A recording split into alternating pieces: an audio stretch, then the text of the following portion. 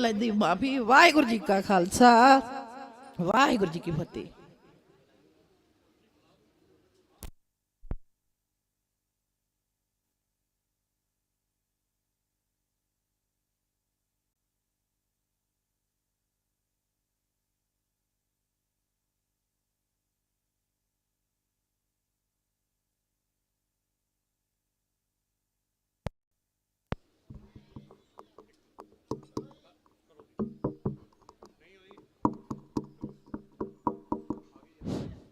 ਵਾਹਿਗੁਰੂ ਜੀ ਕਾ ਖਾਲਸਾ ਵਾਹਿਗੁਰੂ ਜੀ ਕੀ ਫਤਿਹ।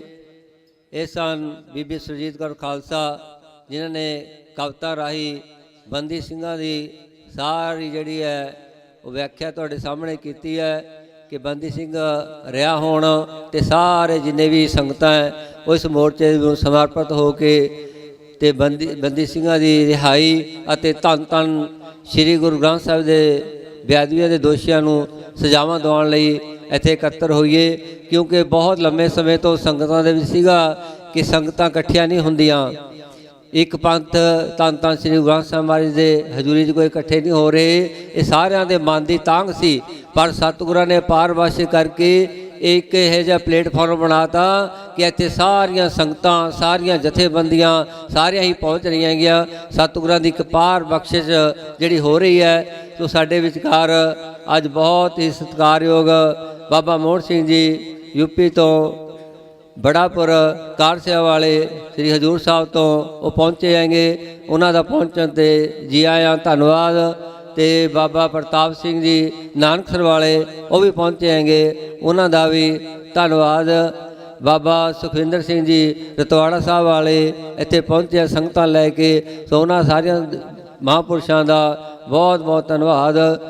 ਬਾਬਾ ਜਗਤਾਰ ਸਿੰਘ ਜੀ ਰਾਜਪੁਰ ਉੱਤਰਾਖੰਡ ਵਾਲੇ, ਬਾਜਪੁਰ ਉੱਤਰਾਖੰਡ ਵਾਲੇ ਉਹ ਵੀ ਸੰਗਤਾਂ ਲੈ ਕੇ ਪਹੁੰਚੇ ਹੈਗੇ, ਉਹਨਾਂ ਦਾ ਵੀ ਇੱਥੇ ਪਹੁੰਚਣ 'ਤੇ ਜੀ ਆਇਆਂ। ਅਤੇ ਸਾਰੀਆਂ ਸੰਗਤਾਂ ਅਤੇ ਬੁਲਾਰੇ ਜਿਹੜੇ ਇੱਥੇ ਪਹੁੰਚੇ ਹੈ ਭਾਈ ਸਾਰਿਆਂ ਦਾ ਸਟੇਜ ਵੱਲੋਂ ਪ੍ਰਬੰਧਕਾਂ ਵੱਲੋਂ ਜੀ ਆਇਆਂ, ਬਹੁਤ ਬਹੁਤ ਧੰਨਵਾਦ। ਅਤੇ ਮੈਂ ਬੇਨਤੀ ਕਰਾਂ ਕਿ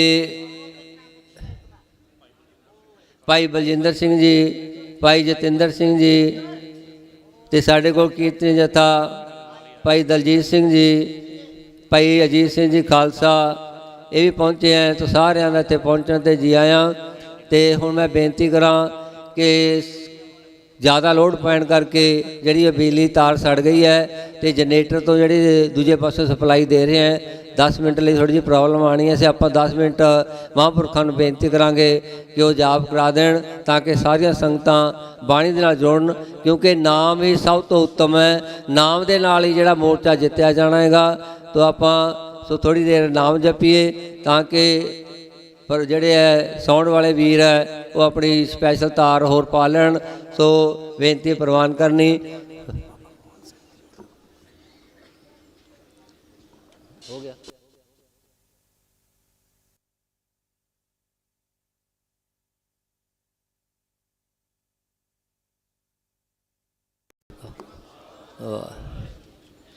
ਸਤਿਨਾਮ ਵਾਹਿਗੁਰੂ ਸਤਿਨਾਮ ਵਾਹਿਗੁਰੂ।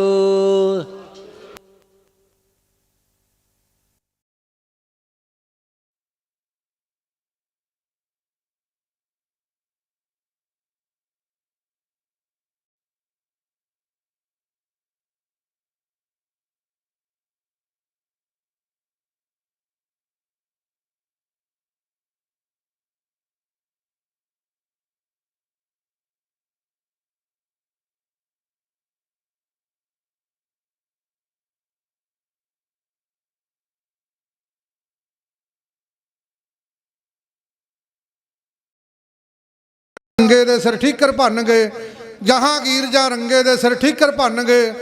गईयां मुक हुकूमत संग मकाए मुके ना, गईयां मुक हुकूमत संग मकाए मुके ना। आओ खालसा जी 15 मिनट का समा है, संगतां ने बड़ा खालसा जी महाराज की बाणी का ओट आसरा लिया है।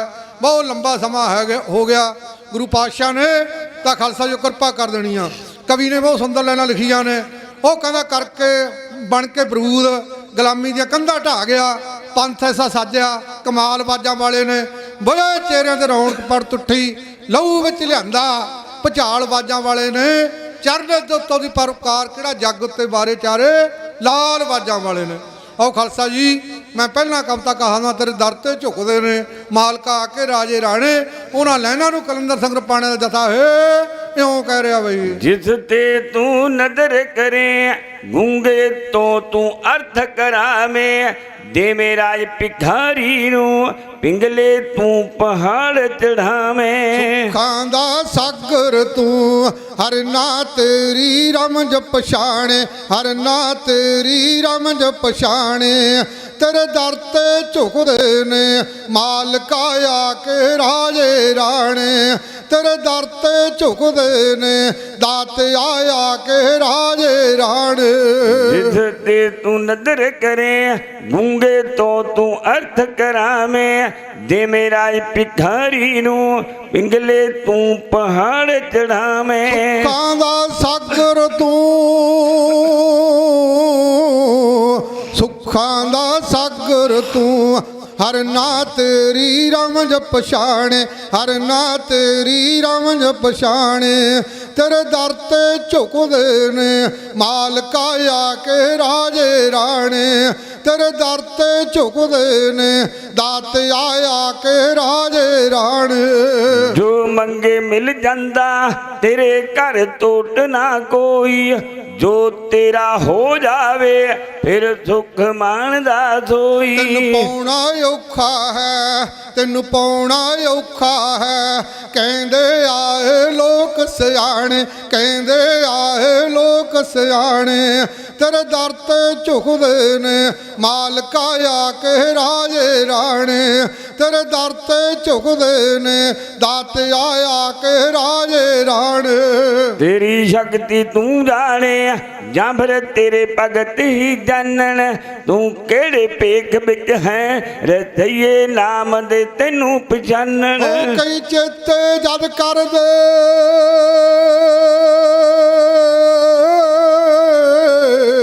ਕਈ ਚੇਤੇ ਜਦ ਕਰਦੇ, ਜਾ ਆ ਖੜਦੀ ਮੌਤ ਸਰਾਣੇ, ਜਾ ਆ ਖੜਦੀ ਮੌਤ ਸਰਾਣੇ। ਤੇਰੇ ਦਰ ਤੇ ਝੁਕਦੇ ਨੇ ਮਾਲਕਾ ਆ ਕੇ ਰਾਜੇ ਰਾਣੇ, ਤੇਰੇ ਦਰ ਤੇ ਝੁਕਦੇ ਨੇ ਦਾਤ ਆਇਆ ਕੇ ਰਾਜੇ ਰਾਣੇ।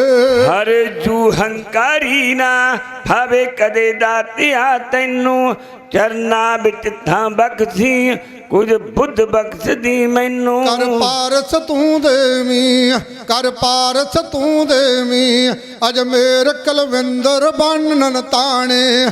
ਤੇਰੇ ਦਰ ਤੇ ਝੁਕਦੇ ਨੇ ਮਾਲਕਾ ਆ ਕੇ ਰਾਜੇ ਰਾਣੇ, ਤੇਰੇ ਦਰ ਤੇ ਝੁਕਦੇ ਨੇ ਦਾਤ ਆਇਆ ਕੇ ਰਾਜੇ ਰਾਣੇ। ਤੇਰੇ ਦਰ ਤੇ ਝੁਕਦੇ ਨੇ ਮਾਲਕਾ ਆ ਕੇ ਰਾਜੇ ਰਾਣੇ। ਤਾਂ ਵੱਡੇ ਵੱਡੇ ਰਾਜਿਆਂ ਨੂੰ ਵੀ ਮਹਾਰਾਜ ਨੇ ਗੁਰੂ ਗ੍ਰੰਥ ਸਾਹਿਬ ਨੂੰ ਸਿੱਧੇ ਰਾਹ ਤੇ ਪਾ ਦਿੱਤਾ ਸਤਿਗੁਰਾਂ ਨੇ, ਸਿੰਘਾਂ ਨੇ। ਤਾਂ ਸਿੰਘਾਂ ਦੇ ਖਾਲਸਾ ਜੀ ਨਾਲ ਕੋਈ ਅੜ ਨਹੀਂ ਸਕਦਾ, ਜਿਨ੍ਹਾਂ ਨੇ ਡਟ ਕੇ ਮੁਕਾਬਲਾ ਕੀਤਾ ਹੈ, ਬੜੀ ਪਾਵਰ ਹੈ। ਦਿੱਲੀ ਵਾਲੇ ਮੋਰਚੇ ਦੇ ਉੱਤੇ ਵੀ ਖਾਲਸਾ ਜੀ ਸਾਰਿਆਂ ਨੇ ਰਲ ਮਿਲ ਕੇ ਤਾਂ ਖਾਲਸਾ ਜੀ ਮੋਰਚੇ ਨੂੰ ਫਤਿਹ ਕੀਤਾ ਹੈ। ਚਾਹੇ ਠੰਡ ਵੀ ਪੈਂਦੀ ਆ, ਜ਼ੋਰਾਂ ਦੀ ਠੰਡ ਵੀ ਪੈਂਦੀ ਰਹੀ ਆ, ਤਾਂ ਵੀ ਨੌਜਵਾਨ ਵੀਰਾਂ ਨੇ, ਬੀਬੀਆਂ ਭੈਣਾਂ ਨੇ, ਪ੍ਰਬੰਧਕਾਂ ਨੇ ਬੜਾ ਉਪਰਾਲਾ ਕਰਿਆ ਹੈ। ਤਾਂ ਮਹਾਰਾਜ ਦਾ ਓਟ ਆਸਰਾ ਲਿਆ ਬਾਣੀ ਦਾ, ਤਾਂ ਮਹਾਰਾਜ ਦੀ ਬਾਣੀ ਪੇੜੇ ਭਵ ਸਾਗਰ ਤੋਂ ਪਾਰ ਕਰ ਦਿੰਦੀ ਆ। ਬੜੇ ਭਾਗਾਂ ਦੇ ਨਾਲ ਸੰਗਤਾਂ ਉਹਨਾਂ ਯੋਧਿਆਂ ਦੀਆਂ 12 ਛੇਜਾਂ ਉੱਤੇ ਬੋਲੀਆਂ ਜਾਂਦੀਆਂ ਨੇ, ਉਹਨਾਂ ਸੂਰਮਿਆਂ ਨੂੰ ਗਾਇਆ ਜਾਂਦਾ ਹੈ। ਨਹੀਂ, ਇਹ ਦੁਨੀਆ ਤੇ ਬੜੇ ਬੜੇ ਰਾਜੇ ਹੋ ਕੇ ਚਲੇ ਗਏ, ਪਿਆਰਿਓ ਮਹਾਰਾਜੇ ਹੋ ਕੇ ਚਲੇ ਗਏ, ਪਰ ਗੁਰੂ ਬਾਜਾਂ ਵਾਲੇ ਵਰਗਾ ਕੋਈ ਨਹੀਂ ਹੋਇਆ। ਤਾਂ ਮਹਾਰਾਜ ਨੇ ਖਾਲਸਾ ਜੀ ਉਹ ਸਾਰਾ ਪਰਿਵਾਰ ਦੇਸ਼ ਖਾਤਰ ਲਾ ਦਿੱਤਾ।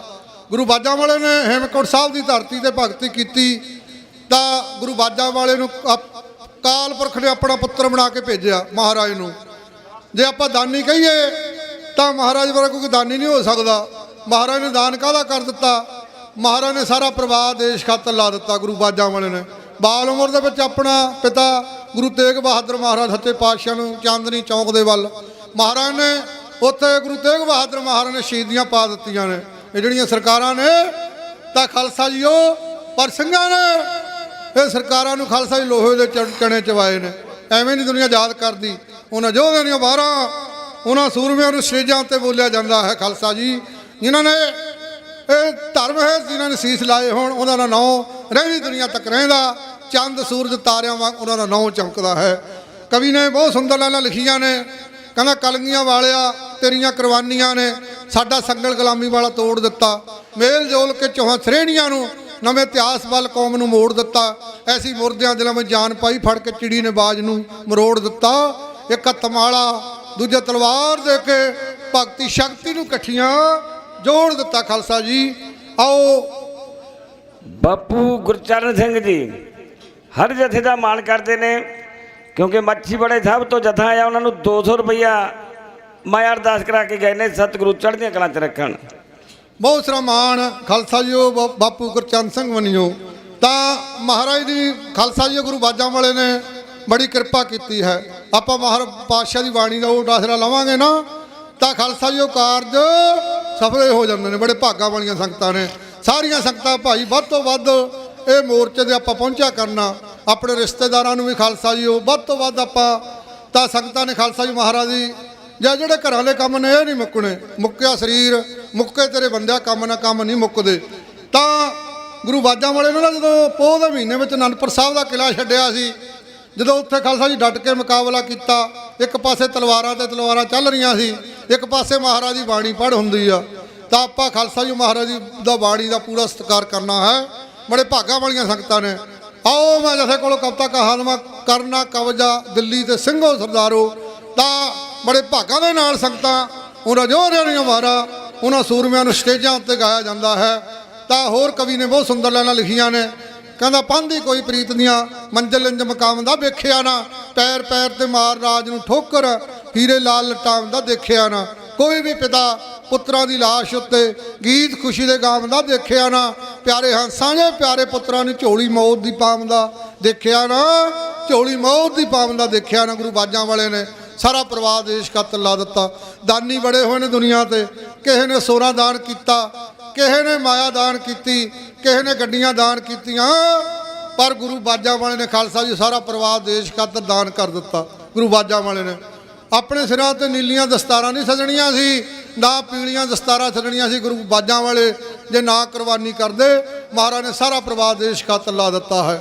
ਇਹ ਤਰ੍ਹਾਂ ਆਪਾਂ ਨੇ ਖਾਲਸਾ ਜੀ ਉਹ ਰਲ ਮਿਲ ਕੇ ਸਾਰੀਆਂ ਸੰਗਤਾਂ ਨੇ ਤਾਂ ਖਾਲਸਾ ਜੀ ਉਹ ਮੋਰਚੇ ਨੂੰ ਫਤਿਹ ਕਰਨਾ ਹੈ। ਬੜੇ ਭਾਗਾਂ ਦੇ ਨਾਲ ਸੰਗਤਾਂ ਉਹ ਯੋਧਿਆਂ ਦੀਆਂ ਵਾਰਾਂ ਸਟੇਜਾਂ ਉੱਤੇ ਉਹਨਾਂ ਸੂਰਮਿਆਂ ਨੂੰ ਗਾਇਆ ਜਾਂਦਾ ਹੈ। ਆਓ ਖਾਲਸਾ ਜੀ ਉਹਨਾਂ ਲਾਈਨਾਂ ਨੂੰ ਕਲੰਦਰ ਸਿੰਘ ਰਪਾਣਾ ਜਥਾ ਇਉਂ ਕਹੀ ਜਾਂਦਾ ਹੈ ਬਈ, ਕਰਨਾ ਕਬਜ਼ਾ ਦਿੱਲੀ ਤੇ ਸਿੰਘੋ ਸਰਦਾਰੋ, ਕਰਨਾ ਕਬਜ਼ਾ ਦਿੱਲੀ ਤੇ ਸਿੰਘੋ ਸਰਦਾਰੋ, ਹੋ ਕਰਨਾ ਕਬਜ਼ਾ ਦਿੱਲੀ ਤੇ ਸਿੰਘੋ ਸਰਦਾਰੋ, ਕਰਨਾ ਕਬਜ਼ਾ ਦਿੱਲੀ ਤੇ ਸਿੰਘੋ ਸਰਦਾਰੋ। ਚਿੱਠੀ ਲਿਖੇ ਬਘੇਲ ਸਿੰਘ ਅਣਖੀ ਸਿੱਖ ਸੂਰਾ, ਸੁਪਨਾ ਆਪਣੀ ਕੌਮ ਦਾ ਕਰ ਦਈਏ ਪੂਰਾ, ਕਲਗੀਧਰ ਦਸ਼ਮੇਸ਼ ਪਿਤਾ ਦੇ ਪਰਵਤਗਾਰੋ, ਹੋ ਕਰਨਾ ਕਬਜ਼ਾ ਦਿੱਲੀ ਤੇ ਸਿੰਘੋ ਸਰਦਾਰੋ, ਕਰਨਾ ਕਬਜ਼ਾ ਦਿੱਲੀ ਤੇ ਸਿੰਘੋ ਸਰਦਾਰੋ।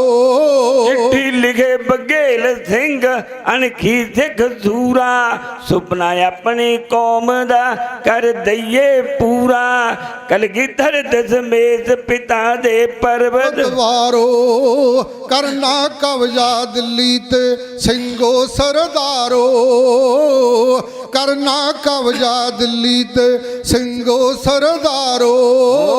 ਦੀ ਸਰਕਾਰ इंसाफ नहीं करना, चक लवो हथियार नहीं अथले बिन सरना, सिख कौम दे तुसी परवतगारो, हो करना कब्जा दिल्ली ते ਸਿੰਘੋ ਸਰਦਾਰੋ, करना कब्जा दिल्ली ते ਸਿੰਘੋ ਸਰਦਾਰੋ।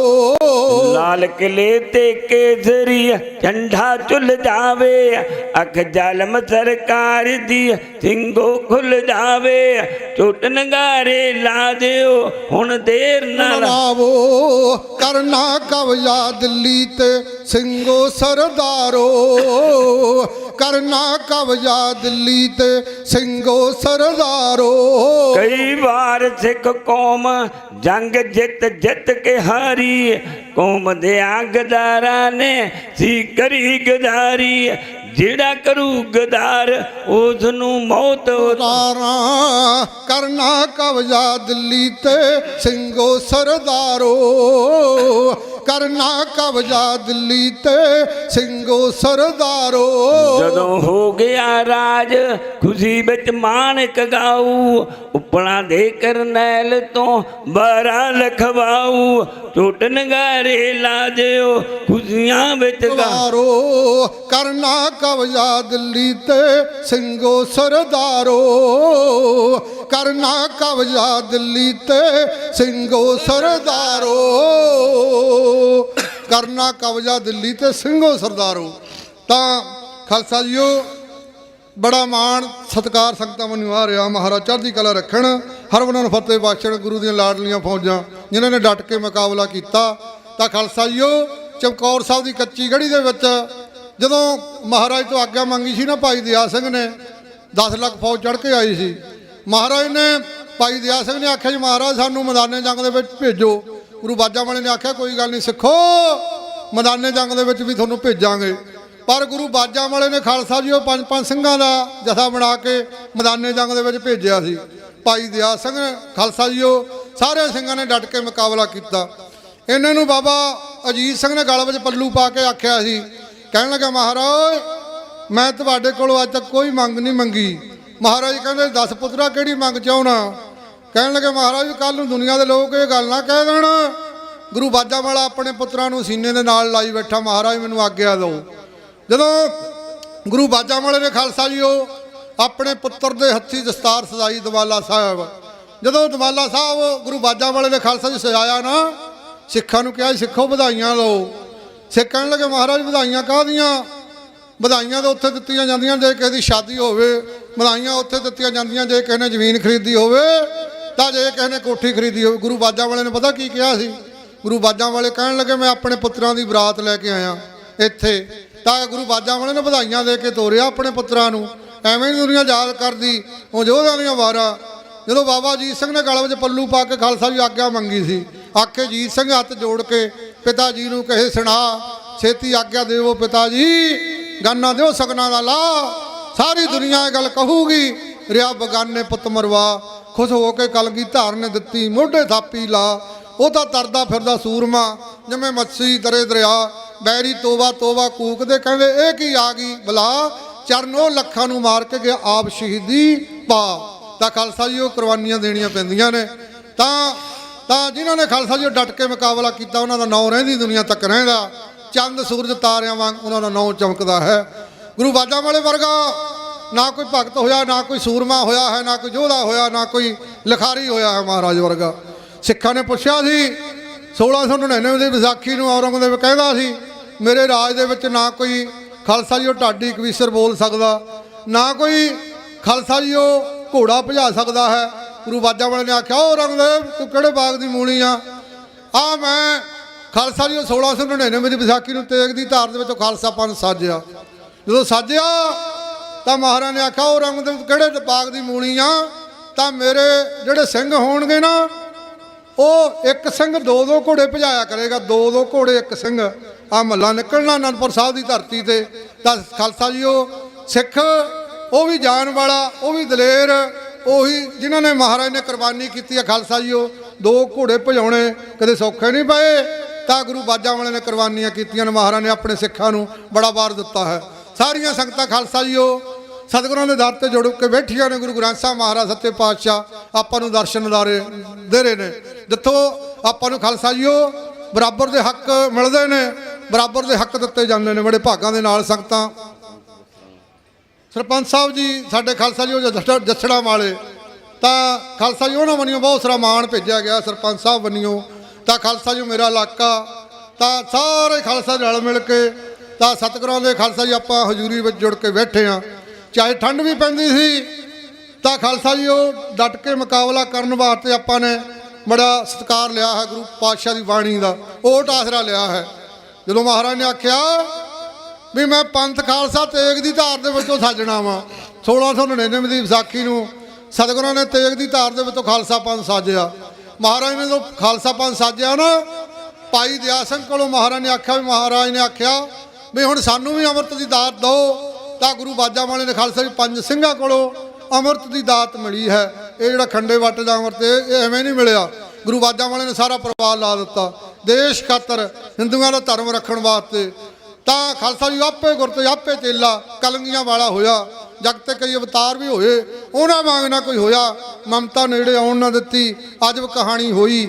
ਭਗਤ ਸੂਰਮਾ ਦਾਨੀ ਗੋਬਿੰਦ ਸਿੰਘ ਵਰਗਾ ਨਾ ਕੋਈ।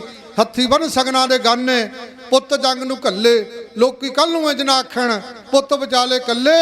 ਆ ਜੀਤ ਜੰਜਾਰ ਕੋਲ ਦੀ ਨੰਗੇ ਧਰਤ ਵੇਖ ਕੇ ਰੋਈ। ਭਗਤ ਸੂਰਮਾ ਦਾਨੀ ਗੋਬਿੰਦ ਸਿੰਘ ਵਰਗਾ ਨਾ ਕੋਈ। ਸਤਿਗੁਰਾਂ ਵਰਗਾ ਨਾ ਕੋਈ ਦਾਨੀ, ਨਾ ਕੋਈ ਭਗਤ, ਨਾ ਕੋਈ ਸੂਰਮਾ ਹੋਇਆ ਹੈ ਮਹਾਰਾਜ ਵਰਗਾ। ਡਟ ਕੇ ਮੁਕਾਬਲਾ ਸਿੰਘਾਂ ਨੇ ਖਾਲਸਾ ਜੀ ਕੀਤਾ ਹੈ। ਹੋਰ ਕਵੀ ਨੇ ਬਹੁਤ ਸੁੰਦਰ ਲਾਲਾਂ ਲਿਖੀਆਂ ਨੇ। ਕਹਿੰਦਾ ਭਾਣਾ ਮੰਨਿਆ ਉਹ ਮਾਲਕ ਦਾ ਨਾਂ ਕੀਤੀ ਨਕਾਰੀ। ਸੰਗਤ ਸਿੰਘ ਨੂੰ ਕਲੰਗੀ ਦੇ ਕੇ ਕਰਨ ਲਈ ਤੁਰਤ ਤਿਆਰੀ। ਜੋ ਕੀਤੀ ਸੋ ਚੰਗੀ ਹੋਈ ਤੇਰੀਆਂ ਨਜ਼ਰਾਂ ਥੱਲੇ। ਤਾੜੀ ਮਾਰ ਚਮਕੌਰ ਗੜੀ ਤੋਂ ਸੰਤ ਸਿਪਾਹੀ ਛੱਲੇ। ਫੜ ਲੋ ਜੇ ਫੜ ਹੁੰਦਾ ਥੋਤੋਂ ਹਿੰਦ ਦਾ ਪੀਰ ਨਰਾਲਾ। ਇੰਨੀ ਕਹਿ ਕੇ ਸਤਿਗੁਰਾਂ ਨੇ ਪਾਇਆ ਸੀ ਗੜੀ ਚੋਂ ਚਾਲਾ। ਆਪਸ ਵਿੱਚ ਚੱਲਣੇ ਲੱਗੇ ਇੱਕ ਦੂਜੇ ਤੋਂ ਭੱਲੇ। ਤਾੜੀ ਮਾਰ ਚਮਕੌਰ ਗੜੀ ਤੋਂ ਸੰਤ ਸਿਪਾਹੀ ਚੱਲੇ। ਤਾਂ ਆਵਾਜ਼ ਤਾਂ ਸਭ ਉੱਥੇ ਛੱਡਿਆ ਨੀਲਾ ਘੋੜਾ। ਮਾਤਾ ਚੌਹਾਂ ਪੁੱਤਰਾਂ ਨਾਲੋਂ ਸਿੰਘਾਂ ਨਾਲੋਂ ਪਿਆ ਵਿਛੋੜਾ। ਛੱਡ ਪਰਿਵਾਰ ਰੌਣਕ ਹੋ ਗਏ ਮੌਜੀ ਠਾਕਰ ਕੱਲੇ। ਤਾੜੀ ਮਾਰ ਚਮਕੌਰ ਗੜੀ ਤੋਂ ਸੰਤ ਸਿਪਾਹੀ ਚੱਲੇ। ਤਾਂ ਖਾਲਸਾ ਜੀ ਜਿਨ੍ਹਾਂ ਨੇ ਜੰਗ ਜਿੱਤੇ ਨੇ ਉਹ ਕਦੇ ਪਿੱਛੇ ਨਹੀਂ ਹਟਦੇ, ਉਹ ਅੱਗੇ ਨੂੰ ਜਾਣਗੇ। ਤਾਂ ਖਾਲਸਾ ਜੀ ਇਹ ਮੋਰਚਾ ਨਾ ਜਿਹੜਾ ਇਹਦੇ ਵਿੱਚ ਖਾਲਸਾ ਜੀ ਸਾਰੀਆਂ ਸੰਗਤਾਂ ਰਲ ਮਿਲ ਕੇ ਪੰਜਾਬ ਦੇ ਕੋਨੇ-ਕੋਨੇ ਤੋਂ ਤਾਂ ਬਹੁਤ ਦੂਰ ਤੋਂ ਸੰਗਤਾਂ ਆਉਂਦੀਆਂ ਨੇ। ਤਾਂ ਅੱਗੇ ਨਾਲੋਂ ਬਹੁਤ ਰੌਣਕ ਬਣੀ ਆ। ਤਾਂ ਮਹਾਰਾਜ ਨੇ ਖਾਲਸਾ ਜੀ ਕਿਰਪਾ ਕਰ ਦੇਣੀ ਆ। ਪਾਤਸ਼ਾਹ ਨੇ ਗੁਰੂ ਗ੍ਰੰਥ ਸਾਹਿਬ ਮਹਾਰਾਜ ਸੱਚੇ ਪਾਤਸ਼ਾਹ ਨੇ ਬੜੇ ਭਾਗਾਂ ਵਾਲੀਆਂ ਸੰਗਤਾਂ ਨੇ ਆਪਣੇ ਗੁਰੂਆਂ ਨੂੰ। ਆਓ ਮੈਂ ਇੱਕੋ ਹੀ ਕਵਿਤਾ ਕਹਿ ਦੇਵਾਂ। ਤਾਂ ਬਾਅਦ ਦੇ ਵਿੱਚ ਖਾਲਸਾ ਸਕੱਤਰ ਸਾਹਿਬ ਜੀ ਬੜੇ ਵਿਦਵਾਨ ਨੇ। ਆਪਾਂ ਨੂੰ ਇਹਨਾਂ ਨੇ ਅਗਲਾ ਸਮਾਂ ਦੱਸਣਾ ਹੈ। ਉਹੀ ਜੰਗ ਜਿੱਤਦੇ ਜਿਹੜੇ ਪਿੱਛੇ ਪਾਉਂਦੇ ਨੇ ਉਹਨਾਂ ਲਾਈਨਾਂ ਨੂੰ ਕਲੰਦਰ ਸਿੰਘ ਰਪਾਣੇ ਦਾ ਜਥਾ ਹੈ ਕਿਉਂ ਕਹਿ ਰਿਹਾ ਬਈ। ਉਹੀ ਜੰਗ ਜਿੱਤਦੇ ਜਿਹੜੇ ਪਿੱਛੇ ਪੱਬ ਪਾਉਂਦੇ ਨਾ। ਉਹੀ ਜੰਗ ਜਿੱਤਦੇ ਜਿਹੜੇ। ਉਹੀ ਜੰਗ ਜਿੱਤਦੇ ਜਿਹੜੇ ਪਿੱਛੇ ਪੱਬ ਪਾਉਂਦੇ ਨਾ। ਉਹੀ ਜੰਗ ਜਿੱਤਦੇ ਜਿਹੜੇ ਪਿੱਛੇ ਪੱਬ ਪਾਉਂਦੇ ਨਾ। ਉਹੀ ਜੰਗ ਜਿੱਤਦੇ ਜਿਹੜੇ।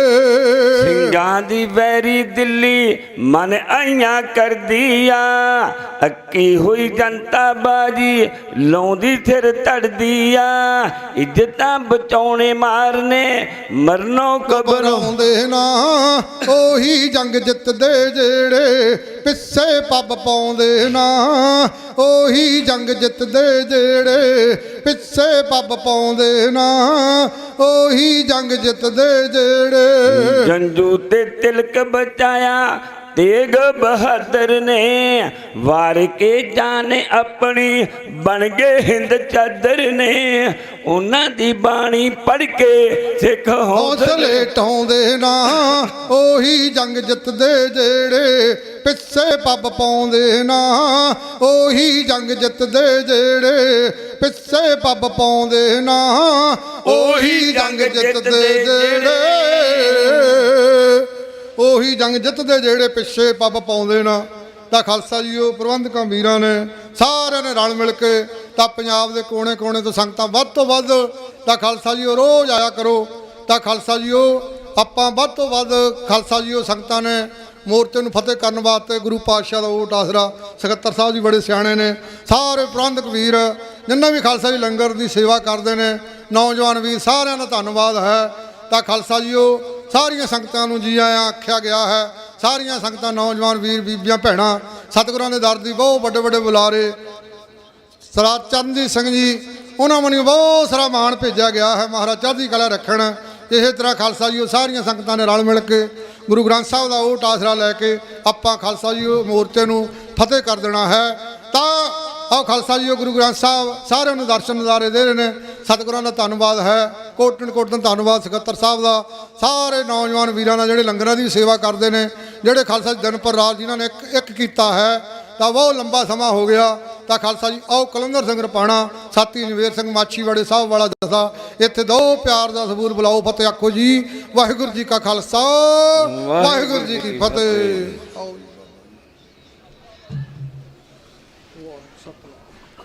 ਵਾਹਿਗੁਰੂ ਜੀ ਕਾ ਖਾਲਸਾ ਵਾਹਿਗੁਰੂ ਜੀ ਕੀ ਫਤਿਹ। ਇਹ ਸਨ ਭਾਈ ਕੁਲਵਿੰਦਰ ਸਿੰਘ ਜੀ ਰਮਾਣਾ ਜਿਨ੍ਹਾਂ ਨੇ ਕਿ ਆਪ ਜੀ ਨੂੰ ਕਵਿਤਾਵਾਂ ਦੁਆਰਾ ਨਿਹਾਲ ਕੀਤਾ। ਅਤੇ ਮੈਂ ਹੁਣ ਬੇਨਤੀ ਕਰਾਂ ਭਾਈ ਹਰਜੀਤ ਸਿੰਘ ਜੀ ਜੰਮੂ, ਉਹ ਆਪ ਜੀ ਨੂੰ ਗੁਰਮਤਿ ਵਿਚਾਰਾਂ ਦੁਆਰਾ ਨਿਹਾਲ ਕਰਨਗੇ। ਅਤੇ ਉਹਨਾਂ ਤੋਂ ਬਾਅਦ ਮਨਦੀਪ ਸਿੰਘ ਜੀ ਨਰਾਲੇ ਵਾਲੇ, ਉਹ ਸਟੇਜ 'ਤੇ ਆਉਣ ਦੀ ਕਿਰਪਾਲਤਾ ਕਰਨ। ਵਾਹਿਗੁਰੂ ਜੀ ਕਾ ਖਾਲਸਾ, ਵਾਹਿਗੁਰੂ ਜੀ ਕੀ ਫਤਿਹ।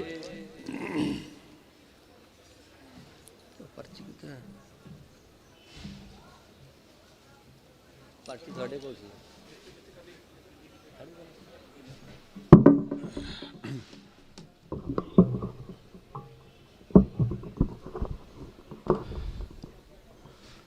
ਸ਼ਬਦ ਗੁਰੂ, ਗਿਆਨ ਗੁਰੂ, ਗੁਰੂ ਗ੍ਰੰਥ ਸਾਹਿਬ ਜੀ ਦੀ ਹਜ਼ੂਰੀ ਵਿੱਚ ਜੁੜ ਬੈਠੀ ਸਾਧ ਸੰਗਤ ਜੀਓ, ਵਾਹਿਗੁਰੂ ਜੀ ਕਾ ਖਾਲਸਾ, ਵਾਹਿਗੁਰੂ ਜੀ ਕੀ ਫਤਿਹ। ਪਹਿਲੇ ਤਾਂ ਮੈਂ ਬੇਨਤੀ ਕਰਦਾ, ਜਿਹੜੇ ਬਾਹਰ ਸਿੰਘ ਘੁੰਮਣ ਡੇ ਨੇ ਫਿਲਹਾਲ ਇੱਦਾਂ ਹੀ, ਉਹਨਾਂ ਨੂੰ ਪੰਡਾਲ ਵਿੱਚ ਆ ਜਾਣਾ ਚਾਹੀਦਾ, ਕਿਉਂਕਿ ਗੁਰੂ ਮਹਾਰਾਜ ਦੀ ਹਜ਼ੂਰੀ ਵਿੱਚ ਅਸੀਂ ਬੈਠੇ ਹਾਂ। ਅਸੀਂ ਵੇਖਿਆ ਕਿ ਬਾਹਰ ਵਾਧੂ ਦੀਆਂ ਗੱਲਾਂ ਜਿਹੜੀਆਂ ਹੋਣ ਰਹੀਆਂ ਨੇ, ਅਤੇ ਵਾਧੂ ਦੀਆਂ ਗੱਲਾਂ ਸੁਣਨ ਨਾਲ ਚੰਗਾ ਹੈ ਕਿ ਗੁਰੂ ਗ੍ਰੰਥ ਸਾਹਿਬ ਜੀ ਦੀ ਹਜ਼ੂਰੀ ਵਿੱਚ ਬਹਿ ਕੇ ਇੱਥੇ ਕੁਝ ਲਾਹਾ ਪ੍ਰਾਪਤ ਕੀਤਾ ਜਾਏ, ਕਿਉਂਕਿ ਲਾਹੇ ਦੀਆਂ ਗੱਲਾਂ ਵੀ ਬਹੁਤ ਹੁੰਦੀਆਂ ਨੇ, ਸਾਨੂੰ ਸਟੋਰ ਕਰਨੀਆਂ ਚਾਹੀਦੀਆਂ ਨੇ। ਅਤੇ ਜਿਹੜੇ ਵੀਰ ਮੇਰੇ ਪੰਡਾਲ 'ਚ ਬਾਹਰ ਘੁੰਮਣ ਦੇ ਨੇ, ਜਿਨ੍ਹਾਂ ਨੇ ਲੰਗਰ ਛਕ ਲਿਆ, ਉਹਨਾਂ ਦੇ ਚਰਨਾਂ 'ਚ ਬੇਨਤੀ ਹੈ ਕਿ ਕਿਰਪਾ ਕਰਕੇ ਪੰਡਾਲ ਦੇ ਵਿੱਚ ਸਾਰੇ ਆਓ ਅਤੇ ਬਹਿ ਕੇ ਗੁਰ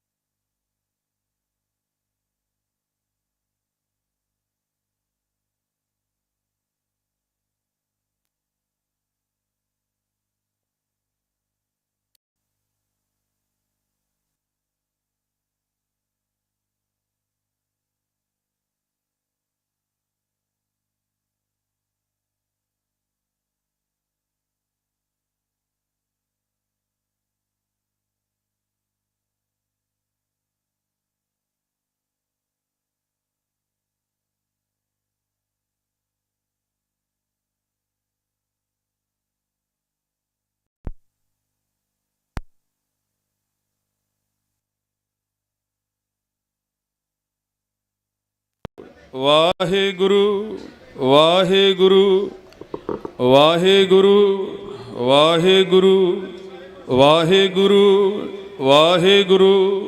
ਥੋੜੀ ਲਾਈਟ ਜਿਹੜੀ ਖਰਾਬ ਹੋ ਗਈ ਸੀ, ਉਹਦੇ ਕਾਰਨ ਜਿਹੜਾ ਰੁਕ ਗਿਆ ਸੀ। ਅਤੇ ਫਿਰ ਸੰਗਤਾਂ ਚਰਨਾਂ 'ਚ ਬੇਨਤੀ ਹੈ, ਜਿਨ੍ਹਾਂ ਲੰਗਰ ਛਕ ਲਿਆ, ਉਹ ਕਿਰਪਾ ਕਰਕੇ ਪੰਡਾਲ ਵਿੱਚ ਆ ਕੇ ਇੱਥੇ ਗੁਰਮਤਿ ਵਿਚਾਰਾਂ ਦੀਆਂ ਲਾਹਾ ਪ੍ਰਾਪਤ ਕਰਨ। ਅਤੇ ਸਭ ਪਹਿਲਾਂ ਮੈਂ ਇੱਕ ਦੋ ਘਟਨਾਵਾਂ ਜੋ ਹੁਣ ਪੰਜਾਬ ਵਿੱਚ ਵਰਤੀਆਂ ਨੇ, ਅਤੇ ਉਹਨਾਂ ਨੂੰ ਲੈ ਕੇ ਥੋੜ੍ਹਾ ਵਿਚਾਰ ਕਰਨਾ ਚਾਹੁੰਦਾ ਕਿ ਜੋ ਅਜਨਾਲੇ ਵਿਖੇ ਘਟਨਾ ਹੋਈ ਹੈ। ਗੁਰੂ ਗ੍ਰੰਥ ਸਾਹਿਬ ਜੀ ਦੇ ਮਤਲਬ ਗੁਰੂ ਗ੍ਰੰਥ ਸਾਹਿਬ ਜੀ ਉਹਨਾਂ ਕਹਿੰਦੇ ਸਤਿਕਾਰ ਨਹੀਂ ਹੋਇਆ, ਬੜੀ ਬੇਅਦਬੀ ਹੋ ਗਈ ਗੁਰੂ ਗ੍ਰੰਥ ਸਾਹਿਬ ਜੀ ਦੀ। ਇਹਦੇ ਬਾਰੇ ਥੋੜ੍ਹੀਆਂ ਵਿਚਾਰਾਂ ਕਰ ਲਈਏ। ਕੌਣ ਲੋਕ ਕਹਿੰਦੇ ਨੇ ਕਿ ਗੁਰੂ ਗ੍ਰੰਥ ਸਾਹਿਬ ਜੀ ਦੀ ਬੇਅਦਬੀ ਹੋ ਗਈ? ਸ਼ਰਾਬੀ ਕਬਾਬੀ ਉਹ ਵੀ ਕਹਿੰਦੇ ਨੇ, ਜਿਨ੍ਹਾਂ ਨੇ ਦਾੜੀਆਂ ਕੱਟੀਆਂ ਉਹ ਵੀ ਕਹਿੰਦੇ ਨੇ। ਕੱਲ੍ਹ ਮੈਂ ਵੇਖਿਆ ਸ਼ਿਵ ਸੈਨਾ ਦੇ ਕੁਝ ਆਗੂ ਭਾਈ ਅਮਰਤਪਾਲ ਸਿੰਘ ਜੀ ਦਾ ਪੁਤਲਾ ਸਾੜਨ ਡੇ, ਠੀਕ ਹੈ, ਉਹ ਪੁਤਲਾ ਸਾੜਨ ਡੇ ਅਤੇ ਉਹ ਕਹਿਣ ਡੇ ਨੇ ਕਿ ਇਹਨਾਂ ਨੇ ਗੁਰੂ ਗ੍ਰੰਥ ਸਾਹਿਬ ਜੀ ਦੀ ਬੇਅਦਬੀ ਕੀਤੀ। ਕੌਣ ਕਹਿਣ ਡੇ? ਸ਼ਿਵ ਸੈਨਾ ਦੇ ਆਗੂ। ਹੈਰਾਨਗੀ ਦੀ ਗੱਲ ਹੈ ਬਈ, ਬੜੀ ਹੈਰਾਨਗੀ ਦੀ ਗੱਲ ਹੈ ਬਈ। ਐਸੇ ਐਸੇ ਲੋਕ ਕਹਿਣ ਡੇ ਨੇ ਜਿਹੜੇ ਗੁਰੂ ਦੇ ਸਿੱਖ ਨਹੀਂ। ਮੈਂ ਪਹਿਲੇ ਹੀ ਕਹਿ ਦਿਆਂ, ਅਜੇ ਤੱਕ ਅਸੀਂ ਗੁਰਬਾਣੀ ਦਾ ਜਿਹੜਾ ਪ੍ਰਚਾਰ ਹੈ ਨਾ, ਅਜੇ ਖੁੱਲ੍ਹ ਕੇ ਹੋਇਆ ਨਹੀਂ। ਜੇ ਅਸੀਂ ਗੁਰਬਾਣੀ ਦਾ ਵਿਚਾਰ ਖੁੱਲ੍ਹ ਕੇ ਕਰੀਏ ਨਾ, ਇੱਥੇ ਭੁਚਾਲ ਆ ਜਾਏ ਭਾਰਤ ਦੇਸ਼ ਵਿੱਚ, ਭੁਚਾਲ, ਤੇ ਉਹੀ ਤਰੀਕਾ ਅਪਣਾਉਣਾ ਜੇ ਹੁਣ ਤਰੀਕਾ ਜਿਹੜਾ ਰਹਿ ਗਿਆ ਨਾ, ਹੁਣ ਜੇ ਅਸੀਂ ਚੇਂਜ ਲਿਆਣੀ ਹੈ ਨਾ, ਸਾਨੂੰ ਵਿਰੋਧੀ ਧਿਰਾਂ ਨੇ, ਉਹ ਮਾਸਟਰ ਮਾਈਂਡ ਨੇ, ਪਲੈਨਿੰਗ ਹੈ ਉਹਨਾਂ ਕੋਲ, ਅਤੇ ਸਾਨੂੰ ਪਲੈਨਿੰਗ ਹੁਣ ਕਰਨੀ ਪੈਣੀ ਹੈ, ਪਲੈਨਿੰਗ ਚੇਂਜ ਕਰਨੀ ਪੈਣੀ। ਟਾਕਰਾ ਕਿੱਦਾਂ ਕਰਨਾ? ਸੁਣਿਆ ਕੋਈ ਬੜੀ ਫੋਰਸ ਵੀ ਆ ਰਹੀ ਹੈ ਪੰਜਾਬ ਦੇ ਵਿੱਚ, ਬੜੀਆਂ ਫੌਜਾਂ ਲਾ ਰਹੇ ਨੇ ਇੱਥੇ। ਅਤੇ ਹੁਣ ਜਿਹੜਾ ਤਰੀਕਾ ਅਸੀਂ ਅਪਣਾਉਣਾ ਨਾ, ਉਹ ਸੋਸ਼ਲ ਮੀਡੀਆ ਦਾ ਅਪਣਾਉਣਾ ਹੈ। ਪਿੱਛੇ ਦੇਖਿਆ ਸੋਸ਼ਲ ਮੀਡੀਆ ਦੀ ਆਵਾਜ਼ ਨੂੰ ਦਬਾਉਣ ਵਾਸਤੇ ਇੱਥੇ ਸਾਰੇ ਚੈਨਲਾਂ ਨੂੰ ਬੰਦ ਕਰ ਦਿੱਤਾ ਗਿਆ, ਤੁਸੀਂ ਵੇਖਿਆ ਹੋਣਾ ਪਿੱਛੇ। ਤੇ ਫਿਰ ਕਹਿੰਦੇ ਨੇ ਭਾਰਤ ਜਿਹੜਾ ਹੈ ਬੜਾ ਡੈਮੋਕ੍ਰੈਟਿਕ ਜੀ, ਇੱਥੇ ਮੀਡੀਆ ਕਰੀ ਜਾਂਦੇ ਨੇ। ਮੀਡੀਆ ਲੋਕਤੰਤਰ ਦਾ ਚੌਥਾ ਸਤੰਭ ਮੰਨਿਆ ਗਿਆ ਹੈ ਜੀ ਮੀਡੀਆ। ਆਹ ਕਿਹੜਾ ਮੀਡੀਆ? ਉਹ ਤੁਸੀਂ ਇਹਨੂੰ ਬੰਦ ਕਰੀ ਜਾਣ ਦੇ ਹੋ ਮੀਡੀਆ ਨੂੰ। ਉਹ ਕੀ ਤੁਸੀਂ ਸੱਚ ਨੂੰ ਦਬਾ ਸਕਦੇ ਹੋ? ਫਿਲਹਾਲ ਤੁਸੀਂ ਵੇਖਿਆ ਪਿੱਛੇ ਕਿ ਮੀਡੀਆ ਨੂੰ ਕਿਹਨੇ ਦਬਾਇਆ? ਸਿੱਧਾ ਦਿੱਲੀ ਸਰਕਾਰ, ਸੈਂਟਰ ਸਰਕਾਰ ਜਿਹੜੀ ਹੈ, ਕਿਉਂਕਿ ਲਾਈਵ ਚੈਨਲ ਚੱਲਣ ਦੇ ਸਨ, ਫਿਰ ਲਾਈਵ ਸ਼ੁਰੂ ਹੋ ਗਿਆ ਇੱਥੇ। ਤੇ ਹੁਣ ਲੋਕਤੰਤਰ ਦਾ ਚੌਥਾ ਸਤੰਭ ਮੀਡੀਆ, ਉਹਨੂੰ ਦਬਾਉਣ ਦੀ ਕੋਸ਼ਿਸ਼ ਕੀਤੀ ਜਾ ਰਹੀ ਹੈ। ਪਰ ਅੱਜ ਕੱਲ੍ਹ ਇਹਨੂੰ ਕਹਿੰਦੇ ਸੋਸ਼ਲ ਮੀਡੀਆ।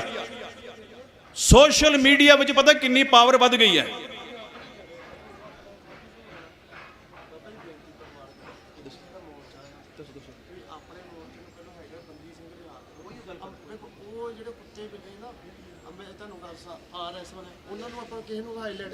ਨਹੀਂ ਕਰਨਦੇ ਉਹ ਅਸੀਂ ਤਰੀਕੇ ਉਹ ਇੱਥੇ ਗੱਲ ਉੱਥੇ ਆਂਡੀ। ਤੁਸੀਂ ਬਾਬਾ ਜੀ ਕੋਈ ਨਹੀਂ, ਸੁਣੀ ਜਾਓ, ਬਸ ਸੁਣੀ ਜਾਓ ਤੁਸੀਂ, ਵੇਟ ਐਂਡ ਵਾਚ। ਉਹਨਾਂ ਦੀ ਅਸੀਂ ਉਹੀ ਕਰਦੇ ਹਾਂ। ਨਹੀਂ ਹਾਈਲਾਈਟ ਨਹੀਂ ਕਰਨ ਦੇ। ਨਹੀਂ ਕੋਈ ਨਹੀਂ, ਤੁਸੀਂ ਆਪਣੀ ਵਾਰੀ, ਨਹੀਂ ਆਪਣੀ ਵਾਰੀ ਸਾਰੇ ਬੋਲੋ, ਕੋਈ ਗੱਲ ਕੋਈ।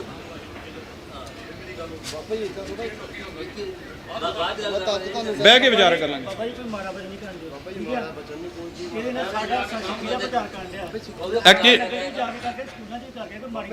ਕੋਈ ਨਹੀਂ, ਬਾਅਦ ਅੱਛਾ ਇੱਕ ਮਿੰਟ ਦੇਖੋ, ਕੋਈ ਗੱਲ ਤੇ ਨਹੀਂ ਕੋਈ ਗੱਲ, ਬਹਿ ਕੇ ਵਿਚਾਰਾ ਕਰਾਂਗੇ ਬਾਅਦ ਵਿੱਚ ਬਹਿ ਕੇ, ਕਿਉਂਕਿ ਅੱਜ ਕੱਲ੍ਹ ਐਜੂਕੇਸ਼ਨ ਦਾ ਦੌਰ ਹੈ।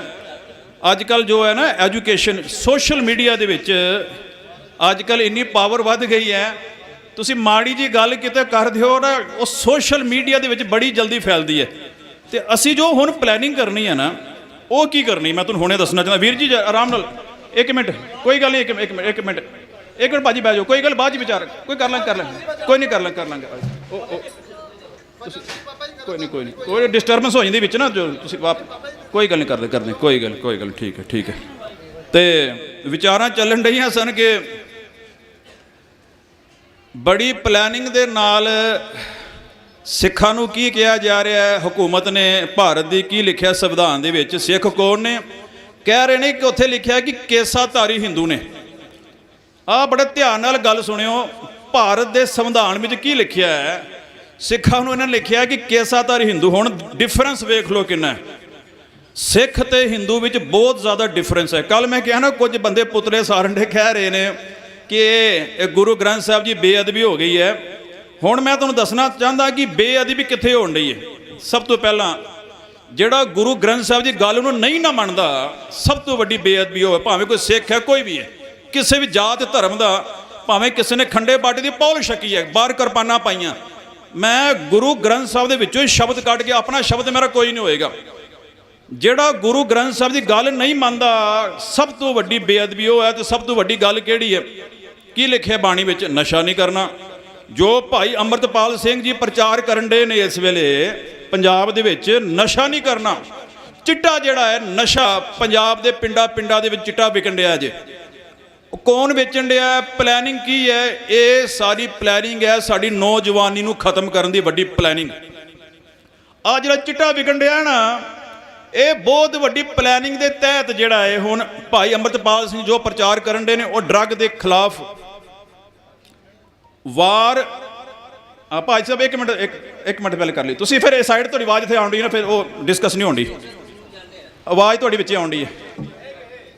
ਕੋਈ ਨਾ ਆਂਡੀ ਤੁਹਾਡੀ ਆਵਾਜ਼ ਇੱਥੇ ਆ ਜਾਂਦੀ ਹੈ, ਫਿਰ ਉਹ ਹਾਂ ਬਹਿ ਕੇ ਕਰੋ, ਕੋਈ ਨਹੀਂ ਬਾਅਦ 'ਚ ਕਰ ਲਾਂਗੇ। ਤੇ ਮੈਂ ਗੱਲ ਕਰਨ ਡਿਆ ਹੈ, ਭਾਈ ਅੰਮ੍ਰਿਤਪਾਲ ਸਿੰਘ ਨੇ ਵਾਰ ਅਗੇਂਸਟ ਡਰੱਗ ਛੇੜੀ ਹੈ, ਨਸ਼ਿਆਂ ਦੇ ਖਿਲਾਫ ਇੱਕ ਬੜੀ ਵੱਡੀ ਜੰਗ ਛੇੜੀ ਹੈ। ਉਹਨਾਂ ਦਾ ਸਾਥ ਦੇਣਾ ਚਾਹੀਦਾ ਸਾਰਿਆਂ ਨੂੰ ਮਿਲ ਕੇ। ਹੁਣ ਪੰਜਾਬ 'ਚ ਹੋਣ ਕੀ ਡਿਆ? ਜਗ੍ਹਾ ਡਰੱਗ, ਜਗ੍ਹਾ ਚਿੱਟਾ ਵਿਕਣ ਡਿਆ। ਭਾਈ ਅੰਮ੍ਰਿਤਪਾਲ ਸਿੰਘ ਜੀ ਬੋਲਣ ਡੇ ਨੇ ਤੇ ਉਹਨਾਂ ਨੂੰ ਰੋਕਣ ਵਾਲੇ ਕੌਣ ਆ ਗਏ? ਕੌਣ ਰੋਕਣ ਡਿਆ? ਉਹ ਰੋਕਣ ਡੇ ਨੇ ਜਿਹੜੇ ਚਿੱਟਾ ਆਪੇ ਖਾਣ ਡੇ ਨੇ, ਉਹ ਰੋਕਣ ਡਿਆ ਜਿਹੜੇ ਨਸ਼ੇ ਆਪ ਕਰਨ ਡੇ ਨੇ। ਹੁਣ ਕਰਨਾ ਕੀ ਹੈ? ਇਹਨਾਂ ਨਸ਼ਿਆਂ ਨੂੰ ਅਸੀਂ ਆਪ ਖਤਮ ਕਰਨਾ ਹੈ। ਬੜੀਆਂ ਪਲੈਨਿੰਗ, ਇਹ ਪਲੈਨਿੰਗ ਚੇਂਜ ਕਰਨੀ ਪੈਣੀ ਹੈ। ਮੈਂ ਇੱਕ ਦੋ ਤੁਹਾਨੂੰ ਸੁਝਾਅ ਦੇਣਾ।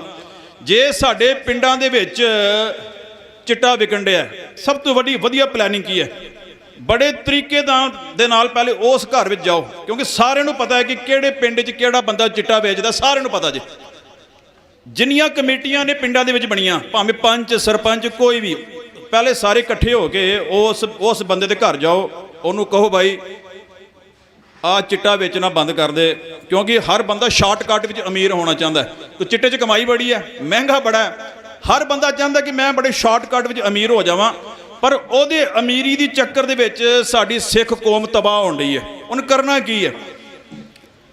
ਤਰੀਕਾ ਬੜਾ ਵਧੀਆ ਹੈ। ਪਿੰਡਾਂ ਦੀਆਂ ਕਮੇਟੀਆਂ ਸਾਰੀਆਂ ਇਕੱਠੀਆਂ ਹੋ ਕੇ ਉਸ ਚਿੱਟੇ ਵਾਲੇ ਦੇ ਕੋਲ ਜਾਓ, ਪਹਿਲੇ ਉਹਨੂੰ ਰਿਕਵੈਸਟ ਕਰੋ ਭਾਈ ਆ ਚਿੱਟਾ ਵੇਚਣਾ ਬੰਦ ਕਰ ਦੇ, ਤੂੰ ਹੋਰ ਕੋਈ ਤਰੀਕਾ ਅਪਣਾ ਲੈ, ਹੋਰ ਕੋਈ ਕੰਮ ਕਰ ਲੈ, ਤੇਰਾ ਸੋਰਸ ਆਫ ਇਨਕਮ ਵਧੇ।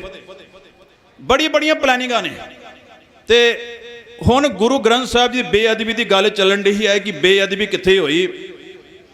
ਜਿਹੜਾ ਗੁਰੂ ਗ੍ਰੰਥ ਸਾਹਿਬ ਦੀ ਗੱਲ ਨੂੰ ਨਹੀਂ ਮੰਨਦਾ, ਹੁਣ ਮੈਂ ਇੱਕ ਸ਼ਬਦ ਪੜਾਂਗਾ। ਹੁਣ ਭਗਤ ਕਬੀਰ ਜੀ ਦਾ ਸ਼ਬਦ ਹੈ ਤੇ ਗੁਰੂ ਅਰਜਨ ਦੇਵ ਪਾਤਸ਼ਾਹ ਜੀ ਨੇ ਉਹਨੂੰ ਟਰਾਂਸਲੇਟ ਕੀਤਾ ਹੈ। ਇਹ ਸ਼ਬਦ ਦਰਬਾਰ ਸਾਹਿਬ ਦੇ ਕੋਈ ਰਾਗੀ ਲਾਈਵ ਨਹੀਂ ਪੜ੍ਹਦੇ, ਜਿੰਨੇ ਕੀਰਤਨੀ ਇਹ ਸ਼ਬਦ ਨਹੀਂ। ਬੜੇ ਸ਼ਬਦ ਨੇ ਐਸੇ ਜਿਹੜੇ ਗੁਰੂ ਗ੍ਰੰਥ ਸਾਹਿਬ 'ਚ ਐਸੇ ਸ਼ਬਦ ਨੇ ਰਾਗੀ ਪੜ੍ਹਦੇ ਹੀ ਨਹੀਂ, ਪ੍ਰਚਾਰਕ ਉਹਦਾ ਪ੍ਰਚਾਰ ਹੀ ਨਹੀਂ ਕਰਦੇ। ਕਰਨਾ ਹੁਣ ਟਾਈਮ ਆ ਗਿਆ ਜੀ, ਹੁਣ ਟਾਈਮ ਇਹ ਆ ਗਿਆ ਹੈ ਸਾਨੂੰ ਉਹ ਸ਼ਬਦ ਪੜ੍ਹਨੇ ਪੈਣੇ ਨੇ। ਇੱਕ ਨਸ਼ਿਆਂ ਦੇ ਖਿਲਾਫ ਸਿੱਧੇ ਹੀ ਸ਼ਬਦ ਨੇ, ਉਹ ਕੀ ਹੈ? ਸਿੱਧੇ ਗੁਰੂ ਮਹਾਰਾਜ ਕਹਿ ਰਹੇ ਨੇ, ਜਿਤ ਪੀਤਾ ਮਤ ਦੂਰ ਹੋਏ, ਬਰਲ ਪਵੈ ਵਿੱਚ ਆਏ, ਆਪਣਾ ਪਰਾਇਆ ਨਾ ਪਛਾਣਈ, ਖਸਮੋ ਧੱਕੇ ਖਾਏ। ਜਿਤ ਪੀਤਾ ਖਸਮ ਵਿਸਰੈ, ਦਰਗਾਹ ਮਿਲੈ ਸਜਾਏ, ਝੂਠਾ ਮਦ ਮੂਲ ਨਾ ਪੀਚਈ, ਜਾਂ ਕਾ ਪਾਰ ਵਸਾਏ। ਹੋਏਗਾ ਕੀ? ਗੁਰੂ ਗ੍ਰੰਥ ਸਾਹਿਬ ਜੀ ਸਾਫ਼ ਮਨਾ ਕਰ ਰਹੇ ਨੇ ਕਿ ਜਿਹੜਾ ਉਹਨਾਂ ਨੂੰ ਮੱਥਾ ਟੇਕਣ ਡਿਆ ਉਹਨੇ ਨਸ਼ਾ ਕਦੀ ਨਹੀਂ ਕਰਨਾ, ਫੇਰ ਕਰੀ ਜਾਂਦੇ। ਇਹ ਹੈ ਬੇਅਦਬੀ। ਸਭ ਤੋਂ ਵੱਡੀ ਬੇਅਦਬੀ ਉਹ ਹੈ ਜਿਹੜੀ ਅਸੀਂ ਗੁਰੂ ਗ੍ਰੰਥ ਸਾਹਿਬ ਦੀ ਗੱਲ ਨੂੰ ਨਹੀਂ ਮੰਨਣ ਦੇ। ਜੇ ਕਿਤੇ ਅਸੀਂ ਮੰਨਣੀ ਸ਼ੁਰੂ ਕਰ ਦਈਏ, ਆਪੇ ਚੇਂਜ ਆ ਜਾਂਦੀ ਹੈ, ਆਪੇ ਖਾਲਸ ਰਾਜ ਬਣ ਜਾਂਦਾ। ਹੁਣ ਖਾਲਸ ਰਾਜ ਬਣੇਗਾ ਕਿੱਦਾਂ? ਐਦਾਂ ਬੜਕਾ ਮਾਰਨ ਨਾਲ ਤੇ ਬੰਨਾ ਨਹੀਂ, ਉੱਥੇ ਆਪਣੇ ਆਪ ਨੂੰ ਚੇਂਜ ਵੀ ਕਰਨਾ ਪੈਣਾ। ਪ੍ਰੈਕਟੀਕਲੀ ਲਾਈਫ ਖਾਲਸੇ ਦੀ ਚੇਂਜ ਹੋਣੀ ਚਾਹੀਦੀ ਹੈ, ਤਾਂ ਬਣਨਾ ਜੇ ਖਾਲਿਸਤਾਨ, ਤਾਂ ਬਣਨਾ ਖਾਲਸ ਰਾਜ। ਖਾਲਸ ਕਿਹਨੂੰ ਕਹਿੰਦੇ ਨੇ? ਪਿਓਰ, ਜਿੱਥੇ ਪਿਓਰ ਬੰਦੇ ਰਹਿੰਦੇ ਨੇ। ਜੋ ਗੁਰੂ ਕਹਿ ਰਿਹਾ ਕਿ ਖੰਡੇ ਬਾਟੇ ਦੀ ਪੌਲ ਛਕਣੀ ਤੇ ਛਕਣੀ, ਬਣਿਆ ਨੇ ਨਹੀਂ ਛਕੀ, ਬੜੀਆਂ ਨੇ ਦਾੜੀ ਕੇਸ ਕਤਲ ਕਰਵਾਏ ਨੇ, ਉਹਨਾਂ ਨੂੰ ਖੰਡੇ ਬਾਟੇ ਦੀ ਪੌਲ ਛਕ ਲੈਣੀ ਚਾਹੀਦੀ ਹੈ। ਹੌਲੀ ਹੌਲੀ ਚੇਂਜ ਤਾਂ ਹੀ ਆਉਣੀ ਹੈ, ਖੰਡੇ ਬਾਟੇ ਦੀ ਪੌਲ ਛਕਣੀ ਪੈਣੀ। ਆਓ ਸ਼ਬਦ ਦਾ ਵਿਚਾਰ ਕਰੀਏ, ਜਿਹੜਾ ਹੁਣ ਮੈਂ ਕਿਹਾ ਕਿ ਗੁਰੂ ਅਰਜਨ ਦੇਵ ਜੀ ਦਾ ਸ਼ਬਦ ਹੈ ਤੇ ਉਹਨੂੰ ਟਰਾਂਸਲੇਟ ਕੀਤਾ ਭਗਤ ਕਬੀਰ ਜੀ ਸ਼ਬਦ ਨੂੰ। ਕੀ ਲਿਖਿਆ ਕੀ ਹੈ? ਧਿਆਨ ਨਾਲ ਸੁਣਿਓ। ਮਹੱਲਾ ਪੰਜਵਾਂ, ਜੋ ਪਾਥਰ ਕੋ ਕਹਤੇ ਦੇਵ। ਸੁਣਿਓ ਧਿਆਨ ਨਾਲ, ਕੋਈ ਰਾਗੀ ਪੜ੍ਹਦਾ ਸ਼ਬਦ ਨਾ, ਕੋਈ ਪ੍ਰਚਾਰਕ ਇਹਦਾ ਪ੍ਰਚਾਰ ਕਰਦਾ। ਸ਼ਬਦ ਗੁਰੂ ਗ੍ਰੰਥ ਸਾਹਿਬ ਦੇ ਵਿੱਚ ਦਰਜ ਜੇ, ਜੋ ਪਾਥਰ ਕੋ ਕਹਤੇ ਦੇਵ, ਤਾਂ ਕਿ ਬਿਰਥੀ ਹੋਵੈ ਸੇਵ। ਪਾਥਰ ਕਹਿੰਦੇ ਪੱਥਰ ਨੂੰ। ਜਿਹੜਾ ਮਨੁੱਖ ਗੁਰੂ ਗ੍ਰੰਥ ਸਾਹਿਬ ਜੀ ਨੂੰ ਮੱਥਾ ਟੇਕਦਾ, ਮੈਂ ਉਹਨਾਂ ਲੋਕਾਂ ਨੂੰ ਜਵਾਬ ਦੇਣ ਡਿਆ ਜਿਹੜੇ ਕਹਿਣ ਡੇ ਨੇ ਜੀ ਕਿ ਗੁਰੂ ਗ੍ਰੰਥ ਸਾਹਿਬ ਜੀ ਦੀ ਬੇਅਦਬੀ ਹੋ ਗਈ। ਮੈਂ ਉਹਨਾਂ ਨੂੰ ਜਵਾਬ ਗੁਰੂ ਮਹਾਰਾਜ ਸਾਡੀ ਬਾਣੀ ਆਪੇ ਦੇਣ ਡਈ। ਸੁਣਿਓ ਧਿਆਨ ਨਾਲ, ਉਹਨਾਂ ਲੋਕਾਂ ਨੂੰ ਜਵਾਬ ਜੇ ਜਿਹੜੇ ਕੱਲ ਕਹਿਣ ਡੇ ਸਨ ਨਾ ਸ਼ਿਵ ਸੈਨਾ ਵਾਲੇ ਕਿ ਗੁਰੂ ਗ੍ਰੰਥ ਸਾਹਿਬ ਦੀ ਬੇਅਦਬੀ ਹੋ ਗਈ, ਸ਼ਰਾਬੀ ਕਬਾਬੀ ਸਾਰੇ ਕਹੀ ਜਾਣ ਡੇ, ਔਰ ਉਹਨਾਂ ਨੂੰ ਜਵਾਬ ਜੇ। ਜਵਾਬ ਕੌਣ ਦੇਣ ਡਿਆ? ਸਾਡਾ ਗੁਰੂ ਦੇਣ ਡਿਆ। ਗੁਰੂ ਕਹਿ ਰਿਹਾ ਨਸ਼ਾ ਨਹੀਂ ਕਰਨਾ। ਗੁਰੂ ਗੋਬਿੰਦ ਸਿੰਘ ਜੀ ਨੇ ਖੰਡੇ ਬਾਟੇ ਦੀ ਜਦੋਂ ਪੌਲ ਛਕਾਈ, ਉਦੋਂ ਕੀ ਕਿਹਾ? ਸਾਨੂੰ ਸਭ ਸਿੱਖਣ ਕੋ ਹੁਕਮ ਹੈ, ਗੁਰੂ ਮਾਨਿਓ ਗ੍ਰੰਥ। ਤੇ ਉਹ ਗੁਰੂ ਦੀ ਗੱਲ ਮੰਨਣੀ ਹੈ। ਜਿਹੜਾ ਬੰਦਾ ਗੁਰੂ ਦੀ ਗੱਲ ਨਹੀਂ ਮੰਨਦਾ, ਸਭ ਤੋਂ ਵੱਡੀ ਬੇਅਦਬੀ ਉਹ ਬੰਦਾ ਕਰਨ ਡਿਆ ਜੇ। ਅੱਗੇ ਸੁਣਿਓ ਧਿਆਨ ਨਾਲ, ਇਸ ਸ਼ਬਦ ਵਿੱਚ ਇਹ ਗੁਰੂ ਅਰਜਨ ਦੇਵ ਜੀ ਕੀ ਕਹਿ ਰਹੇ ਨੇ? ਕਹਿ ਰਹੇ ਨੇ, ਜੋ ਪਾਥਰ ਕੋ ਕਹਤੇ ਦੇਵ, ਜਿਹੜੇ ਕਹਿੰਦੇ ਨੇ ਪੱਥਰ ਰੱਬ ਹੈ, ਤਾਂ ਕਿ ਬਿਰਥਾ ਹੋਵੈ ਸੇਵ, ਉਹਦੀ ਕੀਤੀ ਸੇਵਾ ਸਾਰੀ ਵਿਅਰਥ ਜਾਏਗੀ। ਇਹ ਸਾਡੇ ਧਰਮ ਤੇ ਵੀ ਲਾਗੂ ਹੋ ਰਿਹਾ ਜੀ। ਇਹ ਉਧਰ ਨਹੀਂ ਜਾਣ ਡਿਆ। ਅਸੀਂ ਵੇਖਿਆ ਗੁਰੂਆਂ ਦੀਆਂ ਫੋਟੋਆਂ ਬਣਾ ਕੇ ਬੜੀ ਧੂਫ ਬੱਤੀ ਕਰਦੇ ਆ। ਮਨਾ ਕਰ ਰਹੀ ਬਾਣੀ। ਬਾਣੀ ਕਹਿ ਰਹੀ ਹੈ ਗੁਰਮੂਰਤ ਗੁਰ ਸ਼ਬਦ ਹੈ, ਤੇ ਫਿਰ ਅਸੀਂ ਫਿਰ ਗੁਰੂਆਂ ਦੀਆਂ ਫੋਟੋਆਂ ਤੇ ਫਿਰ ਧੂਫ ਬੱਤੀ। ਮੈਂ ਕਹਿੰਦਾ ਜਿੰਨੀਆਂ ਦੁਕਾਨਦਾਰ ਦੁਕਾਨਾਂ ਖੋਲ੍ਹਦੇ ਨੇ, ਅੱਗੇ ਫੋਟੋਆਂ ਲਾਈਆਂ ਗੁਰੂਆਂ ਦੀਆਂ, ਲਈ ਧੂਫ ਬੱਤੀ। ਉਹ ਬ੍ਰਾਹਮਣ ਅੰਦਰ ਵੜ ਗਿਆ ਸਾਡੇ, ਉਹੀ ਤਰੀਕਾ, ਉਹ ਲਈ ਧੂਫ ਬੱਤੀ, ਅੱਗੇ ਅਰਦਾਸ ਵੀ ਕਰਦੇ। ਬਾਣੀ ਮਨਾ ਕਰ ਰਹੀ ਹੈ। ਬਾਣੀ ਪੜ੍ਹਦੇ ਨਹੀਂ, ਬਾਣੀ ਵਿਚਾਰਦੇ ਨਹੀਂ। ਬਾਣੀ ਕਹਿ ਰਹੀ ਹੈ ਸ਼ਬਦ ਗੁਰੂ, ਸੁਰਤ ਧੁਨ ਚਲ। ਸ਼ਬਦ ਕਿਹੜਾ? ਗਿਆਨ ਗੁਰੂ ਹੈ, ਸਾਡਾ ਗੁਰੂ ਹੈ ਗਿਆਨ। ਫੋਟੋਆਂ ਨੇ ਗਿਆਨ ਨਹੀਂ ਦੇਣਾ। ਧਿਆਨ ਨਾਲ ਸੁਣੋ ਅੱਗੇ ਸ਼ਬਦ ਕੀ ਕਹਿ ਰਿਹਾ। ਜੋ ਪਾਥਰ ਕੋ ਕਹਤੇ ਦੇਵ ਤਿਸ ਕੀ ਬਿਰਥਾ ਹੋਵੈ ਸੇਵ। ਜੋ ਪਾਥਰ ਕੀ ਪਾਈ ਪਾਏ, ਜਿਹੜੇ ਬੰਦੇ ਪੱਥਰ ਦੀ ਮੂਰਤੀ ਦੀ ਪੈਰੀ ਪੈਂਦੇ, ਸੁਣਿਓ ਅੱਗੇ, ਤਿਸ ਕੀ ਘਾਲ ਅਜਾਈ ਜਾਏ। ਘਾਲ ਤਾਂ ਕਹਿੰਦੇ ਮਿਹਨਤ ਜਿਹੜੀ ਕਰ ਰਿਹਾ ਨਾ, ਉਹਦੀ ਮਿਹਨਤ ਅਜਾਈ ਜਾਏਗੀ। ਜੇ ਕੋਈ ਸਿੱਖ ਵੀ ਗੁਰੂ ਦੀ ਫੋਟੋ ਲਾ ਕੇ, ਇਹ ਕਿਸੇ ਹਿੰਦੂ ਨੂੰ ਨਹੀਂ ਕਹਿਣ ਦੇ ਅਸੀਂ, ਜੇ ਕੋਈ ਹਿੰਦੂ ਹੈ ਤੇ ਆਪਣੇ ਧਰਮ 'ਚ ਪੱਕਾ ਰਹੇ, ਕੁਝ ਨਹੀਂ ਕਹਿਣਾ ਉਹਨੂੰ। ਤੂੰ ਜਿੰਨੀਆਂ ਮਰਜ਼ੀ ਮੂਰਤੀਆਂ ਨੂੰ ਟਿੱਕੇ ਲਾ, ਹਿੰਦੂ ਧਰਮ ਦੇ ਖਿਲਾਫ ਨਹੀਂ ਅਸੀਂ ਬੋਲਣ ਦੇ। ਅਸੀਂ ਉਹਨਾਂ ਨੂੰ ਕਹਿਣ ਦੇ ਆ ਜਿਹੜੇ ਗੁਰੂ ਗ੍ਰੰਥ ਸਾਹਿਬ ਜੀ ਅੱਗੇ ਮੱਥਾ ਟੇਕਣ ਦੇ ਨੇ। ਗੁਰੂ ਉਹਨਾਂ ਨੂੰ ਕਹਿਣ ਡਿਆ।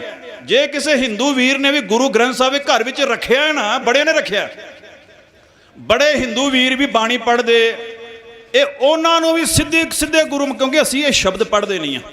ਅਸੀਂ ਉਹੀ ਸੁਖਮਨੀ ਸਾਹਿਬ, ਸਾਨੂੰ ਸਾਰੀ ਬਾਣੀ ਪੜ੍ਹਨੀ ਚਾਹੀਦੀ ਹੈ, ਬਾਣੀ ਵਿਚਾਰਨੀ ਚਾਹੀਦੀ ਹੈ। ਗੁਰੂ ਕਹਿਣ ਕੀ ਡਿਆ ਸਾਡਾ?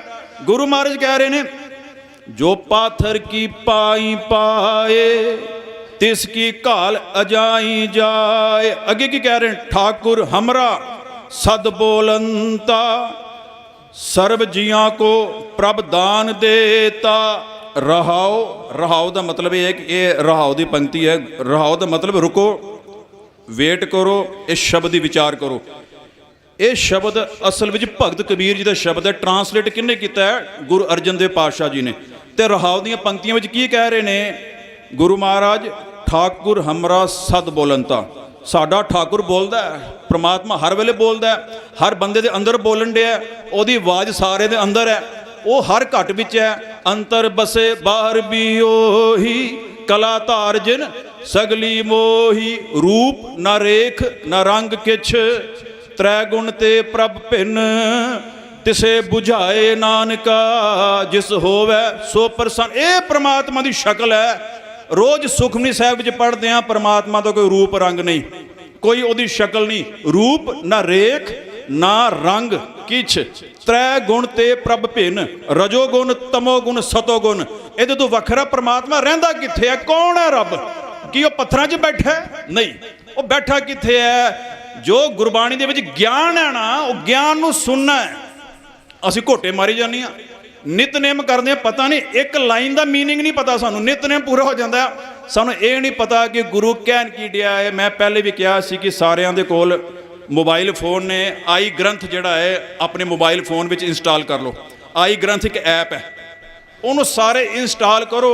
ਉਹਦੇ ਵਿੱਚ मीनिंग है, पंजाबी विच, हिंदी विच, इंग्लिश, ਉਹਦਾ मीनिंग पढ़ो, मतलब पढ़ो। क्योंकि अजकल युग जिहड़ा है ना, मीडिया का युग है। ਇੱਥੇ ਲਾਈਵ ਚੱਲਣ ਡਿਆ ਨਾ, ਸਾਨੂੰ ਲੱਖਾਂ ਲੋਕ ਸੁਣਨ ਡੇ ਨੇ।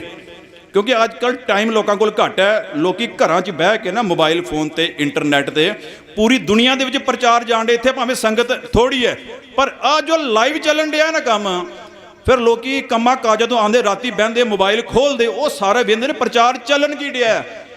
ਹੁਣ ਅਸੀਂ ਕਰਨਾ ਕੀ ਹੈ? ਇਸ ਪ੍ਰਚਾਰ ਦੇ ਰਾਹੀਂ ਸਾਰੀ ਚੇਂਜ ਲਿਆਣੀ ਆ। ਹੁਣ ਗੁਰਬਾਣੀ ਕਹਿਣ ਕੀ ਡਈ ਹੈ, ਅਸੀਂ ਦੀ ਵਿਚਾਰ ਨਹੀਂ ਕਰਦੇ। आओ ਅੱਗੇ ਵਿਚਾਰ ਕਰੀਏ। ਕੀ ਕਹਿ ਰਹੇ ਨੇ ਭਗਤ ਕਬੀਰ ਜੀ? ठाकुर हमरा सद बोलंता सर्व जियां को प्रभ दान देता। वो सारे जीवां नूं दाता देण वाला है, दान देण वाला। वो पत्थर दी मूर्त दान नहीं देण दे। ध्यान रखियो जरा, ਇੱਥੇ ਖੰਡਨ ਕੀਤਾ ਗਿਆ ਹੈ। ਜਿਹੜਾ ਮਨੁੱਖ ਗੁਰੂ ਗ੍ਰੰਥ ਸਾਹਿਬ ਜੀ ਅੱਗੇ ਮੱਥਾ ਟੇਕੇਗਾ, ਉਹ ਕਦੀ ਪੱਥਰ ਦੀ ਮੂਰਤ ਅੱਗੇ ਫਿਰ ਉਹਨੂੰ ਮੱਥਾ ਨਹੀਂ ਟੇਕੇਗਾ। ਭਾਵੇਂ ਕੋਈ ਹਿੰਦੂ ਹੈ, ਭਾਵੇਂ ਕੋਈ ਸਿੱਖ ਹੈ, ਜਿਹਨੇ ਗੁਰੂ ਗ੍ਰੰਥ ਸਾਹਿਬ ਦਾ ਪ੍ਰਕਾਸ਼ ਕੀਤਾ ਹੈ, ਜੇ ਕੋਈ ਬਾਣੀ ਪੜ੍ਹ ਰਿਹਾ ਗੁਰੂ ਗ੍ਰੰਥ ਸਾਹਿਬ ਜੀ ਦੀ, ਫਿਰ ਉਹਨੂੰ ਪੂਰੀ ਗੱਲ ਵੀ ਮੰਨਣੀ ਚਾਹੀਦੀ ਹੈ।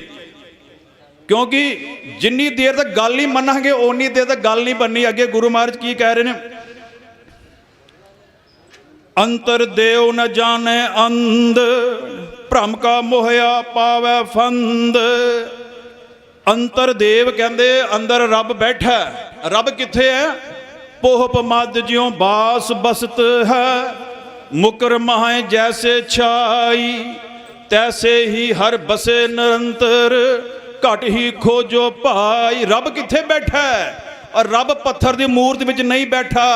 गुरु महाराज कह रहे ने जो पाथर को कहते देव, जेड़े बंदे कह रहे ने पत्थर की मूर्ति रब है ताकि बिरथा होवे सेव, ओदी मेहनत की व्यर्थ चली जानी, क्योंकि रब अंदर बैठा है, वो जागदा है, भूली माल नहीं है यो, सतगुर जागता है देव। और गुरु जागन दिया, रब जागन दिया जे। इस करके मैं उन्होंने लोगों को कहना चाहता जेड़े कहन दे सन कि गुरु ग्रंथ साहब जी के बारे कुछ कहन दे बड़ी बेअदबी हो रही है। बेअदबी वो है जेड़ा बाणी दी विचार नहीं करता, जेड़ा बाणी नूं समझदा नहीं। जे गुरु कह रहा नशा नहीं करना, जे वो नशा कर रहा तो वड्डी बेअदबी ये हो रही है। सब तो वड्डी बेअदबी केड़ी है? जेड़ा सिख गुरु की गल नहीं मनदा, जिन्हें खंडे बाटे की पोल नहीं छकी, सब तो वड्डी बेअदबी है। मैं उन्होंने लोगों को कहना चाहता, बादल ते बादल परिवार के लोगों को बड़ा रौला पाया तुसी, बड़ी बेअदबी होण दी। बेअदबी है की है? सब तो वड्डी बेअदबी ओदी उस मनुख दी है जिहड़ा गुरु की गल नूं नहीं मनदा। क्योंकि सैकटरी साहब भी हुण खड़े हो गए, क्योंकि समा पूरा हो गया कि सारिਆਂ ਨੂੰ समा देना चाहिए बोलन का। शब्द विचार करते हो, कुछ वीर आ गए सन मेरे नाल, बाद च विचारा कर लांगे बह के, कि विचारा बाद हो जाएगियां कि बह के विचारा करनियां ने, बड़े तरीके दे नाल विचारा करनी। क्योंकि स्टेज उत्ते कोई बोलदा होए ना, उस वेले विचार नहीं करनी। असीं सारे ने बह के, हर बंदे दे अपने विचार ने, कोई हर बंदे दा अपना विचार है। जदों विचार करनी है बह के करनी है, वो भी गुरु ग्रंथ साहब की बाणी दे विचों करनी है। साड़ी अपनी विचार कोई नहीं है, जो बाणी कह रही है वो असी कह रही है। इस करके बड़े प्यार ते सत्कार दे नाल बह के विचार करनियां ने। सारे वीरां नूं वाहिगुरू जी का खालसा, वाहिगुरू जी की फतेह। वाहिगुरू जी का खालसा, वाहिगुरू जी की फतेह। आप भाई हरजीत सिंह जम्मू तो उन्होंने तो विचारां सरवण कर रहे सी, तो उन्हों का बहुत बहुत धन्यवाद। क्योंकि पंथ दे विच बहुत सारे यह जे लोग हैं जिहड़े कि पंथ नूं खेरू खेरू करना चाहते हैं, पर आपां गुरु की मर्यादा के मुताबिक धन धन श्री गुरु ग्रंथ साहब महाराज तो सेध लैके चलना है। क्योंकि ये जिहड़ा मोर्चा लग्या है, ये सारियां जथेबंदियां दा, पंथक धिरां दा, किसान जथेबंदियां दा, ये सारियां दा साझा मोर्चा हैगा।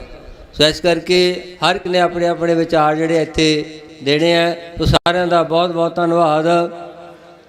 ते बुलारियां दे चरनां 'च बेनती कि साडे जिहड़े चार जिहड़े संविधानक हक हैगे, जिहड़े सरकार नहीं सानूं दे रही, आपां केवल ते केवल उन्हां ते ही केंद्रित रहना हैगा। बाकी पंथ दे बहुत ज़्यादा मसले हैगे, वो आपां बाद दे विच विचारा करांगे उन्हां बारे। पर पहलां जिहड़े अपने चार मसले हैगे, इन्हां ते आपां जिहड़ा केंद्रित रहना हैगा। ते मैं बेनती करां, साडे कोल रागी जथा भाई दलजीत सिंह वो पहुँचे हुए हैगे, ते उन्हां नूं बेनती है कि वो संगतां दे नाल गुरु दे विचारां साझियां करनगे, कीर्तन करनगे। ते उन्हां तों पहलां बाबा मोहन सिंह जी यूपी तो श्री हजूर साहब कार सेवा संप्रदा तो इत्थे पहुँचे हैंगे, उन्हां दा बहुत बहुत धन्नवाद। वो संगतां दे नाल विचारां करनगे। ते हुण भाई दलजीत सिंह जी केसरी जथा वो संगतां दे नाल कवितावां द्वारा सांझ पाउणगे। ते बेनती करां कि भाई आपां सारिਆਂ ने बैठ के विचारां करनियां, किसी ने भी स्टेज ते आके जिहड़े अपने विच नहीं बोलना, क्योंकि बाद दे विच बैठ के आपां विचारा कर सकते हैंगे। सो बेनती प्रवान करनी जी। वाहिगुरू जी का खालसा, वाहिगुरू जी की फतेह।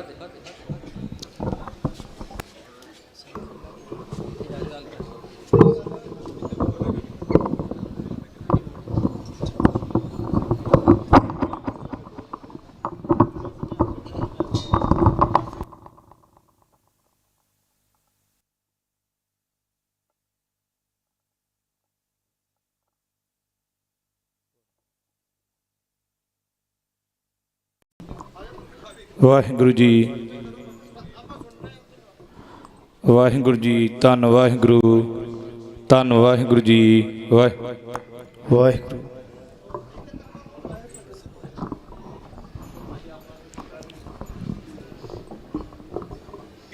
वाहिगुरू जी। ਬਣਦੇ ਕਦੇ ਇਤਿਹਾਸ ਨਾ ਇਸ ਗੱਲੇ,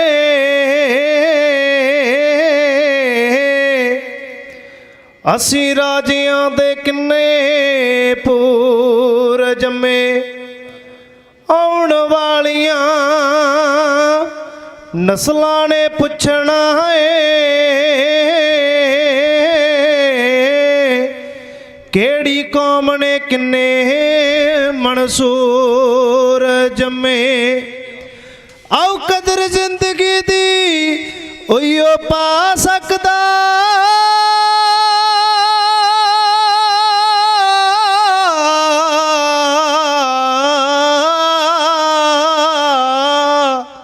ਕਦਰ ਜ਼ਿੰਦਗੀ ਦੀ ਉਈਓ ਪਾ ਸਕਦਾ ਜਿਹੜੀ ਕੌਮ ਨੂੰ ਮਰਨ ਦਾ ਛਲ ਪੈ ਜਾਏ।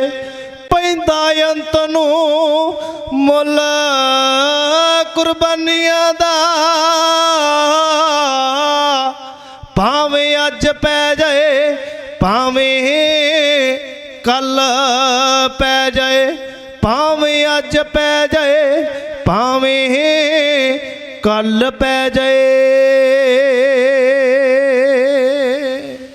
ਵਾਹਿਗੁਰੂ ਜੀ, ਧੰਨ ਵਾਹਿਗੁਰੂ। ਜਦੋਂ ਵੇਖੀਦਾ ਤੇਰੇ ਇਤਿਹਾਸ ਵੱਲੇ, ਵੱਖ ਜਿਉਣ ਤੇ ਮਰਨ ਦਾ ਢੰਗ ਤੇਰਾ, ਬਹਿ ਕੇ ਸਿਦਕ ਦੀ ਭੱਠੀ ਵਿੱਚ ਸੂਰਬੀਰਾ, ਸਗੋਂ ਹੋਰ ਹੋਇਆ ਗੂੜਾ ਰੰਗ ਤੇਰਾ। ਧਰਮ ਨੂੰ ਖੂਨ ਦੀ ਲੋੜ ਹੋਵੇ, ਤੂੰ ਖੂਨ ਵਾਂਗ ਦਰਿਆਵਾਂ ਦੇ ਰੋੜਦਾ ਏ। ਲੋਕੀ ਜ਼ਿੰਦਗੀ ਲੋੜਦੇ ਜ਼ਿੰਦਗੀ ਚੋਂ, ਪਰ ਤੂੰ ਮੌਤ ਚੋਂ ਜ਼ਿੰਦਗੀ ਲੋੜਦਾ ਏ। ਜਦੋਂ ਵੇਖੀਦਾ ਤੇਰੇ ਇਤਿਹਾਸ ਵੱਲੇ, ਵੱਖ ਜਿਉਣ ਤੇ ਮਰਨ ਦਾ ਢੰਗ ਤੇਰਾ, ਬਹਿ ਕੇ ਸਿਦਕ ਦੀ ਭੱਠੀ ਵਿੱਚ ਸੂਰਬੀਰਾ, ਸਗੋਂ ਹੋਰ ਹੋਇਆ ਗੂੜਾ ਰੰਗ ਤੇਰਾ। ਜਦ ਵੀ ਧਰਮ ਨੂੰ ਖੂਨ ਦੀ ਲੋੜ ਹੋਵੇ, ਤੂੰ ਖੂਨ ਵਾਂਗ ਦਰਿਆਵਾਂ ਦੇ ਰੋੜਦਾ ਏ। ਲੋਕੀ ਜ਼ਿੰਦਗੀ ਲੋੜਦੇ ਜ਼ਿੰਦਗੀ ਚੋਂ, ਪਰ ਤੂੰ ਮੌਤ ਚੋਂ ਜ਼ਿੰਦਗੀ ਲੋੜਦਾ ਏ। ਉਹ ਜੁੱਗਾ ਤੀਕ ਇਤਿਹਾਸ ਨੇ ਭੁੱਲਣਾ ਨਹੀਂ, ਜਿਹੜੀਆਂ ਦੇਸ਼ ਬਦਲੇ ਤੂੰ ਕਾਲਾਂ ਕਾਲੀਆਂ ਨੇ। ਤੇਰੇ ਪੁੱਤਾਂ ਦੇ ਖੂਨ ਦਾ ਸਿਰ ਸਦਕਾ, ਭਾਰਤ ਮਾਂ ਦੇ ਚਿਹਰੇ ਤੇ ਲਾਲੀਆਂ ਨੇ। ਐਸਾ ਡਿੱਠਾ ਅਜੀਬ ਹੈ ਬਾਦਸ਼ਾਹ ਤੂੰ, ਦਿਲ ਕਿਸੇ ਗਰੀਬ ਦਾ ਤੋੜਦਾ ਨਹੀਂ। ਦਰ ਆਇਆ ਸਵਾਲੀ ਤੇ ਮੋੜਨਾ ਕੀ, ਦਰ ਮੌਤ ਵੀ ਆਵੇ ਖਾਲੀ ਮੋੜਦਾ ਨਹੀਂ। ਤੈਨੂੰ ਭਾਈ ਕਨਈਏ ਨੇ ਦੱਸਿਆ ਏ ਹੋ, ਤੈਨੂੰ ਭਾਈ ਕਨਈਏ ਨੇ ਦੱਸਿਆ ਏ, ਜਾਤ ਪਾਤ ਦਾ ਫਰਕ ਮਿਟਾਈ ਜਾਣਾ, ਨਾਲ ਦੁਸ਼ਮਣੀ ਭੁੱਲ ਕੇ ਤੇ ਪਾਣੀ ਸਭਨਾ ਦੇ ਮੁਖ ਵਿੱਚ ਪਾਈ ਜਾਣਾ। ਮੀਰ ਬੰਨੂ ਲਾਹੌਰ ਦਰਬਾਰ ਅੰਦਰ, ਤੇਰੇ ਬੱਚੇ ਜਾਨੇ ਜੇ ਤੇ ਟੰਗਦੇ ਰਹੇ। ਤੇਰੇ ਵੱਡਿਆਂ ਜਦੋਂ ਅਰਦਾਸ ਕੀਤੀ, ਉਹ ਵੀ ਭਲਾ ਸਰਬੱਤ ਦਾ ਮੰਗਦੇ ਰਹੇ। ਕੱਲ ਵੇਖਿਆ ਗੁਰੂ ਕੇ ਬਾਗ ਅੰਦਰ, ਤੇਰੀਆਂ ਸ਼ਾਦੀਆਂ ਤੇ ਕੋੜੇ ਨੱਚਦੇ ਰਹੇ। ਜ਼ੁਲਮ ਕਰਨ ਵਾਲੇ ਹੋ ਗਏ ਰੋਣ ਹਾਕੇ, ਤੇਰੇ ਵੀਰ ਬੰਕੇ ਖਿੜ ਖਿੜ ਹੱਸਦੇ ਰਹੇ। ਜੱਲਿਆਂ ਵਾਲੇ ਦੇ ਬਾਗ ਅੰਦਰ ਸਿੰਘਾ ਬਾਗ ਅੰਦਰ, ਕੱਲ ਜੱਲਿਆਂ ਵਾਲੇ ਦੇ ਬਾਗ ਅੰਦਰ, ਰੱਜ ਰੱਜ ਸ਼ਹੀਦੀ ਦਾ ਜਾਮ ਪੀਤਾ। ਪਰ ਇਸ ਦਿੱਲੀ ਦਰਬਾਰ ਦੇ ਹਾਕਮਾਂ ਨੇ ਪਰ ਇਸ ਦਿੱਲੀ ਦਰਬਾਰ ਦੇ ਹਾਕਮਾਂ ਨੇ ਚੱਪੇ ਤੇ ਸਿੱਖੀ ਨਾਲ ਦਗਾ ਕੀਤਾ।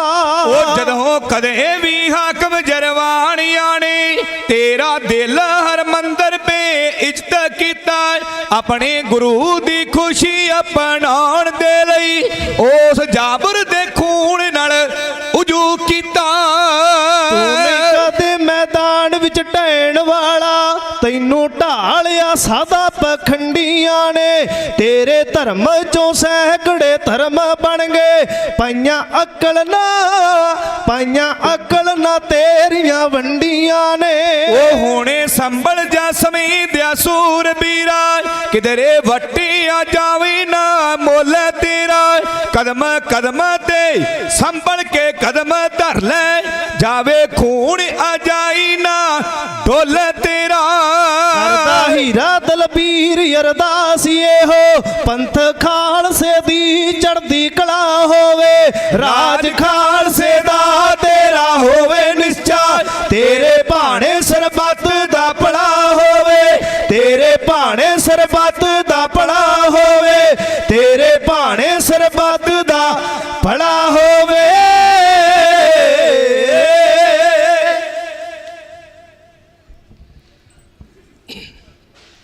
ਵਾਹਿਗੁਰੂ ਪਤਤ ਪਾਵਨ ਭਗਤ ਵਛਲ ਕਿਰਪਾ ਨਿਧਾਨ ਸਰਬ ਕਲਾ ਸਮਰੱਥ ਚਵਰ ਛਤਰ ਤਖ ਦੇ ਮਾਲਕ ਗੁਰਤਾ ਗੱਦੀ ਤੇ ਬਿਰਾਜਮਾਨ ਜੁਗੋ ਜੁਗ ਅਟਲ ਸਤਿਗੁਰੂ ਧੰਨ ਧੰਨ ਸਹਿਬ ਸ੍ਰੀ ਗੁਰੂ ਗ੍ਰੰਥ ਸਾਹਿਬ ਜੀ ਮਹਾਰਾਜ ਨੇ ਪਾਵਨ ਪਵਿੱਤਰ ਹਜ਼ੂਰੀ ਅੰਦਰ ਇਹ ਜੋ ਚੰਡੀਗੜ੍ਹ ਦੀ ਧਰਤੀ ਤੇ ਇੱਕ ਮਹਾਨ ਕੌਮੀ ਇਨਸਾਫ ਮੋਰਚਾ ਜਿਹੜਾ ਡਟਿਆ ਹੋਇਆ 7 ਜਨਵਰੀ ਤੋਂ ਲੈ ਕੇ ਲਗਾਤਾਰ ਦੇਸ਼ ਵਿਦੇਸ਼ ਵਿੱਚੋਂ ਸਿੱਖ ਸੰਗਤਾਂ ਇਸ ਮੋਰਚੇ ਵਿੱਚ ਸਮੇਂ ਅਨੁਸਾਰ ਹਾਜ਼ਰੀਆਂ ਭਰ ਰਹੇ ਨੇ ਔਰ ਸਾਡੇ ਬਹੁਤ ਹੀ ਚੰਗੇ ਭਾਗ ਹਨ ਜੋ ਕਿ ਸਤਿਕਾਰਯੋਗ ਗੁਰਦੁਆਰਾ ਲੰਗਰ ਸਾਹਿਬ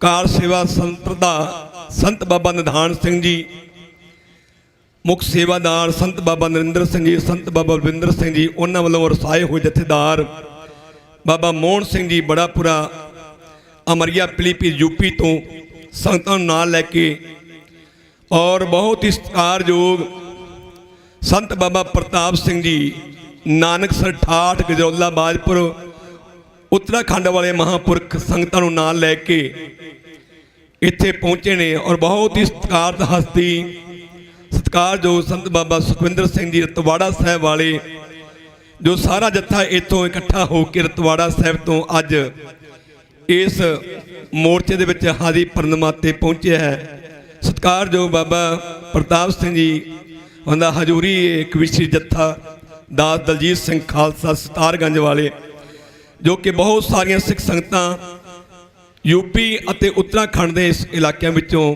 ਇੱਥੇ ਪਹੁੰਚੀਆਂ ਨੇ ਸਭ ਨੂੰ ਜੀ ਆਇਆਂ ਨੂੰ ਕਹਿੰਦਾ ਬੜੀ ਖੁਸ਼ੀ ਹੋਈ ਭਾਈ ਹਰਪਾਲ ਸਿੰਘ ਜੀ ਬਿਲਸਿੰਡਾ ਤੋਂ ਜੋ ਕਿ ਕਹਿ ਰਹੇ ਸਨ ਕਿ ਜਿਸ ਦਿਨ ਤੋਂ ਵੀ ਮੋਰਚਾ ਲੱਗਾ ਉਸ ਦਿਨ ਤੋਂ ਇਸ ਸਥਾਨ ਤੇ ਲੰਗਰਾਂ ਦੀ ਸੇਵਾ ਵਿੱਚ ਹਾਜ਼ਰੀਆਂ ਭਰ ਰਹੇ ਨੇ ਸਤਿਕਾਰ ਦੇ ਕੇ ਗਿਆਨ ਸਤਿਗੁਰੂ ਚੜ੍ਹਦੀਆਂ ਕਲਾ ਬਖਸ਼ਿਸ਼ ਕਰਨ ਆਓ ਇਹ ਜੱਥੇ ਇਸ ਸਥਾਨ ਤੇ ਜਿਹੜਾ ਕਿ ਇਹ ਮੋਰਚਾ ਲੱਗਾ ਇਨਸਾਫ ਮੋਰਚਾ ਗੁਰੂ ਗ੍ਰੰਥ ਸਾਹਿਬ ਪਾਤਸ਼ਾਹ ਮਹਾਰਾਜ ਦੀ ਬੇਅਦਬੀਆਂ ਕਰਨ ਵਾਲਿਆਂ ਨੂੰ ਜਿਨ੍ਹਾਂ ਤੱਕ ਅਜੇ ਤੱਕ ਸਜ਼ਾਵਾਂ ਨਹੀਂ ਮਿਲੀਆਂ ਔਰ ਇਹਦੇ ਨਾਲ ਜੋ ਬੰਦੀ ਸਿੰਘ ਹਨ ਜਿਹੜੇ ਕਿ ਬਹੁਤ ਲੰਮੇ ਅਰਸੇ ਤੋਂ ਹੁਣੇ ਹੀ ਸਤਿਕਾਰਯੋਗ ਜਥੇਦਾਰ ਜਗਤਾਰ ਸਿੰਘ ਜੀ ਹਵਾਰਾ ਜੀ ਉਹਨਾਂ ਦੇ ਸਤਿਕਾਰਯੋਗ ਪਿਤਾ ਜੀ ਉਹਨਾਂ ਨਾਲ ਬਚਨ ਚੱਲ ਰਹੇ ਸਨ ਕਿ ਕਰੀਬ ਜਿਹੜੇ 12 ਸਾਲ ਦੀਆਂ ਸਜ਼ਾਵਾਂ ਸਨ ਜਿਹੜੀਆਂ ਪੂਰੀਆਂ ਹੋ ਚੁੱਕੀਆਂ ਨੇ ਤੇ ਅੱਜ 28 ਸਾਲ ਹੋ ਚੁੱਕੇ ਨੇ ਇਹਨਾਂ ਸਿੰਘਾਂ ਨੂੰ ਰਿਹਾ ਨਹੀਂ ਕੀਤਾ ਜਾ ਰਿਹਾ ਇਸ ਕਾਰਨ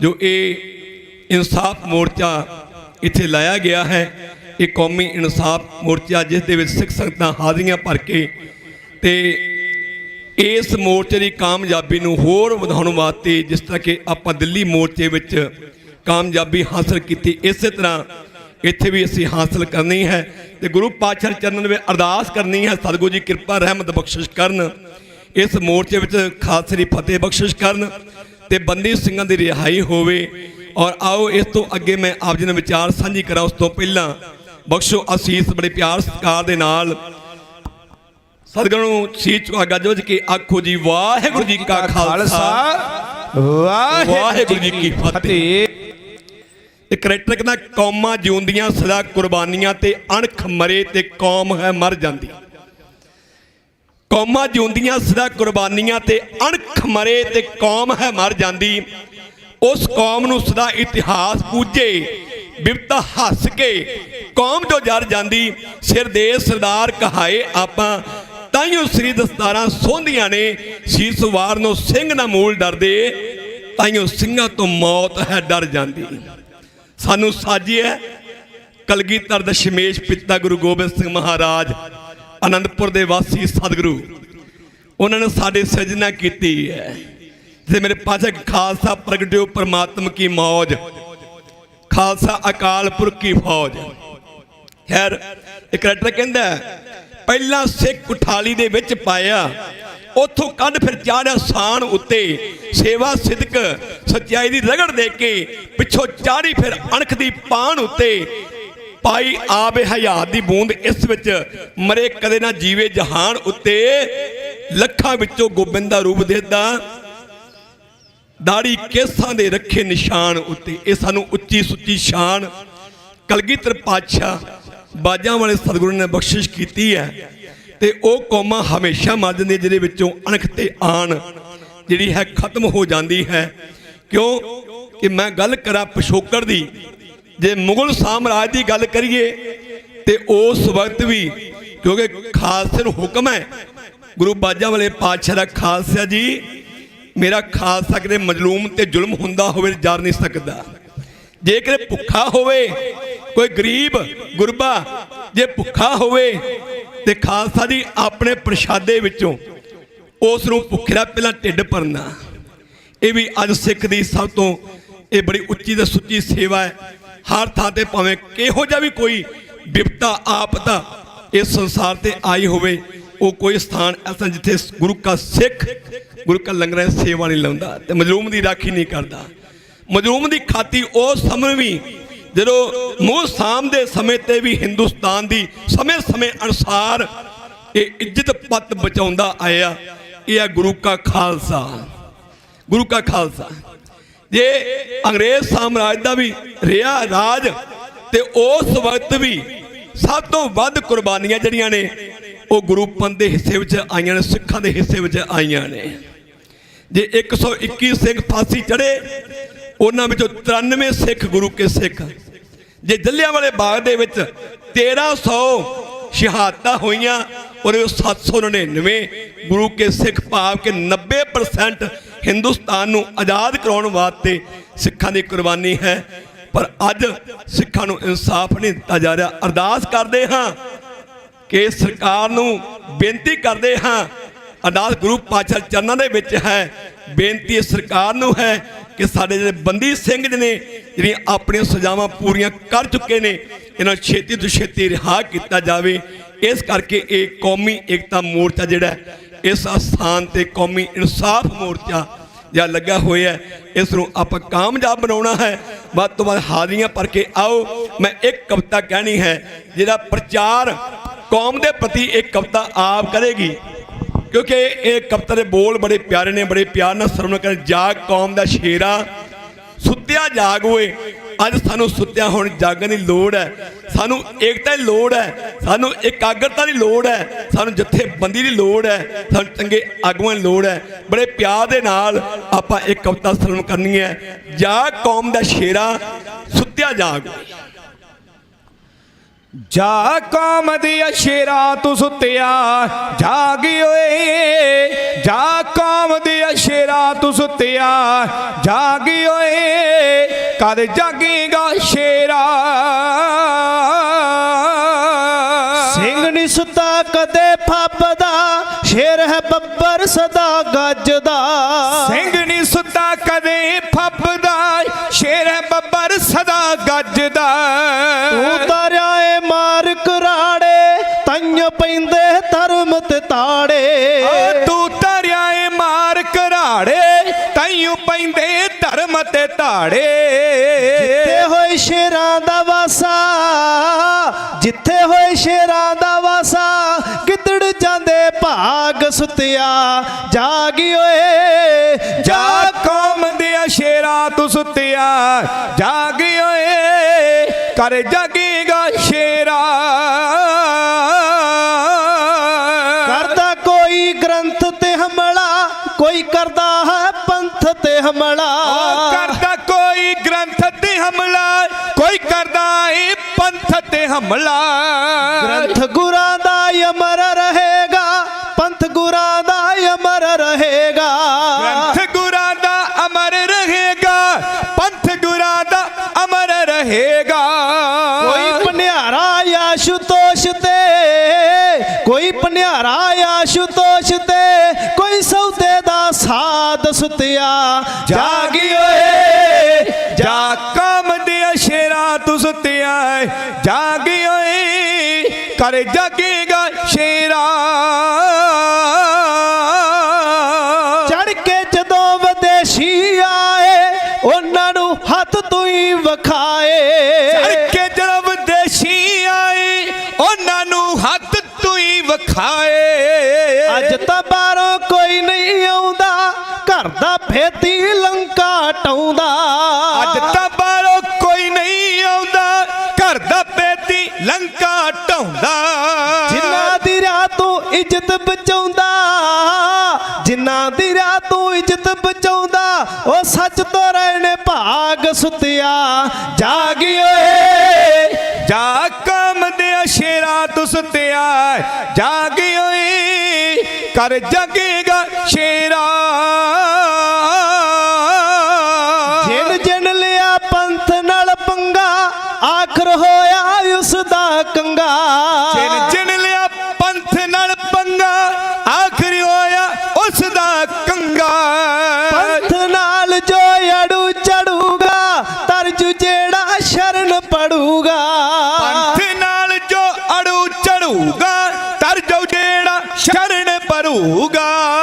ਲੱਖ ਪਦਮ ਸੇ ਅਬਦਾਲੀ ਦੇ, ਲੱਖ ਪਦਮ ਸੇ ਅਬਦਾਲੀ ਦੇ, ਫੂਕਦੇ ਸਿੰਘਾਂ ਚ ਰਾਗ ਸੁਤਿਆ ਜਾਗੀ ਓਏ। ਜਾ ਕੰਮ ਦੇ ਸ਼ੇਰਾ ਤੂੰ ਸੁੱਤਿਆ ਜਾਗੀ ਓਏ, ਕਰ ਜਾਗੇਗਾ ਸ਼ੇਰਾ। ਓਏ ਨਸ਼ਿਆਂ ਨੂੰ ਤੂੰ ਗਲ ਨਾਲ ਲਾ ਲਿਆ, ਜੀਵਨ ਆਪਣਾ ਨਰਕ ਬਣਾ ਲਿਆ। ਨਸ਼ਿਆਂ ਨੂੰ ਤੂੰ ਗਲ ਨਾਲ ਲਾ ਲਿਆ, ਜੀਵਨ ਆਪਣਾ ਨਰਕ ਬਣਾ ਲਿਆ। ਵਿਸ਼ੇ ਵਿਕਾਰਾਂ ਦੇ ਵਿੱਚ ਫਸ ਕੇ ਸਮਾਂ ਗਵਾਰਿਆ ਐਵੇਂ ਹੱਸ ਕੇ। ਵਿਸ਼ੇ ਵਿਕਾਰਾਂ ਦੇ ਵਿੱਚ ਫਸ ਕੇ ਸਮਾਂ ਗਵਾਰਿਆ ਐਵੇਂ ਹੱਸ ਕੇ। ਕੁੰਦਨ ਵਰਗੀ ਦੇਹੀ ਤੇਰੀ, ਕੁੰਦਨ ਵਰਗੀ ਦੇਹੀ ਤੇਰੀ, ਕਿਉਂ ਕਰਦਾ ਬਰਬਾਦ ਸੁਤਿਆ ਜਾਗੀ ਓਏ। ਜਾ ਕੰਮ ਦੇ ਸ਼ੇਰਾ ਤੂੰ ਸੁੱਤਿਆ ਜਾਗੀ ਓਏ, ਕਰ ਜਾਗੇਗਾ ਸ਼ੇਰਾ। ਹੁਣ ਵੀ ਜਿਹੜੇ ਲੋਕ ਪਖੰਡੀ, ਸਭ ਪਕੜ ਲਓ ਆਪਣੀ ਡੰਡੀ। ਹੁਣ ਵੀ ਜਿਹੜੇ ਲੋਕ ਪਖੰਡੀ, ਸਭ ਪਕੜ ਲਓ ਆਪਣੀ ਡੰਡੀ। ਫਿਰਦੇ ਜੋ ਜ਼ਾਲਮ ਹੰਕਾਰੇ, ਕਰ ਰਹੇ ਨੇ ਕੋਚੇ ਕਾਰੇ। ਫਿਰਦੇ ਜੋ ਜ਼ਾਲਮ ਹੰਕਾਰੇ, ਕਰ ਰਹੇ ਜੋ ਕੋਚੇ ਕਾੜੇ। ਦੋਰੇ ਖੜੇ ਕਾਨੂੰਨ ਜਿਨ੍ਹਾਂ ਨੇ, ਦੋਰੇ ਖੜੇ ਕਾਨੂੰਨ ਜਿਨ੍ਹਾਂ ਨੇ, ਉਹ ਲਾਉਂਦੇ ਨੇ ਆਗ ਸੁਤਿਆ ਜਾਗੀ ਓਏ। ਜਾ ਕੰਮ ਦੇ ਸ਼ੇਰਾ ਤੂੰ ਸੁੱਤਿਆ ਜਾਗੀ ਓਏ, ਕਰ ਜਾਗੇਗਾ ਸ਼ੇਰਾ। ਆ ਜਾਗਿਆ ਸੀ ਜਦ ਭਿੰਡਰਾਂ ਵਾਲਾ, ਜ਼ਾਲਮ ਦੇ ਮੂੰਹ ਲਾਤਾ ਤਾਲਾ। ਜਾਗਿਆ ਸੀ ਜਦ ਭਿੰਡਰਾਂ ਵਾਲਾ, ਜ਼ਾਲਮ ਦੇ ਮੂੰਹ ਲਾਤਾ ਤਾਲਾ। ਐਸੀ ਭਬਕ ਸ਼ੇਰ ਨੇ ਮਾਰੀ, ਕੰਬ ਗਈ ਸੀ ਦੁਨੀਆ ਸਾਰੀ। ਐਸੀ ਭਾਵਕ ਸ਼ੇਰ ਨੇ ਮਾਰੀ, ਕੰਬ ਗਈ ਸੀ ਦੁਨੀਆ ਸਾਰੀ। ਸੰਤ ਸਿਪਾਹੀ ਸੂਰਬੀਰ ਦੇ, ਸੰਤ ਸਿਪਾਹੀ ਸੂਰਬੀਰ ਦੇ, ਤੂੰ ਮਾਰਗ ਤੇ ਲਾਗ ਸੁਤਿਆ ਜਾਗੀ ਓਏ। ਜਾ ਕੌਮ ਦੇ ਸ਼ੇਰਾ ਤੂੰ ਸੁੱਤਿਆ ਜਾਗੀ ਓਏ, ਕਰ ਜਾਗੇਗਾ ਸ਼ੇਰਾ। ਹੁਣ ਲੋੜ ਹੈ ਫਿਰ ਜਾਗਣ ਦੀ, ਝੂਠੇ ਧੰਦੇ ਸਭ ਤਿਆਗਣ ਦੀ। ਹੁਣ ਲੋੜ ਹੈ ਫਿਰ ਜਾਗਣ ਦੀ, ਝੂਠੇ ਧੰਦੇ ਸਭ ਤਿਆਗ ਜਾਗਣ ਦੀ। ਜਥੇ ਬੰਦੀਓ ਇੱਕ ਮੁੱਠ ਹੋ ਜਾਓ, ਰਾਖੇ ਬਣ ਕੇ ਸਭ ਖਲੋ ਜਾਓ। ਬੰਦੀਓ ਇੱਕ ਮੁੱਠ ਹੋ ਜਾਓ, ਰਾਖੇ ਬਣ ਕੇ ਸਭ ਖਲੋ ਜਾਓ। ਨਫ਼ਰਤ ਫੁੱਟ ਕੌਮ ਲਈ ਘਾਟਾ, ਨਫ਼ਰਤ ਫੁੱਟ ਕੌਮ ਲਈ ਘਾਟਾ, ਇਸ ਦਾ ਕਰੋ ਤਿਆਗ ਸਤਿਆ। ਜਾਗੀ ਓਏ ਜਾ ਕੌਮ ਦਿਆ ਸ਼ੇਰਾ ਤੂੰ ਸਤਿਆ। ਜਾਗੀ ਓਏ ਕਰ ਜਾਗੇਗਾ ਸ਼ੇਰਾ।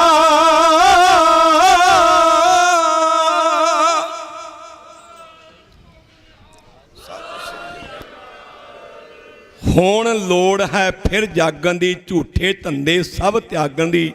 ਜਥੇ ਬੰਦੀਓ ਇੱਕ ਮੁੱਠ ਹੋ ਜਾਓ, ਰਾਖੇ ਬਣ ਕੇ ਸਭ ਖਲੋ ਜਾਓ। ਨਫ਼ਰਤ ਫੁੱਟ ਕੌਮ ਲਈ ਘਾਟਾ, ਇਸ ਦਾ ਕਰੋ ਤਿਆਗ। ਸੁੱਤਿਆ ਜਾਗ ਹੋਏ, ਜਾਗ ਕੌਮ ਦਾ ਸ਼ੇਰਾ, ਸੁੱਤਿਆ ਜਾਗ ਹੋਏ। ਸਾਨੂੰ ਅੱਜ ਜਾਗਣ ਦੀ ਲੋੜ ਹੈ, ਸਾਨੂੰ ਇਕਜੁੱਟ ਹੋਣ ਦੀ ਲੋੜ ਹੈ। ਸਾਡੇ ਵਿੱਚ ਇਕਾਗਰਤਾ ਬਣ ਜਾਵੇ, ਸਾਡੇ ਵਿੱਚ ਏਕਤਾ ਪ੍ਰਗਟ ਹੋ ਜਾਵੇ। ਯਾਦ ਹੈ ਮੈਂ ਕੱਲ ਵੀ ਇਤਿਹਾਸ ਸੁਣਦਾ ਆ ਰਿਹਾ ਸਾਂ, ਗੱਡੀ ਵਿੱਚ ਜਦੋਂ ਆ ਰਹੇ ਸੀ ਤੇ ਇਤਿਹਾਸ ਨਵਾਬ ਕਪੂਰ ਸਿੰਘ ਸਾਹਿਬ ਜੀ ਦਾ। ਕਹਿੰਦੇ ਜਿਸ ਵਕਤ ਇਹ ਦਿੱਲੀ ਦਾ ਬਾਦਸ਼ਾਹ ਮੁਹੰਮਦ ਸ਼ਾਹ ਰੰਗੀਲਾ, ਇਸ ਨੇ ਜ਼ਕਰੀਆ ਖਾਨ ਨੂੰ ਇੱਕ ਪੱਤਰਕਾਰ ਲਿਖੀ ਕਿ ਸਿੰਘ ਕੌਰ ਨੇ ਜਿਹੜੇ ਕਿ ਮੇਰੇ ਪਹਿਲਾਂ ਤਾਂ ਉਹਨੇ ਲਿਖਿਆ ਕਿ ਮੇਰਾ ਪੰਜਾਬ ਦੇ ਵਿੱਚੋਂ ਜਿਹੜਾ ਕਰ ਆਉਂਦਾ ਦਿੱਲੀ ਨੂੰ ਕਈ ਲੱਖ ਬਣਦਾ ਹੈ, ਜੇ ਕਿ ਲੱਖ ਇੱਕ ਸਾਲ ਦਾ 3 ਸਾਲ ਹੋ ਗਏ ਨੇ ਕਰ ਨਹੀਂ ਆਇਆ, ਇਹਦਾ ਕਾਰਨ ਕੀ ਹੈ? ਤੇ ਉਹਦਾ ਜਵਾਬ ਸੀ ਬਾਦਸ਼ਾਹ ਨੂੰ ਕਿ ਸਿੰਘਾਂ ਦੀ ਤਲਵਾਰ ਜਿਹੜੀ ਹੈ ਮਿਆਨ ਚੋਂ ਬਾਹਰ ਹੋ ਚੁੱਕੀ ਹੈ। ਇਸ ਕਰਕੇ ਕਹਿੰਦਾ ਫਿਰ ਉਹਨੇ ਪੁੱਛ ਕੇ ਤਾਂ ਹੱਕ ਆ ਉਹਨੇ ਜੇ ਐਡਾ ਦਲੇਰ ਸੂਰਮੇ ਫਿਰ ਉਹਨਾਂ ਏਕਤਾ ਕਰ ਲੈਣੀ ਚਾਹੀਦੀ, ਬਣਾ ਕੇ ਰੱਖਣੀ ਚਾਹੀਦੀ ਹੈ। ਤੇ ਉਹਨੇ 1 ਲੱਖ ਦੀ ਜਗੀਰ ਤੇ ਨਵਾਬੀ ਦੀ ਖਿਲਤ ਇਹ ਭੇਜੀ ਖਾਲਸੇ ਵਾਸਤੇ। ਜਿਹੜਾ ਜ਼ਕਰੀਆ ਖਾਨ ਨੇ ਅੱਗੋਂ ਸਰਦਾਰ ਸ਼ੁਬੇਗ ਸਿੰਘ ਨੂੰ ਭੇਜਿਆ ਖਾਲਸੇ ਪੰਥ ਕੋਲ, ਉਸ 5 ਸਿੰਘਾਂ ਸਰਦਾਰਾਂ ਦਾ ਜਥੇਦਾਰ ਸੀ ਸਰਦਾਰਾ ਸਿੰਘ, ਉਹਦੇ ਕੋਲ ਭੇਜਿਆ। 5 ਸਿੰਘਾਂ ਦੇ ਕੋਲ ਜਦੋਂ ਇਹ ਖਿਲਤ ਭੇਜੀ ਗਈ ਨਾ, ਕਹਿੰਦੇ ਨੇ ਕਿ ਸਭ ਨੇ ਇੱਕ ਦੂਸਰੇ ਅੱਗੇ ਕਰ ਦਿੱਤੇ। ਕਹਿੰਦੇ ਮੁੜ ਕੇ ਫੇਰ ਸਰਦਾਰਾ ਸਿੰਘ ਦੇ ਕੋਲ ਆ ਗਏ, ਦਰਬਾਰਾ ਸਿੰਘ ਦੇ ਕੋਲ ਆ ਗਈ, ਸਰਦਾਰ ਦਰਬਾਰਾ ਸਿੰਘ ਦੇ ਕੋਲ ਆ ਗਏ। ਫਿਰ ਉਸ ਵਕਤ ਸੇਵਾ ਕਰ ਰਿਹਾ ਸੀ ਨਵਾਬ ਕਪੂਰ ਸਿੰਘ, ਪੱਖੇ ਦੀ ਸੇਵਾ। ਤੇ ਕਹਿੰਦੇ ਕਿ ਕਪੂਰ ਸਿੰਘ ਜੀ ਇਹ ਸੇਵਾ ਤੁਸੀਂ ਲਓ। ਕਹਿੰਦੇ ਉਹਨੇ ਵੇਖਿਆ ਤੱਕ ਵੀ ਨਹੀਂ ਉਹਦੇ ਵੱਲ ਤੇ ਨਾ ਕਦੇ ਇਨਕਾਰ ਕਰਤੀ। ਕਹਿੰਦੇ ਫਿਰ ਜਥੇਦਾਰ ਦਰਬਾਰਾ ਸਿੰਘ ਦੇ ਹੁਕਮ ਨੂੰ ਪਾ ਕੇ 5 ਸਿੰਘ ਉੱਠੇ ਤੇ 5 ਨੇ ਹੁਕਮ ਲਾਇਆ। ਕਹਿੰਦੇ ਹੁਣ ਪੰਥ ਦਾ ਹੁਕਮ ਹੈ। ਤੇ ਫਿਰ ਸਰਦਾਰ ਕਪੂਰ ਸਿੰਘ ਕਹਿਣ ਲੱਗਾ ਪੰਥ ਦਾ ਹੁਕਮ ਤੇ ਗੁਰੂ ਕਲਗੀਆਂ ਵਾਲੇ ਪਾਤਸ਼ਾਹ ਨੇ ਮੋੜਿਆ। ਮੈਂ ਕੌਣ ਹੁੰਦਾ ਹਾਂ, ਪਰ ਮੇਰੀਆਂ ਕੋਈ ਬੇਨਤੀਆਂ ਨੇ, ਮੇਰੇ ਕੋਲ ਸ਼ਰਤਾਂ ਨੇ ਜਿਹੜੀਆਂ ਨੇ ਆਪਣੇ ਸ਼ਰਤਾਂ ਬਣਾਈਆਂ। ਪੱਖੇ ਦੀ ਸੇਵਾ ਨਹੀਂ ਛੱਡਾਂਗਾ, ਘੋੜੇ ਲਿੱਦ ਚੁੱਕਣੀ ਨਹੀਂ ਛੱਡਾਂਗਾ, ਕਈ ਐਸੀਆਂ ਸ਼ਰਤਾਂ ਬਣਾ ਕੇ ਤਾਂ ਫਿਰ ਨਵਾਬ ਕਪੂਰ ਸਿੰਘ ਨਵਾਬ ਬਣੇ ਸਨ। ਸੋ ਐਸੇ ਸਾਨੂੰ ਬਣਨ ਦੀ ਲੋੜ ਹੈ। ਇਹ ਹੈ ਏਕਤਾ, ਇਹ ਇਕਜੁੱਟ, ਇੱਕ ਮੁੱਠ ਹੋਣਾ, ਇਹ ਸਾਡੇ ਵਾਸਤੇ ਬੜਾ ਜ਼ਰੂਰੀ ਹੈ। ਸਗੋਂ ਚਰਨਾਂ ਵਿੱਚ ਅਰਦਾਸ ਕਰਦੇ ਹਾਂ। ਬੋਲਣ ਵਾਸਤੇ ਬੜਾ ਕੁਝ ਹੈ, ਮਨ ਕਰਦਾ ਹੈ, ਪਰ ਸਮਾਂ ਜਿਹੜਾ ਹੈ ਉਹ ਦਿੱਤਾ ਹੋਇਆ ਸਮਾਪਤ ਅਰਦਾਸ ਇੱਥੇ ਕੈਮਰਾ ਜਾ ਚੁੱਕਾ ਹੈ। ਬਾਪੂ ਗੁਰਚਰਨ ਸਿੰਘ ਜੀ, ਜਥੇਦਾਰ ਸਰਦਾਰ ਜਗਤਾਰ ਸਿੰਘ ਜੀ ਹਵਾਰਾ ਜੀ, ਉਹਨਾਂ ਦੇ ਪਿਤਾ ਜੀ, ਸਤਿਕਾਰਯੋਗ ਬਾਪੂ ਜੀ ਵੱਲੋਂ 500 ਦਮੜਾ ਔਰ ਬਹੁਤ ਸਾਰੀਆਂ ਸਿੱਖ ਸੰਗਤਾਂ ਵੱਲੋਂ ਬਹੁਤ ਸਾਰਾ ਸਨਮਾਨ ਸਟੇਜ ਤੇ ਪਹੁੰਚਿਆ। ਸਗੋਂ ਚੜ੍ਹਦੀਆਂ ਕਲਾ ਬਖਸ਼ਿਸ਼ ਕਰਨ ਔਰ ਮਹਾਂਪੁਰਖਾਂ ਨਾਲ ਆਏ ਹੋਏ ਜੱਥੇ ਵਿੱਚ ਬਹੁਤ ਸਾਰੇ ਸਨਮਾਨਯੋਗ ਸਰਦਾਰ ਜਗਤਾਰ ਸਿੰਘ ਜੀ ਬਾਜਵਾ ਸਾਹਿਬ, ਗੁਰਪ੍ਰੀਤ ਸਿੰਘ ਜੀ ਔਜਲਾ ਜੀ ਔਰ ਬਲਜਿੰਦਰ ਸਿੰਘ ਜੀ ਮਾਨ ਸਾਹਿਬ, ਜਤਿੰਦਰ ਸਿੰਘ ਜੀ ਜੀਤੂ, ਹੋਰ ਸਾਰੇ ਮੇਰੇ ਪਤਵੰਤੇ ਵੀਰ ਸੱਜਣ ਸਾਰੇ ਆਏ ਨੇ। ਬਹੁਤ ਸਾਰਾ ਧੰਨਵਾਦ, ਮਹਾਂਪੁਰਖਾਂ ਧੰਨਵਾਦ ਜਿਹੜੇ ਕਿ ਉਚੇਚੇ ਤੌਰ ਤੇ, ਕਿਉਂਕਿ ਦਿੱਲੀ ਵਿੱਚ ਵੀ ਇਹ ਹਾਜ਼ਰੀ ਦਾਸ ਭਰਦਾ ਰਿਹਾ ਸਮੇਂ ਅਨੁਸਾਰ। ਕਈ ਵਾਰ ਜਾ ਕੇ ਉੱਥੇ ਹਾਜ਼ਰੀਆਂ ਲਵਾਈਆਂ ਔਰ ਜਦੋਂ ਮਹਾਂਪੁਰਖਾਂ ਦਾ ਹੁਕਮ ਹੁੰਦਾ ਸੀ ਕਿ ਉੱਥੇ ਜ਼ਰੂਰ ਦਾਸ ਪਹੁੰਚ ਕੇ ਹਾਜ਼ਰੀ ਭਰਦਾ ਸੀ। ਇੱਥੇ ਮਹਾਂਪੁਰਖਾਂ ਨੂੰ ਲੱਗੇ ਹੁਕਮ ਅਨੁਸਾਰ ਇੱਥੇ ਪਹੁੰਚ ਕੇ ਵਿੱਕੀ ਰੰਧਾਵਾ ਜੀ ਵੀ ਬਾਜਪੁਰ ਤੋਂ ਉਹੀ ਪਹੁੰਚੇ ਨੇ, ਉਹਨਾਂ ਦਾ ਧੰਨਵਾਦ। ਸੋ ਹਾਜ਼ਰੀ ਭਰੀ ਹੈ। ਫਿਰ ਵੀ ਸਮੇਂ ਅਨੁਸਾਰ ਜਿਵੇਂ ਮਹਾਂਪੁਰਖ ਇਹ ਜਥੇਬੰਦੀਆਂ, ਕਿਉਂਕਿ ਅਜੇ ਸੰਗਤ ਜਿਹੜੀ ਹੈ ਕੁਝ ਹੋਲੇ ਮਹੱਲੇ ਕਾਰਨ ਔਰ ਕੁਝ ਬੱਚੇ ਦੇ ਪੇਪਰ ਵੀ ਚੱਲ ਰਹੇ ਨੇ ਔਰ ਕੁਝ ਵਿਆਹਾਂ ਦਾ ਵੀ ਇਹ ਚੱਲ ਰਿਹਾ, ਇਸ ਕਰਕੇ ਸਿਲਸਿਲਾ ਥੋੜ੍ਹਾ ਜਿਹਾ ਸੰਗਤਾਂ ਅਜੇ ਵਿਹਲੀਆਂ ਨਹੀਂ, ਕੁਝ ਸਮੇਂ ਤੋਂ ਬਾਅਦ ਵਿਹਲੀਆਂ ਹੋਣਗੀਆਂ ਸੰਗਤਾਂ। ਹੋਰ ਵੀ ਮਹਾਂਪੁਰਖ ਆਪਣੇ ਨਾਲ ਸੰਗਤਾਂ ਨੂੰ ਲੈ ਕੇ ਤੇ ਇੱਥੇ ਜ਼ਰੂਰ ਹਾਜ਼ਰੀਆਂ ਭਰਨਗੇ। ਤੇ ਸਾਰੀ ਸਾਧ ਸੰਗਤ ਨੂੰ ਬੇਨਤੀ ਕਰਦਾ ਹਾਂ, ਸਮੁੱਚੇ ਜਗਤ ਨੂੰ ਬੇਨਤੀ ਕਰਦਾ ਹਾਂ ਕਿ ਆਪ ਸਿੱਖ ਸੰਗਤਾਂ ਹੋਮ ਹਮਾ ਕੇ ਇਸ ਕੌਮੀ ਇਨਸਾਫ ਮੋਰਚੇ ਦੇ ਵਿੱਚ ਹਾਜ਼ਰੀਆਂ ਭਰੋ ਤਾਂ ਕਿ ਸਾਡੀ ਆਵਾਜ਼ ਇਹ ਸੈਂਟਰ ਸਰਕਾਰ ਤੱਕ ਪਹੁੰਚ ਸਕੇ, ਜੋ ਕਿ ਸਾਡੇ ਬਹੁਤ ਅਰਸ਼ੇ ਤੋਂ ਸਾਡੇ ਵੀਰ, ਸਾਡੇ ਕੌਮ ਦੇ ਹੀਰੇ, ਪੰਥ ਦੇ ਜਰਨੈਲ ਜਥੇਦਾਰ ਜਿਹੜੀਆਂ ਸਜ਼ਾਵਾਂ ਭੁਗਤ ਚੁੱਕੇ ਨੇ, ਹਾਲੇ ਵੀ ਉਹ ਅਜੇ ਗ੍ਰਿਫਤ ਦੇ ਵਿੱਚ ਨੂੰ ਰਿਹਾ ਨਹੀਂ ਕੀਤਾ। ਉਹਨਾਂ ਨੂੰ ਰਿਹਾ ਕਰਨ ਤੇ ਇਹ ਸਾਡੀ ਬੇਨਤੀ ਨੂੰ ਪ੍ਰਵਾਨ ਕਰਨ। ਗੁਰੂ ਪਾਤਸ਼ਾਹ ਜੀ ਕਿਰਪਾ ਰਹਿਮਤ ਬਖਸ਼ ਕਰਨ। ਧੰਨਵਾਦ ਇੱਥੇ ਸਮੁੱਚੇ ਪ੍ਰਬੰਧਕਾਂ ਦਾ ਔਰ ਸੈਕਟਰੀ ਸਾਹਿਬ ਜੀ ਦਾ ਜਿਨ੍ਹਾਂ ਨੇ ਸਮਾਂ ਦੇ ਕੇ ਨਵਾਜਿਆ। ਕੋਟਾਨ ਕੋਟ ਧੰਨਵਾਦ ਸਾਹਿਬ ਸ੍ਰੀ ਗ੍ਰੰਥ ਸਾਹਿਬ ਮਹਾਰਾਜ ਦਾ ਕਰਦਾ ਹੋਇਆ ਦਾਸ ਕਿਮਾਂ ਜੱਜ ਕੇ ਆਓ ਭੁਜੰਗੀਆਂ ਪਾਸੋਂ ਜਕਾਰੇ ਦੇ ਨਾਲ ਆਪਾਂ ਸਮਾਪਤੀ ਕਰੀਏ।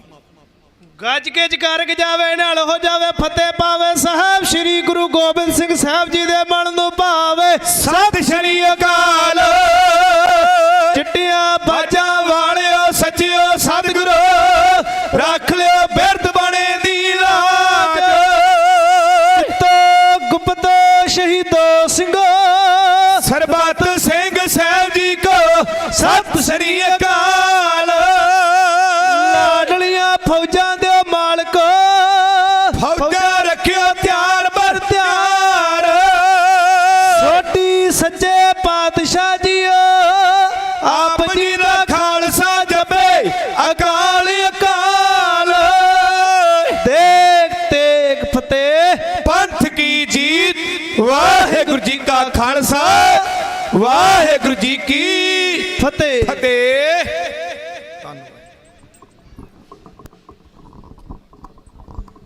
ਵਾਹਿਗੁਰੂ ਜੀ ਕਾ ਖਾਲਸਾ ਵਾਹਿਗੁਰੂ ਜੀ ਕੀ ਫਤਿਹ। ਇਹ ਸਨ ਭਾਈ ਦਲਜੀਤ ਸਿੰਘ ਜੀ ਕੇਸਰੀ ਜਥਾ, ਜਿਨ੍ਹਾਂ ਨੇ ਕਿ ਸੰਗਤਾਂ ਨੂੰ ਵਾਰਾਂ ਦੁਆਰਾ ਨਿਹਾਲ ਕੀਤਾ ਹੈ। ਇਹਨਾਂ ਦਾ ਸਟੇਜ ਵੱਲੋਂ ਬਹੁਤ ਬਹੁਤ ਧੰਨਵਾਦ ਕੀਤਾ ਜਾਂਦਾ ਹੈ। ਤੇ ਮੈਂ ਹੁਣ ਬੇਨਤੀ ਕਰਾਂ ਬਾਬਾ ਮੋਹਨ ਸਿੰਘ ਜੀ ਕਾਰ ਸੇਵਾ ਵਾਲੇ, ਉਹ ਸੰਗਤਾਂ ਨੂੰ ਗੁਰੂ ਵਿਚਾਰਾਂ ਦੁਆਰਾ ਨਿਹਾਲ ਕਰਨਗੇ। ਗੁਰਦੁਆਰਾ ਲੰਗਰ ਸਾਹਿਬ ਹਜੂਰ ਸਾਹਿਬ ਤੋਂ ਉਹ ਸੰਪਰਤਾ ਤੋਂ ਪਹੁੰਚੇ ਹੈਗੇ। ਇਹਨਾਂ ਦਾ ਪਹੁੰਚਣ ਦੇ ਜੀ ਆਇਆਂ ਨੂੰ। ਤੇ ਸਾਡੇ ਵਿਚਕਾਰ ਸਿੱਧੂ ਭਾਨਾ ਜੀ ਉਹ ਵੀ ਪਹੁੰਚੇ ਹੈ। ਸੁਖ ਜਗਰਾਉਂ ਜੀ ਉਹ ਵੀ ਪਹੁੰਚੇ ਹੈ। ਤੇ ਲੱਖਾ ਸਿਧਾਣਾ ਜੀ ਪਹੁੰਚੇ ਹੋਏ ਹੈ। ਸੋ ਉਹਨਾਂ ਦਾ ਵੀ ਇੱਥੇ ਪਹੁੰਚਣ ਤੇ ਜੀ ਆਇਆਂ, ਧੰਨਵਾਦ। ਤੇ ਹੁਣ ਬਾਬਾ ਮੋਹਨ ਸਿੰਘ ਜੀ ਤੇ ਉਹਨਾਂ ਤੋਂ ਬਾਅਦ ਬਾਬਾ ਪ੍ਰਤਾਪ ਸਿੰਘ ਜੀ ਨਾਨਕਸਰ ਠਾਠ ਵਾਲੇ, ਉਹ ਆਪ ਜੀ ਨੂੰ ਸੰਬੋਧਨ ਹੋਣਗੇ। ਵਾਹਿਗੁਰੂ ਜੀ ਕਾ ਖਾਲਸਾ ਵਾਹਿਗੁਰੂ ਜੀ ਕੀ ਫਤਿਹ।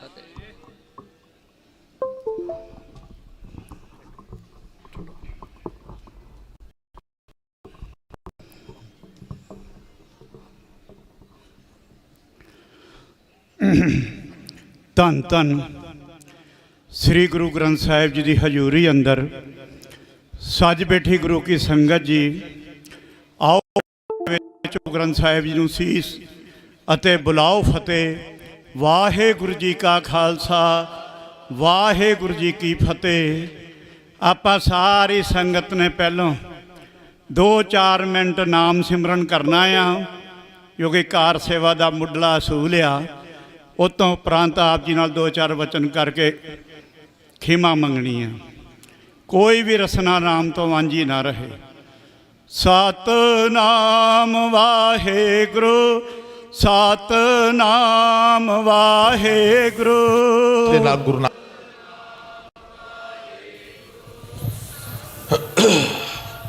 ਹੈ ਨਾ। ਸਤਿਨਾਮ ਵਾਹਿਗੁਰੂ ਸਤਿਨਾਮ ਵਾਹਿਗੁਰੂ। ਵਾਹਿਗੁਰੂ ਜੀ ਕਾ ਖਾਲਸਾ ਵਾਹਿਗੁਰੂ ਜੀ ਕੀ ਫਤਿਹ। ਸਤਿਨਾਮ ਵਾਹਿਗੁਰੂ ਸਤਿਨਾਮ ਵਾਹਿਗੁਰੂ।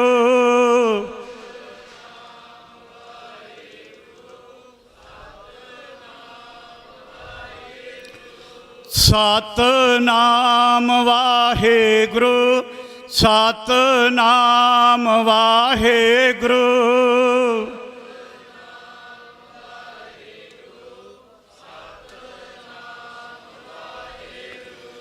ਸਤਿਨਾਮ ਵਾਹਿਗੁਰੂ ਸਤਨਾਮ ਵਾਹਿਗੁਰੂ।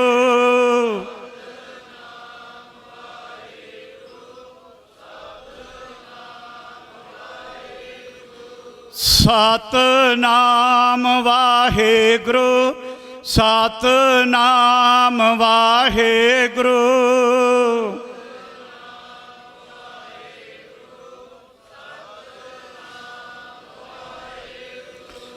ਸਤਨਾਮ ਵਾਹਿਗੁਰੂ, ਸਤਨਾਮ ਵਾਹਿਗੁਰੂ।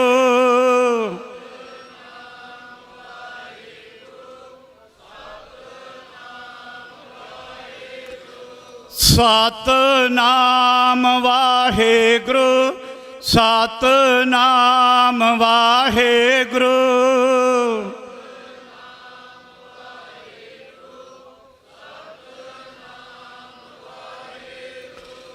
ਸਤਨਾਮ ਵਾਹਿਗੁਰੂ, ਸਤਨਾਮ ਵਾਹਿਗੁਰੂ।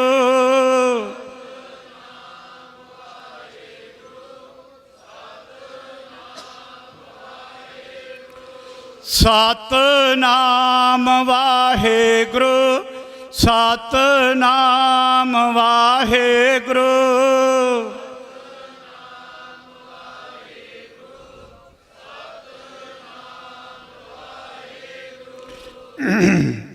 ਗੁਰੂ ਕੀ ਸੰਗਤ ਜੀ, ਆਪਾਂ ਸਾਰੇ ਪੰਥ ਨੇ ਮਿਲ ਕੇ, ਸਾਰੇ ਜਥੇਬੰਦੀਆਂ, ਸਮੂਹ ਸੰਪਰਦਾਵਾਂ ਨੇ ਮਿਲ ਕੇ ਕੌਮੀ ਇਨਸਾਫ ਮੋਰਚਾ ਜੋ ਚੰਡੀਗੜ੍ਹ ਮੋਹਾਲੀ ਵਿਖੇ ਲਾਇਆ ਆ, ਉਹਦੀ ਅਗਵਾਈ ਤੇ ਗੁਰੂ ਗ੍ਰੰਥ ਸਾਹਿਬ ਦੀ ਛਤਰ ਛਾਇਆ ਹੇਠ ਤੇ ਅਗਵਾਈ ਕਰ ਰਿਹਾ ਗੁਰੂ ਗ੍ਰੰਥ ਸਾਹਿਬ। ਸੋ ਗੁਰੂ ਕੀ ਸੰਗਤ, ਗੁਰੂ ਗ੍ਰੰਥ ਸਾਹਿਬ ਜੀ ਨੂੰ ਸਦਾ ਹਾਜ਼ਰ ਨਾਜ਼ਰ ਸਮਝਣਾ। ਇਹ ਹਾਜ਼ਰ ਆ, ਸਦਾ ਨਾਲ ਰਹਿੰਦੇ ਆ। ਗੁਰੂ ਕੀ ਸੰਗਤ ਸਦਾ ਹੀ ਹਾਜ਼ਰ ਰਹਿੰਦੇ ਆਏ ਆ। ਗੁਰੂ ਕੀ ਸੰਗਤ ਸਾਰਿਆਂ ਦਾ ਇਤਫਾਕ ਤੇ ਏਕਤਾ, ਸਾਰੀਆਂ ਜਥੇਬੰਦੀਆਂ, ਸੰਪਰਦਾਵਾਂ, ਹਰੇਕ ਜੀ ਦਾ ਇਤਫਾਕ, ਤਾਂ ਹੀ ਜਿੱਤ ਪ੍ਰਾਪਤ ਹੁੰਦੀ ਆ। ਗੁਰੂ ਕੀ ਸੰਗਤ ਈਰਖਾ, ਦੁਇਸ਼ਤਾ, ਚੁਗਲੀ, ਨਿੰਦਿਆ ਤੋਂ ਉੱਠ ਕੇ ਇਹ ਮੋਰਚਾ ਜਿੱਤਿਆ ਜਾਣਾ ਆ ਆਪਾਂ ਤੋਂ। ਗੁਰੂ ਕੀ ਸੰਗਤ ਜੀ, ਕਿਉਂ? ਗੁਰੂ ਹਾਜ਼ਰ ਨਾਜ਼ਰ ਆ, ਜਿੱਤ ਇਹਨਾਂ ਨੇ ਕਰਾਉਣੀ ਆ। ਗੁਰੂ ਕੀ ਸੰਗਤ ਜਿਨ੍ਹਾਂ ਵੀਰਾਂ ਨੂੰ, ਸਾਡਿਆਂ ਨੂੰ ਕਿੰਨਾ ਸਮਾਂ 20 25 ਸਾਲ ਜੇਲ੍ਹਾਂ ਵਿੱਚ ਹੋ ਗਿਆ ਆ, ਕੌਮੀ ਸੂਰਮਿਆਂ ਨੂੰ, ਉਹਨਾਂ ਦੀ ਰਿਹਾਈ ਤੇ ਗੁਰੂ ਗ੍ਰੰਥ ਸਾਹਿਬ ਜੀ ਦੀ ਬੇਅਦਬੀ ਦਾ ਇਨਸਾਫ। ਹੋਰ ਮਸਲੇ ਵੀ ਆ, ਪਰ ਮੇਨ ਮਸਲੇ ਆ ਜਿਹੜੇ ਇਹ ਆਪਾਂ ਸਾਰਿਆਂ ਨੇ ਏਕਤਾ ਵਿੱਚ ਹੋ ਕੇ, ਚੜ੍ਹਦੀ ਕਲਾ ਦੇ ਵਿੱਚ ਤਗੜੇ ਹੋ ਕੇ ਮੋਰਚੇ ਵਿੱਚ ਹਾਜ਼ਰੀਆਂ ਭਰਨੀਆਂ ਆ ਤੇ ਗੁਰੂ ਗ੍ਰੰਥ ਸਾਹਿਬ ਨੂੰ ਸਦਾ ਹਾਜ਼ਰ ਨਾਜ਼ਰ ਸਮਝਣਾ। ਗੁਰੂ ਕੀ ਸੰਗਤ, ਕਿਉਂ? ਗੁਰੂ ਕੀ ਸੰਗਤ ਜਦੋਂ 13 ਮਹੀਨੇ 13 ਦਿਨ ਦਿੱਲੀ ਗਾਜੀਪੁਰ ਬਾਰਡਰ ਤੇ ਅਸੀਂ ਬਤੀਤ ਕੀਤੇ ਕਿਸਾਨੀ ਮੋਰਚੇ ਦੇ ਲਈ, ਜਦੋਂ 28 ਜਨਵਰੀ ਦਾ ਭਾਣਾ ਵਰਤਣ ਲੱਗਾ ਸੀ ਗੁਰੂ ਕੀ ਸੰਗਤ, ਇੱਕ ਬੰਨੇ 5000 ਫੋਰਸ ਸੀਗੀ, ਕੁਝ ਬਦਮਾਸ਼ ਸੀ 500-400 ਇੱਕ ਬੰਨੇ, ਤੇ ਸਿਰਫ 140 ਜੀ ਸਾਂ ਸੀ ਉੱਥੇ ਗਾਜੀਪੁਰ ਬਾਰਡਰ ਤੇ। ਤੇ ਗੁਰੂ ਕੀ ਸੰਗਤ ਜਦੋਂ ਸਿੰਘ ਕੁਝ ਜਾਣ ਲੱਗੇ ਸੀ ਤੇ ਹੱਥ ਜੋੜ ਕੇ ਬੇਨਤੀ ਕਰਦੇ ਸਾਂ ਵੀ ਜਾਓ ਨਾ, ਕੋਈ ਵੀ ਇੱਥੇ ਗੁਰੂ ਗ੍ਰੰਥ ਸਾਹਿਬ ਹਾਜ਼ਰ ਆ, ਇੱਥੇ ਕੱਖ ਨਹੀਂ ਹੋਣਾ, ਕਿਸੇ ਦਾ ਕੁਝ ਨਹੀਂ ਵਿਗੜਨਾ, ਪਰ ਪਰਵਾਹ ਨਾ ਕਰੋ, ਗੁਰੂ ਸਾਹਿਬ ਜਿੱਤ ਕਰਵਾਉਣਗੇ ਇੱਥੇ ਹਮੇਸ਼ਾ ਆਪਣੀ। 2-4 ਪੱਤਰ ਵੀਰ ਆਏ ਸਾਡੇ ਕੋਲ 28 ਜਨਵਰੀ ਨੂੰ ਦੁਪਹਿਰੇ, ਦਾਲਾਂ ਦੂਲਾਂ ਬਣਦੀਆਂ ਸੀ, ਲੰਗਰ ਗੁਰੂ ਦੇ ਲੰਗਰ ਚੱਲ ਰਹੇ ਸੀ, ਤੇ ਕਹਿਣ ਲੱਗੇ ਬਾਬਾ ਜੀ ਕਿਉਂ ਦਾਲਾਂ ਧਰਨ ਡੇ ਜੋ, ਰਾਤ ਨੂੰ 12-11 ਵਜੇ ਇੱਥੇ ਗੱਡੀਆਂ ਤੁਰ ਪੈਣੀਆਂ, ਸਭ ਟੈਂਟ ਟੁੰਟ ਹਟ ਜਾਣੇ ਆ। ਮੈਂ ਕਿਹਾ ਇੱਥੇ ਕੱਖ ਨਹੀਂ ਹੋਣਾ, ਇੱਥੇ ਕੁਛ ਨਹੀਂ ਹੋਣਾ, ਇੱਥੇ ਗੁਰੂ ਗ੍ਰੰਥ ਸਾਹਿਬ ਹਾਜ਼ਰ ਆ। ਇਹ ਅੰਦੋਲਨ ਗੁਰੂ ਗ੍ਰੰਥ ਸਾਹਿਬ ਚਲਾ ਰਹੇ ਆ। ਗੁਰੂ ਕੀ ਸੰਗਤ ਇਹ ਵੀ ਗੁਰੂ ਗ੍ਰੰਥ ਸਾਹਿਬ ਹੀ ਮੋਰਚੇ ਨੂੰ ਚਲਾ ਰਹੇ ਆ। ਗੁਰੂ ਕੀ ਸੰਗਤ ਜੀ ਹਾਜ਼ਰ ਆ, ਗੁਰੂ ਗ੍ਰੰਥ ਸਾਹਿਬ ਸਦਾ ਹੀ ਹਾਜ਼ਰ ਰਹਿੰਦੇ ਆ। ਗੁਰੂ ਕੀ ਸੰਗਤ ਮੰਨ ਕੇ ਰਹਿਣਾ, ਸਦਾ ਨਾਲ ਆ ਗੁਰੂ ਕੀ ਸੰਗਤ ਜੀ।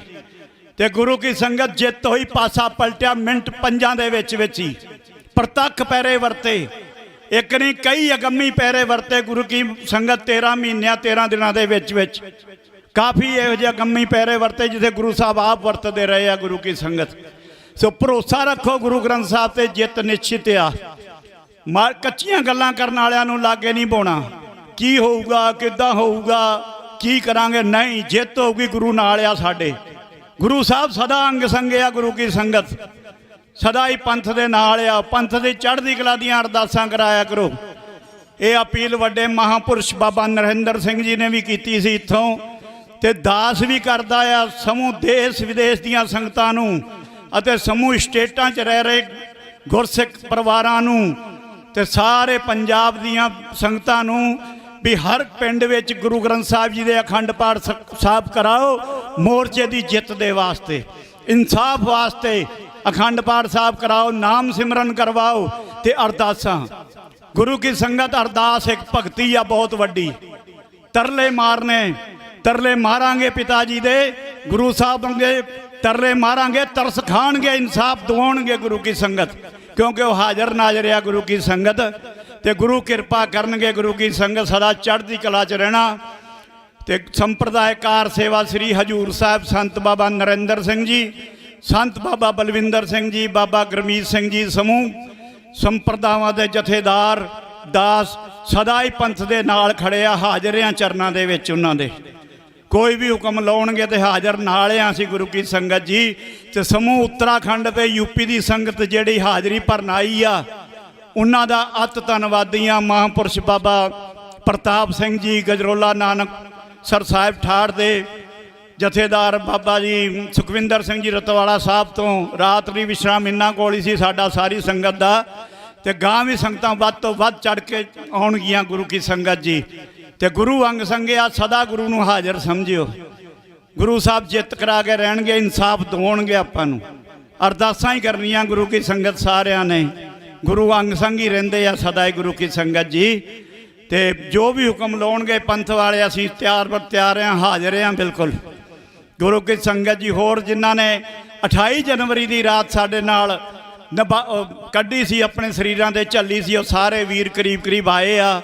ਬਲਜਿੰਦਰ ਸਿੰਘ ਜੀ, ਜਤਿੰਦਰ ਸਿੰਘ ਜੀ, ਬੰਟੀ ਸਿੰਘ, ਹੋਰ ਜੋਤੀ ਵੀਰ, ਸਾਰੇ ਬੜੀ ਚੜ੍ਹਦੀ ਕਲਾ ਦੇ, ਜਗਤਾਰ ਸਿੰਘ ਜੀ ਬਾਜਵਾ, ਬਾਬਾ ਜੀ ਪ੍ਰਤਾਪ ਸਿੰਘ ਜੀ, ਜਿਨ੍ਹਾਂ ਨੇ ਉਹ ਸਾਰਾ ਨਜ਼ਾਰਾ ਵੇਖਿਆ ਸੀ। ਪ੍ਰਤੱਖ ਪਰਮੇਸ਼ਰ ਵਰਤੇ ਸੀਗੇ ਉੱਥੇ ਗੁਰੂ ਕੀ ਸੰਗਤ।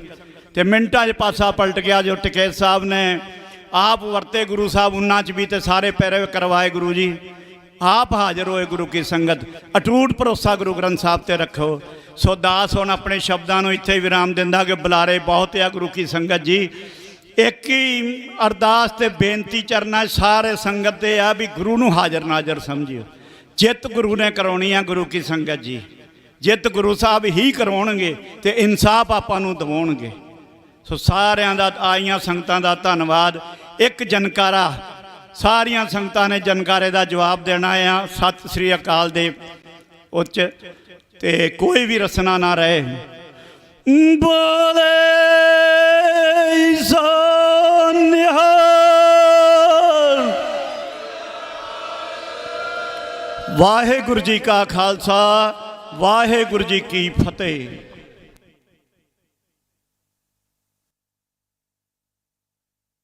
ਖਾਲਸਾ ਵਾਹਿਗੁਰੂ ਜੀ ਕੀ ਫਤਿਹ। ਇਹ ਸਨ ਬਾਬਾ ਮੋਹਨ ਸਿੰਘ ਜੀ ਲੰਗਰਾਂ ਵਾਲੇ, ਜਿਨ੍ਹਾਂ ਦੇ ਆਪ ਜੀ ਨੂੰ ਬਹੁਤ ਹੀ ਅਨਮੋਲ ਵਚਨ ਸਰਵਣ ਕਰਾਏ, ਜਿਨ੍ਹਾਂ ਦੇ ਅੱਗੇ ਪਹਿਲੇ ਦਿਨ ਤੋਂ ਹੀ ਇੱਥੇ ਲੰਗਰ ਚੱਲ ਰਹੇ ਹਨ। ਤੇ ਇਹਨਾਂ ਮਹਾਂਪੁਰਸ਼ਾਂ ਦਾ ਬਹੁਤ ਬਹੁਤ ਧੰਨਵਾਦ, ਜਿਨ੍ਹਾਂ ਨੇ ਕਿ ਸਾਨੂੰ ਪੂਰਨ ਭਰੋਸਾ ਦਵਾਇਆ ਕਿ ਗੁਰੂ ਸਾਹਿਬ ਹਰ ਸਮੇਂ ਆਪਣੇ ਨਾਲ ਹੈ। ਅੰਗ ਸੰਗ ਦੁਕਾਲੰਗ ਪ੍ਰਣਾਸੀ ਦਿਆਲੰਗ ਸਰੂਪੇ ਸਦਾ ਅੰਗ ਸੰਗੇ ਅਪੰਗੰਗ ਵਿਭੂਤੇ। ਸੋ ਇਸ ਕਰਕੇ ਸਤਿਗੁਰਾਂ ਦੇ ਭਰੋਸਾ ਰੱਖਣਾ ਹੈਗਾ, ਸਤਿਗੁਰਾਂ ਤੇ ਪੂਰਨ ਭਰੋਸਾ ਰੱਖਣਾ, ਕਿਉਂਕਿ ਧੰਨ ਧੰਨ ਸ੍ਰੀ ਗੁਰੂ ਗ੍ਰੰਥ ਸਾਹਿਬ ਮਹਾਰਾਜ ਹਰ ਸਮੇਂ ਸਾਡੇ ਨਾਲ ਵਿਰਾਜਮਾਨ ਹੈਗੇ।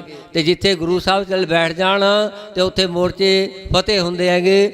ਸੋ ਇਹਨਾਂ ਨੇ ਪੂਰਨ ਭਰੋਸਾ ਦਵਾਇਆ ਕਿ ਅਸੀਂ ਅਖੀਰਲੇ ਸਮੇਂ ਤੱਕ ਸੰਗਤਾਂ ਨੂੰ ਇੱਥੇ ਲੈ ਕੇ ਆਵਾਂਗੇ ਤੇ ਲਗਾਤਾਰ ਨਿਰੰਤਰ ਜਿਹੜੇ ਅਖੰਡ ਪਾਠ ਅਤੇ ਹੋਰ ਪਾਠ ਜਿਹੜੇ ਲਗਾਤਾਰ ਚੱਲਣਗੇ। ਸੰਗਤਾਂ ਨੂੰ ਵੀ ਬੇਨਤੀ ਕੀਤੀ ਹੈ ਕਿ ਆਪਾਂ ਭਾਈ ਵੱਧ ਤੋਂ ਵੱਧ ਮੋਰਚੇ ਦੀ ਸਫਲਤਾ ਲਈ ਪਾਠ ਕਰੀਏ ਤੇ ਹਰ ਰੋਜ਼ ਸਵੇਰੇ ਸ਼ਾਮ ਨਿਤਨੇਮ ਤੋਂ ਬਾਅਦ ਆਪਾਂ ਅਰਦਾਸਾਂ ਕਰੀਏ। ਹਰ ਗੁਰਦੁਆਰਾ ਸਾਹਿਬ 'ਚ ਅਰਦਾਸ ਹੋਵੇ।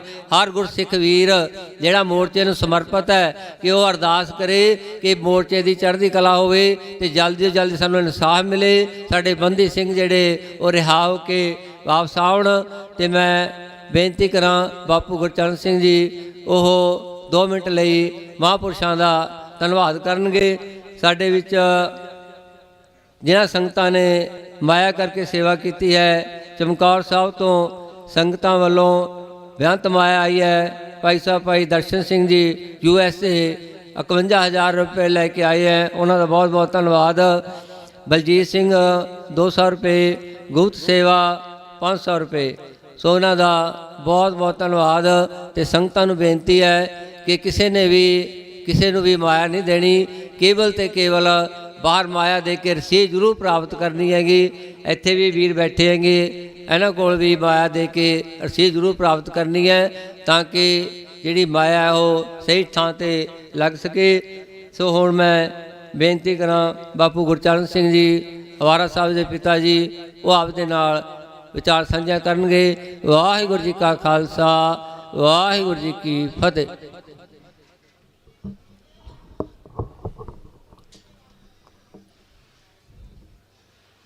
ਸ੍ਰੀ ਗੁਰੂ ਗ੍ਰੰਥ ਸਾਹਿਬ ਜੀ ਦੀ ਪਵਿੱਤਰ ਹਜ਼ੂਰੀ ਵਿੱਚ ਲੱਗੇ ਕੌਮੀ ਇਨਸਾਫ ਮੋਰਚੇ ਵਿੱਚ ਦੇਸ਼ ਵਿਦੇਸ਼ ਤੋਂ ਪਹੁੰਚੇ ਗੁਰੂ ਰੂਪ ਖਾਲਸਾ ਜੀ, ਸਭ ਤੋਂ ਪਹਿਲਾਂ ਦਾਸ ਆਪਣੇ ਵੱਲੋਂ ਤੇ ਜਥੇਦਾਰ ਜਗਤਾਰ ਸਿੰਘ ਹਵਾਰਾ ਵੱਲੋਂ ਬਲਾਈ ਫਤਿਹ ਅਰਜ ਕਰਦਾ ਜੀ। ਵਾਹਿਗੁਰੂ ਜੀ ਕਾ ਖਾਲਸਾ, ਵਾਹਿਗੁਰੂ ਜੀ ਕੀ ਫਤਿਹ। ਕਿਉਂਕਿ 7 ਜਨਵਰੀ ਤੋਂ ਕੌਮੀ ਮੁੱਦਿਆਂ ਤੇ ਇਨਸਾਫ ਲੈਣ ਲਈ ਕੌਮ ਵੱਲੋਂ ਕੌਮੀ ਇਨਸਾਫ ਮੋਰਚਾ ਲਾਇਆ ਗਿਆ। ਸੋ ਸੰਗਤਾਂ ਆਪਣਾ ਫਰਜ਼ ਸਮਝਦੇ ਹੋਏ ਦੇਸ਼ ਵਿਦੇਸ਼ ਤੋਂ ਇਸ ਮੋਰਚੇ ਦੇ ਸਮਰਥਨ ਵਿੱਚ ਇੱਥੇ ਪਹੁੰਚ ਕੇ ਆਪਣੀ ਹਾਜ਼ਰੀ ਲਵਾ ਰਹੇ ਹਾਂ। ਸੋ ਅਸੀਂ ਜਿੱਥੇ ਸਾਡਾ ਫਰਜ਼ ਬਣਦਾ ਆਈਆਂ ਸੰਗਤਾਂ ਦਾ ਧੰਨਵਾਦ ਕਰਨਾ, ਉੱਥੇ ਜਥੇਦਾਰ ਜਗਤਾਰ ਸਿੰਘ ਹਵਾਰਾ ਦਾ ਜੋ ਕਿ ਕੱਲ ਉਹਨਾਂ ਦੇ ਮੁਲਾਕਾਤੀ ਭਾਈ ਇਕਬਾਲ ਸਿੰਘ ਦੀ ਦਿੱਲੀ ਕੱਲ ਹੀ ਮੁਲਾਕਾਤ ਕਰਕੇ ਆਏ हैं, ਉਹਨਾਂ ਦਾ ਸੁਨੇਹਾ ਮੈਂ ਸੰਗਤਾਂ ਤੱਕ ਪਹੁੰਚਦਾ ਕਰਨਾ। ਸਭ ਤੋਂ ਪਹਿਲਾਂ ਉਹਨਾਂ ਨੇ ਸ੍ਰੀ ਗੁਰੂ ਗ੍ਰੰਥ ਸਾਹਿਬ ਜੀ ਦਾ ਧੰਨਵਾਦ ਕੀਤਾ ਕਿ ਇਹ ਮੋਰਚਾ ਸ੍ਰੀ ਗੁਰੂ ਗ੍ਰੰਥ ਸਾਹਿਬ ਜੀ ਦੀ ਪਵਿੱਤਰ ਅਗਵਾਈ ਵਿੱਚ ਲੱਗਿਆ ਹੋਇਆ ਹੈ। ਸੋ ਇਸ ਦੀ ਅਗਵਾਈ ਸ੍ਰੀ ਗੁਰੂ ਗ੍ਰੰਥ ਸਾਹਿਬ ਦੀ ਛਤਰ ਛਾਇਆ ਹੇਠ ਹੋ ਰਹੀ ਹੈ। ਸੋ ਉਹਨਾਂ ਵੱਲੋਂ ਕੋਟ ਕੋਟ ਗੁਰੂ ਸਾਹਿਬ ਦਾ ਧੰਨਵਾਦ, ਉਹਨਾਂ ਆਈਆਂ ਸੰਗਤਾਂ ਦਾ ਧੰਨਵਾਦ। ਉਹਨਾਂ ਨੇ ਇੱਕ ਸਪੈਸ਼ਲ ਡਿਊਟੀ ਲਾਈ ਹੈ ਕਿ ਇਸ 2-3 ਜ਼ਿਲ੍ਹਿਆਂ ਦੀ ਸੰਗਤਾਂ ਦਾ ਬਹੁਤ ਬਹੁਤ ਧੰਨਵਾਦ। ਉਹਨਾਂ ਨੇ ਇਹ ਗੱਲ ਉਚੇਚੇ ਤੌਰ ਤੇ ਸੰਗਤਾਂ ਤੱਕ ਪਹੁੰਚਾਉਣ ਲਈ ਹੁਕਮ ਕੀਤਾ ਕਿ ਜਿਨ੍ਹਾਂ ਸੰਗਤਾਂ ਵੱਲੋਂ ਅੱਜ ਇਸ ਮੋਰਚੇ ਨੂੰ ਬਹੁਤ ਵੱਡਾ ਸਹਿਯੋਗ ਦਿੱਤਾ ਜਾ ਰਿਹਾ, ਹਰ ਤਰ੍ਹਾਂ ਦੀ ਸੇਵਾਵਾਂ ਨਿਭਾਈਆਂ ਜਾ ਰਹੀਆਂ ਹਨ, ਉਹ ਯਾਦ ਕਰ ਰਹੇ ਸੀ ਉਹਨਾਂ ਦਿਨਾਂ ਨੂੰ ਕਿ ਇਹਨਾਂ ਜ਼ਿਲ੍ਹਿਆਂ ਦੇ ਸੰਗਤਾਂ ਨੇ ਮੈਨੂੰ ਉਹਨਾਂ ਔਖੇ ਸਮਿਆਂ ਵਿੱਚ ਵੀ ਆਪਣੇ ਘਰਾਂ ਦੇ ਦਰਵਾਜ਼ੇ ਖੋਲ੍ਹੇ ਜਦੋਂ ਕੋਈ ਉਹਨਾਂ ਦਾ ਨਾਂ ਲੈਣ ਨੂੰ ਤਿਆਰ ਨਹੀਂ ਸੀ। ਸੋ ਉਹਨਾਂ ਨੇ ਵਿਸ਼ੇਸ਼ ਤੌਰ ਤੇ ਇਹਨਾਂ 2-3 ਜ਼ਿਲ੍ਹਿਆਂ ਦੀ ਸੰਗਤਾਂ ਦਾ ਧੰਨਵਾਦ ਕੀਤਾ, ਔਖੇ ਸਮੇਂ ਵਿੱਚ ਸਾਥ ਦਿੱਤਾ। ਉਹ ਅੱਜ ਅਹਿਸਾਨ ਹੈ ਉਹਨਾਂ ਤੇ। ਉਹ ਕਹਿੰਦੇ ਉਹਨਾਂ ਦੀ ਬਦੌਲਤ ਤੇ ਅੱਜ ਮੈਂ ਜਿਹੜਾ ਇੱਥੇ ਕੌਮ ਲਈ ਸੰਘਰਸ਼ ਕਰ ਰਿਹਾ ਉਸ ਵਿੱਚ ਉਹਨਾਂ ਦਾ ਵੱਡਾ ਯੋਗਦਾਨ ਹੈ। ਸੋ ਉਹਨਾਂ ਨੇ ਡਿਊਟੀ ਲਾਈ ਸੀ ਕਿ ਸੰਗਤਾਂ ਦਾ ਧੰਨਵਾਦ ਕੀਤਾ ਜਾਵੇ। ਅੱਜ ਜਿਸ ਤਰ੍ਹਾਂ ਬਾਬਾ ਮੋਹਨ ਸਿੰਘ ਜੀ ਕਾਰ ਸੇਵਾ ਵਾਲੇ यूपी ਤੋਂ ਪਹੁੰਚੇ ਹੈ ਬਹੁਤ ਵੱਡੀ ਸੰਗਤਾਂ ਦਾ ਕਾਫਲਾ ਲੈ ਕੇ, ਕਿਉਂਕਿ ਕਾਰ ਸੇਵਾ ਸੰਪਰਦਾ ਦਾ ਇਸ ਕੌਮੀ ਇਨਸਾਫ ਮੋਰਚੇ ਵਿੱਚ ਵੱਡਾ ਯੋਗਦਾਨ ਹੈ। ਬਾਬਾ ਨਰਿੰਦਰ ਸਿੰਘ ਜੀ, ਬਾਬਾ ਬਲਵਿੰਦਰ ਸਿੰਘ ਜੀ ਲੰਗਰਾਂ ਵਾਲੇ ਹਜੂਰ ਸਾਹਿਬ ਤੋਂ, ਜਿਨ੍ਹਾਂ ਵੱਲੋਂ 6 ਮਹੀਨੇ ਤੋਂ ਇਸ ਕੌਮੀ ਇਨਸਾਫ ਮੋਰਚੇ ਦੀ ਤਿਆਰੀ ਲਈ ਬਹੁਤ ਵੱਡੀਆਂ ਸਾਨੂੰ ਸਾਥ ਦਿੱਤਾ ਜਾ ਰਿਹਾ। ਉਹਨਾਂ ਦੀ ਬਦੌਲਤ ਅੱਜ ਅਸੀਂ ਇਸ ਸੰਘਰਸ਼ ਨੂੰ ਲੜ ਰਹੇ ਹਾਂ। ਉਹਨਾਂ ਦੇ ਜਥੇਦਾਰ ਬਾਬਾ ਗੁਰਮੀਤ ਸਿੰਘ ਜੀ ਜਿਹੜੇ ਇੱਥੇ ਨਿਰੰਤਰ ਸੇਵਾ ਨਿਭਾ ਰਹੇ ਹਨ, ਸੇਵਾਦਾਰ ਦਲੀਪ ਸਿੰਘ ਜੀ ਜੋ ਸੰਗਤਾਂ ਦੀ ਸੇਵਾ ਹਰ ਤਰ੍ਹਾਂ ਲੰਗਰਾਂ ਪੰਗਤਾਂ ਦੀ ਕਰ ਰਹੇ ਆ, ਉਹਨਾਂ ਦਾ ਬਹੁਤ ਬਹੁਤ ਧੰਨਵਾਦ। ਆਨੰਦਪੁਰ ਸਾਹਿਬ ਵਾਲੇ ਮਹਾਂਪੁਰਸ਼ਾਂ ਦਾ ਜਿਹੜਾ ਲਗਾਤਾਰ ਚਾਹ ਦਾ ਲੰਗਰ ਚਲਾ ਰਹੇ ਹੈ। ਦਿੱਲੀ ਵਾਲੇ ਮਹਾਂਪੁਰਸ਼ਾਂ ਦਾ ਜਿਨ੍ਹਾਂ ਨੇ ਕਾਫੀ ਦਿਨਾਂ ਤੋਂ ਲੰਗਰ ਲਾਇਆ ਇੱਥੇ, ਉਹਨਾਂ ਦਾ ਬਹੁਤ ਬਹੁਤ ਧੰਨਵਾਦ। ਇਲਾਕੇ ਦੀਆਂ ਸੰਗਤਾਂ ਦਾ ਧੰਨਵਾਦ। ਅੱਜ ਜਿਸ ਤਰ੍ਹਾਂ ਬਾਬਾ ਮੋਹਨ ਸਿੰਘ ਜੀ ਯੂਪੀ ਤੋਂ ਸੰਗਤਾਂ ਦਾ ਵੱਡਾ ਕਾਫਲਾ ਲੈ ਕੇ ਪਹੁੰਚੇ ਹੈ, ਉਹਨਾਂ ਨਾਲ ਬਾਬਾ ਪ੍ਰਤਾਪ ਸਿੰਘ ਜੀ ਯੂਪੀ ਤੋਂ ਪਹੁੰਚੇ ਹੈ। ਭਾਈ ਸੁਖਵਿੰਦਰ ਸਿੰਘ ਜੀ ਰਤਵਾੜਾ ਸਾਹਿਬ ਜੋ ਕਿ ਬਹੁਤ ਵੱਡੀ ਸੰਸਥਾ, ਉਹ ਪਹਿਲਾਂ ਵੀ ਹਾਜ਼ਰੀ ਲਵਾ ਕੇ ਗਏ ਹੈ। ਸੋ ਸੰਗਤਾਂ ਨੂੰ ਪ੍ਰੇਰ ਕੇ ਇਸ ਕੌਮੀ ਇਨਸਾਫ ਮੋਰਚੇ ਵਿੱਚ ਹਾਜ਼ਰੀ ਲਵਾ ਰਹੇ ਹੈ, ਉਹਨਾਂ ਦਾ ਧੰਨਵਾਦ। ਭਾਈ ਜਗਤਾਰ ਸਿੰਘ ਜੀ ਬਾਜਵਾ ਭਾਰਤੀ ਕਿਸਾਨ ਯੂਨੀਅਨ ਟਕੈਤ, ਉਹ ਇਸ ਜਥੇ ਦੇ ਨਾਲ ਪਹੁੰਚੇ ਆ, ਉਹਨਾਂ ਦਾ ਧੰਨਵਾਦ। ਬਲਜਿੰਦਰ ਸਿੰਘ ਜੀ ਪਹੁੰਚੇ ਆ ਯੂਪੀ ਤੋਂ, ਉਹਨਾਂ ਦਾ ਬਹੁਤ ਬਹੁਤ ਧੰਨਵਾਦ। ਸੋ ਆਈਆਂ ਸਾਰੀਆਂ ਸੰਗਤਾਂ ਦਾ ਧੰਨਵਾਦ। ਮੈਂ ਸਿਰਫ ਤੇ ਸਿਰਫ ਜਿਹੜਾ ਉਹਨਾਂ ਦਾ ਕੱਲ ਦਾ ਸੁਨੇਹਾ ਸੀ ਇਹ ਸੰਗਤਾਂ ਦੇ ਰੂਬਰੂ ਕਰਨਾ ਸੀ। ਸੋ ਸੰਗਤਾਂ ਪ੍ਰਵਾਨ ਕਰਨਗੀਆਂ ਤੇ ਜੋ ਉਹਨਾਂ ਨੂੰ ਮਾਣ ਸਤਿਕਾਰ ਬਖਸ਼ ਰਹੀਆਂ, ਉਸ ਬਦਲੇ ਉਹਨਾਂ ਨੇ ਸੰਗਤਾਂ ਦਾ ਬਹੁਤ ਬਹੁਤ ਧੰਨਵਾਦ ਕੀਤਾ। ਸੋ ਜੈਕਾਰੇ ਦੇ ਰੂਪ ਵਿੱਚ ਉਹਦੀ ਪ੍ਰਵਾਨਗੀ ਦਈਏ। ਬੋਲੇ ਸੋ ਨਿਹਾਲ। ਵਾਹਿਗੁਰੂ ਜੀ ਕਾ ਖਾਲਸਾ, ਵਾਹਿਗੁਰੂ ਜੀ ਕੀ ਫਤਿਹ। ਵਾਹਿਗੁਰੂ ਜੀ ਕਾ ਖਾਲਸਾ, ਵਾਹਿਗੁਰੂ ਜੀ ਕੀ ਫਤਿਹ। ਇਹ ਸਨ ਬਾਪੂ ਗੁਰਚਰਨ ਸਿੰਘ ਜੀ ਜਿਨ੍ਹਾਂ ਨੇ ਸੰਗਤਾਂ ਦਾ ਧੰਨਵਾਦ ਕੀਤਾ ਅਤੇ ਜਥੇਦਾਰ ਹਵਾਰਾ ਜੀ ਦਾ ਜੋ ਸੰਦੇਸ਼ ਹੈ ਉਹ ਸੰਗਤਾਂ ਤੱਕ ਪਹੁੰਚਾਇਆ। ਸੋ ਇਹਨਾਂ ਦਾ ਬਹੁਤ ਬਹੁਤ ਧੰਨਵਾਦ। ਤੇ ਬਾਬਾ ਪ੍ਰਤਾਪ ਸਿੰਘ ਜੀ ਨਾਨਕਸਰ ਠਾਠ ਵਾਲੇ ਜਿਹੜੇ ਕਿ ਬਹੁਤ ਸੰਗਤਾਂ ਨੂੰ ਲੈ ਕੇ ਇੱਥੇ ਪਹੁੰਚੇ ਹੈਗੇ, ਉਹਨਾਂ ਦਾ ਧੰਨਵਾਦ। ਤੇ ਉਹਨਾਂ ਵੱਲੋਂ ਭਾਈ ਅਨਮੋਲ ਸਿੰਘ ਉਹ 2 ਮਿੰਟ ਲਈ ਸੰਗਤਾਂ ਦੇ ਦਰਸ਼ਨ ਕਰਨਗੇ ਤੇ ਉਹਨਾਂ ਤੋਂ ਬਾਅਦ ਬਾਬਾ ਸੁਖਵਿੰਦਰ ਸਿੰਘ ਜੀ ਰਤਵਾੜਾ ਸਾਹਿਬ ਵਾਲੇ ਉਹ ਹਾਜ਼ਰੀ ਭਰਨਗੇ। ਵਾਹਿਗੁਰੂ ਜੀ ਕਾ ਖਾਲਸਾ, ਵਾਹਿਗੁਰੂ ਜੀ ਕੀ ਫਤਿਹ। ਗੁਰੂ ਕੀ ਸਾਜੀ ਨਿਵਾਜੀ, ਗੁਰੂ ਰੂਪ ਖਾਲਸਾ ਜੀਓ, ਆਪ ਬੜੇ ਚਿਰ ਤੋਂ ਸਤਿਗੁਰੂ ਧੰਨ ਧੰਨ ਸ੍ਰੀ ਗੁਰੂ ਗ੍ਰੰਥ ਸਾਹਿਬ ਮਹਾਰਾਜ ਜੀਆਂ ਦੀ ਪਵਿੱਤਰ ਨਿੱਘੀ ਗੋਦ 'ਚ ਜੁੜ ਬੈਠੇ ਹੋ, ਸਤਿਗੁਰਾਂ ਦੀ ਹਜ਼ੂਰੀ ਦਾ ਆਨੰਦ ਮਾਣ ਰਹੇ ਹੋ। ਆਪ ਜੀ ਦਾ ਬਹੁਤ ਬਹੁਤ ਧੰਨਵਾਦ। ਸ਼੍ਰੀਮਾਨ ਸੰਤ ਬਾਬਾ ਪ੍ਰਤਾਪ ਸਿੰਘ ਜੀ ਨਾਨਕਸਰ ਠਾਠ ਗਜਰੋਲਾ ਬਾਜਪੁਰ ਵਾਲਿਆਂ ਵੱਲੋਂ, ਸ਼੍ਰੀਮਾਨ ਬਾਬਾ ਮੋਹਨ ਸਿੰਘ ਜੀ ਨਾਨਕਸਰ ਬੜਾਪੁਰ, ਸੰਤ ਬਾਬਾ ਸੁਖਵਿੰਦਰ ਸਿੰਘ ਜੀ ਰਤਵਾੜਾ ਸਾਹਿਬ ਵਾਲਿਆਂ ਵੱਲੋਂ, ਜੋ ਕਿ ਯੂਪੀ ਅਤੇ ਉੱਤਰਾਖੰਡ ਦੇ ਇਲਾਕੇ ਵਿੱਚੋਂ ਸੰਗਤਾਂ ਨੂੰ ਪ੍ਰੇਰ ਕੇ, ਸੰਗਤਾਂ ਨੂੰ ਜੋੜ ਕੇ ਵੱਡੇ ਕਾਫਲੇ ਨਾਲ ਚੰਡੀਗੜ੍ਹ ਵਿਖੇ ਲੱਗੇ ਇਸ ਕੌਮੀ ਇਨਸਾਫ ਮੋਰਚੇ ਵਿੱਚ ਹਾਜ਼ਰੀਆਂ ਲਵਾ ਰਹੇ ਹਨ। ਆਓ ਸੰਗਤ ਜੀ ਸਤਿਗੁਰਾਂ ਜੀ ਅੱਗੇ ਸੀਸ ਝੁਕਾਈਏ। ਪਿਆਰ ਸਹਿਤ ਸੰਤ ਬਾਬਾ ਪ੍ਰਤਾਪ ਸਿੰਘ ਵੱਲੋਂ ਗੱਜ ਵੱਜ ਕੇ ਫਤਿਹ ਬੁਲਾਓ। ਵਾਹਿਗੁਰੂ ਜੀ ਕਾ ਖਾਲਸਾ, ਵਾਹਿਗੁਰੂ ਜੀ ਕੀ ਫਤਿਹ।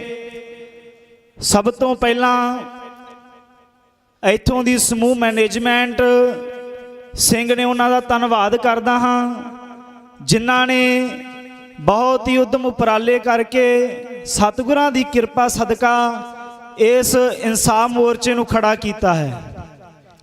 ਸੰਗਤ ਜੀ, ਆਪਣੇ ਸਿੰਘ ਜੋ ਕਈ ਸਾਲਾਂ ਤੋਂ ਜੇਲ੍ਹਾਂ ਵਿੱਚ ਬੰਦ ਹਨ, ਜੇਲ੍ਹਾਂ ਵਿੱਚ ਨਜ਼ਰਬੰਦ ਹਨ, ਸਰਕਾਰ ਉਹਨਾਂ ਨਾਲ ਧੋਖਾ ਕਰ ਰਹੀ ਹੈ, ਉਹਨਾਂ ਵੱਲ ਧਿਆਨ ਨਹੀਂ ਦੇ ਰਹੀ ਹੈ। ਉਹਨਾਂ ਪ੍ਰਤੀ ਜੋ ਕਿ ਇੱਥੋਂ ਦੀ ਸੰਗਤਾਂ ਨੇ ਸਹਿਯੋਗ ਕਰਕੇ ਆਪ ਮਹਾਂਪੁਰਖਾਂ ਨੇ ਪ੍ਰੇਰ ਕੇ ਸੰਗਤਾਂ ਨੂੰ ਇਹ ਇਨਸਾਫ ਮੋਰਚਾ ਖੜਾ ਕੀਤਾ ਹੈ। ਇਹ ਕੌਮ ਵਾਸਤੇ ਬੜੀ ਮਾਣ ਵਾਲੀ ਗੱਲ ਹੈ। ਸੰਗਤ ਜੀ, ਬਹੁਤ ਮਾਣ ਵਾਲੀ ਗੱਲ ਹੈ।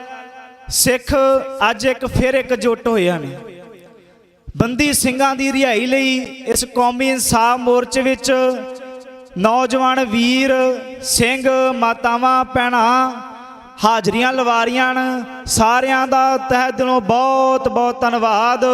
ਸੋ ਇੰਨੀਆਂ ਕੁ ਬੇਨਤੀਆਂ ਕਰਦੇ ਅਰਦਾਸ ਖਿਮਾ ਦਾ ਜਾਚਕ ਹੈ। ਸਮੂਹ ਸੰਪਰਦਾਇ ਨਾਨਕਸਰ ਕਲੇਰਾਂ, ਸੰਤ ਬਾਬਾ ਸੁਖਦੇਵ ਸਿੰਘ ਜੀ ਸ੍ਰੀ ਭੁੱਚੋ ਸਾਹਿਬ ਵਾਲੇ, ਸੰਤ ਬਾਬਾ ਗੁਰਜੀਤ ਸਿੰਘ ਜੀ ਨਾਨਕਸਰ ਕਲੇਰਾਂ ਵਾਲੇ, ਤਿੰਨਾਂ ਵੱਲੋਂ ਬਹੁਤ ਬਹੁਤ ਧੰਨਵਾਦ ਕੀਤਾ ਜਾਂਦਾ ਹੈ। ਜੀ ਆਇਆਂ ਨੂੰ, ਜੀ ਆਇਆਂ ਨੂੰ। ਆਓ ਸੰਗਤ ਜੀ ਹੱਥ ਜੋੜੋ, ਗੁਰੂ ਸਾਹਿਬ ਅੱਗੇ ਸੀਸ ਝੁਕਾਓ, ਗੱਜ ਵੱਜ ਕੇ ਆਖੋ ਨਾਨਕ ਨਾਮ ਚੜ੍ਹਦੀ ਕਲਾ, ਤੇਰੇ ਭਾਣੇ ਸਰਬੱਤ ਦਾ ਭਲਾ, ਬੋਲੇ ਸੋਨਿਹਾਲ। ਵਾਹਿਗੁਰੂ ਜੀ ਕਾ ਖਾਲਸਾ, ਵਾਹਿਗੁਰੂ ਜੀ ਕੀ ਫਤਿਹ। ਵਾਹਿਗੁਰੂ ਜੀ ਕਾ ਖਾਲਸਾ, ਵਾਹਿਗੁਰੂ ਜੀ ਕੀ ਫਤਿਹ। ਇਹ ਸਨ ਭਾਈ ਅਨਮੋਲ ਸਿੰਘ ਜੀ। ਸੋ ਇਹਨਾਂ ਦਾ ਬਹੁਤ ਬਹੁਤ ਧੰਨਵਾਦ। ਅਤੇ ਮੈਂ ਬੇਨਤੀ ਕਰਾਂ ਬਾਬਾ ਸੁਖਿੰਦਰ ਸਿੰਘ ਜੀ ਰਤਵਾੜਾ ਸਾਹਿਬ ਵਾਲੇ, ਜਿਹੜੇ ਕਿ ਇਲਾਕੇ ਦੇ ਵਿੱਚ ਗੁਰਮਤਿ ਦਾ ਪ੍ਰਚਾਰ ਕਰਕੇ ਸੰਗਤਾਂ ਨੂੰ ਗੁਰੂ ਦੇ ਨਾਲ ਜੋੜਦੇ ਹੈ। ਸਾਰੀ ਸੰਪਰਦਾ ਜਿਹੜੇ ਪੰਥ ਨੂੰ ਸਮਰਪਿਤ ਹੈ ਅਤੇ ਹਮੇਸ਼ਾ ਇਹ ਸੰਗਤਾਂ ਨੂੰ ਨਾਮ ਬਾਣੀ ਨਾਲ ਜੋੜ ਕੇ ਗੁਰੂ ਦੀਆਂ ਖੁਸ਼ੀਆਂ ਪ੍ਰਾਪਤ ਕਰ ਰਹੇ ਹਨ। ਸੋ ਆਓ ਇਹਨਾਂ ਪਾਸੋਂ ਆਪਾਂ ਵਿਚਾਰਾਂ ਸਰਵਣ ਕਰੀਏ। ਅਤੇ ਉਹਨਾਂ ਤੋਂ ਬਾਅਦ ਭਾਈ ਜਗਤਾਰ ਸਿੰਘ ਜੀ ਬਾਜਪੁਰ ਬਾਜਵਾ ਸਾਹਿਬ, ਉਹ ਭਾਰਤੀ ਕਿਸਾਨ ਯੂਨੀਅਨ ਟਿਕਾਇਤ, ਉਹ ਵੀ ਪਹੁੰਚੇ ਹੈਗੇ। ਉਹ ਵਿਚਾਰ ਸਾਂਝੇ ਕਰਨਗੇ। ਵਾਹਿਗੁਰੂ ਜੀ ਕਾ ਖਾਲਸਾ, ਵਾਹਿਗੁਰੂ ਜੀ ਕੀ ਫਤਿਹ।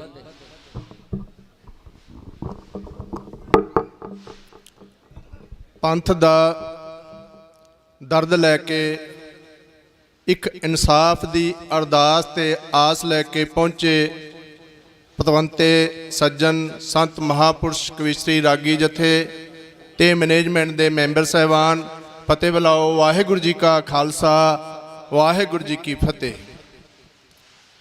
ਕਿਸੇ ਸਮੇਂ ਪ੍ਰੋਫੈਸਰ ਪੂਰਨ ਸਿੰਘ ਨੇ ਸਾਡੀ ਵਿਰਾਸਤ ਦੇ ਫਕਰ ਨੂੰ ਤਾਜ਼ਾ ਕੀਤਾ ਸੀ ਤੇ ਵਿਰਾਸਤ ਦੇ ਫਕਰ ਨੂੰ ਮਸਤਕ ਦਾ ਭਾਗ ਬਣਾ ਕੇ ਚੱਲਣਾ। ਸਾਡੀ ਕੋਈ ਵਿਰਾਸਤ ਹੈ, ਸਾਡੀ ਕੋਈ ਰੂਟ ਹੈ, ਸਾਡੀਆਂ ਕੋਈ ਜੜ੍ਹਾਂ ਨੇ। ਉਸ ਵਿਰਾਸਤ ਦੇ ਫਕਰ ਨੂੰ ਮਸਤਕ ਦਾ ਭਾਗ ਬਣਾ ਕੇ ਚੱਲਣਾ ਜਿਉਂਦੀਆਂ ਜਾਗਦੀਆਂ ਕੌਮਾਂ ਦੀ ਨਿਸ਼ਾਨੀ ਹੈ। ਮੋਰਚੇ ਦਾ ਨਾਮ ਹੈ ਕੌਮੀ ਇਨਸਾਫ ਮੋਰਚਾ। ਜੇ ਸਿਰਫ ਭਾਰਤ ਦੀ ਸਰਕਾਰ ਅਤੇ ਪੰਜਾਬ ਦੀ ਸਰਕਾਰ ਤਿੰਨਾਂ ਸ਼ਬਦਾਂ ਨਾਲ ਵਾਲੀ ਧਿਆਨ ਦੇ ਲਵੇ ਤਾਂ ਮਸਲਾ ਹੱਲ ਹੋਣਾ ਬਹੁਤੀ ਦੇਰ ਨਹੀਂ ਲੱਗੇਗੀ। ਇਹ ਉਹ ਕੌਮ ਹੈ ਜਿਹੜੀ 1469 ਈਸਵੀ ਤੋਂ ਲੈ ਕੇ ਮਰਦਾਨੇ ਦੀ ਰਬਾਬ ਤੋਂ ਸਫ਼ਰ ਸ਼ੁਰੂ ਹੁੰਦਾ ਹੈ ਤੇ ਖੰਡੇ ਦੀ ਧਾਰ ਤੱਕ ਚੱਲਦਾ ਹੈ। ਗੁਰਬਾਣੀ ਤੋਂ ਸਫ਼ਰ ਸ਼ੁਰੂ ਹੁੰਦਾ ਹੈ ਤੇ ਕੁਰਬਾਨੀਆਂ ਤੱਕ ਚੱਲਦਾ ਹੈ ਤੇ ਚੱਲਦਾ ਰਹੇਗਾ। ਇਸ ਕੌਮ ਦੀ ਵਿਰਾਸਤ ਦਾ ਉਹ ਫਕਰ ਹੈ ਗੁਰੂ ਨਾਨਕ ਦੇ ਦਰ ਵਿੱਚ ਨਾਨਕ ਨਾਮ ਚੜ੍ਹਦੀ ਕਲਾ, ਤੇਰੇ ਭਾਣੇ ਸਰਬੱਤ ਦਾ ਭਲਾ। ਸਾਡੇ ਵਿੱਚ, ਸਾਡੀਆਂ ਰਗਾਂ ਵਿੱਚ, ਸਾਡੇ ਰੋਮ ਰੋਮ ਵਿੱਚ ਇਨਸਾਫ ਹੈ। ਇਨਸਾਫ ਕੌਮ ਨੇ ਦਿੱਤਾ ਤੇ ਆਉਣ ਵਾਲੇ ਸਮੇਂ 'ਚ ਕਿਸੇ ਨਾਲ ਧੱਕਾ ਲਗਾ ਭੈ ਕਾਹੂ ਕੋ ਦੇਤ ਨਾ ਹੈ ਨੈ ਪੈ ਮਾਨ ਤਾਨ ਦਾ ਜਿਹੜਾ ਸਿਧਾਂਤ ਹੈ ਉਹ ਅੱਜ ਵੀ ਕੰਮ ਕਰ ਰਿਹਾ ਤੇ ਕਰਦਾ ਰਹੇਗਾ। ਸਾਡੇ ਕੋਲ ਇਨਸਾਫ ਹੈ। ਸਾਡੀ ਕੌਮ ਕੋਲ ਸ਼ਹੀਦੀਆਂ ਨੇ ਤੇ ਤੁਹਾਡੇ ਕੋਲ ਗੱਦੀਆਂ ਨੇ। ਜਿਹੜੀਆਂ ਕੌਮ ਨੇ ਸ਼ਹੀਦੀਆਂ ਪਾਈਆਂ, ਕਵਿਸ਼ਰੀ ਵੀਰ ਹੁਣੇ ਜ਼ਿਕਰ ਕਰਕੇ ਗਏ ਸੀ ਕਿ ਉਹ ਕੌਮ ਹੈ ਆਜ਼ਾਦੀ ਦੇ ਸੰਘਰਸ਼ ਵਿੱਚ ਜਦੋਂ ਟੋਟਲ 121 ਨੂੰ ਫਾਂਸੀ ਲੱਗੀ, ਉਹਦੇ ਵਿੱਚੋਂ 93 ਸਿੱਖ ਸਨ। 2646 ਨੂੰ ਉਮਰ ਕੈਦ ਹੋਈ ਸੀ, ਜਿਹਦੇ ਵਿੱਚੋਂ 2147 ਜਿਹੜੇ ਉਹ ਸਿੱਖ ਸਨ। ਜਲਿਆਂਵਾਲੇ ਬਾਗ ਵਿੱਚ 1300 ਟੋਟਲ ਸ਼ਹੀਦ ਹੋਏ ਸੀ, ਜਿਹਦੇ ਵਿੱਚੋਂ 799 ਸਨ ਉਹ ਗੁਰੂ ਕੇ ਸਿੱਖ ਸਨ। ਗੁਰਦੁਆਰਾ ਸੁਧਾਰ ਲਹਿਰ ਚੱਲੀ ਸੀ, 500 ਸ਼ਹੀਦੀਆਂ ਹੋਈਆਂ ਤੇ 500 ਦੀਆਂ ਪੌਂਸਾਂ ਜਿਹੜੀਆਂ ਉਹ ਸਨ ਗੁਰੂ ਕੇ ਸਿੱਖ। ਤੇ ਜੇ ਕੁੱਕਾ ਲਹਿਰ ਦੇ ਵਿੱਚ ਸ਼ਹੀਦ ਹੋਏ ਨੇ ਟੋਟਲ 91 ਸ਼ਹੀਦ ਹੋਏ ਸੀ, ਜਿਹਦੇ ਵਿੱਚੋਂ 61 ਜਿਹੜੇ ਸੀ ਉਹ ਗੁਰਸਿੱਖ ਸਨ। ਇਹ ਸਾਡੀ ਵਿਰਾਸਤ ਦਾ ਫਖਰ ਹੈ। ਜੇ ਗਵਰਨਮੈਂਟ ਭਾਰਤ ਸਰਕਾਰ ਦੀ ਕੇਵਲ ਤੇ ਕੇਵਲ ਚਾਹਲ ਸਾਹਿਬ ਐਡਵੋਕੇਟ ਸਾਹਿਬ ਬੈਠੇ ਨੇ ਹਾਈ ਕੋਰਟ ਦੇ, ਬਹੁਤ ਇਹਨਾਂ ਦਾ ਯੋਗਦਾਨ ਹੈ ਬੰਦੀ ਸਿੰਘਾਂ ਦੀ ਰਿਹਾਈ ਵਾਸਤੇ ਕੇਸਾਂ ਦੇ ਵਿੱਚ।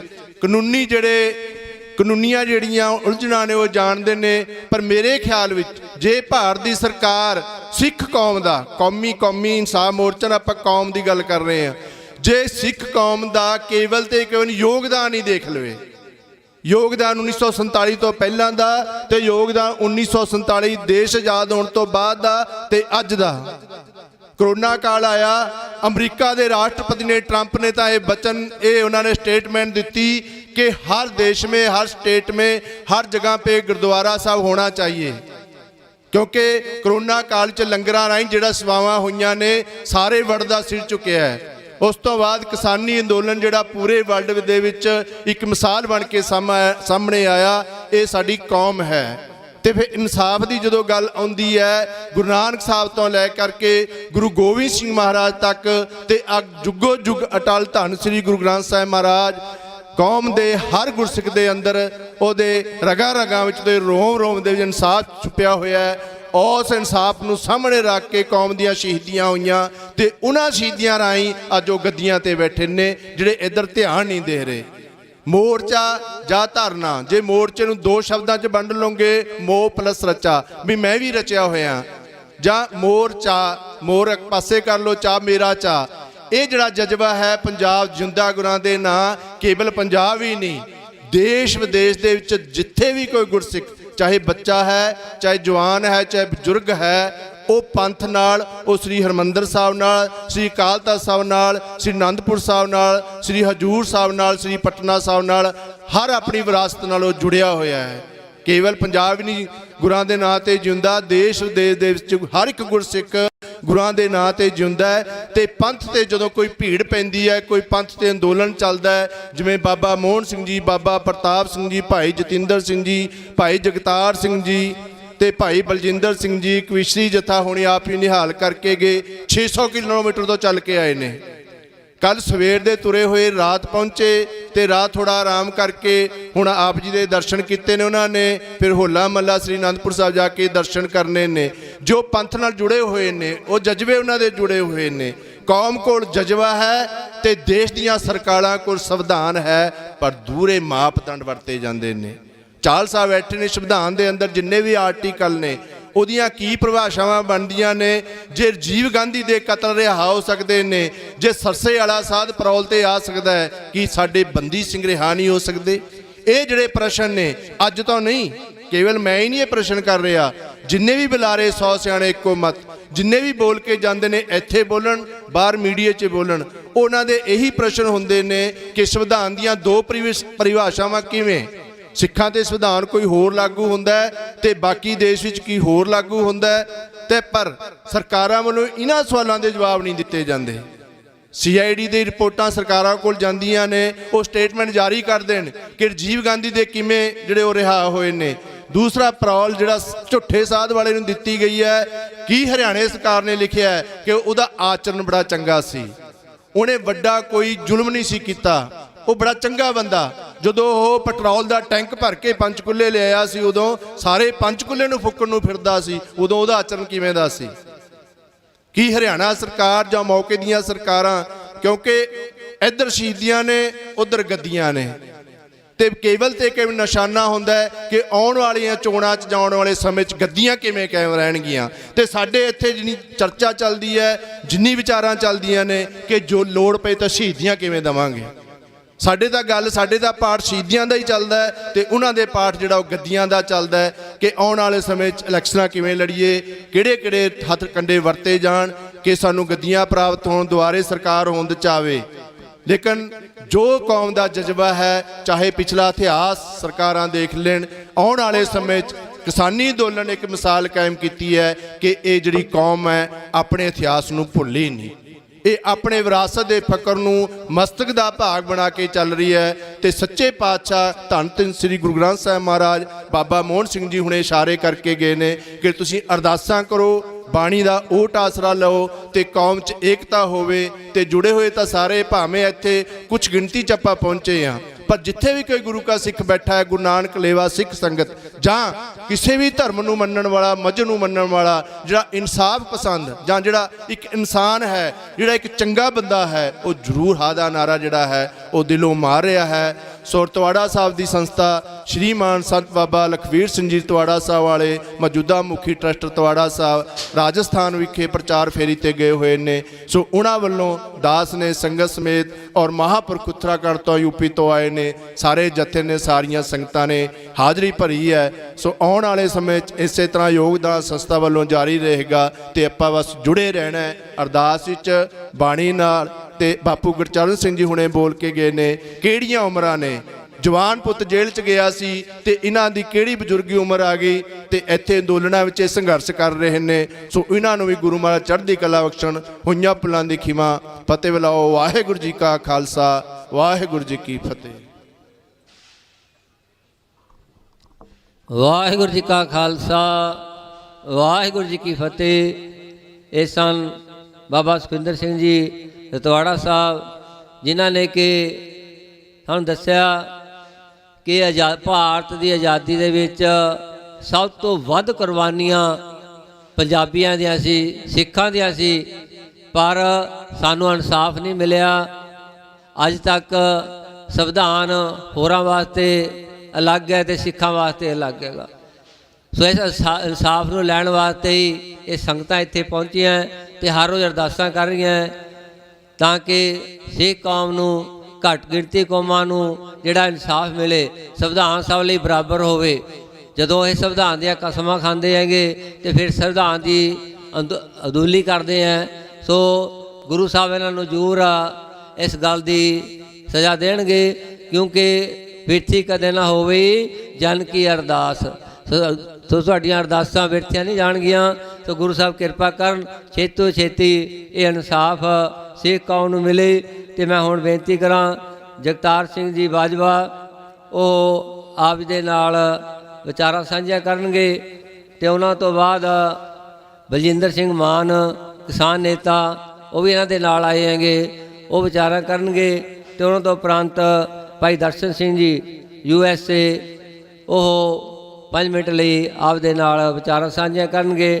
ਤੇ ਫਿਰ ਸਾਡੇ ਵਿਚਕਾਰ ਭਾਨਾ ਸਿੱਧੂ ਜੀ, ਸੁਖ ਜਗਰਾਓ ਜੀ, ਲੱਖਾ ਸਿਧਾਣਾ ਜੀ, ਉਹ ਪਹੁੰਚੇ ਹੈਗੇ, ਉਹ ਆਪ ਦੇ ਨਾਲ ਮੁਖਾਤਬ ਹੋਣਗੇ ਜੀ। ਵਾਹਿਗੁਰੂ ਜੀ ਕਾ ਖਾਲਸਾ, ਵਾਹਿਗੁਰੂ ਜੀ ਕੀ ਫਤਿਹ।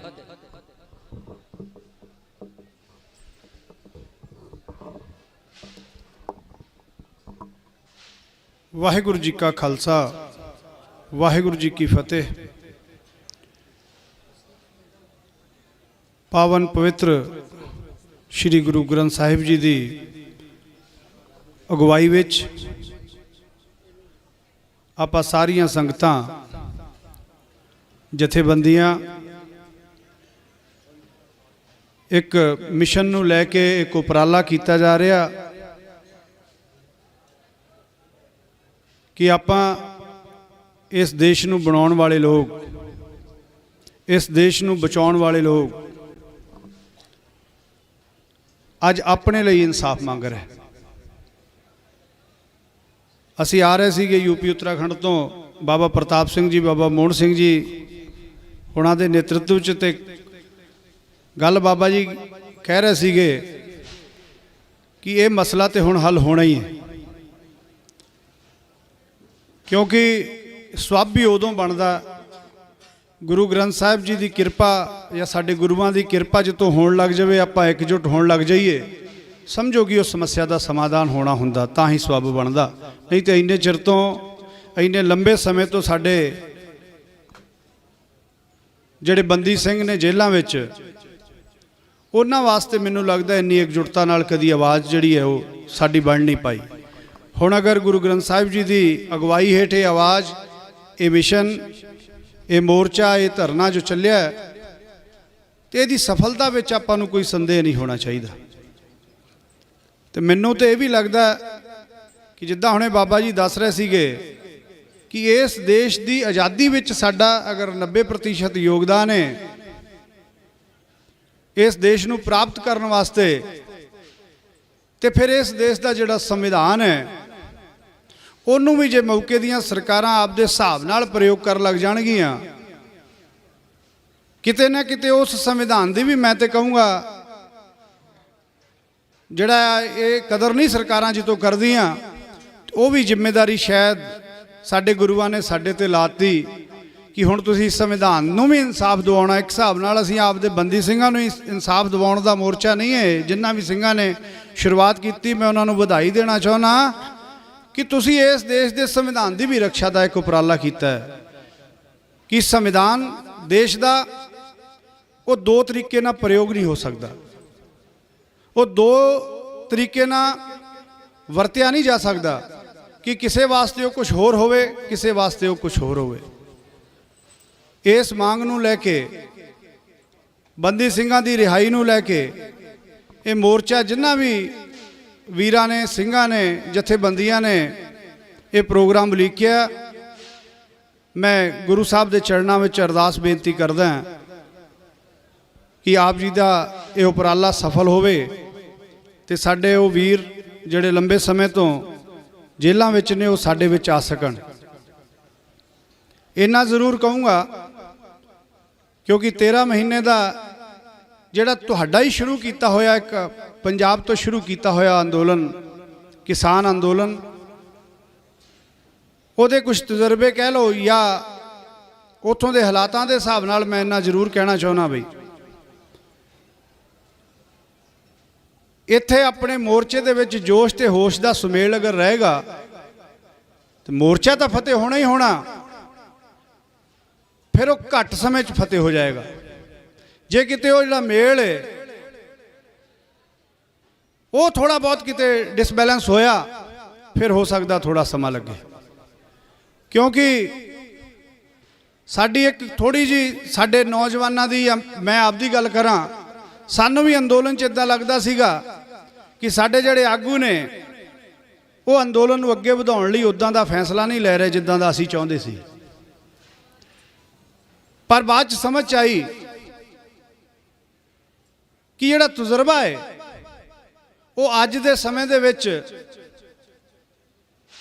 ਅੱਜ ਦੇ ਨੌਜਵਾਨਾਂ ਦੇ ਜਿਹੜਾ ਤਜਰਬਾ ਹੈ ਉਹਦੇ ਤੋਂ ਜ਼ਿਆਦਾ ਕੰਮ ਕਰਦਾ ਸਾਡੇ ਬਜ਼ੁਰਗਾਂ ਦਾ ਤਜਰਬਾ ਕਿਸੇ ਵੀ ਅੰਦੋਲਨ ਨੂੰ ਅੱਗੇ ਵਧਾਉਣ ਲਈ। ਤੇ ਮੈਂ ਇਹੀ ਬੇਨਤੀ ਕਰੂੰਗਾ ਕਿ ਅੱਜ ਸਾਧਨਾ ਦਾ ਯੁੱਗ ਹੈ, ਸੰਸਾਧਨਾ ਦਾ ਯੁੱਗ ਹੈ। ਸਾਨੂੰ ਕਈ ਵਾਰ ਇਹ ਲੱਗਦਾ ਕਿ ਅਸੀਂ ਜਿਹੜਾ 50 ਕਿਲੋਮੀਟਰ ਦਾ ਸਫ਼ਰ ਹੈ ਉਹ 5 ਮਿੰਟਾਂ 'ਚ ਤੈਅ ਕਰ ਸਕਦੇ ਹਾਂ।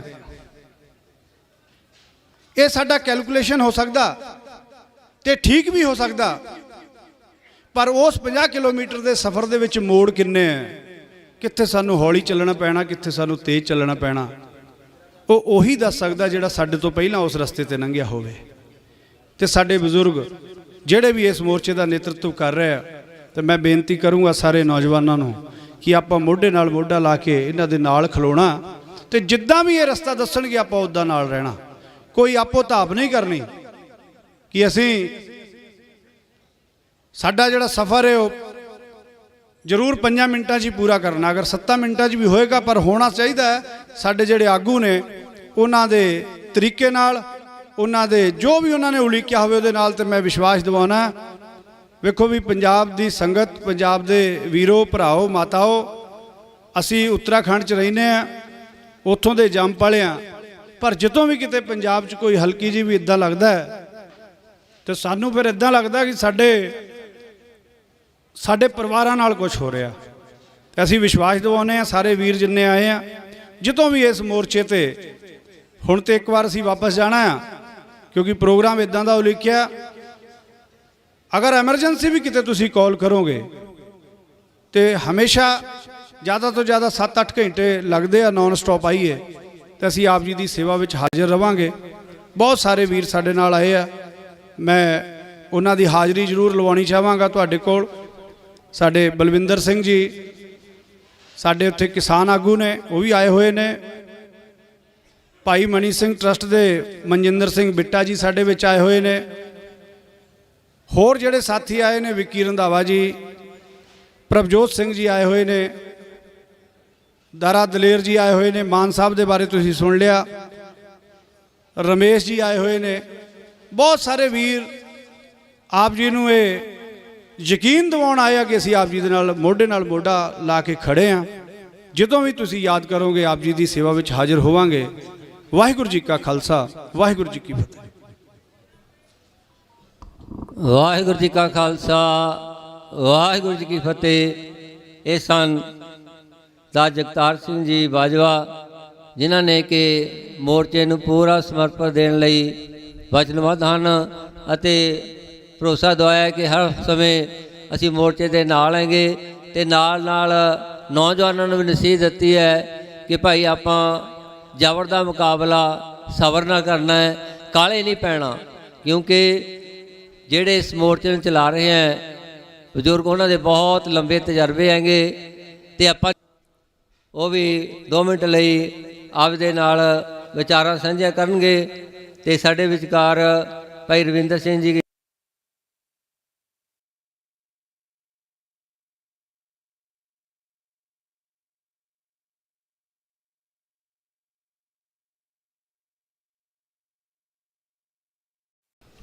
ਸਿੰਘ ਜੀ ਰਤਵਾੜਾ ਸਾਹਿਬ ਤੋਂ ਔਰ ਭਾਰਤੀ ਕਿਸਾਨ ਯੂਨੀਅਨ ਤੋਂ ਬਹੁਤ ਵੱਡੀ ਗਿਣਤੀ ਦੇ ਵਿੱਚ ਸਾਰੇ ਲਗਭਗ ਆਗੂ ਹੈ, ਜਿਨ੍ਹਾਂ ਨੇ ਗਾਜੀਪੁਰ ਮੋਰਚੇ ਦੇ ਉੱਤੇ ਡਟ ਕੇ ਪਹਿਰੇ ਦਿੱਤੇ। ਜਿਵੇਂ ਕਿ ਬਾਬਾ ਜੀ ਨੇ ਦੱਸਿਆ ਸੀ ਕਿ 28 ਤਰੀਕ ਦਾ ਜਿਹੜਾ ਭਾਣਾ ਸੀ ਉਹ ਸਾਰਿਆਂ ਨੇ ਆਪਣੇ ਪਿੰਡੇ ਤੇ ਹੰਡਾਇਆ। ਔਰ ਇਹ ਮਹਾਂਪੁਰਸ਼ਾਂ ਦੀ ਅਗਵਾਈ ਔਰ ਧੰਨ ਧੰਨ ਸਾਹਿਬ ਸ੍ਰੀ ਗੁਰੂ ਗ੍ਰੰਥ ਸਾਹਿਬ ਮਹਾਰਾਜ ਜੀ ਦੀ ਕਿਰਪਾ, ਇਹਨਾਂ ਤੋਂ ਪ੍ਰੇਰਣਾ ਮਿਲੀ ਸਾਨੂੰ ਇਹ ਅੰਦੋਲਨ ਲੜਨ ਦੀ। ਤਾਂ ਸੋਸ਼ਲ ਮੀਡੀਆ ਤੇ ਅਸੀਂ ਜੁੜੇ ਹੋਏ ਹਾਂ ਔਰ ਅੱਜ ਵੀ ਇਹ ਵਿਸ਼ਵਾਸ ਦਿਵਾਉਣ ਵਾਸਤੇ ਆਏ ਹਾਂ ਕਿ ਇਹ ਜੋ ਜਥਾ ਬਾਬਾ ਜੀ ਦੀ ਉਹਨਾਂ ਦੀ ਅਗਵਾਈ ਵਿੱਚ ਪਹੁੰਚਿਆ ਹੈ, ਇਹ ਕੋਈ ਪਹਿਲਾ ਜਥਾ ਜ਼ਰੂਰ, ਲੇਕਿਨ ਆਖਰੀ ਨਹੀਂ ਹੈ। ਅਸੀਂ ਚਾਹੁੰਦੇ ਹਾਂ ਕਿ ਜਲਦ ਤੋਂ ਜਲਦ ਬੰਦੀ ਸਿੰਘਾਂ ਦੀ ਰਿਹਾਈ ਹੋਵੇ ਔਰ ਬੰਦੀ ਸਿੰਘ ਇਸ ਮੰਚ ਤੇ ਆ ਕੇ ਆਪਣੀ ਹਾਜ਼ਰੀ ਲਵਾਉਣ ਔਰ ਇੱਥੋਂ ਸਰਕਾਰ, ਜਿੰਨਾ ਚਿਰ ਉਹ ਮੋਰਚੇ ਤੋਂ ਇੱਥੇ ਨਹੀਂ ਆਉਂਦੇ ਸਾਡੇ ਬੰਦੀ ਸਿੰਘ, ਉਹਨਾਂ ਚਿਰ ਤੱਕ ਸਾਨੂੰ ਸਰਕਾਰਾਂ ਤੇ ਭਰੋਸਾ, ਸਰਕਾਰਾਂ ਤੇ ਵਿਸ਼ਵਾਸ ਨਹੀਂ ਕਰਨਾ ਚਾਹੀਦਾ। ਸਾਡੇ ਵਿੱਚ ਅੱਜ ਯੂਥ ਆਈਕਨ ਲੱਖਾ ਸਿਧਾਣਾ ਜੀ ਵੀ ਪਹੁੰਚੇ ਹੋਏ ਹੈ ਔਰ ਭਾਨਾ ਸਿੱਧੂ ਜੀ ਵੀ ਯੂਥ ਇਹਨਾਂ ਨਾਲ ਜੁੜਿਆ ਹੋਇਆ ਹੈ। ਜਿਵੇਂ ਕਿ ਬਾਜਵਾ ਸਾਹਿਬ ਨੇ ਦੱਸਿਆ ਕਿ ਯੂਥ ਨੂੰ ਐਗਰੈਸਿਵ ਹੋਣ ਤੋਂ ਬਚਾਉਣਾ ਹੈ ਤੇ ਸਿਧਾਣਾ ਸਾਹਿਬ ਉਹਨਾਂ ਦੀ ਬਹੁਤ ਵੱਡੀ ਜ਼ਿੰਮੇਵਾਰੀ ਹੈ। ਪਿੱਛੇ ਜੇ ਯੂਥ ਐਗਰੈਸਿਵ ਹੋਇਆ ਸੀ, ਅਸੀਂ ਸੋਸ਼ਲ ਮੀਡੀਆ ਤੇ ਦੇਖਿਆ, ਤਾਂ ਥੋੜਾ ਜਿਹਾ ਸਾਨੂੰ ਡਰ ਪੈ ਵੀ ਲੱਗਿਆ ਕਿ ਕਿਤੇ ਉਹ ਨਾ ਹੋਵੇ ਕਿ ਮੋਰਚਾ ਇਸ ਸਾਜ਼ਿਸ਼ ਤਹਿਤ ਖਰਾਬ ਕਰ ਦਿੱਤਾ ਜਾਵੇ। ਲੇਕਿਨ ਮਹਾਰਾਜ ਦੀ ਅਗਵਾਈ ਹੈ, ਮਹਾਰਾਜ ਹਾਜ਼ਰ ਨਾਜ਼ਰ ਨੇ, ਤਾਂ ਇਹ ਦੁਬਾਰਾ ਫਿਰ ਮੋਰਚਾ ਜਿਹੜਾ ਖੜਾ ਹੋਇਆ ਔਰ ਇਹ ਸਾਨੂੰ ਉਮੀਦ ਹੈ ਮੋਰਚਾ ਚੱਲਦਾ ਰਹੂਗਾ ਜਿੰਨਾ ਚਿਰ ਆਪਾਂ ਨੂੰ ਸਫਲਤਾ ਨਾ ਮਿਲ ਗਈ। ਸਾਥੀਓ, ਯੂਪੀ ਦੇ ਵਿੱਚ ਬਹੁਤ ਵੱਡੀ ਗਿਣਤੀ ਦੇ ਵਿੱਚ ਸਿੱਖ ਭਾਈਚਾਰਾ ਆਪਣਾ ਹੈ। ਕੋਈ ਅੱਜ ਤੋਂ 50 ਸਾਲ ਪਹਿਲਾਂ, ਕੋਈ 70 ਸਾਲ ਪਹਿਲਾਂ ਤਰਾਈ ਦੀ ਬੈਲਟ ਦੇ ਵਿੱਚ ਜਾ ਕੇ ਜ਼ਮੀਨਾਂ ਖਰੀਦੀਆਂ ਬਜ਼ੁਰਗਾਂ ਨੇ ਔਰ ਜਿਹੜੀ ਤਰਾਈ ਦੀ ਧਰਤੀ ਬੰਜਰ ਸੀ, ਜੰਗਲ ਸੀਗੇ, ਜੰਗਲੀ ਜਾਨਵਰ, ਉਹਨਾਂ ਦਾ ਸਾਹਮਣਾ ਕਰਦੇ ਹੋਏ ਜ਼ਮੀਨਾਂ ਆਬਾਦ ਕਰੀਆਂ ਔਰ ਅੱਜ ਸਾਡੀ ਤੀਜੀ ਚੌਥੀ ਪੀੜ੍ਹੀ ਹੈ ਉਹਨਾਂ ਇਲਾਕਿਆਂ ਦੇ ਵਿੱਚ। ਔਰ ਇੱਕ ਉਹਨੂੰ ਮਿਨੀ ਪੰਜਾਬ ਹੀ ਕਿਹਾ ਜਾਂਦਾ ਹੈ, ਜਿਵੇਂ ਕਿ ਇੱਕ ਪਾਕਿਸਤਾਨ ਦਾ ਪੰਜਾਬ ਉਹ ਅਲੱਗ ਹੋ ਗਿਆ ਸਾਡੇ ਦੇਸ਼ ਤੋਂ, ਆ ਮੱਧ ਪੰਜਾਬ ਹੈ ਔਰ ਉਹਨੂੰ ਪੂਰਬੀ ਪੰਜਾਬ ਆਪਾਂ ਕਹਿ ਸਕਦੇ ਹਾਂ। ਲਗਭਗ 25 ਲੱਖ ਤੋਂ ਜ਼ਿਆਦਾ ਦੀ ਆਬਾਦੀ ਸਾਡੀ ਤਰਾਈ ਦੀ ਲਖਨਊ ਤੱਕ, ਹੋਰ ਅੱਗੇ ਗੋਰਖਪੁਰ ਤੱਕ ਸਿੱਖਾਂ ਦੀ ਹੈ।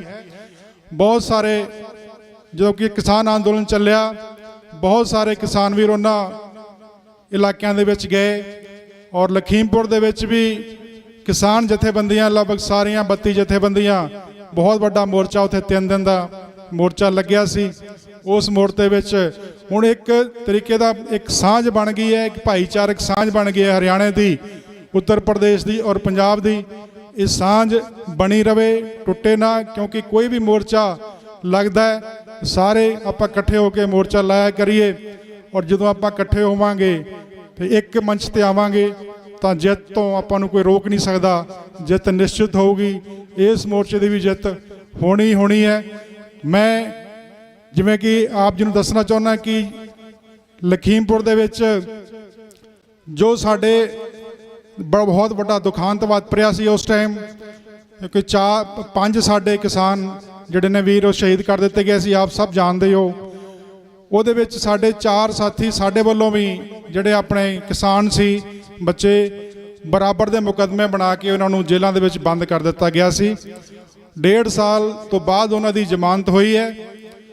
ਉਹ ਸਾਥੀ ਜਦੋਂ ਹੋਪਲੈਸ ਹੋ ਜਾਂਦੇ ਸੀ, ਘਬਰਾ ਜਾਂਦੇ ਸੀ, ਕਹਿੰਦੇ ਅਸੀਂ ਕਿਵੇਂ ਜੇਲ੍ਹ ਤੋਂ ਬਾਹਰ ਆਵਾਂਗੇ, ਤਾਂ ਅਸੀਂ ਸਾਡੇ ਜਿਹੜੇ ਯੋਧੇ ਹੈ ਬੰਦੀ ਸਿੰਘ ਜਿਹੜੇ 32 33 ਸਾਲ 35 ਸਾਲ ਹੋ ਗਏ ਹੈ, ਅਸੀਂ ਇਹਨਾਂ ਦੀ ਮਿਸਾਲ ਦਿਆ ਕਰਦੇ ਸੀ ਜਾ ਕੇ ਕਿ ਸਾਡੇ ਕੌਮ ਦੇ ਯੋਧੇ ਦੇਖ ਲਓ ਕਿੰਨਾ ਚੈਰ ਹੋ ਗਿਆ, ਜੇਲ੍ਹਾਂ 'ਚ ਬੰਦ ਨੇ, ਜੇ ਉਹ ਨਹੀਂ ਘਬਰਾਏ, ਉਹ ਨਹੀਂ ਉਹਨਾਂ ਦੇ ਖਿੜੇ ਮੱਥੇ ਨਾਲ ਰਹਿੰਦੇ ਨੇ ਜੇਲ੍ਹਾਂ ਦੇ ਵਿੱਚ, ਤੁਹਾਨੂੰ ਅਸੀਂ ਬਹੁਤ ਜਲਦ ਜੇਲ੍ਹ ਤੋਂ ਬਾਹਰ ਲੈ ਆਵਾਂਗੇ। ਤੇ ਉਹਨਾਂ ਨੂੰ 1.5 ਸਾਲ ਦੇ ਅੰਦਰ ਅੰਦਰ ਹੀ ਸੁਪਰੀਮ ਕੋਰਟ ਨੇ ਰਿਹਾਈ ਦੇ ਦਿੱਤੀ। ਤੇ ਇਹ ਸਾਡੇ ਆਗੂ ਆਉਣ ਵਾਲੇ ਟਾਈਮ ਦੇ ਵਿੱਚ ਆਉਣ ਵਾਲੀਆਂ ਪੀੜ੍ਹੀਆਂ ਲਈ ਇੱਕ ਮਿਸਾਲ ਵੀ ਨੇ। ਔਰ ਇਹ ਜਿਵੇਂ ਕਿ ਬਾਬਾ ਜੀ ਨੇ ਹੁਣੇ ਦੱਸਿਆ, ਸਾਡਾ ਤਾਂ ਇਤਿਹਾਸ ਸੀ ਜਿਹੜਾ ਕੁਰਬਾਨੀਆਂ ਦਾ, ਲੇਕਿਨ ਸਾਡੇ ਨਾਲ ਸਰਕਾਰਾਂ ਸੰਵਿਧਾਨਿਕ ਅਧਿਕਾਰ ਸਾਨੂੰ ਨਹੀਂ ਦਿੰਦੀਆਂ, ਸੰਵਿਧਾਨਿਕ ਸਾਨੂੰ ਰਾਈਟ ਨਹੀਂ ਦਿੰਦੀਆਂ, ਸਾਡੇ ਨਾਲ ਧੱਕਾ ਹੁੰਦਾ ਹੈ। ਤੇ ਇਹ ਚੀਜ਼ਾਂ ਸਾਨੂੰ ਸੰਵਿਧਾਨ ਵੀ ਆਪਾਂ ਬਚਾਉਣਾ ਹੈ। ਤੇ ਇਹ ਬਹੁਤ ਸਾਰੇ ਆਯਾਮ ਹੈ ਮੋਰਚੇ ਦੇ, ਕਿਸਾਨੀ ਮੋਰਚੇ ਦੇ ਵੀ ਬਹੁਤ ਸਾਰੇ ਆਯਾਮ ਸੀਗੇ, ਕਿਉਂਕਿ ਕਿਸਾਨੀ ਮੋਰਚੇ ਦੇ ਵਿੱਚ ਜਿਹੜੇ ਕਿ ਲੰਗਰਾਂ ਦੀ ਪ੍ਰਥਾ ਬਾਰੇ ਨਹੀਂ ਸੀ ਜਾਣਦੇ ਕਿ ਲੰਗਰ ਕਿਵੇਂ ਚਲਾਏ ਜਾਂਦੇ ਆ, ਉਹਨਾਂ ਨੂੰ ਲੰਗਰਾਂ ਨੂੰ ਉਹਨਾਂ ਨੇ ਸਮਝਿਆ, ਸਿੱਖ ਭਾਈਚਾਰੇ ਨੂੰ ਸਮਝਿਆ, ਸਿੱਖ ਫਿਲਾਸਫੀ ਨੂੰ ਸਮਝਿਆ, ਸਿੱਖਾਂ ਦੇ ਬਾਰੇ ਪੜ੍ਹਨਾ ਸ਼ੁਰੂ ਕੀਤਾ, ਇਤਿਹਾਸ ਪੜ੍ਹਿਆ। ਫਿਰ ਉਹ ਪੁਰਾਣੇ ਇਤਿਹਾਸਾਂ ਵਿੱਚ ਬਾਬਾ ਬੰਦਾ ਸਿੰਘ ਬਹਾਦਰ ਉਹਨਾਂ ਦੇ ਇਤਿਹਾਸ ਨੂੰ ਪੜ੍ਹਿਆ। ਫਿਰ ਉਹਨਾਂ ਨੇ ਵਿਚਾਰਿਆ ਤਾਂ ਬਹੁਤ ਸਾਰੇ ਜਿਹੜਾ ਜਾਟ ਭਾਈਚਾਰਾ ਹੈ ਆਪਣਾ ਪੱਛਮ ਉੱਤਰ ਪ੍ਰਦੇਸ਼ ਦਾ, ਉਹ ਸਿਰ ਤੇ ਦਸਤਾਰਾਂ ਸਜਾਉਣ ਲੱਗ ਗਏ। ਉਹਨਾਂ ਨੂੰ ਪਤਾ ਲੱਗ ਗਿਆ ਸਾਡਾ ਵਿਰਸਾ ਕੀ ਹੈ। ਸਾਡੇ ਬਹੁਤ ਨੌਜਵਾਨ ਸਾਥੀ ਉਹਨਾਂ ਨੇ ਕੇਸ ਔਰ ਦਾੜੇ ਰੱਖ ਲਏ। ਬਾਬਾ ਜੀ ਦੀ ਪ੍ਰੇਰਣਾ, ਕਿਉਂਕਿ ਬਾਰਡਰ ਤੇ ਕੋਈ ਵੀ ਆਉਂਦਾ ਸੀ, ਜੇ ਸਿਰ ਤੇ ਕੇਸ ਨਹੀਂ ਸੀ ਹੁੰਦੇ, ਦਾੜਾ ਨਹੀਂ ਸੀ ਹੁੰਦਾ, ਬਾਬਾ ਜੀ ਸਿਰਫ ਕੰਨ 'ਚ ਹੀ ਕਹਿੰਦੇ ਹੁੰਦੇ ਸੀ ਕਿ ਬੇਟਾ ਸਿੱਖੀ ਸੰਭਾਲ ਲਾ। ਤੇ ਉਹ ਦੂਸਰਾ ਸ਼ਬਦ ਨਹੀਂ ਬੋਲਤਾ। ਸਾਡੇ ਵਿੱਚ ਵੀ ਘੱਟ ਤੋਂ ਘੱਟ ਵੀ ਇੱਥੇ 15-20 ਨੌਜਵਾਨ ਇਸ ਟਾਈਮ ਮੌਜੂਦ ਨੇ ਜਿਨ੍ਹਾਂ ਨੇ ਕੇਸ ਔਰ ਦਾੜੇ ਬਾਰਡਰਾਂ ਤੇ ਰਹਿ ਕੇ ਰੱਖੇ ਹੈ। ਤੇ ਇਹ ਪ੍ਰੇਰਣਾ ਸਾਧੂਆਂ ਦੀ ਕਿਰਪਾ ਸਾਡੇ ਤੇ ਬਣੀ ਰਵੇ, ਮਹਾਂਪੁਰਸ਼ਾਂ ਦੀ ਬਣੀ ਰਵੇ। ਕੋਈ ਵੀ ਆਪਾਂ ਜੰਗ ਅਗਰ ਲੜਦੇ ਹਾਂ ਉਹਦੇ 'ਚ ਅਸਲਾ ਬਾਰੂਦ ਦੀ ਵੀ ਲੋੜ ਪੈਂਦੀ ਹੈ ਔਰ ਭੋਜਨ ਦੀ ਵੀ ਲੋੜ ਪੈਂਦੀ ਹੈ। ਇਹ ਸਾਡੇ ਸ਼ਾਂਤਮਈ ਅੰਦੋਲਨ ਸੀ, ਕਿਸਾਨੀ ਅੰਦੋਲਨ ਸਾਡਾ ਸੰਘਰਸ਼ ਸ਼ਾਂਤਮਈ ਸੀ, ਇਹ ਅੰਦੋਲਨ ਵੀ ਸਾਡਾ ਸ਼ਾਂਤਮਈ ਹੈ। ਅਸਲਾ ਬਾਰੂਦ ਦੀ ਸਾਨੂੰ ਲੋੜ ਨਹੀਂ, ਲੇਕਿਨ ਸਾਨੂੰ ਭੋਜਨ ਦੀ ਲੋੜ 3 ਟਾਈਮ ਪੈਂਦੀ ਹੈ। ਉਹ 3 ਟਾਈਮ ਭੋਜਨ ਸਾਨੂੰ ਸਾਡੇ ਸਾਧੂ, ਸਾਡੇ ਕਾਰਜ ਦੀਆਂ ਜਥੇਬੰਦੀਆਂ ਉਹ ਸਾਨੂੰ ਉਪਲਬਧ ਕਰਾਉਂਦੀਆਂ, ਉਹ ਸਾਡੇ ਪੂਰਤੀ ਕਰਦੀਆਂ ਨੇ। ਤੇ ਇਹ ਸਾਧੂਆਂ ਦੀ ਕਿਰਪਾ ਨਾਲ ਹੀ, ਲੰਗਰਾਂ ਦੀ ਕਿਰਪਾ ਨਾਲ ਹੀ 13 ਮਹੀਨੇ ਅੰਦੋਲਨ ਚੱਲੇ। ਔਰ ਅੱਗੇ ਵੀ ਸੰਤ ਬਾਬਾ ਗੁਰਮੀਤ ਸਿੰਘ ਜੀ ਪਹਿਲੇ ਦਿਨ ਤੋਂ ਹੀ ਜਿਵੇਂ ਕਿ ਲੰਗਰ ਲਾਏ ਹੋਏ ਨੇ। ਬਾਬਾ ਜੀ ਉਹਨਾਂ ਦੀ ਸਭ ਤੋਂ ਪਹਿਲਾਂ ਵੀਡੀਓ ਅਸੀਂ ਦੇਖੀ ਸੀ, ਸੋਸ਼ਲ ਮੀਡੀਆ ਤੇ ਆਈ ਸੀ। ਸੰਤ ਬਾਬਾ ਨਰਿੰਦਰ ਸਿੰਘ ਜੀ ਹਜੂਰ ਸਾਹਿਬ ਵਾਲੇ, ਸੰਤ ਬਾਬਾ ਬਲਵਿੰਦਰ ਸਿੰਘ ਜੀ, ਉਹਨਾਂ ਦਾ ਅਸੀਂ ਦੇਣ ਨਹੀਂ ਦੇ ਸਕਦੇ ਕਿਉਂਕਿ ਗਾਜੀਪੁਰ ਬਾਰਡਰਾਂ ਤੇ ਵੀ ਲਗਾਤਾਰ ਉਹਨਾਂ ਦੀ ਪ੍ਰੇਰਣਾ ਮਿਲਦੀ ਰਹੀ ਸਾਨੂੰ। ਸਾਡੇ ਵਿੱਚ ਉਹ ਮਹਾਂਪੁਰਸ਼ ਆਉਂਦੇ ਰਹੇ ਔਰ ਉਮੀਦ ਕਰਦੇ ਹਾਂ ਕਿ ਅੱਗੇ ਵੀ ਸਾਡੇ ਵਿੱਚ ਆਉਂਦੇ ਰਹਿਣਗੇ। ਔਰ ਇਸ ਮੋਰਚੇ ਦੀ ਸਫਲਤਾ ਲਈ ਪੂਰੇ ਦੇਸ਼ ਦੇ ਵਿੱਚ, ਪੂਰੀ ਦੁਨੀਆ ਦੇ ਵਿੱਚ ਅਰਦਾਸਾਂ ਹੋ ਰਹੀਆਂ ਨੇ। ਇਹ ਬਹੁਤ ਵੱਡਾ ਮੰਚ ਹੈ, ਪੂਰੀ ਦੁਨੀਆ ਦੀ ਨਿਗਾਹ ਇਸ ਮੰਚ ਦੇ ਉੱਪਰ ਹੈ। ਔਰ ਇੱਥੋਂ ਜੋ ਮੈਸੇਜ ਜਾਣਾ ਹੈ, ਜੋ ਇੱਕ ਸਾਨੂੰ ਜਿੱਤ ਪ੍ਰਾਪਤ ਹੋਣੀ ਹੈ, ਉਹ ਬਹੁਤ ਵੱਡੀ ਉਹਦੇ ਆਯਾਮ ਹੋਣਗੇ ਔਰ ਉਹਦੇ ਬਹੁਤ ਵੱਡੇ ਮਾਪਦੰਡ ਹੋਣਗੇ ਔਰ ਇੱਕ ਪ੍ਰੇਰਣਾ ਸਾਨੂੰ ਆਉਣ ਵਾਲੀ ਪੀੜ੍ਹੀ ਨੂੰ ਮਿਲੇਗੀ। ਸੋ ਇੰਨੀਆਂ ਕੁ ਬੇਨਤੀਆਂ ਪ੍ਰਵਾਨ ਕਰਿਓ ਜੀ। ਵਾਹਿਗੁਰੂ ਜੀ ਕਾ ਖਾਲਸਾ, ਵਾਹਿਗੁਰੂ ਜੀ ਕੀ ਫਤਿਹ। ਵਾਹਿਗੁਰੂ ਜੀ ਕਾ ਖਾਲਸਾ, ਵਾਹਿਗੁਰੂ ਜੀ ਕੀ ਫਤਿਹ। ਇਹ ਸਨ ਭਾਈ ਬਲਜਿੰਦਰ ਸਿੰਘ ਜੀ ਮਾਨ, ਕਿਸਾਨ ਨੇਤਾ, ਜਿਨ੍ਹਾਂ ਨੇ ਆਪਣੇ ਵਿਚਾਰ ਤੁਹਾਡੇ ਨਾਲ ਸਾਂਝੇ ਕੀਤੇ। ਤੇ ਹੁਣ ਭਾਈ ਰਵਿੰਦਰ ਸਿੰਘ ਜੀ ਖਾਲਸਾ ਕਾਲਕਾਂ ਵਾਲੇ, ਉਹ ਆਪ ਦੇ ਮੁਖਾਤਬ ਹੋਣਗੇ। ਤੇ ਉਹਨਾਂ ਤੋਂ ਬਾਅਦ ਭਾਈ ਦਰਸ਼ਨ ਸਿੰਘ ਜੀ USA, ਉਹ ਆਪ ਜੀ ਨਾਲ ਵਿਚਾਰਾਂ ਸਾਂਝਾ ਕਰਨਗੇ ਜੀ। ਵਾਹਿਗੁਰੂ ਜੀ ਕਾ ਖਾਲਸਾ, ਵਾਹਿਗੁਰੂ ਜੀ ਕੀ ਫਤਿਹ। ਪਰਮ ਸਨਮਾਨਯੋਗ ਧੰਨ ਧੰਨ ਸ੍ਰੀ ਗੁਰੂ ਗ੍ਰੰਥ ਸਾਹਿਬ ਦੀ ਪਾਵਨ ਹਜ਼ੂਰੀ 'ਚ ਬੈਠੇ ਹੋਏ ਇਨਸਾਫ ਮੋਰਚੇ ਦੇ ਉੱਤੇ ਜੁੜੇ ਹੋਏ ਗੁਰੂ ਰੂਪੀ ਸਾਧ ਸੰਗਤ ਜੀ, ਕਰੋ ਰਸਨਾ ਪਵਿੱਤਰ ਬਲਾਓ ਫਤਿਹ। ਵਾਹਿਗੁਰੂ ਜੀ ਕਾ ਖਾਲਸਾ, ਵਾਹਿਗੁਰੂ ਜੀ ਕੀ ਫਤਿਹ। ਕਿਉਂਕਿ ਇੱਕ ਹੁੰਦਾ ਫੈਸਲਾ ਤੇ ਇੱਕ ਇਨਸਾਫ। ਹੁਣ ਤੱਕ ਜਿੰਨੇ ਵੀ ਇਹਨਾਂ ਨੇ ਫੈਸਲੇ ਕੀਤੇ ਆਪਣੀ ਮਰਜ਼ੀ ਦੇ ਨਾਲ, ਪਰ ਇਨਸਾਫ ਨਹੀਂ ਕੀਤਾ। ਕਿਉਂਕਿ ਜਿੰਨਾ ਇਨਸਾਫ ਫੈਸਲੇ ਸਿੱਖ ਕੌਮ ਨਾਲ ਕੀਤੇ ਧੱਕੇ ਦੇ ਨਾਲ, ਤੇ ਅਸੀਂ ਇਨਸਾਫ ਮੰਗਣ ਵਾਸਤੇ ਸੰਗਤਾਂ ਨੇ ਬੜੇ ਮੋਰਚੇ ਲਗਾਏ ਨੇ, ਤੇ ਪਹਿਲਾਂ ਵੀ ਲੱਗੇ, ਤੇ ਜੋ ਆਹ ਮੋਰਚਾ ਲੱਗਿਆ ਹੈ ਧੰਨ ਧੰਨ ਸ੍ਰੀ ਗੁਰੂ ਗ੍ਰੰਥ ਸਾਹਿਬ ਛਤਰ ਛਾਇਆ ਹੇਠ ਲੱਗਿਆ। ਸੱਚੇ ਪਾਤਸ਼ਾਹ ਅੰਗ ਸੰਗ ਹੋ ਕੇ ਸਾਡੀ ਸਹਾਇਤਾ ਕਰਨਗੇ, ਕਿਉਂਕਿ ਜੋ ਸਿੱਖਾਂ ਨੂੰ ਕੇਵਲ ਤੇ ਕੇਵਲ ਟੇਕ ਹੈ ਸਾਡੇ ਗੁਰੂ ਗ੍ਰੰਥ ਸਾਹਿਬ ਤੇ। ਅਸੀਂ ਜਦੋਂ ਵੀ ਸੱਚੇ ਪਾਤਸ਼ਾਹ ਅੱਗੇ ਅਰਦਾਸ ਬੇਨਤੀ ਕਰ ਸਕਦੇ ਹਾਂ ਤਨ ਮਨ ਲਾ ਕੇ, ਤੇ ਸੱਚੇ ਪਾਤਸ਼ਾਹ ਸਾਡੀ ਅਰਦਾਸ ਬੇਨਤੀ ਪੂਰੀ ਕਰਦੇ ਨੇ।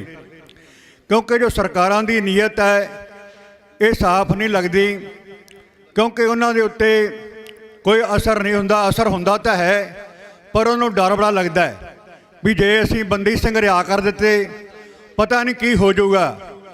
ਹੋਣਾ ਕੀ ਹੈ, ਜਦੋਂ ਵੱਡੇ ਵੱਡੇ ਤੁਸੀਂ ਕਾਤਲ ਛੱਡ ਦਿੱਤੇ ਹੈ, ਰਾਮ ਰਹੀਮ ਵਰਗੇ ਝੂਠੇ ਸੌਦੇ ਵਾਲੇ, ਹੋਰ ਕਿੰਨੇ ਛੱਡੇ ਹੈ। ਔਰ ਤਾਂ ਪੰਜਾਬ ਦੇ ਢੱਗ ਬੱਚੀ ਜੋ ਤੁਹਾਡੇ ਬੰਦੀ ਸਿੰਘ ਰਿਹਾਅ ਕਰਨ ਦੇ ਨਾਲ ਜੋ ਪੰਜਾਬ ਦੀ ਅੱਗ ਲੱਗ ਜਾਏਗੀ, ਇਹ ਬੜਾ ਭੇਖਾ। ਅੱਗ ਨਹੀਂ ਲੱਗੇਗੀ, ਅੱਗ ਤਾਂ ਠੰਡੀ ਹੋਵੇਗੀ। ਜੇ ਨਾ ਛੱਡੇ ਤੁਸੀਂ ਫਿਰ ਅੱਗ ਮੱਚ ਸਕਦੀ ਹੈ। ਇਸ ਕਰਕੇ ਸਰਕਾਰ ਨੂੰ ਚੇਤਾਵਨੀ ਹੈ ਸੰਗਤ ਦੇ ਰੂਪ ਦੇ ਵਿੱਚ, ਕਿਉਂਕਿ ਜੋ ਇਨਸਾਫ ਮੋਰਚਾ ਲੱਗਿਆ ਹੋਇਆ ਹੈ ਇਹ ਸਾਰੇ ਹੀ ਤਨ ਮਨ ਧਨ ਦੇ ਨਾਲ ਸੇਵਾਵਾਂ ਕਰ ਰਹੇ ਹਨ। ਬੜੇ ਕਹਿ ਰਹੇ ਆ ਕਿ ਫੰਡ ਆ ਰਹੀ ਹੈ, ਫਲਾਨਾ ਆ ਰਿਹਾ, ਉਹ ਆ ਰਿਹਾ ਹੈ। ਫੰਡ ਕਿ ਨਹੀਂ ਆ ਰਹੀ। ਜੋ ਸਿੰਘ ਆਪਣੀ ਕਿਰਤ ਕਮਾਈ ਨੂੰ ਸਫਲ ਬਣਾਉਣ ਵਾਸਤੇ ਸੇਵਾਵਾਂ ਭੇਜ ਰਹੇ ਹਨ, ਜਿਵੇਂ ਜਿਵੇਂ ਵੇਤਨ ਅਨੁਸਾਰ। ਇਸ ਕਰਕੇ ਸਰਕਾਰ ਨੂੰ ਭੁੱਲ ਜਾਣਾ ਚਾਹੀਦਾ ਹੈ ਕਿ ਜੋ ਇਨਸਾਫ ਮੋਰਚਾ ਇਹ ਪਿੱਛੇ ਹਟ ਜਾਵੇਗਾ, ਪਿੱਛੇ ਨਹੀਂ ਹਟੇਗਾ। ਪਰ ਸੰਗਤ ਦੀ ਬੇਨਤੀ ਗੱਲ ਕਿ ਹੈ, ਕਿਉਂਕਿ ਜੋ ਮੋਰਚੇ ਤਾਂ ਚੱਲਦੇ ਨੇ ਜੇ ਸੰਗਤਾਂ ਸਾਥ ਦੇਣ, ਤਾਂ ਸੰਗਤਾਂ ਸਾਥ ਦੇ ਵੀ ਰਹੀਆਂ ਹਨ, ਪਰ ਜਿਵੇਂ ਨਗਰਾਂ ਦੇ ਵਿੱਚੋਂ ਸੰਗਤਾਂ ਆਉਣੀਆਂ ਚਾਹੀਦੀਆਂ ਹਨ ਉਵੇਂ ਆ ਨਹੀਂ ਰਹੀਆਂ। ਜਿਸ ਤਰ੍ਹਾਂ ਦਿੱਲੀ ਦੇ ਵਿੱਚ ਜਾ ਕੇ 1 ਸਾਲ ਤੇ 2-3 ਮਹੀਨੇ ਲਾ ਕੇ ਸੰਗਤਾਂ ਵੱਡੀ ਵੱਡੀ ਗਿਣਤੀ ਦੇ ਵਿੱਚ ਉੱਥੇ ਪਹੁੰਚੀਆਂ ਹਨ, ਪਰ ਇਸ ਇਨਸਾਫ ਮੋਰਚੇ ਦੇ ਵਿੱਚ ਸਾਨੂੰ ਹਾਜ਼ਰੀ ਲਾਉਣੀ ਚਾਹੀਦੀ ਹੈ। ਇਸ ਕਰਕੇ ਜਿੰਨੇ ਵੀ ਅਸੀਂ ਇੱਥੇ ਬੈਠੇ ਹਾਂ ਉਹ ਪਿੰਡਾਂ ਪਰ ਜਾ ਕੇ ਅਨਾਉਂਸਮੈਂਟਾਂ ਕਰਿਆ ਕਰੋ ਭਾਈ, ਉੱਥੇ ਜਾ ਕੇ ਪਹੁੰਚੋ। ਇੱਕ ਪਿੰਡ ਦੇ ਵਿੱਚੋਂ 20-20, 50-50 ਬੰਦੇ ਨਿੱਤ ਆਉਣ ਤਾਂ ਬੜੀ ਸੰਗਤਾਂ ਦੇ ਵਿੱਚ ਇੱਥੇ ਹੌਸਲਾ ਵੀ ਵਧੇਗਾ। ਕਿਉਂਕਿ ਜੋ ਮੋਰਚੇ ਹੈ ਜਿੰਨਾ ਵੀ ਆਪਾਂ ਇਕੱਠ ਵੱਧ ਤੋਂ ਵੱਧ ਦਿਖਾਵਾਂਗੇ ਉਹਨਾਂ ਹੀ ਸਰਕਾਰਾਂ 'ਤੇ ਜ਼ਿਆਦਾ ਅਸਰ ਹੋਣਾ ਹੈ। ਸੱਚੇ ਪਾਤਸ਼ਾਹ ਕਿਰਪਾ ਕਰਨ, ਇਸ ਇਨਸਾਫ ਮੋਰਚੇ ਨੂੰ ਬਲ ਬਖਸ਼ਣ। ਜੋ ਮੋਰਚੇ ਸਿੰਘ ਬੈਠੇ ਦਿਨ ਤੇ ਰਾਤ ਕੀਤੀ ਹੈ, ਸਾਰਿਆਂ ਦੇ ਅੰਗ ਸੰਗ ਸਹਾਇਤਾ ਕਰਨ ਸੱਚੇ ਪਾਤਸ਼ਾਹ ਜੀ, ਕਿਉਂਕਿ ਸਮਾਂ ਜ਼ਿਆਦਾ ਹੋ ਚੁੱਕਾ ਹੈ। ਅਸੀਂ ਪਿੰਡ ਕਾਲੇ ਕਿਆਂ ਤੋਂ ਇੱਕ ਬੱਸ ਲੈ ਕੇ ਆਏ ਹਾਂ, ਪਹਿਲਾਂ ਵੀ ਆਏ ਸੀ ਤੇ ਬੀਬੀਆਂ ਵੀ ਨਾਲ ਆਈਆਂ ਹਨ। ਅੱਗੇ ਵੀ ਅਸੀਂ ਕੋਸ਼ਿਸ਼ ਕਰਾਂਗੇ ਵੱਧ ਤੋਂ ਵੱਧ ਇੱਥੇ ਆਉਣ ਦੀ ਇਨਸਾਫ ਮੋਰਚੇ ਦੇ ਵਿੱਚ। ਇਹਨਾਂ ਕੁਛ ਕਹਿੰਦਾ ਫਤਿਹ ਬੁਲਾਉਣਾ। ਵਾਹਿਗੁਰੂ ਜੀ ਕਾ ਖਾਲਸਾ, ਵਾਹਿਗੁਰੂ ਜੀ ਕੀ ਫਤਿਹ। ਵਾਹਿਗੁਰੂ ਜੀ ਕਾ ਖਾਲਸਾ, ਵਾਹਿਗੁਰੂ ਜੀ ਕੀ ਫਤਿਹ। ਉਹ ਭਾਈ ਸਾਹਿਬ ਜੀ ਦਾ ਬਹੁਤ ਬਹੁਤ ਧੰਨਵਾਦ। ਭਾਈ ਰਵਿੰਦਰ ਸਿੰਘ ਜੀ ਖਾਲਸਾ ਜਿਹੜੇ ਕਿ ਸੰਗਤਾਂ ਲੈ ਕੇ ਇੱਥੇ ਆਉਂਦੇ ਆ, ਇਹਨਾਂ ਦਾ ਬਹੁਤ ਬਹੁਤ ਧੰਨਵਾਦ। ਰਾਜਸਥਾਨ ਤੋਂ ਇਹ ਸੰਗਤਾਂ ਲੈ ਕੇ ਇੱਥੇ ਪਹੁੰਚੇ ਹੈਗੇ। ਤੇ ਮੈਂ ਹੁਣ ਬੇਨਤੀ ਕਰਾਂ ਭਾਈ ਅਜੀਤ ਸਿੰਘ ਜੀ ਖਾਲਸਾ, ਉਹ ਵੀ ਸੰਗਤਾਂ ਦੇ ਨਾਲ ਰੂਬਰੂ ਹੋਣਗੇ। ਤੇ ਜਿਹੜੀਆਂ ਸੰਗਤਾਂ ਇੱਧਰ ਉੱਧਰ ਘੁੰਮ ਰਹੀਆਂ ਉਹਨਾਂ ਨੂੰ ਬੇਨਤੀ ਹੈ ਕਿ ਉਹ ਭਾਈ ਪੰਡਾਲ ਦੇ ਵਿੱਚ ਪਹੁੰਚੋ, ਕਿਉਂਕਿ ਇੱਥੇ ਵੀ ਹਾਜ਼ਰੀ ਲਵਾਉਣੀ ਬਹੁਤ ਜ਼ਰੂਰੀ ਹੈ। ਜਿਨ੍ਹਾਂ ਨੇ ਲੰਗਰ ਪਾਣੀ ਛਕ ਲਿਆ ਭਾਈ ਪੰਡਾਲ ਦੇ ਵਿੱਚ ਬੈਠਣ ਦੀ ਕਿਰਪਾਲਤਾ ਕਰੋ। ਦੂਸਰੀ ਬੇਨਤੀ ਕਿ ਕੱਲ੍ਹ ਨੂੰ ਅੰਮ੍ਰਿਤ ਦਾ ਬਾਟਾ ਤਿਆਰ ਹੋਣਾ ਹੈ। ਜਿਨ੍ਹਾਂ ਨੇ ਅੰਮ੍ਰਿਤ ਦੀ ਦਾਤ ਪ੍ਰਾਪਤ ਕਰਨੀ ਹੈ ਉਹ ਬਾਹਰ ਆਪਣੇ ਨਾਲ ਖਾਣ ਦੀ ਕਿਰਪਾਲਤਾ ਕਰਨ। ਅਤੇ ਜਿਹੜੀਆਂ ਵੀ ਸੰਗਤਾਂ ਇੱਥੇ ਮੋਰਚੇ ਦੇ ਵਿੱਚ ਹਾਜ਼ਰੀਆਂ ਭਰਦੀਆਂ ਉਹਨਾਂ ਨੇ ਆਪਣੀ ਹਾਜ਼ਰੀ ਵੀ ਉੱਥੇ ਜ਼ਰੂਰ ਲਵਾਉਣੀ ਹੈ। ਅਤੇ ਜਿਨ੍ਹਾਂ ਨੇ ਅੰਮ੍ਰਿਤ ਦੀ ਦਾਤ ਲੈਣੀ ਹੈ, ਗੁਰੂ ਵਾਲੇ ਬਣਨਾ ਹੈ, ਉਹਨਾਂ ਨੇ ਵੀ ਆਪਣੇ ਉੱਥੇ ਨਾਲ ਖਾਣ ਦੀ ਕਿਰਪਾਲਤਾ ਕਰਨੀ, ਕਿਉਂਕਿ ਹਰ ਐਤਵਾਰ ਮੋਰਚੇ ਵੱਲੋਂ ਅੰਮ੍ਰਿਤ ਸੰਚਾਰ ਹੁੰਦਾ ਹੈ ਅਤੇ ਸੰਗਤਾਂ ਅੰਮ੍ਰਿਤ ਦੀ ਦਾਤ ਪ੍ਰਾਪਤ ਕਰਕੇ ਗੁਰੂ ਵਾਲੇ ਬਣ ਰਹੀਆਂ। ਸੋ ਸਾਰੀਆਂ ਸੰਗਤਾਂ ਦਾ ਭਾਈ ਧੰਨਵਾਦ। ਆਓ ਭਾਈ ਸਾਹਿਬ ਵਾਸੋ ਆਪਾਂ ਵਿਚਾਰ ਸਰਵਣ ਕਰੀਏ ਜੀ। ਵਾਹਿਗੁਰੂ ਜੀ ਕਾ ਖਾਲਸਾ, ਵਾਹਿਗੁਰੂ ਜੀ ਕੀ ਫਤਿਹ।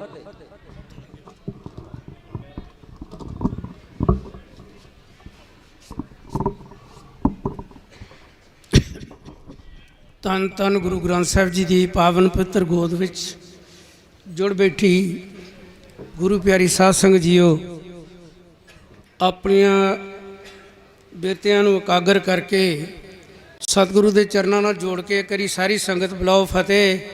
वाहिगुरू जी का खालसा वाहिगुरू जी की फतेह। ज़्यादा समा अपने कोल नहीं क्योंकि बुलारे बहुत आ, थोड़ा समा ही लावांगे। गल ये आ भी ये सारी असी स्टेजां ते हर एक जगह ते मूँह दे नाल गल्लां बहुत कर चुकते हैं, लेकिन उन्होंने असी अमली तौर पर नहीं वरतते। जे असी अमली तौर पर वरती जाए साडा पारा तारा हो जाए। बाबा जी मोहन सिंह जी कह के गए इत्थे या दूसरे उन्होंने बाबा जी मैनू ना भुल गया उन्हों का भी सतगुरु अपने नाल आ, भरोसा रखो। तो गुरबाणी का भी फैसला होया है भी सतगुरु नाल आ। सतगुरु नाल उन्होंने किन्हां दे नहीं लाए, ਜਿਹੜੇ सतगुरु के नाल रहणगे उन्हां दे नाल सतगुरु रहूगा। जे असी सतगुरु के नाल नहीं रहिंदे तो सतगुरु साडे नाल नहीं रहिंदा। महाराज जी गुरबाणी की एक तुक मैं आपके सामने रखन लगा है, उस तो बाद प्रोग्राम चालू करांगे। सो सतगुर प्यारा मेरे नाल है,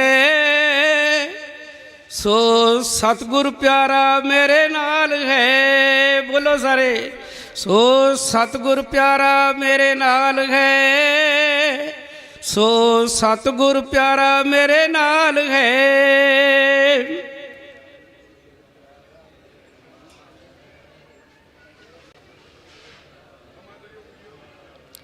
जिथे किथे मैनू लै छड़ाई, जिथे किथे मैनू लै छड़ाई।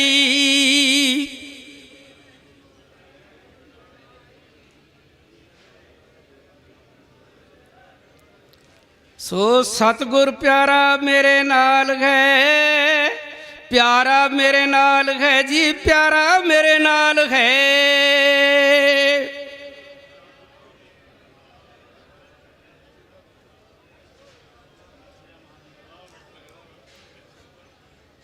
आओ हुण आ जिहड़े सिंह जेलां दे विच डटे होए आ, किते इन्हां नूं तुसीं एवें ना समझ लिओ, ये गल्लां वाले नहीं सी, इन्हां ने करके विखा दित्ती आ। कई आदमी थ्योरी नहीं लेंदे आ, इन्हां ने प्रैक्टिकल कीता है, प्रैक्टिकल करके विखा दिता है। इन्हां दियां मावां ने जिन्हां ने जन्म दिता है ना, उन्हां ने पता नहीं किन्नी भगती कीती होगी। किसी शायर ने एक लाइन लिखी आ, विरले विरले सूरमे पुत जम्मन माइयां। ध्यान देना, विरले विरले सूरमे पुत जम्मन माइयां, बहुते पैदा कर दियां भूत जिन भूत बुलाइयां। क्योंकि जिहड़े शराबां पींदे आ, बकरे बुलाउंदे आ, बुरा हाल करदे आ, समाज नूं तंग करदे आ, वो बुलाइयां ही आ। तो किसी ने लिखिया है, मैं अपने जज्बात जिहड़े आ ना कविता दे ही रखूँगा, लैक्चर नहीं दूँगा। 2-3 मिनट होर लाने मैं। कहंदे भगत सूरमा दान दे करन वाला, भगत सूरमा दान दे करन वाला, विरला लाल माता पैदा करे कोई कोई। सारे अपना भार उठाउंदे ने पंड सिर ते, किसे दी धरे कोई कोई। और मरदी कुल दुनिया अपने घरां बदले खातर देश की सूरमा मरे कोई कोई। मरदी कुल दुनिया अपने घरां बदले खातर कौम की सूरमा मरे कोई कोई। दम दित्तियां दम बाज ना दम आउंदे, ढोने दमां दे बाज ना ढोए जांदे। ओ बाज खुशी दे हੱਸਿਆ नहीं जांदा, रोने गमां दे बाज ना रोए जांदे। दर्दां बाज ना सीने विच छेक पैंदे, छेका बाज ना मोती परोए जांदे। सरफ दाग गुलामी दे देश उत्तों कौमी अणख दी बाज ना धोए जांदे। तो मैं एक कविता होर थोड़े चिर दी सुना के समाप्ति करूँगा। वो हैगी आ, किसी कवि ने लिखा है गुरसिख दी सिफत। क्योंकि असी किसी गल ते एतराज करिए दिल्ली वालियां ते या जालमां ते करिए, ਇਹ ਤੇ ਗਲਤ ਗੱਲ ਆ। ਸਾਨੂੰ ਪੈਦਾ ਹੀ ਕੀਤਾ ਮਹਾਰਾਜ ਨੇ ਕਲਗੀਧਰ ਨੇ ਤਲਵਾਰ ਦੇ ਵਿੱਚੋਂ। ਕਿਸੇ ਨੇ ਲਿਖਿਆ ਹੈ, ਘੁੱਟ ਤੇਰੇ ਅੰਮ੍ਰਿਤ ਦੀ, ਘੁੱਟ ਤੇਰੇ ਅੰਮ੍ਰਿਤ ਦੀ, ਜਿਨ੍ਹਾਂ ਬੁੱਲੀਆਂ ਦੇ ਨਾਲ ਛੁਹਾਈ, ਨੰਗੇ ਧਰਾਂ ਨਾਲ ਕਰਦੇ ਲੜਾਈ, ਘੁੱਟ ਤੇਰੇ ਅੰਮ੍ਰਿਤ ਦੀ। ਓ ਮੌਤ ਨੂੰ ਮਖੌਲ ਕਰ ਦੇ, ਓ ਮੌਤ ਨੂੰ ਮਖੌਲ ਕਰ ਦੇ, ਯਾਰੀ ਜਿਨ੍ਹਾਂ ਨੇ ਤੂਫਾਨਾਂ ਨਾਲ ਲਾਈ, ਘੁੱਟ ਤੇਰੇ ਅੰਮ੍ਰਿਤ ਦੀ। ਦਾਸ ਦੀ ਉਮਰ ਇਸ ਵੇਲੇ 80 ਸਾਲ ਦੀ ਆ। ਪੰਜਾਬੀ ਸੂਬੇ ਦਾ ਮੋਰਚਾ 60 ਤੋਂ ਪਹਿਲੋਂ ਲੱਗਾ ਸੀ, ਉਹਦੇ ਵਿੱਚ ਵੀ ਅਸੀਂ ਹਿੱਸਾ ਲਿਆ ਹੈ। ਔਰ 84 ਦੇ ਵਿੱਚ ਬੇੜੀਆਂ ਲਾਈਆਂ, 90 ਦੇ ਵਿੱਚ ਫਿਰ ਰੈਸਟ ਕੀਤਾ ਹੈ। ਤਾਂ ਮੈਂ ਉਹ ਕਵਿਤਾ ਕਹਿ ਰਿਹਾ ਜੀ, ਨਾਨਕ ਗੁਰੂ ਦੇ ਨੈਣਾ ਦੇ ਨੂਰ ਸਿੱਖਾ। ਧਿਆਨ ਦੇਣਾ, ਇੱਕ ਇੱਕ ਲਫ਼ਜ਼ ਸੁਣਿਓ। ਨਾਨਕ ਗੁਰੂ ਦੇ ਨੈਣਾ ਦੇ ਨੂਰ ਸਿੱਖਾ, ਸਦਾ ਲਈ ਇਹ ਦੁਨੀਆ ਆਬਾਦ ਤੇਰੀ। ਤਾਰਾ ਤੂੰ ਦਸ਼ਮੇਸ਼ ਦੀ ਅੱਖ ਦਾ ਹੈ, ਸੂਰਜ ਝੱਲ ਨਹੀਂ ਸਕਦਾ ਤਾਬ ਤੇਰੀ। ਉਹ ਲਾਲੀ ਤੈਨੂੰ ਅਜੀਤ ਦੇ ਖੂਨ ਦੀ ਇਹ ਫਿੱਕੀ ਪਵੇਗੀ ਕਿਸ ਤਰ੍ਹਾਂ ਤਾਬ ਤੇਰੀ। ਉਹ ਲੱਖਾਂ ਪਿੰਜਰਿਆਂ ਦੇ ਵਿੱਚ ਭਾਵੇਂ ਤੂੰ ਬੰਦ ਹੋਵੇਂ, ਫਿਰ ਵੀ ਰਹੇਗੀ ਰੂਹ ਆਜ਼ਾਦ ਤੇਰੀ। ਉਹ ਤੱਤੀ ਤਵੀ ਤੇ ਬੈਠ ਕੇ ਕਿਸੇ ਭੌਰੇ ਕਰਨ ਦਾ ਸ਼ਬਦ ਦਾ ਜਖਿਆ, ਸਬਰ ਦਾ ਦੱਸਿਆ ਜੰਗ ਤੈਨੂੰ। ਆਸ਼ਿਕ ਕਿਸੇ ਨੇ ਚਾਂਦਨੀ ਚੌਂਕ ਅੰਦਰ ਮਰ ਕੇ ਜਿਉਣ ਦਾ ਦੱਸਿਆ ਢੰਗ ਤੈਨੂੰ। ਤੱਤੀ ਤਵੀ ਤੇ ਬੈਠ ਕੇ ਕਿਸੇ ਭੌਰੇ ਕਰਨਾ ਸਬਰ ਦਾ ਦੱਸਿਆ ਜੰਗ ਤੈਨੂੰ। ਆਸ਼ਿਕ ਕਿਸੇ ਨੇ ਚਾਂਦਨੀ ਚੌਂਕ ਅੰਦਰ ਮਰ ਕੇ ਜਿਉਣ ਦਾ ਦੱਸਿਆ ਢੰਗ ਤੈਨੂੰ। और मस्ती लथी ना तेरी मस्तानिया होए, गौर करना। और मस्ती लथी ना तेरी मस्तानिया ने दिता समय ने सूली ते टंग तैनू। ज्यों ज्यों चढ़े तू भट्ठियां विच पै पै, त्यों त्यों चढ़न परवानिया रंग तैनू। तैनू दुखा ते नागा दा खौफ की है, और तैनू दुखा ते नागा दा खौफ की है। तेरे कोल एक नाम दी कणी सिखा, और शांत रख दी जेड़ी अंगियारियां तो तेरे कोल सुखमणी दी मणी सिखा। अगे जा कहंदे ओए गल्लां नाल नहीं कदे कोई कौम बनदी, गल्लां नाल ने कदे कोई कौम बनदी। कौमां नाल कुर्बानियां दे बनदियां ने, दे दे के शहीदियां देश अंदर ते रंगतां देंदे ने वन वंदियां ने। भाई दयाला जी देश दी वेख विगड़ी, विच देगे बाले खा रिहा है। बलदी जेठ महीने दी अग अंदर रूप पंजवां दर्श दिखा रहा है। बद्दा फट्टियां दे विच मती दास वेखो, उत्ते चीर पैंदा है तिखा आरे दा है। हस हस के सूरमा आखदा सी, मैल कौम दा ऐदां असारी दा है, मैल कौम दा ऐदां असारी दा है। समाप्ति है। दास राजस्थान चो आया, जिला गंगनगर पदमपुर शहर दे विचों। ਇੱਥੇ ਸਾਡੀਆਂ ਬੀਬੀਆਂ ਵੀ ਆਈਆਂ ਹੋਈਆਂ ਸੇਵਾ ਕਰ ਰਹੀਆਂ ਕਈਆਂ ਦਿਨਾਂ ਤੋਂ। ਕੱਲ੍ਹ ਨੂੰ ਹੋਰ ਸਿੰਘ ਸਭਾ ਪਦਮਪੁਰ ਤੋਂ ਜਥਾ ਆਊਗਾ, ਹਾਜ਼ਰੀ ਭਰੂਗਾ। ਭੁੱਲਾਂ ਚੁੱਕਾਂ ਦੀ ਮਾਫੀ ਦੇਣੀ। ਵਾਹਿਗੁਰੂ ਜੀ ਕਾ ਖਾਲਸਾ, ਵਾਹਿਗੁਰੂ ਜੀ ਕੀ ਫਤਿਹ। ਵਾਹਿਗੁਰੂ ਜੀ ਕਾ ਖਾਲਸਾ, ਵਾਹਿਗੁਰੂ ਜੀ ਕੀ ਫਤਿਹ। ਇਹ ਸਨ ਭਾਈ ਅਜੀਤ ਸਿੰਘ ਜੀ ਖਾਲਸਾ, ਜਿਨ੍ਹਾਂ ਨੇ ਕਿ ਸਿੱਖ ਕੁਰਬਾਨੀਆਂ ਨੂੰ ਆਪਣੀ ਕਵਿਤਾ ਰਾਹੀਂ ਆਪ ਦੇ ਨਾਲ ਸਾਂਝਾ ਕੀਤਾ ਹੈ। ਇਹਨਾਂ ਦਾ ਬਹੁਤ ਬਹੁਤ ਧੰਨਵਾਦ। ਸੰਗਤਾਂ ਲੈ ਕੇ ਇੱਥੇ ਪਹੁੰਚ ਰਹੇ ਹੈ, ਸੋ ਆਸ ਕਰਦੇ ਹਾਂ ਗਾਂ ਵਾਸਤੇ ਵੀ ਇਸ ਤਰ੍ਹਾਂ ਵੱਧ ਤੋਂ ਵੱਧ ਸੰਗਤਾਂ ਨੂੰ ਲੈ ਕੇ ਮੋਰਚੇ 'ਚ ਪਹੁੰਚਣਗੇ। ਹੁਣ ਮੈਂ ਬੇਨਤੀ ਕਰਾਂ ਭਾਨਾ ਸਿੱਧੂ ਜੀ ਨੂੰ ਕਿ ਉਹ ਸਟੇਜ 'ਤੇ ਆਉਣ ਦੀ ਕਿਰਪਾਲਤਾ ਕਰਨ, ਅਤੇ ਸੰਗਤਾਂ ਨੂੰ ਵੀ ਬੇਨਤੀ ਹੈ, ਖਾਸ ਕਰਕੇ ਜਿਹੜੇ ਨੌਜਵਾਨ ਇੱਧਰ ਉੱਧਰ ਘੁੰਮ ਰਹੇ ਹੈ, ਕਿ ਭਾਈ ਪੰਡਾਲ ਦੇ ਵਿੱਚ ਪਹੁੰਚ ਕੇ ਸਾਡੇ ਨੌਜਵਾਨ ਪ੍ਰਚਾਰਕ ਸਿੱਖ ਕੌਮ ਦੀ ਜਿਹੜੀ ਹਰ ਗੱਲ ਕਰਨ ਵਾਸਤੇ, ਜਦੋਂ ਵੀ ਸਿੱਖ ਕੌਮ ਨਾਲ ਧੱਕਾ ਹੁੰਦਾ ਹੈ, ਇਹ ਨੌਜਵਾਨ ਵੀਰ ਹਮੇਸ਼ਾ ਅੱਗੇ ਆਉਂਦੇ ਹੈਗੇ ਅਤੇ ਸਿੱਖ ਕੌਮ ਦੀ ਆਵਾਜ਼ ਨੂੰ ਬੁਲੰਦ ਕਰਦੇ ਹੈ। ਪੰਜਾਬ ਦੇ ਨਾਲ ਜਿੰਨੇ ਧੱਕੇ ਹੋ ਰਹੇ ਹੈ ਉਹਨਾਂ ਦੀ ਆਵਾਜ਼ ਬੁਲੰਦ ਕਰ ਰਹੇ ਹਾਂ। ਸੋ ਇਹਨਾਂ ਦਾ ਵੀਰਾਂ ਦਾ ਪਹੁੰਚਣ 'ਤੇ ਧੰਨਵਾਦ। ਹੁਣ ਭਾਨਾ ਸਿੱਧੂ ਜੀ ਆਪ ਜੀ ਵਿਚਾਰਾਂ ਸਾਂਝੀਆਂ ਕਰਨਗੇ। ਉਸ ਤੋਂ ਬਾਅਦ ਸੁਖਰਾਜ ਜੀ ਤੇ ਉਹਨਾਂ ਤੋਂ ਬਾਅਦ ਲੱਖਾ ਸਿਧਾਣਾ ਜੀ ਆਪ ਜੀ ਜ਼ਰੂਰ ਹੋਣਗੇ। ਆਓ ਉਹਨਾਂ ਪੈਸਾ ਵਿਚਾਰਾਂ ਸਰਵਣ ਕਰੀਏ ਜੀ। ਵਾਹਿਗੁਰੂ ਜੀ ਕਾ ਖਾਲਸਾ, ਵਾਹਿਗੁਰੂ ਜੀ ਕੀ ਫਤਿਹ।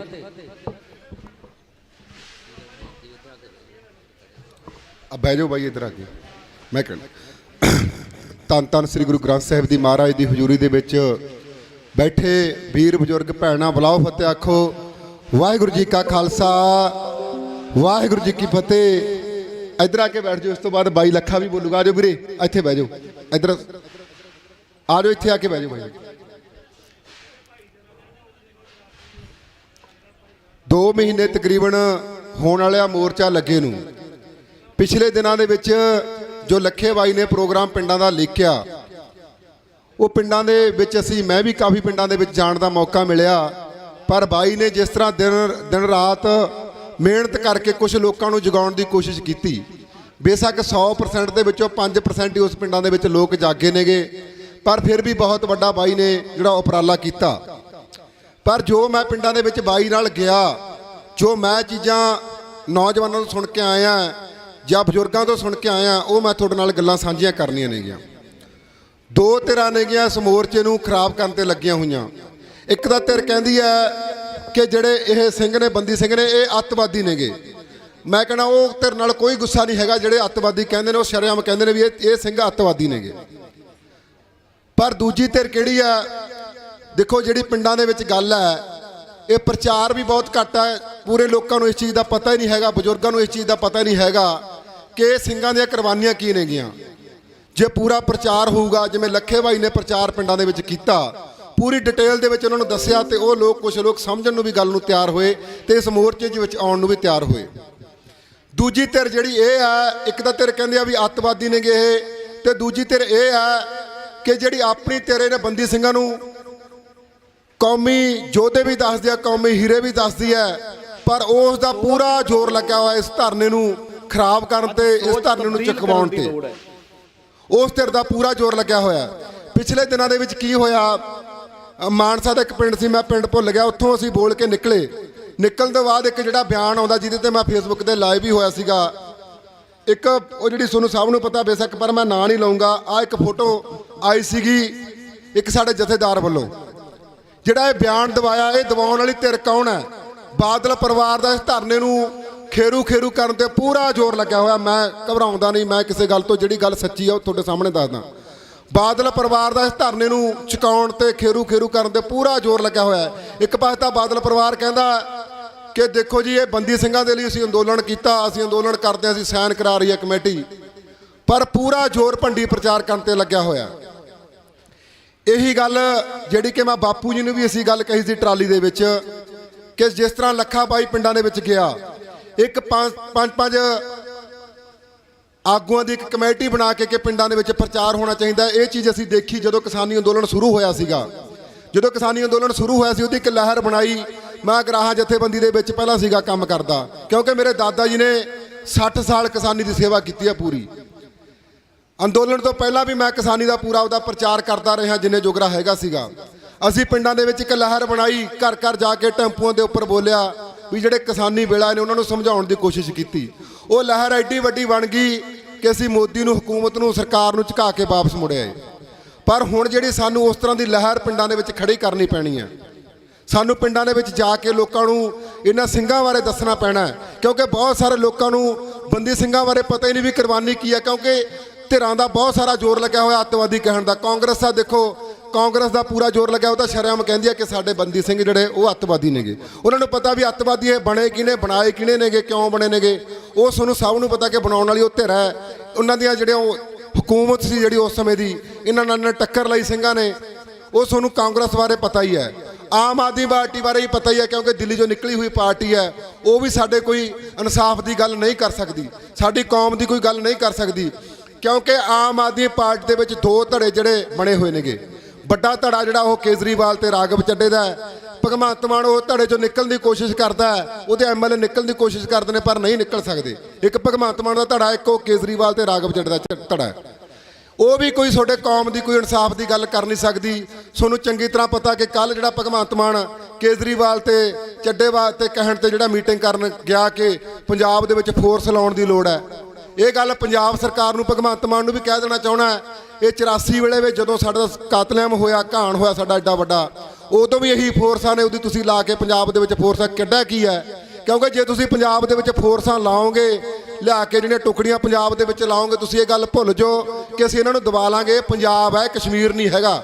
ਸਿੱਧੂ ਮੂਸੇਵਾਲੇ ਨੇ ਗੱਲ ਕਹੀ ਸੀ ਮੇਰੇ ਮਿੱਤਰ ਨੇ ਕਿ ਤੁਸੀਂ ਧੱਕੇ ਨਾਲ ਦਬ ਲਓਗੇ, ਕਸ਼ਮੀਰ ਦੇ ਵਰਗਾ ਨਹੀਂ, ਇਹ ਪੰਜਾਬ ਆ। ਜੇ ਤੁਸੀਂ ਇੱਥੇ ਲੈ ਕੇ ਫੋਰਸ ਖੜੀ ਕਰੋਗੇ ਤੇ ਪੰਜਾਬ ਦੇ ਨੌਜਵਾਨਾਂ ਦਾ ਖੂਨ ਉਸ ਫੌਜ ਨੂੰ ਦੇਖ ਕੇ ਹੋਰ ਖੌਲੂਗਾ। ਇਹ ਨੌਜਵਾਨ ਹੋਰ ਘਰਾਂ ਦੇ ਵਿੱਚੋਂ ਬਾਹਰ ਨਿਕਲ ਕੇ ਆਉਣਗੇ। ਇਹ ਗੱਲ ਸਰਕਾਰ ਨੂੰ ਸਮਝ ਲੈਣੀ ਚਾਹੀਦੀ, ਜਿਹੜੀ ਸਰਕਾਰ ਧਰਨਾ ਚੁਕਾਉਣ ਤੇ ਪੂਰਾ ਜ਼ੋਰ ਲੱਗਿਆ ਹੋਇਆ। ਇਹ ਸਰਕਾਰ ਜਿਹੜੀ ਫੋਰਸ ਲਿਆ ਕੇ ਪੰਜਾਬ ਦੇ ਵਿੱਚ ਲਾ ਕਿਉਂ ਰਹੀ ਹੈ? ਸਿੱਧਾ ਤਾਂ ਕੋਈ ਆਮ ਆਦਮੀ ਪਾਰਟੀ ਵਾਲੇ ਗੱਲ ਬੋਲ ਨਹੀਂ ਰਹੇ, ਕਿਉਂਕਿ ਮੌਜੂਦਾ ਸਰਕਾਰ ਹੈ ਉਹ ਜਿਹੜੇ ਗੁੱਝੀਆਂ ਚਾਲਾਂ ਜਿਹੜੀਆਂ ਕੇਜਰੀਵਾਲ ਤੇ ਰਾਘਵ ਚੱਡਾ ਚੱਲ ਰਹੇ ਨੇ, ਅਸੀਂ ਫੋਰਸ ਲੈ ਕੇ ਦਵਾ ਲਾਂਗੇ ਇਹਨਾਂ ਨੂੰ, ਅਸੀਂ ਟੁਕੜੀਆਂ ਲੈ ਕੇ ਇਹਨਾਂ ਨੂੰ ਦਵਾ ਲਾਂਗੇ, ਇਹ ਦਬਣ ਵਾਲਾ ਕੰਮ ਨਹੀਂ। ਸਿਰਫ ਔਰ ਸਿਰਫ ਇਹ ਧਰਨਾ ਚੁਕਾਉਣ ਦਾ ਜਿਹੜਾ ਮੁੱਖ ਮੁੱਦਾ ਜਿਹੜੀ ਪੰਜਾਬ ਦੇ ਵਿੱਚ ਫੋਰਸ ਲੈ ਕੇ ਲਾਈ ਜਾ ਰਹੀ ਹੈ।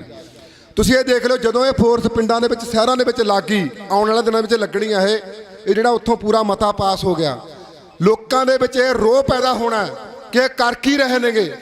ਪਰ ਲੋਕ ਇੱਥੇ ਜਿਹੜੀਆਂ ਬਹੀਰਾਂ ਕੱਤ ਕੇ ਧਰਨੇ ਦੇ ਵਿੱਚ ਪਹੁੰਚਣਗੇ। ਇਸ ਕਰਕੇ ਬੇਨਤੀਆਂ ਤੁਹਾਨੂੰ ਇੰਨੀਆਂ ਕਰਨਾ ਆ। ਬਾਕੀ ਲੱਖਾ ਬਾਈ ਬੜੀ ਤੁਹਾਨੂੰ ਡਿਟੇਲ ਦੇ ਵਿੱਚ ਸਮਝਾਊਗਾ, ਦੱਸੂਗਾ ਕਿ ਅਸੀਂ ਇੱਥੋਂ ਜਿੰਨੇ ਵੀ ਜਾਣੇ ਇੱਥੇ ਸੀ ਇੱਥੇ ਪਹੁੰਚੇ ਹੋਏ ਹਾਂ। ਅਸੀਂ ਸਾਰੇ ਮੋਰਚੇ ਨੂੰ ਸਮਰਪਿਤ ਹਾਂ। ਜਿੱਥੇ ਵੀ ਦਿੱਕਤ ਆਵਾਜ਼ ਆਉਂਦੀ ਹੈ, ਜਿੰਨੇ ਵੀ ਜਾਣੇ ਸੋਸ਼ਲ ਮੀਡੀਆ ਤੇ ਸੁਣਨਗੇ।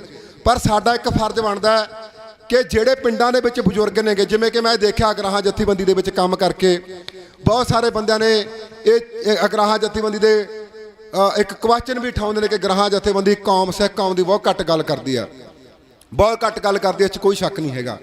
ਪਰ ਜਿਹੜੇ ਬਜ਼ੁਰਗ ਉਹਨਾਂ ਦੇ ਧਰਨਿਆਂ ਦੇ ਵਿੱਚ ਵੱਡਾ ਇਕੱਠ ਹੋ ਜਾਂਦਾ, ਉਹ ਬਜ਼ੁਰਗ ਹੈ ਕੌਣ ਨੇਗੇ? ਇਹ ਗੱਲ ਤੁਹਾਨੂੰ ਸਮਝਣੀ ਪੈਣੀ ਹੈ।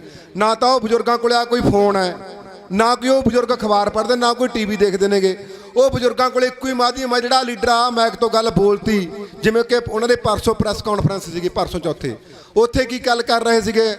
ਉਹਦੇ ਵਿੱਚ ਇਹ ਗੱਲ ਕਹਿ ਰਹੇ ਸੀਗੇ ਅਗਰਾਹਾਂ ਜਥੇਬੰਦੀ ਦੇ ਆਗੂ ਵੀ ਜੀ ਦੇਖੋ ਜੀ, ਇਹਨਾਂ ਨੇ ਤਾਂ ਬਹੁਤ ਸਾਰਾ ਜਿਹੜਾ ਸਰਕਾਰਾਂ ਦੇ ਹਕੂਮਤ ਦੇ ਖਿਲਾਫ ਇਹਨਾਂ ਨੇ ਬਹੁਤ ਸਾਰਾ ਕੁਝ ਜਿਹੜਾ ਕੀਤਾ, ਜਿਹੜਾ ਭੰਡੀ ਪ੍ਰਚਾਰ, ਉਹ ਗੱਲ ਬੋਲ ਰਹੇ ਸੀ। ਮੈਂ ਨਹੀਂ ਬੋਲਣਾ ਚਾਹੁੰਦਾ। ਉਹ ਤਾਂ ਉਹੀ ਜਿਹੀਆਂ ਗੱਲਾਂ ਬੋਲ ਰਹੇ ਨੇ, ਉਹੀ ਗੱਲਾਂ ਸਟੇਜਾਂ 'ਤੇ ਬੋਲਦੇ ਨੇ। ਬਜ਼ੁਰਗ ਜਾ ਕੇ ਪਿੰਡਾਂ ਦੇ ਵਿੱਚੋਂ ਨਿਕਲ ਕੇ ਸਟੇਜਾਂ ਦੇ ਵਿੱਚ ਜਾ ਕੇ ਬਹਿ ਜਾਂਦੇ ਨੇ। ਜਿਹੜੀ ਗੱਲ ਉਹਨਾਂ ਲੀਡਰ ਨੇ ਬੋਲਤੀ ਉਹ ਗੱਲ ਸੁਣ ਲਈ। ਪਰ ਆਪਣਾ ਕਾਰਨ ਇਹ ਹੈ ਕਿ ਆਪਣੇ ਜਿਹੜੇ ਉੱਥੇ ਬੁਲਾਰੇ ਪਿੰਡਾਂ ਦੇ ਵਿੱਚ ਪੂਰਨ ਤੌਰ ਤੇ ਨਹੀਂ ਪਹੁੰਚ ਰਹੇ। ਜਦੋਂ ਬੁਲਾਰੇ ਪਿੰਡਾਂ ਦੇ ਵਿੱਚ ਪਹੁੰਚਣਗੇ, ਬੰਦੀ ਸਿੰਘਾਂ ਦੀ ਕੁਰਬਾਨੀ ਬਾਰੇ ਦੱਸਣਗੇ, ਤਾਂ ਲੋਕ ਬਹੀਰਾਂ ਕੱਤ ਕੇ ਆਉਣਗੇ। ਜਿਸ ਤਰ੍ਹਾਂ ਦਾ ਇਹ ਲੱਖੇ ਬਾਈ ਨੇ ਉਪਰਾਲਾ ਕੀਤਾ ਪਿੰਡਾਂ ਦੇ ਵਿੱਚ, ਬਹੁਤ ਵੱਡਾ ਜਿਹੜਾ ਸਾਡਾ ਮਾਨਸਾ ਜ਼ਿਲ੍ਹਾ ਹੈ, ਬੇਸ਼ੱਕ ਮਾਝੇ ਦੁਆਬੇ ਦੇ ਵਿੱਚ ਸਿੱਖੀ ਦਾ ਪ੍ਰਚਾਰ ਬਹੁਤ ਹੈ, ਸਾਡੇ ਮਾਨਸਾ ਤੇ ਸਾਡੇ ਇਹਨਾਂ ਬਰਨਾਲਾ ਜ਼ਿਲ੍ਹਿਆਂ ਦੇ ਵਿੱਚ ਸਿੱਖੀ ਦਾ ਪ੍ਰਚਾਰ ਬਹੁਤ ਘੱਟ ਹੈ। ਖਾਸ ਕਰਕੇ ਜਿਹੜਾ ਪੰਥ ਦਾ ਕੌਮ ਦਾ ਪ੍ਰਚਾਰ ਬਹੁਤ ਘੱਟ ਹੈ। ਇਹ ਲੱਖੇ ਬਾਈ ਨੇ ਜਿਹੜੀ ਪਹਿਲ ਕਦਮ ਕੀਤੀ, ਮੈਂ ਉਹਨਾਂ ਦਾ ਧੰਨਵਾਦ ਕਰਦਾ। ਇਸ ਕਰਕੇ ਮੈਂ ਬਾਪੂ ਜੀ ਨੇ ਵੀ ਗੱਲ ਦੱਸੀ ਆ, ਬਾਪੂ ਜੀ ਵੀ ਕਹਿੰਦੇ ਅਸੀਂ ਇਸ ਤਰ੍ਹਾਂ ਦਾ ਉਪਰਾਲਾ ਕਰਾਂਗੇ। ਇੱਕ ਦੂਜੀ ਤੁਹਾਨੂੰ ਮੈਂ ਹੋਰ ਗੱਲ ਦੱਸਦਾ। ਅੱਜ ਮੈਂ ਇੱਥੇ ਆ ਬਾਪੂ ਬੈਠਾ, ਮੈਂ ਤਾਂ ਦੇਖਿਆ ਇਹਦੇ ਪੈਰਾਂ ਦੇ ਵਿੱਚ ਨਾ ਥੱਲੇ ਕਾਲਸ ਫਰੀ ਹੋਈ ਆ, ਬਈਆਂ ਪਾਟੀਆਂ ਪਈਆਂ ਨੇ। ਆ ਬਾਪੂ ਬੈਠਾ ਇੱਥੇ। ਜਦੋਂ ਇਹੋ ਜਿਹੇ ਬਜ਼ੁਰਗ ਸਾਡੇ ਮਾਨਸਾ ਦੇ ਬਰਨਾਲਾ ਜ਼ਿਲ੍ਹਾ ਦੇ ਵਿੱਚ, ਬਠਿੰਡੇ ਜ਼ਿਲ੍ਹੇ ਦੇ ਵਿੱਚ ਨੇ, ਜੇ ਬਜ਼ੁਰਗਾਂ ਨੂੰ ਤੁਸੀਂ ਧਰਨੇ ਦੇ ਵਿੱਚ ਲਿਆਂਦਾ, ਇੱਥੇ ਲਿਆ ਕੇ ਬਿਠਾ ਲਿਆ ਪ੍ਰਚਾਰ ਕਰਕੇ, ਨਾ ਤਾਂ ਇਹ ਹੱਲਣ ਵਾਲੇ ਨੇਗੇ। ਮੈਂ ਇਹ ਉੱਥੇ ਸਾਡੇ ਕਿਸਾਨੀ ਅੰਦੋਲਨ ਦੇ ਵਿੱਚ ਦੇਖੀ ਗੱਲ, ਜਦੋਂ ਇਹ ਬਜ਼ੁਰਗ ਉੱਥੇ, ਮੈਂ ਕਹਿਣਾ ਜਿੰਨਾ ਟਾਈਮ ਮੋਰਚਾ ਸਮਾਪਤ ਨਹੀਂ ਹੋਇਆ ਉਹਨਾਂ ਟਾਈਮ ਉਹ ਬਜ਼ੁਰਗ ਮੁੜ ਕੇ ਨਹੀਂ ਉੱਥੋਂ ਆਏ। ਜੇ ਇਹੋ ਜਿਹੇ ਬਜ਼ੁਰਗ ਤੁਸੀਂ ਮਾਨਸਾ ਬਠਿੰਡਾ ਵਰਗੇ ਜ਼ਿਲ੍ਹਿਆਂ 'ਚੋਂ ਕੱਢ ਕੇ ਲਿਆ ਕੇ ਬਿਠਾ ਲਏ ਤਾਂ ਇਹ ਮੋਰਚਾ ਫਤਿਹ ਹੈ। ਉਹ ਬਜ਼ੁਰਗਾਂ ਨੂੰ ਵਿਚਾਰਿਆਂ ਨੂੰ ਪਤਾ ਹੀ ਨਹੀਂ ਹੈਗਾ, ਕਿਉਂਕਿ ਨੌਜਵਾਨ ਇੱਥੇ ਆਉਂਦੇ ਨੇਗੇ, ਆ ਕੇ ਗੇੜਾ ਦੇ ਕੇ ਚੱਲ ਜਾਂਦੇ ਨੇਗੇ। ਨੌਜਵਾਨ ਤਾਂ ਇੱਥੇ 3v2 'ਚ ਮੈਂ ਦੇਖਿਆ, ਇੱਥੇ ਉੱਥੇ ਕੀ ਕਰਦੇ ਨੇ, ਗੱਡੀਆਂ ਦੇ ਗੀਤ ਲਾਈ ਫਿਰਦੇ ਨੇਗੇ, ਇੱਥੇ ਗੇੜਾ ਦੇ ਕੇ ਚੰਡੀਗੜ੍ਹ ਸ਼ਾਪਿੰਗ ਕਰਕੇ ਮੁੜ ਗਏ। ਉਹਨਾਂ ਨੂੰ ਕੋਈ ਪਤਾ ਹੀ ਨਹੀਂ ਹੈਗਾ। ਨੌਜਵਾਨ ਨਹੀਂ ਇਹ ਕੰਮ ਮੋਰਚਾ ਜਿੱਤ ਸਕਦੇ, ਜਿੱਤਣਗੇ ਬਜ਼ੁਰਗੀ। ਮੈਨੂੰ ਇਹ ਬਹੁਤ ਚੰਗੀ ਤਰ੍ਹਾਂ ਦਾ ਪਤਾ ਇਸ ਗੱਲ ਦਾ। ਬਜ਼ੁਰਗਾਂ ਨੂੰ ਵਿਚਾਰਿਆਂ ਨੂੰ ਇਹ ਗੱਲ ਦਾ ਪਤਾ ਹੀ ਨਹੀਂ ਹੈਗਾ ਕਿ ਬੰਦੀ ਸਿੰਘ ਹੈ ਕੌਣ ਨੇਗੇ। ਜਦੋਂ ਪੂਰਾ ਪ੍ਰਚਾਰ ਕਰਾਂਗੇ ਕਿ ਇਹਨਾਂ ਨੇ ਸਾਡੀ ਡਿੱਗੀ ਹੋਈ ਕੌਮ ਦੀ ਪੱਗ ਸਿਰ ਤੇ ਧਰੀ ਹੈ। ਅੱਜ ਜੇ ਸਾਡੇ ਪੰਜਾਬ ਦੇ ਵਿੱਚ ਪੱਗਾਂ ਨੇ ਸਿਰ ਤੇ, ਤਾਂ ਇਹਨਾਂ ਦੇ ਕਰਕੇ ਨੇ। ਮੈਂ ਭਾਈ ਜਗਤਾਰ ਸਿੰਘ ਜੀ ਹਵਾਰਾ ਜੀ ਦਾ ਮੈਂ ਬਹੁਤ ਵੱਡਾ ਫੈਨ ਹਾਂ। ਮੈਂ ਜਿਵੇਂ ਕਿ ਮੈਂ ਨਾ ਕਿਸੇ ਕਲਾਕਾਰ ਨੂੰ ਮੰਨਾਂ, ਮੈਨੂੰ ਪਤਾ ਕਿ ਮੈਂ ਉਹਨਾਂ ਦੇ ਰਾਤ ਬਾਪੂ ਜੀ ਨਾਲ ਗੱਲਾਂ ਕਰੀ ਜਾਂਦਾ ਸੀ। ਮੈਂ ਕਿਹਾ ਦੱਸੋ ਜੇਲ੍ਹ ਦੇ ਵਿੱਚ ਕਿਸ ਤਰ੍ਹਾਂ ਰਹਿੰਦੇ ਨੇਗੇ, ਕਿਸ ਤਰ੍ਹਾਂ ਉਹ ਜਿਹੜੇ ਇੱਕ ਨਾਲ ਜਿਹੜੇ ਮੁਲਾਕਾਤੀ ਨੇ ਉਹਨਾਂ ਨੂੰ ਪੁੱਛ ਰਿਹਾ ਸੀਗਾ। ਮੈਂ ਉਹਨਾਂ ਦਾ ਬਹੁਤ ਗੱਲਾਂ ਸੁਣ ਕੇ ਉਹਨਾਂ ਦਾ ਮੈਂ ਬਹੁਤ ਵੱਡਾ ਸਮਰਥਕ ਹਾਂ। ਇੱਕ ਇਹ ਗੱਲਾਂ ਜੇ ਲੋਕਾਂ ਨੂੰ ਪਤਾ ਹੋਣਗੀਆਂ ਤਾਂ ਲੋਕ ਇੱਥੇ ਪਹੁੰਚਣਗੇ। ਇਸ ਕਰਕੇ ਜਿੰਨੇ ਵੀ ਜਾਣੇ ਤੁਸੀਂ ਇੱਥੇ ਪਹੁੰਚੇ ਹੋ, ਸੋਸ਼ਲ ਮੀਡੀਆ ਤੇ ਹੀ ਮੈਨੂੰ ਬਹੁਤ ਸਾਰੇ ਨੌਜਵਾਨ ਸੁਣਨਗੇ ਸੁਣਦੇ ਵੀ ਨੇ। ਮੈਂ ਉਹਨਾਂ ਨੂੰ ਬੇਨਤੀ ਕਰਦਾ ਕਿ ਇਹ ਪ੍ਰਚਾਰ ਕਰਨਾ ਪੈਣਾ, ਸਾਨੂੰ ਪੂਰਾ ਪ੍ਰਚਾਰ ਕਰਨਾ ਪੈਣਾ ਸਾਡੇ ਕੌਮੀ ਯੋਧਿਆਂ ਬਾਰੇ, ਤਾਂ ਹੀ ਇੱਥੇ ਵੱਡਾ ਇਕੱਠ ਵੱਧ ਸਕਦਾ। ਉਹਨਾਂ ਬਜ਼ੁਰਗਾਂ ਨੂੰ ਦੱਸਣਾ ਪੈਣਾ ਕਿ ਚਲੋ ਬਾਪੂ ਜਦੋਂ ਇੱਥੇ ਆ ਕੇ ਬਹਿ ਗਏ ਉਹ ਹੱਲਣਗੇ ਨਹੀਂ ਜਿੰਨਾ ਟਾਈਮ ਮੋਰਚਾ ਫਤਿਹ ਨਹੀਂ ਹੋਊਗਾ। ਜਦੋਂ ਬਜ਼ੁਰਗਾਂ ਨੂੰ ਪਤਾ ਲੱਗਾ, ਬਜ਼ੁਰਗਾਂ ਨੇ ਕੋਈ ਸਾਰੇ ਦੀ ਗੱਲ ਨਹੀਂ ਹੈਗੀ। ਜਿਹੜੇ ਕਹਿੰਦੇ ਨੇ ਕਿਸਾਨ ਜਥੇਬੰਦੀਆਂ ਦੇ ਵਿੱਚ ਬਜ਼ੁਰਗ ਬਹੁਤ ਵਗਦੇ ਨੇ, ਵੱਡਾ ਇਕੱਠ ਹੈ, ਬਹੁਤ ਸਾਰੇ ਮੈਂ ਤਾਂ ਸਟੇਜਾਂ ਤੋਂ ਗੱਲ ਸੁਣੀਆਂ ਕਿ ਉਹਨਾਂ ਦੇ ਗਾਤਰੇ ਹੀ ਪਾਏ ਹੋਏ ਨੇਗੇ, ਉਹ ਪੰਥਕ ਮੋਰਚਿਆਂ 'ਚ ਕਿਉਂ ਨਹੀਂ ਪਹੁੰਚਦੇ। ਉਹਨਾਂ ਦੇ ਕੋਈ ਸਾਰੇ ਦੀ ਗੱਲ ਨਹੀਂ ਹੈਗੀ, ਉਹਨਾਂ ਨੂੰ ਪਤਾ ਹੀ ਨਹੀਂ ਹੈਗਾ ਵਿਚਾਰਿਆਂ ਨੂੰ। ਜਿੰਨਾ ਕੁ ਉਹਨਾਂ ਦਾ ਪ੍ਰਚਾਰ ਲੀਡਰ ਸਾਡੇ ਕਿਸਾਨ ਜਥੇਬੰਦੀਆਂ ਨੇ ਕਰ ਦਿੰਦੇ ਨੇ, ਉਹਨਾਂ ਕੁ ਪਤਾ ਉਹਨਾਂ ਨੂੰ। ਜਦੋਂ ਪੰਥਕ ਪ੍ਰਚਾਰ, ਕੌਮ ਦਾ ਪ੍ਰਚਾਰ ਹੋ ਗਿਆ ਤਾਂ ਉਹ ਇੱਥੇ ਪਹੁੰਚਣਗੇ। ਇੰਨੇ ਕੁ ਤੁਹਾਡੇ ਨਾਲ ਗੱਲਾਂ ਸਾਂਝੀਆਂ ਕਰਨੀਆਂ ਸੀਗੀਆਂ। ਤੁਹਾਡਾ ਸਾਰਿਆਂ ਦਾ ਬਹੁਤ ਬਹੁਤ ਧੰਨਵਾਦ ਜੀ। ਵਾਹਿਗੁਰੂ ਜੀ ਕਾ ਖਾਲਸਾ, ਵਾਹਿਗੁਰੂ ਜੀ ਕੀ ਫਤਿਹ ਜੀ। ਵਾਹਿਗੁਰੂ ਜੀ ਕਾ ਖਾਲਸਾ, ਵਾਹਿਗੁਰੂ ਜੀ ਕੀ ਫਤਿਹ।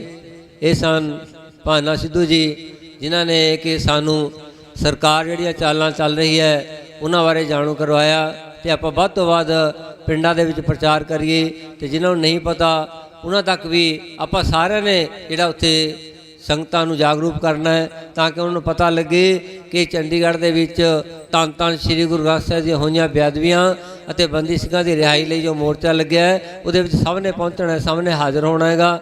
ਸੋ ਹੁਣ ਮੈਂ ਬੇਨਤੀ ਕਰਾਂ ਸੁਖ ਜਗਰਾਓ ਜੀ, ਉਹ ਆਪ ਦੇ ਨਾਲ ਵਿਚਾਰਾਂ ਸਾਂਝੀਆਂ ਕਰਨਗੇ, ਤੇ ਉਹਨਾਂ ਤੋਂ ਬਾਅਦ ਲੱਖਾ ਸਿਧਾਣਾ ਜੀ।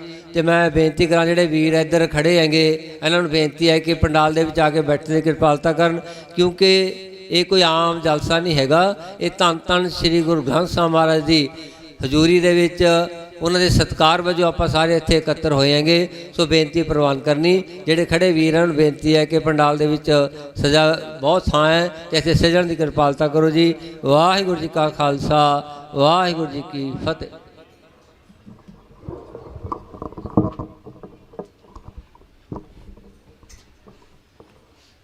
ਜੁਗੋ ਜੁਗ ਅਟਲ ਧੰਨ ਧੰਨ ਸ੍ਰੀ ਗੁਰੂ ਗ੍ਰੰਥ ਸਾਹਿਬ ਦੀ ਪਾਵਨ ਪਵਿੱਤਰ ਹਜ਼ੂਰੀ ਦੇ ਵਿੱਚ ਬਿਰਾਜਮਾਨ ਸਾਧ ਸੰਗਤ ਜੀ, ਫਤਿਹ ਦੀ ਸਾਂਝ ਪਾਉਂਦੇ ਆ ਜੀ। ਵਾਹਿਗੁਰੂ ਜੀ ਕਾ ਖਾਲਸਾ, ਵਾਹਿਗੁਰੂ ਜੀ ਕੀ ਫਤਿਹ। ਮੇਰੇ ਤੋਂ ਪਹਿਲਾਂ ਬੋਲਦੇ ਬੁਲਾਰੇ ਭਾਨਾ ਸਿੰਘ ਸਿੱਧੂ ਨੇ ਬੜੀ ਵਿਸਤਾਰ ਦੇ ਨਾਲ ਤੁਹਾਨੂੰ ਦੱਸਤਾ ਹੈ। 2-3 ਦਿਨ ਪਹਿਲਾਂ ਬਾਈ ਲੱਖਾ ਸਿੰਘ ਸਿਧਾਣਾ ਦੀ ਅਗਵਾਈ ਦੇ ਵਿੱਚ ਮਾਨਸੇ ਤੋਂ ਚੱਲਿਆ ਕਾਫਲਾ, ਜਿਹੜਾ ਕਿ ਇੱਥੇ ਅਸੀਂ ਲੈ ਕੇ ਆਏ ਸੀ। ਸੋ ਉਹਦੇ ਵਿੱਚ ਜਿੰਨੇ ਵੀ ਪਿੰਡਾਂ ਦੇ ਵਿੱਚ ਜਾ ਕੇ ਬਾਈ ਲੱਖੇ ਸਿਧਾਣੇ ਦੀ ਅਗਵਾਈ ਦੇ ਵਿੱਚ ਪ੍ਰਚਾਰ ਕਰ ਸਕੇ, ਆਮ ਲੋਕਾਂ ਤੱਕ ਇਹ ਗੱਲ ਪਹੁੰਚਾ ਸਕੇ, ਤਾਂ ਹੀ ਐਡੀ ਵੱਡੀ ਗਿਣਤੀ ਦੇ ਵਿੱਚ ਸੰਗਤ ਜਿਹੜੀ ਪਹੁੰਚੀ ਸੀ। ਭਾਨੇ ਨੇ ਬਹੁਤ ਸੋਹਣੀ ਗੱਲ ਕੀਤੀ, ਪ੍ਰਚਾਰ ਕਰਨਾ ਪੈਣਾ। ਇਹਦੇ ਵਿੱਚ ਮੈਂ ਇੱਕ ਗੱਲ ਜੋੜ ਦੇਵਾਂ ਕਿ ਜਿਹੜੇ ਸਾਡੇ ਵਿਦੇਸ਼ੀ ਵੀਰ NRI ਭਰਾ ਬੈਠੇ ਨੇ, ਉਹਨਾਂ ਨੂੰ ਖਾਸ ਤੌਰ ਤੇ ਮੇਰੀ ਬੇਨਤੀ ਹੈ ਕਿ ਜਿਵੇਂ ਕਿਸਾਨੀ ਅੰਦੋਲਨ ਸਮੇਂ ਤੁਸੀਂ ਆਪਦੇ ਘਰੇ, ਆਪਦੇ ਪਿੰਡਾਂ ਦੇ ਵਿੱਚ ਇਹ ਕਿਹਾ ਸੀ ਵੀ ਉੱਥੇ ਜਾ ਕੇ ਬੈਠੋ, ਅਸੀਂ ਤੇਲ ਪਵਾਵਾਂਗੇ, ਜਿਹੜੀ ਕਾਸੇ ਦੀ ਲੋੜ ਆ ਸਾਨੂੰ ਦੱਸੋ। ਉਸ ਤੋਂ ਬਾਅਦ ਜਦੋਂ ਵੋਟਾਂ ਆਈਆਂ, ਆਪ ਪਾਰਟੀ ਦੇ ਨਾਲ ਜਿਵੇਂ ਤੁਸੀਂ ਬਾਹਰਲੇ NRI ਖੜੇ ਸੀ ਵੀ ਹਾਂ ਭਾਈ ਕਿਸੇ ਚੀਜ਼ ਦੀ ਲੋੜ ਹੈ, ਕਿਉਂਕਿ ਬਦਲਾਅ ਭਾਲਦੇ ਸੀ। ਬਦਲਾਅ ਕਿਹਨਾਂ ਤੋਂ? ਜਿਨ੍ਹਾਂ ਨੇ 1947 ਤੋਂ ਲੈ ਕੇ ਅੱਜ ਤੱਕ ਪੰਜਾਬ ਨੂੰ ਲੁੱਟਿਆ ਤੇ ਕੁੱਟਿਆ ਹੈ। ਸੋ ਉਹ NRIਆਂ ਦਾ ਹੁਣ ਫਰਜ਼ ਹੈ। ਮੈਂ ਬੇਨਤੀ ਕਰਦਾ ਕਿ ਆਪਦੇ ਪਿੰਡਾਂ 'ਚ ਆਪਦੇ ਸਕੇ ਸੰਬੰਧੀਆਂ ਨੂੰ, ਦੋਸਤਾਂ ਮਿੱਤਰਾਂ ਨੂੰ ਇਹ ਪੱਕੀਆਂ ਜ਼ਿੰਮੇਵਾਰੀਆਂ ਲਾਓ ਵੀ 1 ਹਫ਼ਤੇ ਬਾਅਦ ਇੰਨੇ ਬੰਦੇ ਤੁਸੀਂ ਲੈ ਕੇ ਜਾਓਗੇ, ਕਿਉਂਕਿ ਇਹ ਬਦਲਾਵ ਦੇ ਨਾਮ ਤੇ ਆਈ ਹੋਈ ਸਰਕਾਰ ਜਿਹੜੀ ਅੱਜ ਆਮ ਲੋਕਾਂ ਦੀ ਸਰਕਾਰ ਸੀ, ਅੱਜ ਆਮ ਲੋਕਾਂ ਨੂੰ ਅੱਖਾਂ ਕੱਢ ਰਹੀ ਹੈ। ਕਿਉਂ? ਕਿਉਂਕਿ ਹੰਕਾਰ ਆ ਗਿਆ, ਇੰਨੀਆਂ ਜ਼ਿਆਦਾ ਸੀਟਾਂ ਆ ਗਈਆਂ। ਇੱਕ ਗੱਲ ਮੈਂ ਕਹਿ ਦੇਵਾਂ, ਜੇ ਲੋਕ ਬਣਾਉਣਾ ਜਾਣਦੇ ਨੇ ਫਿਰ ਲਾਉਣਾ ਵੀ ਜਾਣਦੇ ਨੇ। ਸੋ ਮੁੱਦੇ ਭਾਈ ਸਾਡੇ ਜਲਦੀ ਤੋਂ ਜਲਦੀ ਹੱਦ ਕਰੋ। ਆ ਤੁਸੀਂ ਦੇਖ ਲਿਆ ਹੋਣਾ 32 ਸਾਲ ਤੋਂ ਭਾਈ ਗੁਰਦੀਪ ਸਿੰਘ ਖਹਿੜਾ 32 ਸਾਲ ਹੋ ਗਏ, ਦੁਨੀਆ ਦੇ ਕਿਸੇ ਕਾਨੂੰਨ ਦੇ ਵਿੱਚ ਨਹੀਂ ਲਿਖਿਆ ਕਿ ਜਿਹੜੇ ਬੰਦੇ ਨੇ, ਜਿਹੜੇ ਇਨਸਾਨ ਨੇ ਕਾਨੂੰਨ ਦੁਆਰਾ ਦਿੱਤੀ ਹੋਈ ਸਜ਼ਾ ਭੁਗਤ ਲਈ, ਉਹਨੂੰ ਤੁਸੀਂ ਅੰਦਰ ਰੱਖ ਸਕੋ। ਪਰ ਇਹਨਾਂ ਯੋਧਿਆਂ ਨੂੰ ਕਿਉਂ? ਕੀ ਗੱਲ ਇੰਨਾ ਡਰ ਲੱਗਦਾ ਤੁਹਾਨੂੰ? ਜਦੋਂ ਰਾਜੀਵ ਗਾਂਧੀ ਦੇ ਕਾਤਲ ਰਿਹਾ ਹੋ ਸਕਦੇ ਨੇ, ਹੋਰ ਜਿਨ੍ਹਾਂ ਨੇ ਕੋਈ ਅਜਿਹਾ ਕੰਮ ਕੀਤਾ ਸੀ ਉਹ ਰਿਹਾ ਹੋ ਸਕਦੇ ਨੇ, ਤਾਂ ਬੰਦੀ ਸਿੱਖ ਕਿਉਂ ਨਹੀਂ? ਕਿਉਂਕਿ ਬਾਈ ਅਲੱਗ-ਅਲੱਗ ਖਿਲਰੇ ਬੈਠੇ ਆ। ਮਾਫ ਕਰੋ, ਮੈਨੂੰ ਇਹ ਗੱਲ ਕਹਿਣੀ ਪੈ ਰਹੀ ਹੈ। 5 ਉਂਗਲਾਂ ਜੋੜ ਕੇ ਮੁੱਕਾ ਬਣਦਾ ਹੈ। ਸੋ ਇੱਥੇ ਤਾਂ ਜਿੰਨੇ ਵੀ ਕੌਮ ਦੇ ਮੂਹਰਲੇ ਆਗੂ ਨੇ, ਕੋਈ ਕਿੱਧਰ ਨੂੰ ਜਾਂਦਾ, ਕੋਈ ਕਿੱਧਰ ਨੂੰ ਤੁਰੇ ਹੋਏ ਆ। ਬਈ ਸੋ ਇਹ ਚੀਜ਼ਾਂ ਸਾਨੂੰ ਪਿੱਛੇ ਲਿਜਾ ਰਹੀਆਂ ਨੇ। ਜਿੰਨਾ ਚਿਰ ਏਕਾ ਨਹੀਂ ਕਰਦੇ, ਕੁਛ ਕਰੀ ਜਾਈਏ, ਸਰਕਾਰਾਂ ਨੇ ਸਾਡੀ ਬਾਂਹ ਨਹੀਂ ਫੜਨੀ। ਕਹਿ ਦਿੰਦੇ ਨੇ ਘੱਟ ਗਿਣਤੀਆਂ। ਕੱਲ ਇੱਕ ਪੱਤਰਕਾਰ ਵੀਰ ਵੀ ਪੁੱਛ ਰਿਹਾ ਸੀ, ਮੈਂ ਉਹਨੂੰ ਵੀ ਦੱਸ ਰਿਹਾ ਸੀ ਵੀ ਘੱਟ ਗਿਣਤੀ ਹੈ। ਮੈਂ ਕਹਿ ਦਿੰਦਾ ਠੀਕ ਹੈ ਯਾਰ, ਘੱਟ ਗਿਣਤੀਆਂ, ਇਹ ਬਹੁ ਗਿਣਤੀ ਹੋਣਗੇ, ਪਰ ਇਸ ਦੇਸ਼ ਦੀ ਖਾਤਰ ਬਹੁ ਗਿਣਤੀ ਦੇ ਵਿੱਚ ਕੁਰਬਾਨੀਆਂ ਕਿਹਨੇ ਦਿੱਤੀਆਂ ਨੇ? ਇਸ ਦੇਸ਼ ਦੀ ਖਾਤਰ ਬਹੁ ਗਿਣਤੀ ਦੇ ਵਿੱਚ ਫਾਂਸੀਆਂ ਤੇ ਕੌਣ ਚੜੇ ਨੇ? ਸੋ ਇਸ ਲਈ ਸਾਡੀ ਗੱਲ ਇਹਨਾਂ ਨੂੰ ਮੰਨਣੀ ਪੈਣੀ ਹੈ। ਬਸ ਇੱਕੋ ਇੱਕ ਸ਼ਰਤ ਹੈ, ਜੇ ਇੱਕੋ ਇੱਕ ਟੀਚਾ ਹੈ ਸਾਡਾ, ਸਾਰੇ ਇਕਜੁੱਟ ਹੋ ਜਾਓ ਭਾਈ। ਹੋ ਸਕਦਾ ਵਿਚਾਰ ਵੱਖਰੇਵੇਂ ਹੋਣਗੇ, ਕਿਸਾਨੀ ਅੰਦੋਲਨ ਵੇਲੇ ਕਿੰਨੇ ਰਹੇ ਆ, ਕਿਸੇ ਨਾਲ ਕਿਸੇ ਦੀ ਨਹੀਂ ਬਣਦੀ, ਕਿਸੇ ਨਾਲ ਕਿਸੇ ਨਹੀਂ ਬਣਦੀ, ਉਹ ਬਾਅਦ ਚ ਗੱਲਾਂ ਨੇ। ਘੱਟੋ ਘੱਟ ਆਪਦੇ ਬੰਦਿਆਂ ਦੀਆਂ ਲੱਤਾਂ ਤਾਂ ਖਿੱਚਣੋਂ ਹਟ ਜਾਈਏ ਯਾਰ। ਜਦੋਂ ਅਸੀਂ ਇਕਜੁੱਟ ਹੋ ਗਏ ਤਾਂ ਇਹ ਸਰਕਾਰਾਂ ਝੁਕਣ ਨੂੰ ਤਿਆਰ ਹੋ ਜਾਣਗੀਆਂ। ਮੰਗ ਇਹ ਨਹੀਂ ਹੈ, ਮੰਗਾਂ ਪੰਜਾਬ 'ਚ ਬਹੁਤ ਨੇ। ਪਾਣੀ ਕਿੱਥੇ ਗਿਆ ਸਾਡਾ? ਇਹ ਉਹ ਰੰਗਲੀ ਧਰਤੀ ਆ, ਗੁਰੂਆਂ ਪੀਰਾਂ ਦੀ ਧਰਤੀ ਆ। 20-20 ਰੁਪਏ ਦੀ ਇੱਕ ਬੋਤਲ ਲੈ ਰਹੇ ਹਾਂ ਅਸੀਂ ਪਾਣੀ ਦੀ ਪੀਣ ਨੂੰ, ਤੇ ਪੰਜਾਂ ਪਾਣੀਆਂ ਦੀ ਧਰਤੀ, ਪੰਜ ਆਬ, ਅੱਜ ਉਹ 20-20 ਰੁਪਏ ਦੀ ਪਾਣੀ ਦੀ ਬੋਤਲ ਲੈ ਰਹੇ। ਕਿਉਂ? ਕਿਉਂਕਿ ਬਾਈ ਗਲਤੀਆਂ ਸਾਡੀਆਂ ਨੇ। ਆਪਦੇ ਅੰਦਰ ਝਾਕਿਓ। ਨਹਿਰੀ ਮੋਗੇ ਕਿੱਥੇ ਗਏ? ਨਹਿਰੀ ਪਾਣੀ ਦੀ ਅਸੀਂ ਮੰਗ ਹੀ ਨਹੀਂ ਕਰਦੇ। ਆ ਬਿਜਲੀ ਦੇ ਬਿੱਲ ਫ੍ਰੀ ਕਰਕੇ ਤੁਹਾਨੂੰ ਚਾਰ ਤੇ ਲਾਤਾ। ਭੁੱਲ ਹੀ ਗਿਆ ਵੀ ਨਹਿਰੀ ਪਾਣੀ ਵੀ ਸਾਡੇ ਵਾਲੇ ਤਾਂ ਜਮਾ ਹੀ, ਲੁਧਿਆਣੇ ਜ਼ਿਲ੍ਹੇ ਦਾ ਜਮਾ ਹੀ ਖਤਮ ਹੋ ਗਿਆ। ਕਾਰਨ ਕੀ ਹੈ? ਤੁਹਾਨੂੰ ਡਾਇਵਰਟ ਕਰਤਾ, ਤੁਹਾਡਾ ਧਿਆਨ ਭਟਕਾਤਾ। ਇਹ ਬੜੇ ਆਉਣਗੇ, ਹੋਰ ਧਿਆਨ ਭਟਕਾਉਣਗੇ, ਕਿਉਂਕਿ ਸਾਡੇ ਕੋਲੇ ਬਚਿਆ ਕੀ ਆ ਬਾਈ? ਹਰ ਰੋਜ਼ 250-300 ਬੱਚਾ ਜਹਾਜ਼ੇ ਚੜ ਕੇ ਬਾਹਰ ਨੂੰ ਜਾਈ ਜਾਂਦਾ, ਸਾਡਾ ਕਰੋੜਾਂ ਰੁਪਈਆ ਜਾਈ ਜਾਂਦਾ, ਤੇ ਅਸੀਂ ਹਜੇ ਵੀ ਬੈਠੇ ਇਹ ਫੋਨ ਤੇ ਗੱਲਾਂ ਕਰ ਰਹੇ ਹੁੰਦੇ ਵੀ ਹਾਂ ਹੁਣ ਮੇਰਾ ਵੀਜ਼ਾ ਕਦੋਂ ਆਉਣਾ ਹੈ। ਉਹ ਕਿੱਥੇ ਛੱਡ ਕੇ ਢੋਈ ਮਿਲੂਗੀ ਇਸ ਰੰਗਲੀ ਧਰਤੀ ਨੂੰ? ਕਿੰਨਾ ਸਮਾਂ ਭਗੌੜੇ ਹੋਈ ਜਾਵਾਂਗੇ? ਆਉਣ ਵਾਲੇ ਸਮੇਂ 'ਚ ਜਿਹੜੇ ਬਜ਼ੁਰਗ ਬੈਠੇ ਨੇ, ਮਾਫ ਕਰਿਓ, ਕਿਸੇ ਦੇ ਮਰਨ ਉਪਰੰਤ ਦਾਗ ਲਾਉਣ ਲਈ, ਮੋਢਾ ਲਾਉਣ ਲਈ 4 ਨੌਜਵਾਨ ਨਹੀਂ ਇੱਥੇ ਆਉਣੇ ਆਪਾਂ ਨੂੰ ਇੱਥੇ। ਸੋ ਇਸ ਲਈ ਆਪਦੇ ਫਰਜ਼ ਪਛਾਣੋ ਬਾਈ। ਜੋ ਤੁਹਾਨੂੰ ਲੱਗਦਾ ਅਸੀਂ ਕਰ ਸਕਦੇ ਹਾਂ, ਬੋਲ ਸਕਦੇ ਹਾਂ, ਘੱਟੋ ਘੱਟ ਉਹ ਤਾਂ ਰੌਲਾ ਪਾਓ ਯਾਰ। ਪੰਜਾਬ ਦੀ ਪਾਣੀ ਸਾਨੂੰ ਦਿਓ। ਚੰਡੀਗੜ੍ਹ ਦੀ ਮੰਗ ਸਾਡੀ ਹੈ। ਸਾਡੇ ਪਿੰਡਾਂ ਨੂੰ ਉਜਾੜ ਕੇ ਚੰਡੀਗੜ੍ਹ ਬਣਿਆ। ਅੱਜ ਉਹ ਇੱਕ ਵੱਖਰਾ ਰਾਜ ਬਣਾ ਦਿੱਤਾ ਗਿਆ, ਜਾਂ ਕੇਂਦਰ ਸ਼ਾਸਿਤ ਪ੍ਰਦੇਸ਼ ਹੈ। ਕਿਉਂ? ਕਿਉਂਕਿ ਅਸੀਂ ਬੋਲਦੇ ਹੀ ਨਹੀਂ ਯਾਰ। ਹਰੇਕ ਇਹ ਕਹਿੰਦਾ ਆਪਾਂ ਲੈਣਾ ਕੀ ਆ ਯਾਰ, ਆਈਲੈਟਸ ਲਾਇਆ ਮੁੰਡਾ ਜਾਂ ਕੁੜੀ ਨੇ ਜਾਣਾ, ਜੇ ਪਰਚਾ ਹੋ ਗਿਆ ਫੇਰ ਇੱਥੇ ਹੀ ਰਹਿ ਜਾਾਂਗੇ। ਬਸ ਇਸੇ ਗੱਲੋਂ ਡਰੀ ਜਾਂਦੇ ਆ ਯਾਰ। ਅੱਜ ਕੱਲ ਇਹਨਾਂ ਨੇ ਵੀ ਕੀਤਾ ਬਾਈ, ਭਾਨੇ ਹੁਣੀ ਗਏ ਸੀ, ਬਾਈ ਲੱਖੇ ਨੇ ਕਿਹਾ ਸੀ ਵੀ ਜਾਓ, ਏਜੰਟਾਂ ਦਾ ਹਾਲ ਕੀ ਆ। ਇੱਕ ਮੁੰਡਾ ਇੱਥੇ ਬੈਠਾ ਹੁਣ ਰੋਈ ਜਾਂਦਾ ਪਿਛਲੇ ਅੱਧੇ ਘੰਟੇ ਤੋਂ, ਮੇਰੇ ਪੈਸੇ ਫਸੇ ਹੋਏ ਨੇ ਯਾਰ। ਤੁਸੀਂ ਬੇਸਮਝ ਹੋ ਕੇ ਪੈਸੇ ਦੇਈ ਜਾਂਦੇ ਹੋ, ਸਿਰ ਬਾਹਰ ਜਾਣ ਦੀ ਲਾਲਸਾ 'ਚ ਯਾਰ। ਬਾਈ ਇੱਥੇ ਰੁਕੋ, ਆਪਦਾ ਪੰਜਾਬ ਸੰਭੋ। ਪ੍ਰਵਾਸੀ ਐਡੇ ਵੱਡੇ ਪੱਧਰ ਤੇ ਸਾਡੇ ਕਾਬਜ ਹੋ ਗਏ ਨਾ। ਅਬ ਹੁਣ ਇੱਕ ਬਾਈ ਗੱਲ ਕਰ ਰਿਹਾ ਸੀ 2 ਘੰਟੇ ਪਹਿਲਾਂ ਬੈਠੇ ਤੰਬੂ 'ਚ, ਕਹਿੰਦਾ ਕੁਝ ਸਮੇਂ ਪਹਿਲਾਂ ਇੱਕ ਪ੍ਰਵਾਸੀ ਮਜ਼ਦੂਰ ਨੂੰ ਲਿਆਇਆ ਸੀ, ਮੈਂ ਕੰਧ ਕਰਾਉਣੀ ਸੀ, ਕੰਧ। ਕਹਿੰਦਾ ਥੋੜੇ ਦਿਨ ਪਹਿਲਾਂ ਮੈਨੂੰ ਇੱਥੇ 36 'ਚ ਟੱਕਰਿਆ ਤੇ ਉਹ 2 ਕੋਠੀਆਂ ਪਾਈ ਬੈਠਾ ਆਪਦੀਆਂ। ਮੈਂ ਕਿਹਾ ਕੀ ਕਰਦਾ? ਕਹਿੰਦਾ ਕੋਠੀਆਂ ਪਾਉਣ ਦਾ ਰਾਜਗੀਰੀ ਦਾ ਵੱਡਾ ਠੇਕੇਦਾਰ ਹਾਂ, ਚੰਡੀਗੜ੍ਹ ਦੇ ਵਿੱਚ ਪਾਉਂਦਾ।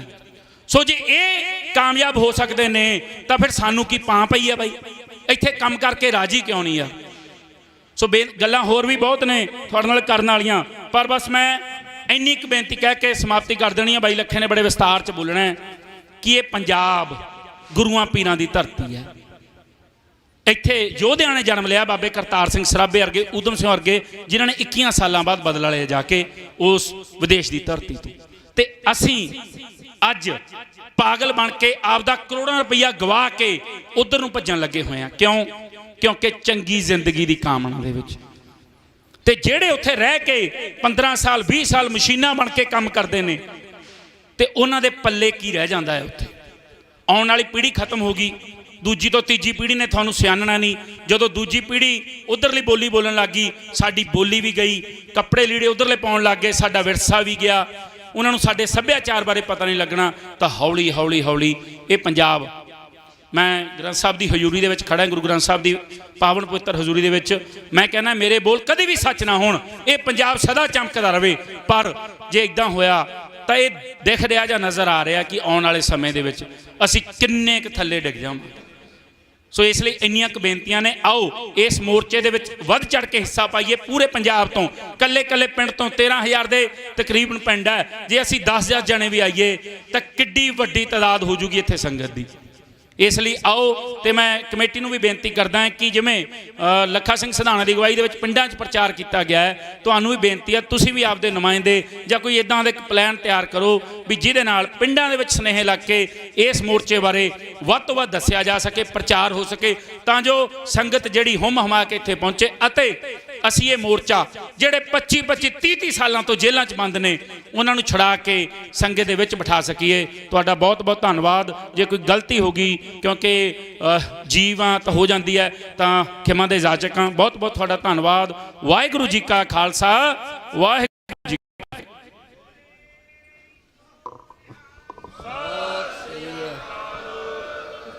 ਵਾਹਿਗੁਰੂ ਜੀ ਕਾ ਖਾਲਸਾ, ਵਾਹਿਗੁਰੂ ਜੀ ਕੀ ਫਤਿਹ।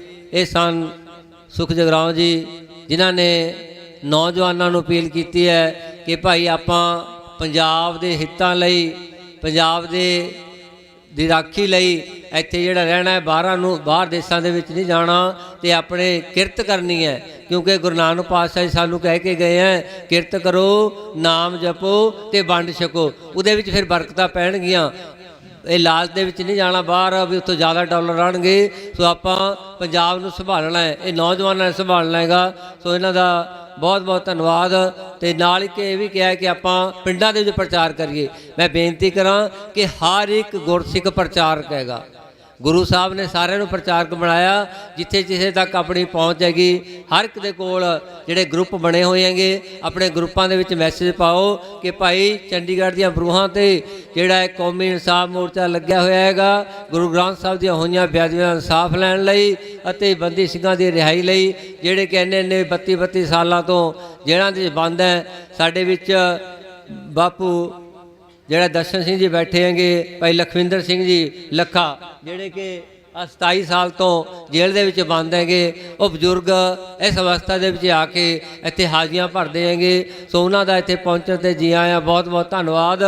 ਤੇ ਮੈਂ ਹੁਣ ਬੇਨਤੀ ਕਰਾਂ ਲੱਖਾ ਸਿਧਾਣਾ ਜੀ ਨੂੰ ਕਿ ਉਹ ਸੰਗਤਾਂ ਦੇ ਰੂਬਰੂ ਹੋਣ ਅਤੇ ਸੰਗਤਾਂ ਨੂੰ, ਖਾਸ ਕਰਕੇ ਨੌਜਵਾਨਾਂ ਨੂੰ ਇਸ ਮੋਰਚੇ ਪ੍ਰਤੀ ਜਾਗਰੂਕ ਹੋਣ ਲਈ ਅਤੇ ਵੱਧ ਤੋਂ ਵੱਧ ਸੰਗਤਾਂ ਦੇ ਵਿੱਚ ਪ੍ਰਚਾਰ ਕਰਨ ਲਈ ਪ੍ਰੇਰਨਾ ਕਰਨ, ਤਾਂ ਕਿ ਨੌਜਵਾਨ ਜਥੇ ਬਣਾ ਕੇ ਪਿੰਡਾਂ ਦੇ ਵਿੱਚ ਜਾਣ ਅਤੇ ਉੱਥੇ ਸੰਗਤਾਂ ਨੂੰ ਪ੍ਰੇਰਿਤ ਕਰਕੇ ਇਸ ਮੋਰਚੇ ਦੇ ਵਿੱਚ ਲੈ ਕੇ ਆਉਣ। ਸੋ ਮੈਂ ਬੇਨਤੀ ਕਰਾਂ ਜਿਹੜੀਆਂ ਸੰਗਤਾਂ ਨੇ ਮਾਇਆ ਕਰਕੇ ਸੇਵਾ ਕੀਤੀ ਹੈ, ਦਿਲਾਵਰ ਦੀ ਸੰਗਤ 1700 ਰੁਪਏ, ਦਿਲਾਵਰਪੁਰ ਦੀ ਸੰਗਤ 1700 ਰੁਪਏ, ਕੁਲਦੀਪ ਸਿੰਘ 500 ਰੁਪਏ, ਜਸਵੀਰ ਸਿੰਘ ਪਾਤਰ 500 ਰੁਪਏ, ਜਰਨੈਲ ਸਿੰਘ 500 ਰੁਪਏ, ਗੁਪਤ ਸੇਵਾ 100 ਰੁਪਏ। ਸੋ ਇਹਨਾਂ ਵੀਰਾਂ ਦਾ ਵੀ ਬਹੁਤ ਬਹੁਤ ਧੰਨਵਾਦ। ਆਓ ਆਪਾਂ ਵਿਚਾਰ ਸਰਵਣ ਕਰੀਏ ਜੀ। ਵਾਹਿਗੁਰੂ ਜੀ ਕਾ ਖਾਲਸਾ, ਵਾਹਿਗੁਰੂ ਜੀ ਕੀ ਫਤਿਹ।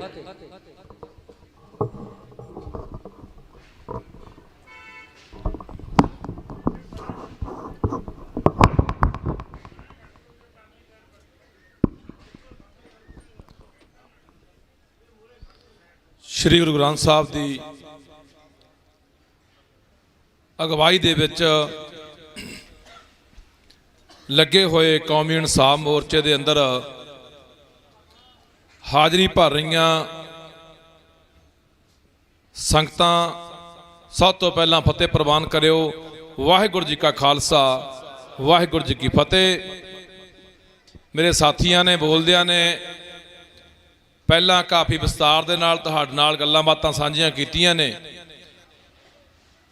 ਮੋਰਚਾ ਦਿਨੋਂ ਦਿਨ ਚੜ੍ਹਦੀ ਕਲਾ ਵੱਲ ਜਾ ਰਿਹਾ ਹੈ, ਮੋਰਚਾ ਜਿੱਤ ਵੱਲ ਵੱਧ ਰਿਹਾ ਹੈ, ਮੋਰਚਾ ਫਤਿਹ ਹੋਣ ਵੱਲ ਵੱਧ ਰਿਹਾ ਹੈ। ਕਿਉਂਕਿ ਜਿਸ ਤਰ੍ਹਾਂ ਕੱਲ ਵੀ ਸਾਨੂੰ ਕਈ ਸੰਗਤਾਂ ਮਿਲੀਆਂ ਜਿਹੜੀਆਂ ਜੰਮੂ ਕਸ਼ਮੀਰ ਤੋਂ, ਦਿੱਲੀ ਤੋਂ, ਰਾਜਸਥਾਨ ਤੋਂ, ਹਰਿਆਣੇ ਤੋਂ ਆਈਆਂ। ਅੱਜ 50 ਗੱਡੀਆਂ ਦਾ ਕਾਫਲਾ ਲੈ ਕੇ ਸੰਗਤਾਂ ਯੂਪੀ ਤੋਂ ਆਈਆਂ ਨੇ।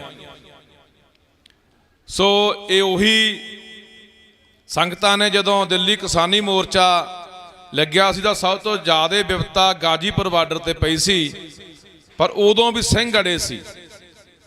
ਉਦੋਂ ਵੀ ਇਸ ਕੌਮ ਨੇ ਰਕੇਸ਼ ਸ਼ਿਕਾਇਤ ਦੇ ਨਾਲ ਖੜ ਕੇ ਉਸ ਮੋਰਚੇ ਨੂੰ ਜਿਹੜਾ ਇੱਕ ਵਾਰੀ ਹਿੱਲ ਗਿਆ ਸੀ, ਸਹਾਰਾ ਦਿੱਤਾ ਸੀ ਤਾਂ ਮੋਰਚਾ ਅੱਗੇ ਵਧਿਆ ਸੀ।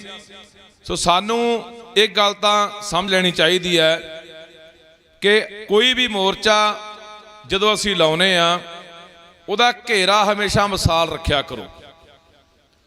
ਕਿਉਂਕਿ ਮੈਂ ਇੱਕ ਗੱਲ ਦਿੱਲੀ ਬੋਲਿਆ ਸੀ ਜਦੋਂ ਆਪਾਂ 26 ਨਵੰਬਰ ਨੂੰ ਗਏ ਆ, ਤਾਂ 27 ਤਰੀਕ ਨੂੰ ਮੈਂ ਗੱਲ ਬੋਲਿਆ ਸੀ, ਮੈਂ ਕਿਹਾ ਇਸ ਮੋਰਚੇ ਨੂੰ ਇੱਕ ਰੰਗ 'ਚ ਨਾ ਰੰਗੋ। ਇਹ ਮੋਰਚਾ ਸਾਰਿਆਂ ਦਾ ਹੈ, ਇਹ ਕਿਸਾਨਾਂ ਦਾ ਹੈ, ਮਜ਼ਦੂਰਾਂ ਦਾ ਹੈ, ਇਹ ਹਿੰਦੂਆਂ ਦਾ ਹੈ, ਮੁਸਲਮਾਨਾਂ ਦਾ ਹੈ, ਸਿੱਖਾਂ ਦਾ ਹੈ, ਇਹ ਵੱਖ-ਵੱਖ ਸੂਬਿਆਂ ਦਾ ਹੈ, ਇਹ ਹਰ ਤਰ੍ਹਾਂ ਦੇ ਰੰਗ ਨੇ ਇਹਦੇ ਵਿੱਚ। ਸੋ ਇਹਨੂੰ ਇਕੱਲੇ ਲਾਲ ਰੰਗ 'ਚ ਨਾ ਰੰਗੋ। ਤੇ ਮੈਂ ਗੱਲ 27 ਨਵੰਬਰ ਨੂੰ ਦਿੱਲੀ ਬੋਲਿਆ ਸੀ। ਸੋ ਮੈਂ ਇੱਥੇ ਵੀ ਕਹਿਣਾ ਚਾਹੁੰਦਾ ਕਿ ਇਹ ਮੋਰਚੇ ਦਾ ਘੇਰਾ ਵੀ ਵਿਸ਼ਾਲ ਹੋਣਾ ਚਾਹੀਦਾ, ਇੱਥੇ ਹਰ ਤਰ੍ਹਾਂ ਦੇ ਬੰਦੇ ਦਾ ਸਵਾਗਤ ਹੋਣਾ ਚਾਹੀਦਾ। ਜਦੋਂ ਆਪਾਂ ਸੋਚ ਨੂੰ ਸੰਕੀਰਨ ਬਣਾ ਲੈਂਦੇ ਆ, ਅਸੀਂ ਕਹਿ ਦਿੰਦੇ ਆ ਕਿ ਨਹੀਂ ਜੀ ਇੱਥੇ ਫਲਾਨਾ ਨਹੀਂ ਆਉਣਾ ਚਾਹੀਦਾ, ਫਲਾਨਾ ਨਹੀਂ ਆਉਣਾ ਚਾਹੀਦਾ, ਜਾਂ ਪਿੱਛੇ ਜੇ ਕੁਝ ਕਲਾਕਾਰ ਆਏ, ਜਿਵੇਂ ਬੱਬੂ ਮਾਨ ਦੀ ਗੱਲ ਕਰਾਂ, ਉਹਦਾ ਵਿਰੋਧ ਹੋ ਗਿਆ, ਨਹੀਂ ਹੋਣਾ ਚਾਹੀਦਾ। ਇੱਥੇ ਕੋਈ ਹੋਰ ਬੰਦੇ ਆਏ ਜਿਹਨਾਂ ਨੂੰ ਆਪਾਂ ਕਾਮਰੇਡ ਕਹਿ ਦਿੰਦੇ ਆ, ਉਹਨਾਂ ਦਾ ਵੀ ਸਾਡੇ ਕੋਲ ਨੌਜਵਾਨ ਵਿਰੋਧ ਕਰਨ ਲੱਗੇ। ਨੌਜਵਾਨੋ, ਤੁਹਾਨੂੰ ਅਪੀਲ ਕਰਦਾ ਕਿ ਇੱਥੇ ਹਰ ਤਰ੍ਹਾਂ ਦੇ ਬੰਦੇ ਦਾ ਸਵਾਗਤ ਕਰੋ। ਇਹ ਮੋਰਚਾ ਸਾਡੇ ਸਾਰਿਆਂ ਦੇ ਇਕੱਠੇ ਹੋਣ ਨਾਲ ਜਿੱਤਿਆ ਜਾਣਾ ਹੈ, ਕਿਉਂਕਿ ਸਾਡੀ ਕੌਮ, ਸਾਡੇ ਗੁਰੂਆਂ ਦੇ ਸਿਧਾਂਤ, ਸਾਡੇ ਫਲਸਫੇ ਸਾਨੂੰ ਇੱਕ ਹੀ ਗੱਲ ਸਿਖਾਉਂਦੇ ਆ ਕਿ ਅਸੀਂ ਸਰਬ ਸਾਂਝੀਵਾਲਤਾ ਦੀ ਗੱਲ ਕਰਨੀ ਹੈ, ਅਸੀਂ ਸਰਬੱਤ ਦੇ ਭਲੇ ਦੀ ਗੱਲ ਕਰਨੀ ਹੈ। ਅਸੀਂ ਹਮੇਸ਼ਾ ਮਜ਼ਲੂਮ ਦੇ ਨਾਲ ਖੜੇ ਆ, ਅਸੀਂ ਮਜ਼ਲੂਮ ਦਾ ਧਰਮ ਨਹੀਂ ਦੇਖਿਆ, ਅਸੀਂ ਮਜ਼ਲੂਮ ਦੀ ਜਾਤ ਨਹੀਂ ਦੇਖੀ, ਅਸੀਂ ਇਨਸਾਨੀਅਤ ਤੌਰ ਤੇ ਉਹਦਾ ਨਾਲ ਖੜ ਕੇ ਉਹਦਾ ਸਹਾਰਾ ਬਣੇ, ਉਹਦਾ ਸਾਥ ਦਿੱਤਾ। ਅੱਜ ਵੀ ਮੈਂ ਕਹਿੰਦਾ ਕਿ ਇਸ ਬੰਦੀ ਸਿੰਘਾਂ ਦੀ ਰਿਹਾਈ ਦੇ ਮੋਰਚੇ ਤੋਂ ਹਰ ਉਸ ਦੀ ਗੱਲ ਹੋਣੀ ਚਾਹੀਦੀ ਹੈ ਜਿਹੜਾ ਇਸ ਭਾਰਤੀ ਹਕੂਮਤ ਦੁਆਰਾ, ਇਹ ਸਟੇਟ ਦੁਆਰਾ ਵੱਖ-ਵੱਖ ਜੇਲ੍ਹਾਂ ਦੇ ਵਿੱਚ ਭਾਰਤ ਦੇਸ਼ ਦੇ ਅੰਦਰ UAPA ਲਾ ਕੇ ਕੋਈ ਬੁੱਧੀਜੀਵੀ, ਕੋਈ ਲਿਖਾਰੀ, ਕੋਈ ਪੱਤਰਕਾਰ ਅੰਦਰ ਤਾੜੇ ਹੋਏ ਨੇ, ਅੰਦਰ ਬੰਦ ਕੀਤੇ ਹੋਏ ਨੇ। ਸਾਨੂੰ ਉਹਨਾਂ ਦੀ ਵੀ ਆਵਾਜ਼ ਬਣਨਾ ਚਾਹੀਦਾ। ਇਹੀ ਸਾਡਾ ਸਿਧਾਂਤ ਹੈ ਤੇ ਇਹੀ ਸਾਡੀ ਸਿੱਖਿਆ ਹੈ। ਸੋ ਅਗਲੀ ਗੱਲ ਮੈਂ ਕਹਿ ਦਿੰਦਾ, ਜਿਵੇਂ ਮੇਰਾ ਸਾਥੀ ਕਹਿ ਕੇ ਗਿਆ ਕਿ ਦੁਸ਼ਮਣ ਚੜਿਆ ਆਉਂਦਾ, ਦੁਸ਼ਮਣ ਚੜਿਆ ਆਉਂਦਾ। ਭਗਵੰਤ ਮਾਨ ਜਾ ਕੇ ਗ੍ਰਹਿ ਮੰਤਰੀ ਨੂੰ ਕਿਹਾ ਵੀ ਸਾਨੂੰ 18 ਕੰਪਨੀਆਂ ਦੇ ਦਿਓ। ਉਹ ਕਾਹਦੇ ਲਈ ਆ ਰਹੀਆਂ ਜੀ? ਉਹ 18 ਕੰਪਨੀਆਂ ਆ ਰਹੀਆਂ ਸਾਨੂੰ ਸਾਡੇ ਮਨਾਂ ਦੇ ਵਿੱਚ ਇੱਕ ਡਰ, ਇੱਕ ਦਹਿਸ਼ਤ ਪੈਦਾ ਕਰਨ ਦੇ ਲਈ ਕਿ ਲੋਕ ਘਰਾਂ 'ਚ ਬੈਠ ਜਾਣ। ਲੰਮੇ ਅਰਸੇ ਬਾਅਦ ਪੰਜਾਬ ਦੇ ਲੋਕ, ਪੰਜਾਬ ਦੀ ਜਵਾਨੀ ਹੈ ਜਿਹੜੀ, ਉਹਦੇ ਅੰਦਰ ਇੱਕ ਚਿਣਗ ਪੈਦਾ ਹੋਈ ਹੈ। ਉਹ ਆਪਣੇ ਹੱਕਾਂ ਪ੍ਰਤੀ ਸੁਚੇਤ ਹੋਏ ਨੇ। ਉਹਨਾਂ ਨੂੰ ਇਹ ਸਮਝ ਪਈ ਹੈ ਕਿ 47 ਤੋਂ ਲੈ ਕੇ ਜੋ ਲੁੱਟ ਪੰਜਾਬ ਦੀ ਹੋਈ, ਜੋ ਧੱਕਾ ਪੰਜਾਬ ਨਾਲ ਹੋਇਆ, ਹੁਣ ਅਸੀਂ ਨਹੀਂ ਹੋਣ ਦੇਣਾ। ਸੋ ਇੱਥੇ ਤੁਸੀਂ ਦੇਖੋ, ਜੇ ਇੱਥੇ 18 ਕੰਪਨੀਆਂ ਲਾ ਦਿੱਤੀਆਂ ਜਾਂਦੀਆਂ ਨੇ, ਕੋਈ ਚੰਡੀਗੜ੍ਹ ਤੋਂ ਚੱਲਿਆ ਬੰਦਾ ਪਿੰਡ ਨੂੰ ਜਾਊਗਾ, ਰਾਹ ਦੇ ਵਿੱਚ 10 ਥਾਵਾਂ ਦੀ ਤਲਾਸ਼ੀ ਹੋਣੀ ਆ ਉਹਦੀ, ਤਾਂ ਬੰਦਾ ਐਸੀ ਡਰ ਜਾਣਾ ਹੈ। ਇਹਨਾਂ ਨੂੰ ਪਤਾ ਲੱਗ ਗਿਆ ਕਿ ਪੰਜਾਬ ਦੇ ਲੋਕ ਹੁਣ ਦਿਨੋਂ ਦਿਨ ਕੱਲੀ ਇੱਕ ਗੱਲ ਤੇ ਨਹੀਂ ਖੜਨਗੇ। ਇਹ ਸਾਡੇ ਪਾਣੀਆਂ ਦੇ ਜਿਹੜੇ ਹੱਕ ਹੋਏ ਗਏ, ਖੋ ਕੇ ਦੂਜੇ ਸੂਬਿਆਂ ਨੂੰ ਦੇ ਦਿੱਤੇ ਗਏ, ਸਾਡੀ ਰਾਜਧਾਨੀ ਸਾਨੂੰ ਹਾਲ ਤੱਕ ਨਹੀਂ ਮਿਲੀ, ਸਾਡੇ ਡੈਮਾਂ ਦੇ ਪ੍ਰਬੰਧ ਖੋਲੇ ਗਏ, ਸਾਡੇ ਇਤਿਹਾਸ ਨੂੰ ਕਿਤਾਬਾਂ ਦੇ ਵਿੱਚ ਤੋੜਿਆ ਮਰੋੜਿਆ ਜਾ ਰਿਹਾ ਹੈ, ਨਿਸ਼ਾਨੀਆਂ ਨੂੰ ਖਤਮ ਕੀਤਾ ਜਾ ਰਿਹਾ ਹੈ, ਸਾਡੀ ਬੋਲੀ ਦੇ ਉੱਤੇ ਬਹੁਤ ਵੱਡਾ ਹਮਲਾ ਹੈ। ਹੁਣ ਜਵਾਨੀ, ਹੁਣ ਲੋਕ ਜਾਗ ਚੁੱਕੇ ਨੇ। ਇਹ ਇੱਕ ਇੱਕ ਕਰਕੇ ਉਸ ਹਰ ਗੱਲ ਦਾ ਹਿਸਾਬ ਕਿਤਾਬ ਲੈਣਗੇ। ਜੋ ਲਗਾਤਾਰ ਸਾਡੀ ਘੇਰਾਬੰਦੀ, ਜੋ ਲਗਾਤਾਰ ਸਾਡੀ ਕੌਮ ਦੀ, ਸਾਡੇ ਪੰਜਾਬ ਦੀ ਨਸਲਕੁਸ਼ੀ 47 ਤੋਂ ਲੈ ਕੇ ਹੁੰਦੀ ਆ ਰਹੀ ਹੈ। ਕਦੇ 70 ਦੇ ਦਹਾਕੇ 'ਚ ਨਕਸਲਵਾੜੀ ਕਹਿ ਕੇ ਮਾਰਤਾ, 90 ਦੇ ਦੌਰ 'ਚ ਅੱਤਵਾਦੀ ਕਹਿ ਕੇ ਮਾਰਤਾ, ਅੱਜ ਚਿੱਟੇ ਦੇ ਟੀਕੇ ਲਾ ਕੇ ਮਾਰ ਰਹੇ ਨੇ। ਜਾਂ ਸਭ ਤੋਂ ਵੱਡਾ ਦੁਖਾਂਤ ਕਿ ਪੰਜਾਬ 'ਚੋਂ ਪ੍ਰਵਾਸ ਹੋ ਰਿਹਾ, ਇਹ ਬਹੁਤ ਵੱਡਾ ਦੁਖਾਂਤ ਆ। ਸਾਨੂੰ ਆਉਣ ਵਾਲੇ 5-10 ਸਾਲਾਂ ਬਾਅਦ ਇਸ ਗੱਲ ਦਾ ਪਤਾ ਲੱਗਣਾ ਹੈ, ਜਦੋਂ ਪੰਜਾਬ ਦੀ ਡੈਮੋਗ੍ਰਾਫੀ ਬਦਲੀ ਗਈ, ਜਦੋਂ ਪੰਜਾਬ ਦੇ ਆਲੇ ਦੁਆਲੇ ਇਹ ਸਾਨੂੰ ਪਤਾ ਲੱਗਣ ਲੱਗ ਗਿਆ, ਸਾਨੂੰ ਦਿਖਣ ਲੱਗ ਗਿਆ। ਹੁਣ ਜਿਹੜੇ ਸਾਡੀ ਨੌਜਵਾਨੀ ਲਗਾਤਾਰ ਧੜਾ-ਧੜ ਬਾਹਰ ਭੱਜ ਰਹੀ ਹੈ, ਪਿਛਲੇ 5 ਸਾਲਾਂ ਦੇ ਵਿੱਚ 140 ਕਾਲਜ ਪੰਜਾਬ ਦੇ ਬੰਦ ਹੋ ਗਏ, ਯੂਨੀਵਰਸਿਟੀਆਂ ਖਾਲੀ ਹੋ ਗਈਆਂ, ਪਿੰਡਾਂ ਦੇ ਗਰਾਊਂਡ ਸੁੰਨੇ ਹੋ ਗਏ। 1.5 ਲੱਖ ਵਿਦਿਆਰਥੀ ਇਕੱਲਾ ਪੜ੍ਹਨ ਵਾਲਾ ਪੰਜਾਬ ਦਾ ਹਰ ਸਾਲ ਬਾਹਰਲੇ ਮੁਲਕਾਂ ਨੂੰ ਭੱਜ ਰਿਹਾ। ਤੇ ਤੁਸੀਂ ਇਹ ਦੇਖੋ, ਇਧਰੋਂ ਹਾਲਾਤ ਹੋਰ ਦੇਖੋ, ਇਧਰੋਂ ਜ਼ਮੀਨਾਂ ਵੇਚ ਕੇ ਭੱਜ ਰਹੇ ਆ, ਇਧਰੋਂ ਘਰ-ਬਾਰ ਵੇਚ ਕੇ ਭੱਜ ਰਹੇ ਆ। ਇਹ ਵੈਸੇ ਹੀ ਸਰਕਾਰ ਨੇ ਹੁਣ ਪਿੱਛੇ ਜੇ ਮੋਦੀ ਨੇ ਕੀਤਾ ਸੀ ਕਿ ਈ ਵੀਜ਼ਾ ਦੇਣਾ ਸ਼ੁਰੂ ਕੀਤਾ ਸੀ, ਈ ਵੀਜ਼ਾ। ਹੁਣ ਅੱਜ ਤੋਂ ਜੇ ਮੰਨ ਲਓ 10-15 ਸਾਲ ਬਾਅਦ ਤੁਸੀਂ ਜ਼ਮੀਨਾਂ ਵੀ ਵੇਚਤੀਆਂ, ਆਪਣੀਆਂ ਘਰ-ਬਾਰ ਵੀ ਵੇਚਤੇ, ਉਧਰੋਂ ਵੀਜ਼ਾ ਲੈ ਕੇ ਇੱਥੇ ਆਓਗੇ ਵੀ ਚਲੋ ਦਰਬਾਰ ਸਾਹਿਬ ਦਰਸ਼ਨ ਕਰਿਆਗੇ, ਤੇ ਤੁਹਾਨੂੰ ਵੀਜ਼ਾ ਨਹੀਂ ਮਿਲਣਾ। ਤਰਸ ਜਾਓਗੇ, ਜਿਵੇਂ ਅੱਜ ਆਪਾਂ ਨਨਕਾਣਾ ਸਾਹਿਬ ਨੂੰ ਤਰਸਦੇ ਆ, ਪੰਜਾ ਸਾਹਿਬ ਨੂੰ ਤਰਸਦੇ ਆ, ਅਸੀਂ ਜਿਹੜੇ ਇੱਥੋਂ ਜ਼ਮੀਨਾਂ ਵੇਚ-ਵੇਚ ਭੱਜ ਰਹੇ ਆ, ਕਾਰੋਬਾਰ ਵੇਚ-ਵੇਚ ਕੇ ਭੱਜ ਰਹੇ ਆ, ਉਹ ਅਸੀਂ ਤਰਸਣਗੇ ਇੱਥੇ। ਇਹ ਯਾਦ ਰੱਖਿਓ ਮੇਰੀ ਗੱਲ। ਜੀ ਸਦਕੇ ਜਾਓ, ਕਮਾਈ ਕਰਨ ਜਾਓ, ਪਰ ਕਮਾਈਆਂ ਕਰਕੇ ਵਾਪਸ ਆਪਣੀ ਧਰਤੀ ਤੇ ਆਓ। ਕੋਈ ਵੀ ਬੰਦਾ ਆਪਦੀ ਮਾਂ ਨੂੰ ਵਿਪਤਾ 'ਚ, ਜਦੋਂ ਮੁਸੀਬਤ ਹੋਵੇ ਮਾਂ ਤੇ ਉੱਤੇ, ਵਿਪਤਾ ਹੋਵੇ, ਮਾਂ ਬਿਮਾਰ ਹੋਵੇ ਤੇ ਮਾਂ ਪੁਕਾਰਦੀ ਹੋਵੇ, ਆ ਜਾ ਪੁੱਤ, ਆ ਜਾ ਧੀਏ, ਮੈਨੂੰ ਸਾਂਭ, ਕੋਈ ਬੇਗੈਰਤੀ ਹੋਊਗਾ ਜਿਹੜਾ ਆਪਣੀ ਮਾਂ ਨੂੰ ਛੱਡ ਕੇ ਭੱਜੂਗਾ ਉਦੋਂ। ਤੇ ਅਸੀਂ ਆਪਣੀਆਂ ਮਾਂ ਨੂੰ ਛੱਡ ਕੇ ਭੱਜ ਰਹੇ ਹਾਂ। ਅੱਜ ਯਾਰ ਸਾਡੇ ਲਈ ਬਹੁਤ ਵੱਡਾ ਆਉਣ ਵਾਲੇ ਸਮੇਂ 'ਚ ਸੰਕਟ ਖੜਾ ਹੋਣਾ ਹੈ। ਤੁਸੀਂ ਦੇਖੋ ਕਿਵੇਂ ਪ੍ਰਵਾਸੀ ਇੱਥੇ ਆ ਕੇ ਕਬਜ਼ੇ ਕਰ ਰਹੇ ਆ। 30 ਲੱਖ ਪ੍ਰਵਾਸੀ ਇਕੱਲੇ ਲੁਧਿਆਣੇ 'ਚ ਬੈਠਾ ਆ ਕੇ, ਤੇ ਸਾਡੇ ਪਿੰਡਾਂ ਦੇ ਸਰਪੰਚ, ਸ਼ਹਿਰਾਂ ਦੇ ਜਿਹੜੇ ਐਮਸੀ ਹੈ, ਉਹ ਵੋਟਾਂ ਬਣਾਉਣ ਦੇ ਚੱਕਰ 'ਚ ਵੀ ਵੋਟਾਂ ਲਵਾਂਗੇ, ਗਾਹਾਂ ਨੂੰ ਸਰਪੰਚੀ ਲਵਾਂਗੇ, ਮੈਂਬਰੀ ਲਵਾਂਗੇ, ਐਮਸੀ ਬਣਾਂਗੇ, ਪ੍ਰਧਾਨ ਬਣਾਂਗੇ, ਲਿਆ ਕੇ ਉਹ ਜਿਹੜਾ ਆਧਾਰ ਕਾਰਡ ਬਣਾਉਂਦੇ ਆ, ਵੋਟ ਆਪਦੀ ਬਣਾਉਂਦੇ ਆ, ਉਹਦੀ ਨਾਲ ਮੋਹ ਠੋਕ ਦਿੰਦੇ ਆ ਸਿਰਫ ਵੋਟਾਂ ਕਰਕੇ। ਇੱਥੇ ਕੋਈ ਬੰਦਾ ਬਿਹਾਰ ਤੋਂ ਆ ਜਾਏ, ਬੰਗਾਲ ਤੋਂ ਆ ਜਾਏ, 5 ਮਿੰਟਾਂ 'ਚ ਆਧਾਰ ਕਾਰਡ ਬਣ ਜਾਂਦਾ, ਵੋਟ ਬਣ ਜਾਂਦੀ ਹੈ। ਜਿਹੜੇ ਸਾਡੇ ਬੰਦੇ ਇੱਥੋਂ ਬਾਹਰਲੇ ਮੁਲਕਾਂ ਚਲੇ ਗਏ, ਸਿਟੀਜ਼ਨ ਹੋ ਗਏ ਉੱਥੇ, ਉਹ ਬਾਹਰਲੇ ਇੱਥੇ ਆਪਦੀ ਪੰਜਾਬ ਦੀ ਧਰਤੀ ਤੇ, ਆਪਣੀ ਮਾਂ ਧਰਤੀ ਦੇ ਉੱਤੇ ਆ ਕੇ ਜ਼ਮੀਨਾਂ ਵੀ ਨਹੀਂ ਖਰੀਦ ਸਕਦੇ। ਉਹਨਾਂ ਨੂੰ ਜ਼ਮੀਨਾਂ ਖਰੀਦਣ ਤੇ ਪਾਬੰਦੀ ਹੈ। ਬਿਹਾਰ ਬੰਗਾਲ ਦਾ ਚੱਲਿਆ ਹੋਇਆ ਬੰਦਾ ਇੱਥੋਂ ਦੀਆਂ ਜ਼ਮੀਨਾਂ ਤੇ ਵੀ ਕਾਬਜ਼ ਹੋ ਰਿਹਾ ਹੈ, ਇੱਥੋਂ ਦਾ ਵਸਨੀਕ ਵੀ ਬਣ ਰਿਹਾ ਹੈ, ਤੇ ਇੱਥੇ ਉਹ ਸਾਡੀਆਂ ਨੌਕਰੀਆਂ ਤੇ ਵੀ ਕਾਬਜ਼ ਹੋ ਰਿਹਾ ਹੈ। ਸਰਕਾਰੀ ਨੌਕਰੀਆਂ ਤੇ 70,000 ਬੰਦਾ ਹਿਮਾਚਲੀ ਪਿਛਲੇ 10 ਸਾਲਾਂ 'ਚ ਕਾਬਜ਼ ਹੋ ਗਿਆ। ਸਾਡੇ ਨੌਜਵਾਨ ਮੁੰਡੇ 68 ਸੈਕਟਰ ਬੈਠਿਆ ਧਰਨਾ ਲਾਈ, 5 ਮਹੀਨੇ ਹੋਏ ਕਿਸੇ ਨੇ ਕੋਈ ਸੁਣਵਾਈ ਨਹੀਂ ਕੀਤੀ। ਜਿਹੜੇ ਵੈਟਰਨਰੀ ਇੰਸਪੈਕਟਰ ਰੱਖੇ ਗਏ ਸੀ, 65 ਬੰਦਿਆਂ ਦੇ ਵਿੱਚੋਂ 32 ਬੰਦੇ ਬਾਹਰਲੇ ਸੂਬਿਆਂ ਦੇ ਰੱਖ ਲਏ ਗਏ। ਇਹ ਕਹਿੰਦੇ ਆ ਜੀ ਸਾਰਿਆਂ ਦਾ ਮੁਲਕ ਹੈ। ਜੇ ਸਾਰਿਆਂ ਦਾ ਮੁਲਕ ਹੈ, ਸਾਨੂੰ ਹਿਮਾਚਲ ਦੇ ਵਿੱਚ ਇੱਕ ਮਰਲਾ ਜ਼ਮੀਨ ਨਹੀਂ ਖਰੀਦ ਸਕਦੇ ਜਾ ਕੇ, ਨਾ ਅਸੀਂ ਕੋਈ ਨੌਕਰੀ ਲੈ ਸਕਦੇ ਹਾਂ। ਇਹੀ ਆ ਰਾਜਸਥਾਨ ਦਾ, ਕਿ ਰਾਜਸਥਾਨ ਦੇ ਵਿੱਚ ਸਾਡਾ ਕੋਈ ਪੰਜਾਬੀ ਬੰਦਾ ਜਾ ਕੇ ਕੋਈ ਜ਼ਮੀਨ ਲੈ ਸਕਦਾ, ਕੋਈ ਨੌਕਰੀ ਲੈ ਸਕਦਾ? ਪਰ ਪੰਜਾਬ ਭਰਾਵੋ ਇਹਨਾਂ ਨੇ ਸ਼ਾਮਲਾਟ ਬਣਾਤਾ। ਜਿਹਦਾ ਜੀ ਕਰਦਾ ਉਹੀ ਆ ਕੇ ਇੱਥੇ ਸਾਡੀ ਧਰਤੀ ਦੱਬ ਰਿਹਾ। ਸਾਡੀਆਂ ਨੌਕਰੀਆਂ ਸਾਡੇ ਜਵਾਨਾਂ ਕੋਲ, ਨੌਜਵਾਨਾਂ ਕੋਲ ਖੋਹ ਕੇ ਉਹਨਾਂ ਨੂੰ ਦਿੱਤੀਆਂ ਜਾ ਰਹੀਆਂ। ਘਸਿਆਰੇ ਬਣਾਤਾ, ਘਸਿਆਰੇ। ਲੜਨ ਵਾਲੀ ਕੌਮ, ਜੂਝਣ ਵਾਲੀ ਕੌਮ। ਜਦੋਂ ਇਸ ਮੁਲਕ ਨੂੰ ਲੋੜ ਪਈ, ਢਿੱਡ ਭਰਨ ਦੀ ਲੋੜ ਪਈ, ਤਾਂ ਆ ਜਾਓ। ਲਓ ਵੀ ਬਹੁਤ ਬਹਾਦਰੋਂ, ਬੜੇ ਕਾਮਿਓ, ਕਰੋ ਕੰਮ, ਪੈਦਾ ਕਰੋ ਨਾਜ ਤੇ ਢਿੱਡ ਭਰੋ ਮੁਲਕ ਦਾ। ਉਦੋਂ ਅਸੀਂ ਅੱਗੇ। ਕੋਈ ਹੜ੍ਹ ਆ ਜਾਣ, ਚਲੋ ਜੀ ਲਾ ਜਾਓ ਲੰਗਰ, ਜਾ ਕੇ ਆ ਜਾਓ, ਤੁਰੋ, ਤੁਹਾਡੀ ਬਹੁਤ ਲੋੜ ਆ ਜੀ, ਤੁਸੀਂ ਬੜੇ ਮਹਾਨ ਹੋ। ਉਦੋਂ ਅਸੀਂ ਅੱਗੇ। ਕੋਈ ਹੱਦ ਤੇ ਵਿਪਤਾ ਪੈ ਜਾਏ, ਦੁਸ਼ਮਣ ਚੜ ਕੇ ਆ ਜਾਏ, ਮਰਨਾ ਉੱਥੇ, ਤਾਂ ਆ ਜਾਓ ਅੱਗੇ। ਅੱਜ ਅਸੀਂ ਹੱਕ ਮੰਗਦੇ ਹਾਂ, ਇਨਸਾਫ ਮੰਗਦੇ ਹਾਂ, ਕਈ ਸਾਲਾਂ ਤੋਂ ਮੰਗਦੇ ਹਾਂ। ਹੁਣ ਅਸੀਂ ਅੱਤਵਾਦੀ ਹੋ ਗਏ, ਅਸੀਂ ਵੱਖਵਾਦੀ ਹੋ ਗਏ। ਆ ਇਹਨਾਂ ਦਾ ਗੋਦੀ ਮੀਡੀਆ ਲਗਾਤਾਰ ਪ੍ਰਚਾਰ ਕਰ ਰਿਹਾ ਹੈ। ਸੁਣ ਲਿਆ ਕਰੋ ਹੱਥ ਨੇ ਚੈਨਲਾਂ ਦੇ ਉੱਤੇ ਬੈਠ ਕੇ।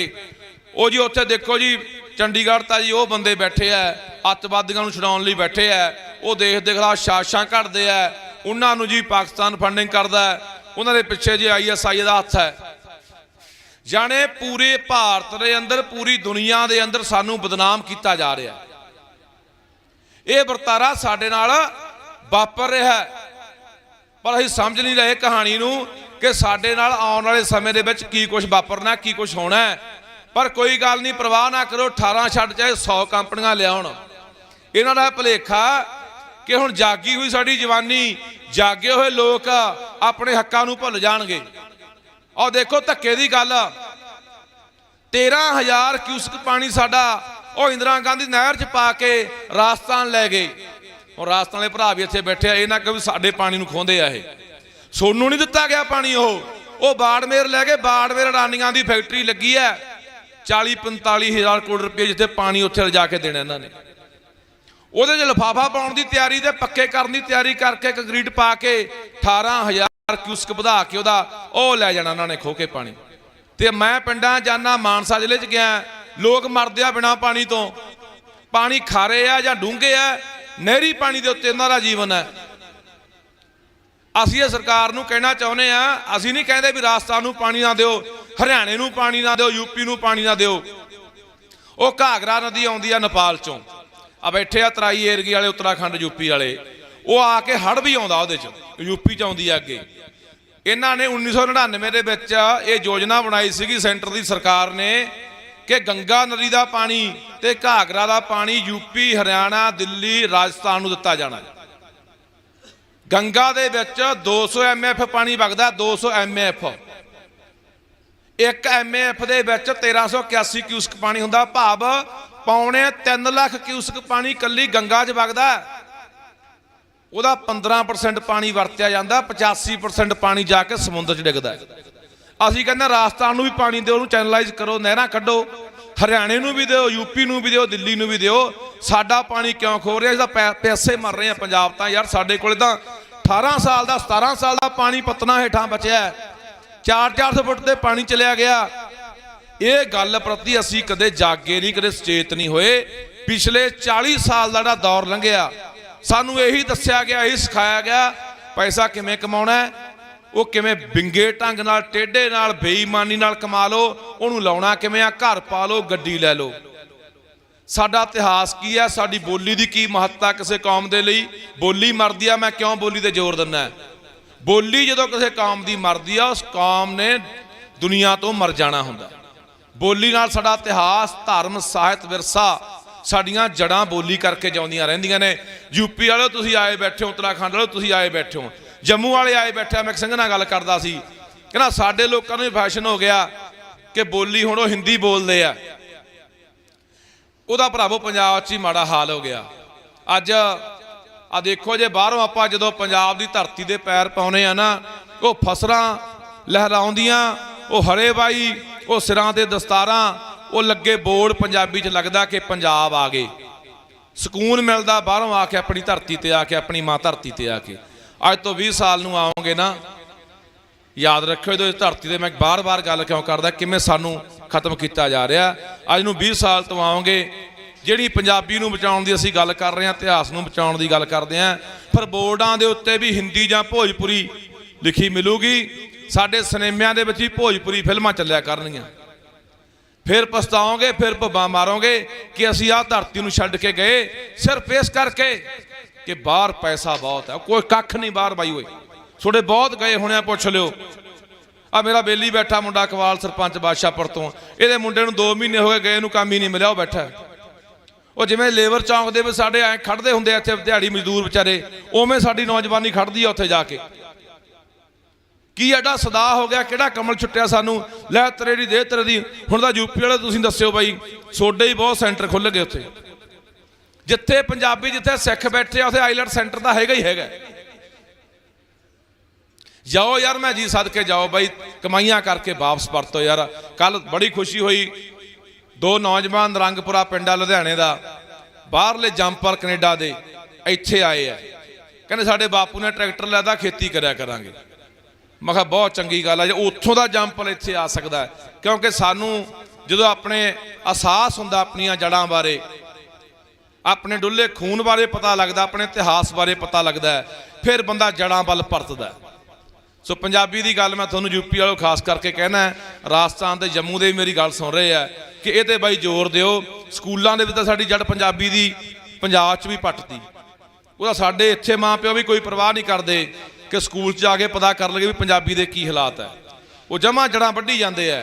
ਤੇ ਸੋਡੇ ਵਾਲੇ ਪਾਸੇ ਦਾ ਹਾਲਾਤ ਉਦੋਂ ਵੀ ਮਾੜੇ ਆ, ਕਿਉਂਕਿ ਸਕੂਲਾਂ ਦੇ ਵਿੱਚ ਹਿੰਦੀ ਪੜ੍ਹਾਈ ਜਾਂਦੀ ਹੈ। ਕੋਸ਼ਿਸ਼ ਕਰਿਆ ਕਰੋ ਘਰੇ ਕਲਾਸਾਂ ਲਵਾਉਣ ਦੀ, ਜਾਂ ਉਹੋ ਜਿਹੇ ਸਕੂਲ, ਜਿਵੇਂ ਮੈਂ ਵੀ ਯੂਪੀ ਦੇ 1-2 ਸਕੂਲਾਂ 'ਚ ਗਿਆ ਜਿੱਥੇ ਪੰਜਾਬੀ ਬਹੁਤ ਵਧੀਆ ਤਰੀਕੇ ਨਾਲ ਪੜ੍ਹਾਈ ਜਾਂਦੇ, ਉਹਨਾਂ ਸਕੂਲਾਂ 'ਚ ਆਪਣੇ ਬੱਚੇ ਲਾਓ, ਜਾਂ ਘਰੇ ਆਪਣੀ ਮਾਂ ਬੋਲੀ ਨਾਲ ਜੋੜੋ। ਇਹ ਬਹੁਤ ਜ਼ਰੂਰੀ ਗੱਲਾਂ ਨੇ। ਮੈਂ ਹਮੇਸ਼ਾ ਕਹਿੰਦਾ ਹੁੰਦਾ ਕਿ ਦੁਨੀਆ ਦੇ ਵਿੱਚ ਅੱਜ ਗਰੀਬ ਹੋ, ਕੱਲ੍ਹ ਨੂੰ ਅਮੀਰ ਹੋ ਜਾਓਗੇ। ਅੱਜ ਹਾਲਾਤ ਮਾੜੇ ਆ, ਕੱਲ ਨੂੰ ਚੰਗੇ ਆ ਸਕਦੇ ਆ। ਦੌਲਤਾਂ ਸ਼ੌਹਰਤਾਂ ਮਹਿਲ ਮਾੜੀਆਂ ਖੜੀਆਂ ਕਰ ਲਓਗੇ। ਇੱਕ ਵਾਰੀ ਤੁਹਾਡੀ ਬੋਲੀ, ਤੁਹਾਡਾ ਇਤਿਹਾਸ, ਤੁਹਾਡਾ ਸਾਹਿਤ ਸੱਭਿਆਚਾਰ ਜੇ ਮਰ ਗਿਆ ਨਾ, ਇਹ ਫਿਰ ਦੌਲਤਾਂ ਚਾਹੇ ਪੂਰੀ ਦੁਨੀਆ ਦੀਆਂ ਇਕੱਠੀਆਂ ਕਰ ਲਓ, ਇਹ ਹਾਸਲ ਨਹੀਂ ਹੋਣੇ। ਇਹ ਬਹੁਤ ਜ਼ਰੂਰੀ ਸਾਂਭਣ ਦੀ ਲੋੜ ਹੈ।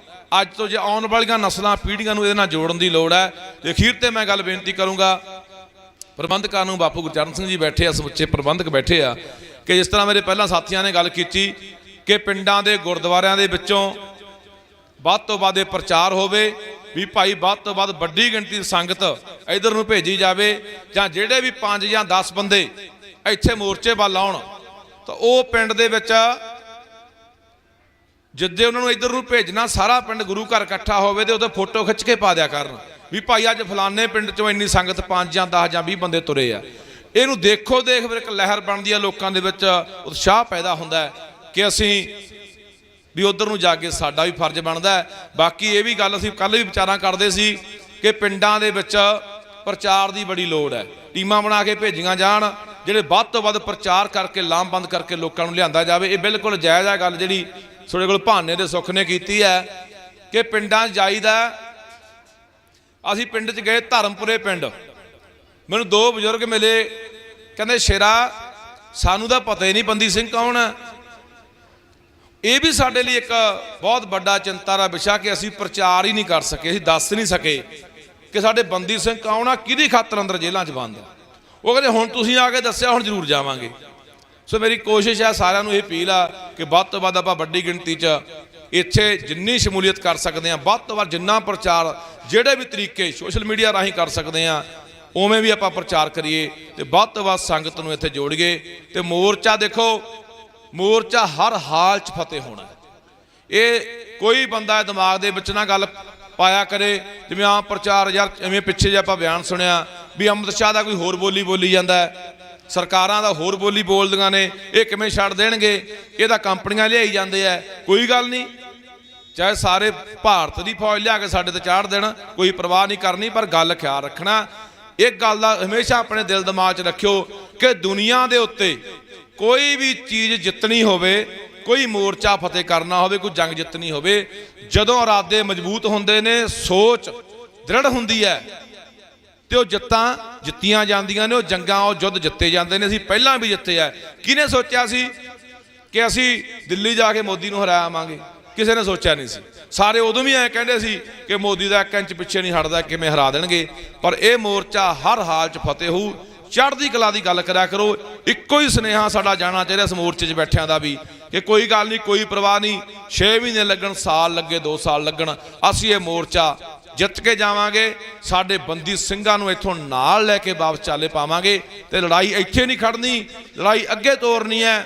ਜੋ ਜੋ ਸਾਡੇ ਪੰਜਾਬ ਦੇ ਹੱਕ ਜੋ ਦੱਬੇ ਗਏ, ਕੁਚਲੇ ਗਏ, ਲਤਾੜੇ ਗਏ, ਜੋ ਸਾਨੂੰ ਬੇਇਨਸਾਫੀਆਂ ਹੋਈਆਂ, ਅਸੀਂ ਇੱਕ ਇੱਕ ਕਰਕੇ ਵੀ ਹਿਸਾਬ ਲੈਣਾ ਹੈ। ਲੜਾਈ ਅੱਗੇ ਇਸ ਗੱਲ ਨੂੰ ਆਪਾਂ ਸੋਚ ਸਮਝ ਕੇ ਜਾਰੀ ਰੱਖਣੀ ਹੈ। ਸਾਰੀ ਸੰਗਤ ਦਾ ਬਹੁਤ ਤਹਿ ਦਿਲੋਂ ਧੰਨਵਾਦ। ਵਾਹਿਗੁਰੂ ਜੀ ਕਾ ਖਾਲਸਾ, ਵਾਹਿਗੁਰੂ ਜੀ ਕੀ ਫਤਿਹ।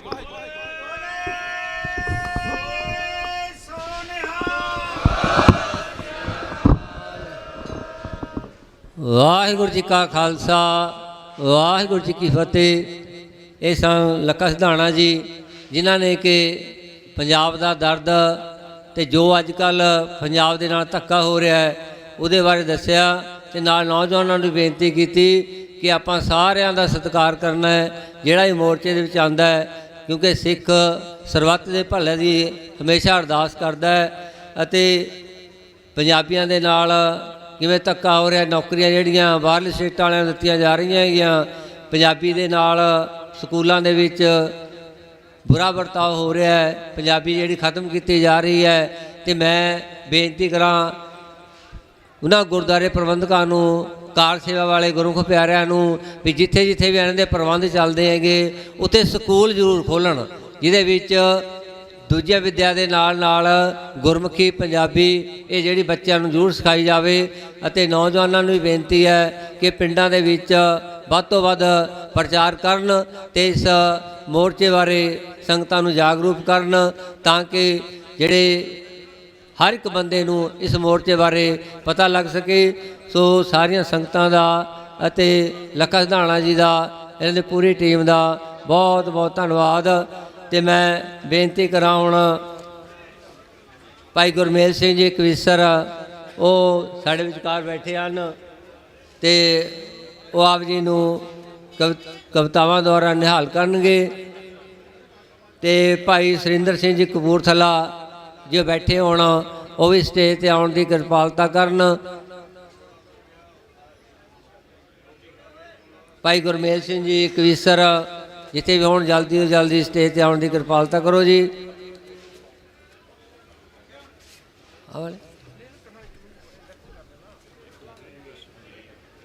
ਇਹਨੇ ਬੋਲਣਾ ਨਹੀਂ। ਭਾਈ ਕੁਲਦੀਪ ਸਿੰਘ ਜੀ, ਬਾਬਾ ਕੁਲਦੀਪ ਸਿੰਘ ਮਹੰਤ ਜੀ ਨਾਨਕਸਰ ਕਲੇਰਾਂ ਤੋਂ ਉਹ ਪਹੁੰਚੇ ਹੈਗੇ। ਉਹਨਾਂ ਨੂੰ ਬੇਨਤੀ ਹੈ ਕਿ ਉਹ ਸਟੇਜ ਤੇ ਆ ਜਾਣ।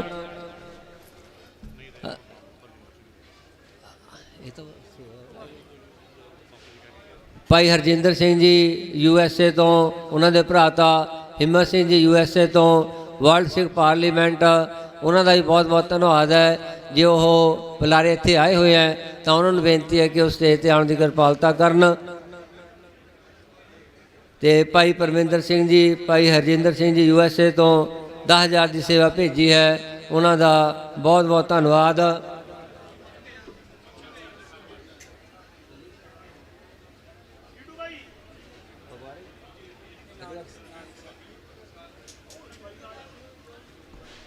ਭਾਈ ਸਾਹਿਬ ਭਾਈ ਕੁਲਦੀਪ ਸਿੰਘ ਜੀ ਮਾਨ ਜੀ ਨਾਨਕ ਸਰਕਲਰਾਂ ਤੋਂ, ਉਹ ਆਪ ਜੀ ਦੇ ਨਾਲ ਵਿਚਾਰਾਂ ਦੀ ਸਾਂਝ ਪਾਉਣਗੇ।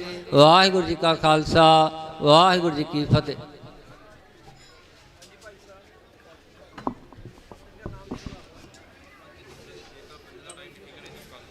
ਆਗੇ ਆਵਤ ਸਿੰਘ ਜੋ ਪਾਵੇ, ਵਾਹਿਗੁਰੂ ਕੀ ਫਤਿਹ ਬੁਲਾਵੇ। ਪਿਆਰ ਸਤਿਕਾਰ ਸਹਿਤ ਗੁਰ ਫਤਿਹ ਸਾਂਝੀ ਕਰੀਏ। ਵਾਹਿਗੁਰੂ ਜੀ ਕਾ ਖਾਲਸਾ, ਵਾਹਿਗੁਰੂ ਜੀ ਕੀ ਫਤਿਹ।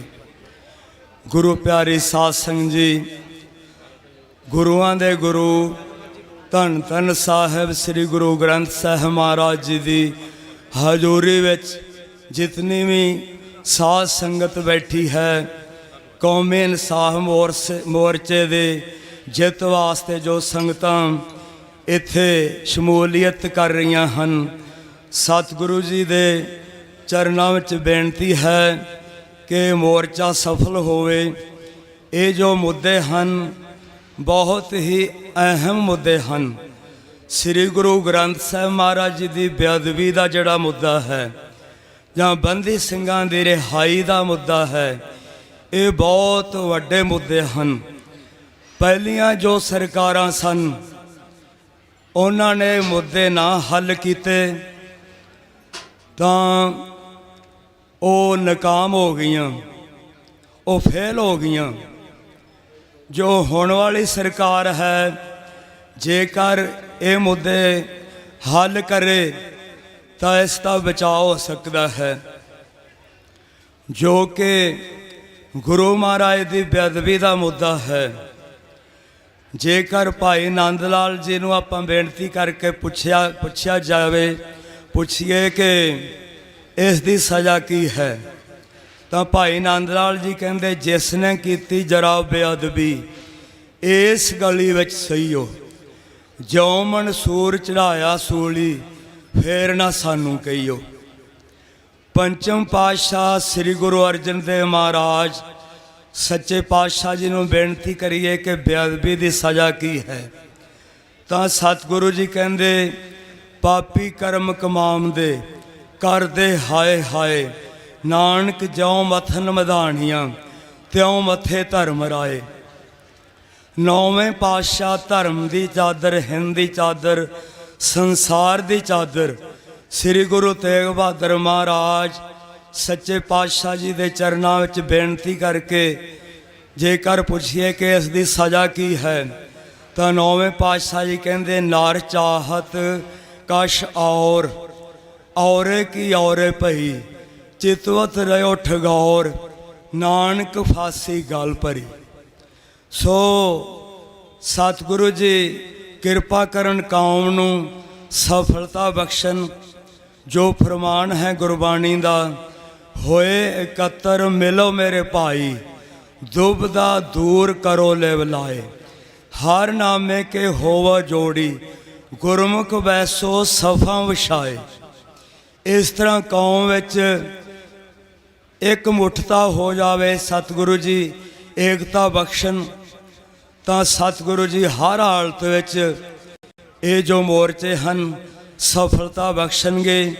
ਜਿਸ ਤਰ੍ਹਾਂ ਕਿਰਸਾਨੀ ਮੋਰਚੇ ਵਿੱਚ ਬਹੁਤ ਉੱਥੇ ਸੰਗਤਾਂ ਨੇ ਸਰਦੀਆਂ ਵਿੱਚ ਗਰਮੀਆਂ ਵਿੱਚ ਜੋ ਫਰਮਾਨ ਹੈ ਬਾਣੀ ਦਾ, ਖਾਲਸਾ ਅਕਾਲ ਪੁਰਖ ਕੀ ਫੌਜ, ਪ੍ਰਗਟਿਓ ਖਾਲਸਾ ਪਰਮਾਤਮ ਕੀ ਫੌਜ, ਗੁਰੂ ਕੀਆਂ ਲਾਡਲੀਆਂ ਫੌਜਾਂ।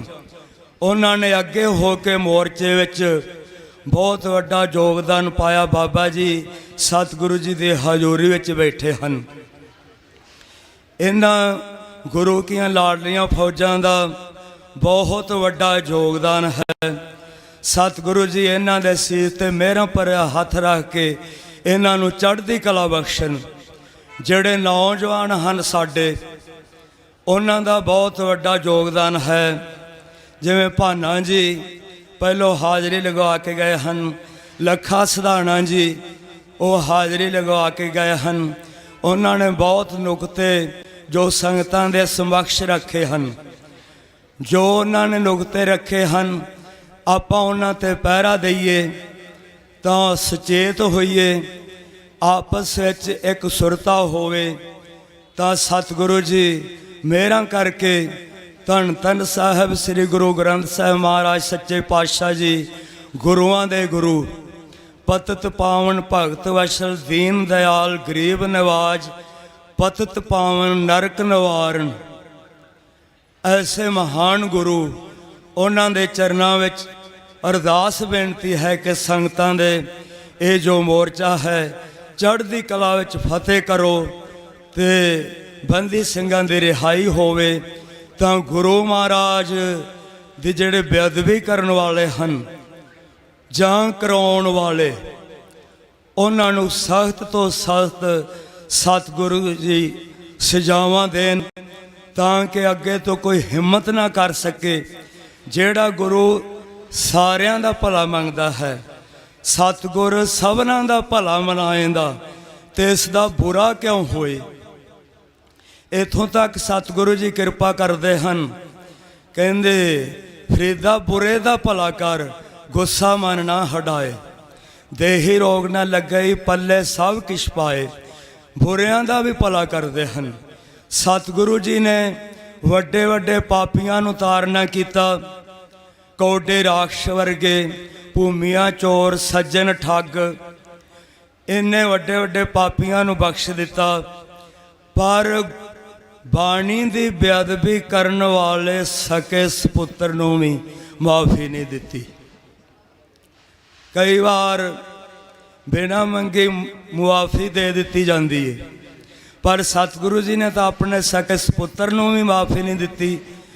2 ਬਾਣੀ ਦੇ ਅੱਖਰ ਬਦਲੀ ਕੀਤੇ ਸਨ, ਤੇ ਇੱਥੇ ਧੰਨ ਧੰਨ ਸਾਹਿਬ ਸ੍ਰੀ ਗੁਰੂ ਗ੍ਰੰਥ ਸਾਹਿਬ ਮਹਾਰਾਜ ਜੀ ਨੂੰ ਰੋੜੀਆਂ ਵਿੱਚ ਸਰੂਪਾਂ ਨੂੰ ਦੱਬ ਦਿੱਤਾ, ਗੰਦਗੀ ਵਾਲੇ ਨਾਲਿਆਂ ਵਿੱਚ ਅੱਗ ਲਾ ਦਿੱਤੀ, ਗਲੀਆਂ ਵਿੱਚ ਪੱਤਰਾ ਪੱਤਰਾ ਕਰਕੇ ਖਿਲਾਰ ਦਿੱਤਾ, ਤੇ ਕੌਮ ਨੂੰ ਉਹਨਾਂ ਨੇ ਚੈਲੰਜ ਕਰ ਦਿੱਤਾ, ਤੇ ਜਿਨ੍ਹਾਂ ਨੇ ਉਹਨਾਂ ਨੂੰ ਮਾਫੀ ਦੇ ਦਿੱਤੀ।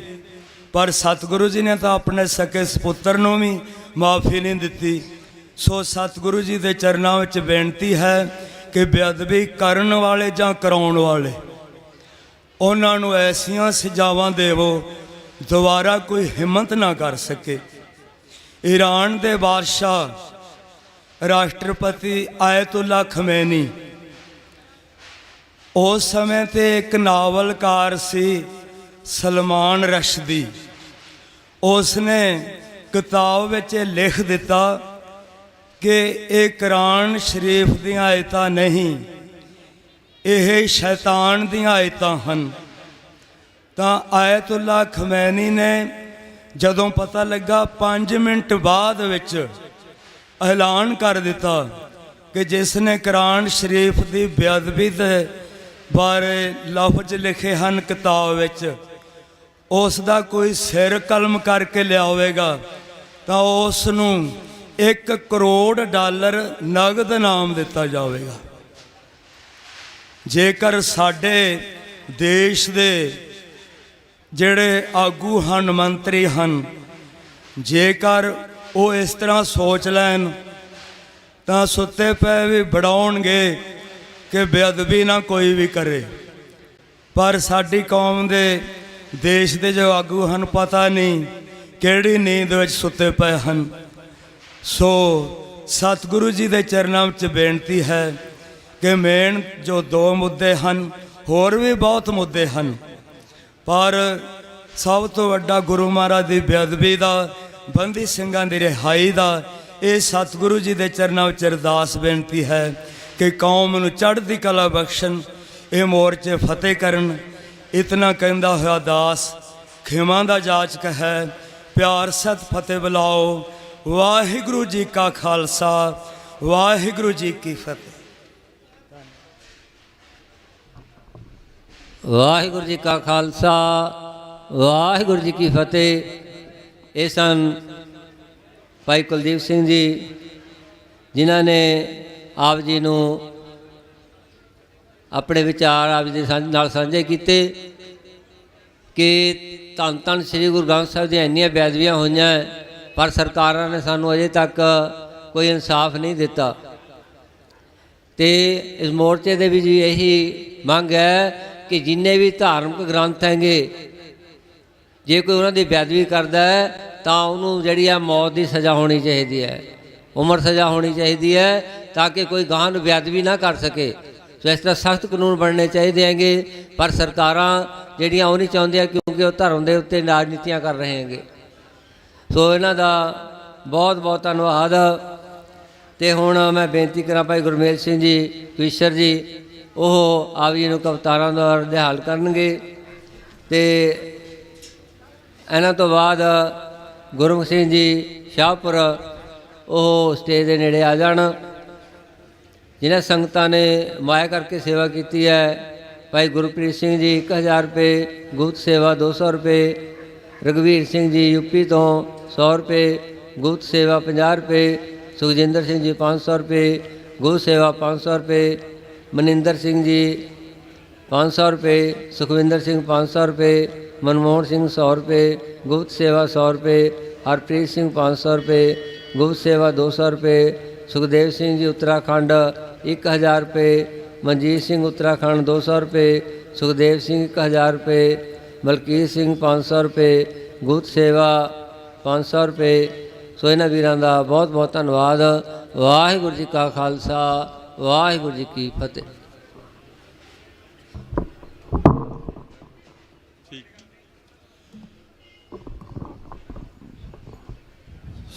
ਸਤਿਗੁਰੂ ਦੀ ਹਜ਼ੂਰੀ ਵਿੱਚ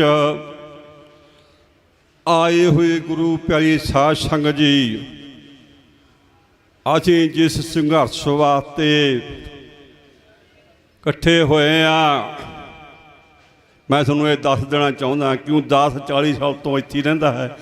ਅਖੰਡ ਪਾਠ ਅਸੀਂ ਕਰਦੇ ਹਾਂ ਇੱਥੇ, ਨੂੰ ਰਾਤ ਨੂੰ ਲੰਘ ਨਹੀਂ ਦਿੱਤਾ ਹੁੰਦਾ, ਕੋਈ ਜੰਗਲ ਹੁੰਦਾ ਸੀ ਜਿੱਥੇ ਮਹਾਰਾਜ ਦਾ ਪ੍ਰਗਾਸ ਅੱਜ, ਕਿਉਂ ਜਿੱਥੇ ਜਾਹੇ ਮੇਰਾ ਸਤਿਗੁਰ ਸੋ ਥਾਨ ਸੁਹਾਵਾ, ਉਹ ਥਾਨ ਸੁਹਾਵਾ ਬਣ ਜਾਂਦਾ ਹੈ। ਸੋ ਅਸੀਂ ਗੱਲ ਇੱਕੋ ਹੀ ਕਰਨੀ ਆ, ਆਪ ਨੂੰ ਸੰਗਤ ਵਿੱਚ ਜੋ ਵੀ ਬੁਲਾਰਾ ਕਹਿ ਕੇ ਗਿਆ ਹੈ, ਉਹ ਸਾਨੂੰ ਇਹ ਗੱਲ ਕਹਿ ਕੇ ਗਿਆ ਵੀ ਜੇ ਅਸੀਂ ਇੱਕ ਕਵਤ ਤੇ ਇਕੱਠੇ ਹੋਵਾਂਗੇ ਨਾ ਤਾਂ ਹੀ ਮੋਰਚਾ ਜਿੱਤ ਸਕਦੇ ਹਾਂ। ਸੋ ਅਸੀਂ ਸੰਘਰਸ਼ ਇਹ ਜਿਹੜਾ ਵੱਢਿਆ ਹੈ, ਕਿਸਾਨ ਜਦੋਂ ਅਸੀਂ ਲਾਇਆ ਸੀ, ਇਹ ਵੀ ਪੂਰੇ ਜ਼ੋਰਾਂ ਤੇ ਵਿੱਚ ਇਹ ਬੰਦੇ ਕਹਿੰਦੇ ਕਿ ਇਹ ਤਾਂ ਭੱਜਣਗੇ ਵਿੱਚ। ਹੁਣ ਇੱਥੇ ਵੀ ਇਹੀ ਗੱਲਾਂ ਹੁੰਦੀਆਂ ਨੇ ਵੀ ਇਹ ਘਰ ਨੂੰ ਜਾਣਗੇ, ਕੁਛ ਨਹੀਂ ਮਿਲਣਾ ਹੈਗਾ। ਗੱਲ ਇਹੀ ਆ ਵੀ ਅਸੀਂ ਜੇ ਇੱਕ ਪਲਾਨ ਤੇ ਇਕੱਠੇ ਹੋਵਾਂਗੇ ਤਾਂ ਹੀ ਅਸੀਂ ਮੋਰਚਾ ਜਿੱਤ ਸਕਦੇ ਹਾਂ। ਸੋ ਆਓ, ਮੈਂ ਉੱਧਰ ਨਾ ਜਾਂਦਾ ਹੋਇਆ ਮੈਨੂੰ ਕੋਈ ਜਲਦਗਾਇਦ ਆ ਗਈ। 1982 ਵਿੱਚ ਮੈਂ ਕਟੌੜਾ ਸਾਹਿਬ ਨਾਲ ਦੱਸਦਾ ਢਾਡੀ ਜਥਾ, ਅਸੀਂ ਮੋਰਚੇ 'ਚ ਗਏ ਸੀ। ਜਦੋਂ ਮੋਰਚਾ ਲਾਇਆ ਸੀ ਮੋਰਚੇ ਦੇ ਡਾਇਰੈਕਟਰ ਹਰਚੰਦ ਸਿੰਘ ਲੌਂਗੋਵਾਲ ਸੀ। 4100 ਜੱਤਾ ਜਦੋਂ ਦਰਬਾਰ ਸਾਹਿਬ ਪਟਿਆਲੇ ਤੋਂ ਪਹੁੰਚੇ ਨਾ ਅਸੀਂ, ਉਹਨੇ ਹੱਥ ਬੰਨ੍ਹਤੇ ਸੀ ਜੇਲ੍ਹ ਅਫਸਰ ਨੇ ਵੀ ਮੈਂ ਇੰਨੇ ਸਿੰਘ ਨਹੀਂ ਭੇਜ ਸਕਦਾ। ਤਾਂ ਟੌੜਾ ਸਾਹਿਬ ਨਾਲ ਗੱਲ ਕਰਕੇ 3 ਹਿੱਸੇ ਵੰਡਿਆ ਗਿਆ, ਸਾਨੂੰ ਵੀ ਭੇਜਤਾ। ਲੁਧਿਆਣੇ ਬਾਦਲ ਸੀ। ਜਦੋਂ ਅਸੀਂ ਬਾਦਲ ਕੋਲ ਪਹੁੰਚੇ, ਬਾਦਲ ਕਹਿੰਦਾ ਵੀ ਮੈਨੂੰ ਨਹੀਂ ਇੱਥੇ ਮੰਜਾ ਮਿਲਿਆ, ਤੁਹਾਨੂੰ ਕਿੱਥੋਂ ਮਿਲ ਜੂ, ਤੁਸੀਂ ਬਾਹਰ ਬੈਠੋ, ਮੈਂ ਗੱਲ ਕਰਦਾ। 3 ਦਿਨ ਬੈਠੇ, ਉਹਨੇ ਗੱਲ ਕੋਈ ਸਾਡੇ ਬਾਰੇ ਕਰੀ ਨਹੀਂ ਹੈ। ਉਸ ਟਾਈਮ ਸਾਡੇ ਰਾਤ ਨੂੰ ਆ ਕੇ ਉੱਥੇ ਦੇ ਜਿਹੜੇ ਤੇ ਨਾ ਖਿਲਾਫੀ, ਉਹ ਸਾਨੂੰ ਮਤਲਬ ਡਿੱਟਾ ਮਤਲਬ ਵੀ ਭੱਜ ਜਾਣ, ਪਰ ਭੱਜ ਵੀ ਗਏ। ਜਿਹੜੇ ਸਿੰਘ ਤੇ ਨਾ ਉਹ ਡਟੇ ਰਹੇ ਆ। ਅਖੀਰੀ ਸਾਨੂੰ 30 ਦਿਨ ਰਾਤ ਨੂੰ ਸਾਨੂੰ ਪਟਿਆਲੇ ਜੇਲ੍ਹ 'ਚ ਲੈ ਕੇ ਗਏ ਨੇ। ਪਟਿਆਲੇ ਜਦੋਂ ਅਸੀਂ 12 ਵਜੇ ਪਹੁੰਚੇ ਆ ਤੇ ਉੱਥੇ ਅਸੀਂ ਕਿਹਾ ਵੀ ਹੁਣ ਕਿਆ ਪੈਣਾ। 12 ਵਜੇ ਦੂਆ ਤੜਕਾ ਆ ਜਾਂਦਾ, ਦਿਨ ਹੋ ਜਾਂਦਾ ਹੈ। ਅਸੀਂ ਚਰਾਨ ਪਾਣੀ ਕੀਤਾ। ਅਸੀਂ ਪੁੱਛਿਆ ਉੱਥੇ ਜਿਹੜੀ ਜੇਲ੍ਹ ਕਾਤਲੀ ਵੀ ਗੁਰਦੁਆਰਾ ਕਿੱਥੇ ਆ? ਉਹ ਕਹਿੰਦੇ ਗੁਰਦੁਆਰਾ ਬੰਦ ਆ। ਕਹਿੰਦੇ ਜਿਵੇਂ ਆਪਾਂ ਕਣਕ ਰੱਖਦੇ ਨਾ, ਕਹਿੰਦੇ ਕਿ ਆਪਾਂ ਕਣਕ ਰੱਖ ਕੇ ਨਾ ਦਰਵਾਜ਼ੇ ਨੂੰ ਗਾਰਾ ਲਾ ਦਿੰਦੇ ਹਾਂ, ਆਪਾਂ ਉੱਦਾਂ ਗਾਰਾ ਲੱਗਿਆ ਹੋਇਆ ਕਹਿੰਦੇ। ਤਾਂ ਅਸੀਂ ਕਿਹਾ ਸਾਨੂੰ ਗੁਰਦੁਆਰਾ ਦਿਖਾਓ ਕਿੱਥੇ ਆ। ਅਸੀਂ ਉਹ ਗੁਰਦੁਆਰਾ ਜਿਹੜਾ ਸੀ, ਕੋਈ ਜਿਹੜਾ ਉੱਥੇ ਜੇਲ੍ਹ ਅਫਸਰ ਦੇ ਖਿਲਾਫ ਸੀ, ਨਨਕਾਰੀ ਸੀ, ਕੌਣ ਸੀ ਕੋਈ ਨਹੀਂ ਪਤਾ। ਤਾਂ ਕਾਫੀ ਤਕਰੀਬਨ 10 ਸਾਲ ਤੋਂ ਕਹਿੰਦੇ ਇਹ ਬੰਦ ਆ, ਕਾਤਲ ਦੱਸਦੇ ਤੇ। ਉਹ ਅਸੀਂ ਖੋਲ੍ਹਿਆ ਤਾਂ ਜਿਹੜੇ ਉੱਥੇ ਵੱਡੇ ਮੱਛ ਤੇ ਨਾ ਜਦੋਂ ਬਾਹਰ ਆਏ ਨੇ, ਉਹਨਾਂ ਨੂੰ ਸੰਸਕਾਰ ਕੀਤਾ, ਸਨਮਾਨ ਕੀਤਾ। ਤਾਂ ਸਾਨੂੰ ਕਿਸੇ ਨੇ ਨਹੀਂ ਪੁੱਛਿਆ ਹੈਗਾ। ਉਹਨਾਂ ਦੇ ਗੱਲਾਂ ਆ ਵੀ ਜਾਂਦਾ, ਚੰਦੂ ਮਾਈ ਸਾਡੇ ਨਾਲ ਰਿਹਾ, ਆ ਲੌਂਗੋਵਾਲੀਆ ਰਿਹਾ, ਫਾਣਾ ਰਿਹਾ, ਸਭ ਨੂੰ ਉਹਨਾਂ ਦੀਆਂ ਗੱਲਾਂ ਹੁੰਦੀਆਂ ਨੇ। ਛੋਟੇ ਜਿਹੜਾ ਕੁਰਬਾਨੀ ਕਰਦਾ, ਕੁਰਬਾਨੀ ਕੋਈ ਗੱਲ ਨਹੀਂ ਹੋਈ। ਸਾਡੇ ਬਾਰੇ 3 ਬੰਦੇ, 2 ਜੱਟ ਸੀ। ਇੱਕ ਤਾਂ ਲਠੇੜੀ ਦਾ ਭਾਈ ਗੁਲਜ਼ਾਰ ਸਿੰਘ ਮਰ ਗਿਆ, ਇੱਕ ਇੰਦਰ ਸਿੰਘ ਪੱਲਾ ਉਹ ਵਿੱਚ ਢਾਈ ਕਰ ਗਿਆ। ਉਹ ਦੋਨੇ ਮੇਰੇ ਨਾਲ ਤੇ ਹੋਰ ਸਿੰਘ ਤੇ ਅਸੀਂ ਜਰ ਗੁਰਦੁਆਰਾ ਖੋਲ੍ਹਿਆ। ਖੋਲ੍ਹ ਕੇ ਅਸੀਂ ਸਫਾਈ ਕਰੀ, 3 ਘੰਟੇ ਸਾਨੂੰ ਲੱਗੇ। ਅਸੀਂ ਗੁਰੂ ਗ੍ਰੰਥ ਸਾਹਿਬ ਜਿਹੜਾ ਸੀ ਮਿੱਟੀ ਨਾਲ ਭਰਿਆ ਪਿਆ ਤਾਂ ਉੱਪਰ ਸੁਗੰਧ ਕੀਤਾ ਉਹਦੇ ਅੰਦਰ, ਉਹ ਅਸੀਂ ਚੱਕ ਕੇ ਬਾਹਰ ਮੰਜੀ ਤੇ ਰੱਖਿਆ ਸੀ, ਮਤਲਬ ਚਾਲਣੀ ਲਾ ਕੇ। ਫਿਰ ਅਸੀਂ ਉਹ ਦਰਬਾਰ ਸਾਹਿਬ ਧੋਤਾ, 3 ਘੰਟੇ ਸਾਨੂੰ ਲੱਗ ਗਏ। ਫਿਰ ਅਸੀਂ ਪ੍ਰਕਾਸ਼ ਕਰਕੇ ਦੇਗ ਬਣਾ ਕੇ ਫਿਰ ਅਸੀਂ ਮਤਲਬ ਉੱਥੇ ਕੀਰਤਨ ਸ਼ੁਰੂ ਕੀਤਾ। ਜਿੰਨੇ ਦਿਨ ਅਸੀਂ ਉੱਥੇ ਰਹੇ 2 ਮਹੀਨੇ ਅਸੀਂ ਉੱਥੇ ਢਾਡੀ ਦਰਬਾਰ ਐਤਵਾਰ ਨੂੰ, ਹੁਣ ਵੀ ਸ਼ਾਇਦ ਲੱਗਦਾ ਹੈ ਜਿੱਦਾਂ ਉਹ ਅਸੀਂ ਖੋਲ੍ਹਿਆ ਗੁਰਦੁਆਰਾ। ਆਓ ਉਸ ਪਾਸੇ ਨਾ ਜਾਵਾਂ। ਕੁਰਬਾਨੀਆਂ ਨੂੰ ਸਾਰਾ ਕੋਈ ਨਹੀਂ ਪੁੱਛਦਾ। ਇਹ ਆਪਣੇ ਮਗਰ ਮੱਛ ਜਿਹੜੇ ਇਹ ਆਪਣੇ ਬਾਰੇ ਦੱਸਦੇ, ਮੈਂ ਇੰਨੀਆਂ ਜੇਲ੍ਹਾਂ ਕੱਟੀਆਂ ਨੇ। ਸੋ ਆਓ ਹੱਥ ਖੜੇ ਕਰਕੇ ਆ ਗਏ ਸੀ ਨਾ ਉੱਥੇ ਤੇ ਦਰਬਾਰ ਸਾਹਿਬ ਤੋਂ। ਸੋ ਮੈਂ ਗੱਲ ਕਰਨ ਜਾ ਰਿਹਾ ਆ ਤੁਸੀਂ ਹੁਣ ਕੱਲ੍ਹ ਨੂੰ ਪਰਸੋਂ ਨੂੰ ਹੋਲੀ ਮਹੱਲੀ, ਜਿਵੇਂ ਹੁਣ ਨੌਜਵਾਨ ਕਹਿ ਕੇ ਗਏ ਨੇ, ਦੱਸ ਕੇ ਗਏ ਨੇ, ਹੋਲਾ ਮਹੱਲਾ ਜਿਹੜਾ ਉਹ ਕਿਸੇ ਨੂੰ ਪਤਾ ਨਹੀਂ ਹੈ ਕਿਆ ਹੋਲਾ ਮਹੱਲਾ ਹੁੰਦਾ। ਸ਼ਰਾਬ ਪੀ ਕੇ ਉਹਨਾਂ ਨੇ ਮੋਟਰਸਾਈਕਲ ਬੁਲਟ ਤੇ ਕਰਦੇ ਕੂਕਾਂ ਮਾਰਨੀ ਉਹਨਾਂ ਨੇ ਫਿਰ ਪਾਣੀ ਗੱਦਾ ਪਾਉਣਾ ਹੈ। ਤੇ ਮੈਂ ਹੋਲੇ ਵਾਲੇ ਬਾਰੇ ਆਪ ਜੀ ਹੋਲਾ ਕਿਵੇਂ ਮਨਾਈਦਾ, ਕਿਵੇਂ ਮਨਾਉਂਦੇ ਆ, ਉਹਦੇ ਬਾਰੇ ਮੈਂ ਆਪ ਜੀ ਦੱਸਦਾ ਹੈ। ਕਿਉਂਕਿ ਆਪ ਸਭ ਨੂੰ ਪਤਾ ਹੀ ਹੈ ਜੇ ਕਿ ਪਿੰਡਾਂ 'ਚ ਜਿਹੜੇ ਮਨਾਉਂਦੇ ਕਿਵੇਂ ਮਨਾਉਂਦੇ ਨੇ। ਸ਼ਰਾਬ ਪੀ ਕੇ ਇੱਕ ਦੂਜੇ ਨੂੰ ਗਾਲਾਂ ਕੱਢਦੇ ਆ, ਸ਼ਾਮ ਲੜਦੇ ਨੇ, ਫਿਰ ਅੱਗੇ ਜਾ ਕੇ ਪੁਲਿਸ ਨੂੰ ਪੈਸੇ ਦਿੰਦੇ ਨੇ ਉਹ। ਸੋ ਆਓ ਹੋਲੇ ਮਹੱਲੇ ਬਾਰੇ ਮੈਂ ਆਪ ਜੀ ਨੂੰ ਕਵਿਤਾ ਕਹਿ ਕੇ ਸਮਾਪਤੀ ਕਰਾਂ। ਸਤਿਗੁਰ ਆਖਿਆ ਆਨੰਦਪੁਰ ਸਾਹਿਬ ਅੰਦਰ, ਥਾਵੇਂ ਹੋਲੀ ਦੇ ਮਨਾਓ ਤਿਉਹਾਰ ਹੋਲਾ। ਸਤਿਗੁਰ ਆਖਿਆ ਆਨੰਦਪੁਰ ਸਾਹਿਬ ਅੰਦਰ, ਥਾਵੇਂ ਹੋਲੀ ਦੇ ਮਨਾਓ ਤਿਉਹਾਰ ਹੋਲਾ। ਨਿਰਮਲ ਮਨਾਂ ਨੂੰ ਸ਼ਕਤੀ ਪ੍ਰਦਾਨ ਕਰਦਾ, ਬਲ ਵੀਰਤਾ ਦਾ ਕਰੇ ਇਜ਼ਹਾਰ ਹੋਲਾ। ਹੋਲਾ ਹੱਸੋ ਖੇਡੋ ਸੰਗੋ ਖੋਲ ਕੇ ਤੁਸੀਂ, ਸਦਰਾ ਉਮੰਗਾਂ ਦਾ ਪ੍ਰਤੀਕ ਹੈ ਪਿਆਰ ਹੋਲਾ। ਪਿਆਰ ਹੋਲਾ। ਘੋੜ ਸਵਾਰੀ, ਘੋੜ ਸਵਾਰੀ ਖੇਡੋ ਨਾਜੇਬਾਜੀ, ਭਰਪੂਰ ਸ਼ਕਤੀਆਂ ਦਾ ਇਹ ਉਭਾਰ ਹੋਲਾ। ਆਉਣ ਵਾਲੇ ਸਮੇਂ ਦਾ ਇਹ ਬਣੇ ਨਹਾਣੀ, ਜੁਰਮ ਜੁਲਮ ਲਈ ਬਣੇ ਲਲਕਾਰ ਹੋਲਾ, ਲਲਕਾਰ ਹੋਲਾ, ਲਲਕਾਰ ਹੋਲਾ। ਸਿਰ ਦੇਣ ਦੇ ਲਈ ਕੁਰਬਾਨੀਆਂ ਦੀ ਰੁੱਤ ਅੰਦਰ, ਦੁਸ਼ਮਣ ਸੋਧਣ ਦੇ ਲਈ ਬਣੇ ਤਲਵਾਰ ਹੋਲਾ। ਪਾਣੀ ਨਾਲੀਆਂ ਦਾ, ਚਿੱਕੜ ਗਲੀਆਂ ਦਾ ਇੱਕ ਦੂਸਰੇ ਦੇ ਪਾਉਣ, ਇਹ ਬੂਦਕੀ ਇਹ ਨਹੀਂ ਹੈ ਪਿਆਰ ਹੋਲਾ, ਪਿਆਰ ਹੋਲਾ। ਭੋਲੇ ਮਨਾਂ ਨੂੰ ਵਿੱਚ ਸਵਾਰਥਾਂ ਲਈ ਹਮੇਸ਼ਾ ਨਫ਼ਰਤ ਫੈਲਾਉਣ ਬੇਹੂਦਗੀ ਦੀ। ਉਹ ਮੂਰਖ, ਤੁਹਾਨੂੰ ਪਤਾ ਨਹੀਂ ਇਹ ਕੀ ਆ? ਇਹ ਹੋਲਾ, ਇਹ ਹੋਲਾ, ਇਹ ਪਿਆਰ ਹੋਲਾ, ਪਿਆਰ ਹੋਲਾ। ਕਰੂਰ ਹੋ ਕੇ ਲੋਕਾਂ ਦੇ ਜ਼ੁਲਮ ਕਰਨਾ, ਖੋ ਕੇ ਗਰੀਬਾਂ ਦਾ ਖਾਣਾ, ਧੀਆਂ ਭੈਣਾਂ ਦੀ ਇੱਜ਼ਤ ਲੁੱਟਣੀ, ਰੋਲਣੀ ਸ਼ਰਾਬ ਪੀ ਕੇ, ਪਤਾ ਹੀ ਨਹੀਂ ਇਹਨਾਂ ਨੂੰ ਕੀ ਕਰਨਾ ਸੀ, ਤੇ ਇੱਕ ਦੂਏ ਨੂੰ ਗਾਲਾਂ ਕਰਦੇ ਆ ਕਿ ਆਪਣੇ ਟੁੱਟਦੇ ਆ। ਸਦਾ ਖਰੂਜ ਮਚਾਉਂਦੇ ਦੋਸਤੋ ਜ਼ਾਲਮੋ, ਕਰਦਾ ਖਰਾਬ ਹੋਲਾ, ਖਬਰਦਾਰ ਹੋਲਾ। ਗਰੀਬ ਨਿਮਾਣਿਆਂ ਨੂੰ ਸਦਾ ਲਈ ਗੱਲ ਲਾਉਂਦਾ, ਕਰਦਾ ਉਹਨਾਂ ਨੂੰ ਦਿਲੋਂ ਪਿਆਰ ਹੋਲਾ। ਮੌਤ ਬਖਸ਼ਦਾ ਜ਼ਾਲਮਾਂ ਜਾਵਰਾਂ ਨੂੰ, ਦੀਨ ਦੁਖੀਆਂ ਦਾ ਮਦਦਗਾਰ ਹੋ ਬਣਦਾ। ਮੌਤ ਬਣਦਾ ਸਦਾ ਹੰਕਾਰੀਆਂ ਲਈ, ਗਰੀਬਾਂ ਦੀ ਗਲੇ ਦਾ ਹਾਰ ਬਣਦਾ। ਪਿਆਰ ਹੋਲਾ, ਪਿਆਰ ਹੋਲਾ, ਪਿਆਰ ਹੋਲਾ। ਭਾਜੀ ਮੋੜਦਾ ਨਾਲ ਹੀ ਨਾਲ, ਇਹ ਤਾਂ ਮੋੜਨ ਦਾ ਭਾਜੀ ਨਾਲ ਹੀ ਨਾਲ, ਕਿਸੇ ਦਾ ਨਹੀਂ ਕਰਜ਼ਦਾਰ ਬਣਦਾ, ਪਿੱਠ ਨਾ ਮੋੜਦਾ। ਇਹਨੂੰ ਕਹਿ ਦੇ ਪਿਆਰ ਹੋਲਾ, ਪਿਆਰ ਹੋਲਾ, ਪਿਆਰ ਹੋਲਾ। ਦੋਸਤਾਂ ਪਾਪੀਆਂ ਸੀਨੇ ਪਾਰ ਦਿੰਦਾ, ਪਾਪ ਸੋਧਣੇ ਲਈ ਬਣਦਾ ਕਟਾਰ ਹੋਲਾ। ਕਿਹੜਾ ਮਾਈ ਦਾ ਜਾਲ ਖੰਘ ਜਾਵੇ, ਖੰਘ ਜਾਵੇ, ਟੁਕੜੇ ਟੁਕੜੇ ਕਰਦਾ ਹਜ਼ਾਰ ਹੋਲਾ, ਹਜ਼ਾਰ ਹੋਲਾ। ਆਖਰੀ ਪਹਿਲਾ, ਕਿਉਂਕਿ ਆ ਕਵੀ ਦਰਬਾਰ ਨੂੰ ਅਸੀਂ ਚਿੱਠੀ ਆ ਮੇਰੇ ਕੋਲ, ਨਾਨਕ ਸਾਹਿਬ ਵੀ ਜਾਣਾ ਸੀ ਕਵੀ ਦਰਬਾਰ 'ਚ।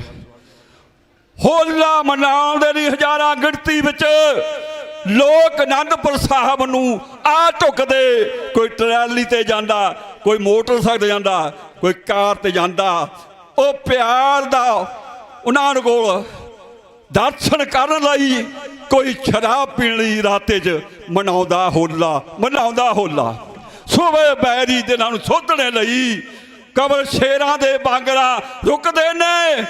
ਫੁੱਟ ਪੈਂਦੇ ਪ੍ਰਭ ਦੇ ਸੀਨਿਆਂ 'ਚੋਂ ਭੈਣ ਕਦੇ ਦਰਿਆਵਾਂ ਦੇ ਰੁਕਦੇ ਨੇ। ਲੋੜੀਏ ਵਰਗੇ ਨਲੂਏ ਵਰਗੇ ਇੱਕੋ ਭਵਕਾਰ ਅੰਦਰ ਬੱਚੇ ਪਠਾਨੀਆਂ ਦੇ ਡਾਡਾ ਲੁਕਦੇ ਨੇ। ਜੁਲੀ ਜਾਰਵਣ ਟੰਗਦਾ ਤਖਤ ਉੱਤੇ, ਦਿਨ ਦੁਖੀਆਂ ਨੂੰ ਬਣਦਾ ਪਿਆਰ ਹੋਲਾ। ਅਨੰਦਪੁਰ ਸਾਹਿਬ ਚੱਲ ਕੇ ਦੀਦਾਰ ਕਰੀਏ, ਦੀਦਾਰ ਕਰੀਏ। ਇਹ ਸੀ ਕਵਿਤਾ ਜੋ ਹੋਲੇ ਦੀ। ਦੀਦਾਰ ਕਰੀਏ ਰਿਹਾ ਪਿਆਰ ਨਾਲ ਬਾਠ ਢਾਡੀ। ਪਕਾਰ ਹੋਲਾ, ਪਕਾਰ ਹੋਲਾ, ਪਕਾਰ ਹੋਲਾ। ਆਓ ਇੰਨਾ ਉਸ ਕਹਿੰਦੇ ਹੋਏ ਮੈਂ 3 ਵਾਰ ਸੈਕਟਰੀ ਸਾਹਿਬ ਕੋਲ ਨਾਂ ਲਿਖਾ ਕੇ ਗਿਆ ਤਾ। ਸੋ ਮੈਂ ਇਹਨਾਂ ਦਾ ਧੰਨਵਾਦ ਕਰਦਾ ਕਿ ਇਹਨਾਂ ਦੀ ਵੀ ਮਜਬੂਰੀ ਆ, ਮੈਂ ਟਾਈਮ ਨਹੀਂ ਦੇ ਸਕੇ 2 ਦਿਨ ਬਾਅਦ, ਅਤੇ ਅੱਜ ਮੈਂ ਫੇਰ ਨਾ ਕੋਈ ਬੇਨਤੀ ਕੀਤੀ ਵੀ ਜ਼ਰੂਰ ਟਾਈਮ ਦਿਓ। ਸੋ ਸੈਕਟਰੀ ਸਾਹਿਬ ਸਾਡੇ ਖੈਰਦੀ ਨੇ, ਮੈਂ ਇਹਨਾਂ ਦਾ ਧੰਨਵਾਦ ਕਰਦਾ, ਸੰਗਤ ਦਾ ਧੰਨਵਾਦ ਕਰਦਾ। ਬੁਲਾਓ ਫਤਿਹ। ਵਾਹਿਗੁਰੂ ਜੀ ਕਾ ਖਾਲਸਾ, ਵਾਹਿਗੁਰੂ ਜੀ ਕੀ ਫਤਿਹ। ਵਾਹਿਗੁਰੂ ਜੀ ਕਾ ਖਾਲਸਾ, ਵਾਹਿਗੁਰੂ ਜੀ ਕੀ ਫਤਿਹ। ਇਹ ਸਨ ਭਾਈ ਗੁਰਮੇਲ ਸਿੰਘ ਜੀ ਕਵੀਸ਼ਰ, ਜਿਨ੍ਹਾਂ ਨੇ ਆਪ ਜੀ ਨੂੰ ਹੋਲੇ ਮਹੱਲੇ ਦੇ ਸੰਬੰਧ ਦੇ ਵਿੱਚ ਕਵਿਤਾ ਸੁਣਾਈ। ਸੋ ਇਹਨਾਂ ਦਾ ਬਹੁਤ ਬਹੁਤ ਧੰਨਵਾਦ। ਗੁਰਮੁਖ ਸਿੰਘ ਜੀ ਸ਼ਾਹਪੁਰ, ਉਹ ਆਪ ਜੀ ਦਾ ਵਿਚਾਰਾਂ ਸਾਂਝਾ ਕਰਨਗੇ। ਅਸੀਂ ਧੰਨਵਾਦ ਕਰਦੇ ਹਾਂ। ਰਾਜਾ ਰਾਜ ਸਿੰਘ ਜੀ ਅਰਬਾਂ ਖਰਬਾਂ ਦਲ, ਉਹ ਵੀ ਹਾਜ਼ਰੀਆਂ ਭਰ ਕੇ ਗਏ ਹੈਗੇ। ਅਤੇ ਨਾਲ ਹੀ ਮੈਂ ਬੇਨਤੀ ਕਰਾਂ ਕਿ 7-8 ਤਰੀਕ ਮਾਰਚ ਨੂੰ ਜਿਹੜਾ ਹੈ ਹੋਲਾ ਮਹੱਲਾ ਮੋਰਚੇ ਵੱਲੋਂ, ਅਕਾਲ ਯੂਥ ਵੱਲੋਂ ਅਤੇ ਨਿਹੰਗ ਸਿੰਘ ਜਥਿਆਂ ਵੱਲੋਂ ਇਹ ਜਿਹੜਾ ਮਨਾਇਆ ਜਾਣਾ ਹੈ। ਕਿਉਂਕਿ ਪੰਥਕ ਪਰੰਪਰਾਵਾਂ ਨੂੰ ਮੁੜ ਸੁਰਜੀਤ ਕਰਨ ਲਈ ਅਤੇ ਨੌਜਵਾਨਾਂ ਨੂੰ ਆਪਣੇ ਅਮੀਰ ਵਿਰਸੇ ਨਾਲ ਜੋੜਨ ਲਈ ਇਹ ਨਿਹੰਗ ਸਿੰਘ ਜਥੇਬੰਦੀਆਂ ਵੱਲੋਂ ਹੋਲਾ ਮਹੱਲਾ ਜਿਹੜਾ ਹੈ 7-8 ਮਾਰਚ ਨੂੰ ਜਿਹੜਾ YPS ਚੌਂਕ 'ਤੇ ਉਹ ਮਨਾਇਆ ਜਾ ਰਿਹਾ ਹੈ। ਸੋ ਇਹਦੇ ਵਿੱਚ ਜਿਹੜੇ ਘੋੜ ਦੌੜ, ਗੱਤਕਾ ਅਤੇ ਹੋਰ ਖੇਡਾਂ ਕਰਵਾਈਆਂ ਜਾਣਗੀਆਂ। 7 ਤਰੀਕ ਨੂੰ ਜਿਹੜਾ ਹੈ ਗੱਤਕੇ ਦਾ ਮਾਰਚ ਕੈਂਪ ਲੱਗੇਗਾ ਅਤੇ 8 ਤਰੀਕ ਨੂੰ 10 ਵਜੇ ਅਖੰਡ ਪਾਠ ਸਾਹਿਬ ਦੇ ਭੋਗ ਪੈਣਗੇ ਅਤੇ 2 ਵਜੇ ਖਾਲਸਾਈ ਜਾਹੋ ਜਲਾਲ ਮੁਹੱਲਾ ਕੱਢਿਆ ਜਾਵੇਗਾ। ਸੋ ਆਓ ਆਪਾਂ ਆਪ ਵੀ ਪਹੁੰਚਣਾ ਹੈ ਅਤੇ ਉੱਥੇ ਨਾਲ ਆਪਣੇ ਬੱਚਿਆਂ ਨੂੰ ਨੌਜਵਾਨਾਂ ਨੂੰ ਲੈ ਕੇ ਆਈਏ ਤਾਂ ਕਿ ਉਹ ਆਪਣੇ ਇਸ ਹੋਲੇ ਮਹੱਲੇ ਦੇ ਵਿਰਸੇ ਦੇ ਨਾਲ ਜੁੜ ਸਕਣ। ਸੋ ਸਾਰੀਆਂ ਸੰਗਤਾਂ ਦਾ ਧੰਨਵਾਦ। ਆਓ ਆਪਾਂ ਭਾਈ ਸਾਹਿਬ ਪਾਸੋਂ 5 ਮਿੰਟ ਲਈ ਵਿਚਾਰਾਂ ਸਾਂਝੀਆਂ ਕਰੀਏ ਜੀ। ਵਾਹਿਗੁਰੂ ਜੀ ਕਾ ਖਾਲਸਾ, ਵਾਹਿਗੁਰੂ ਜੀ ਕੀ ਫਤਿਹ।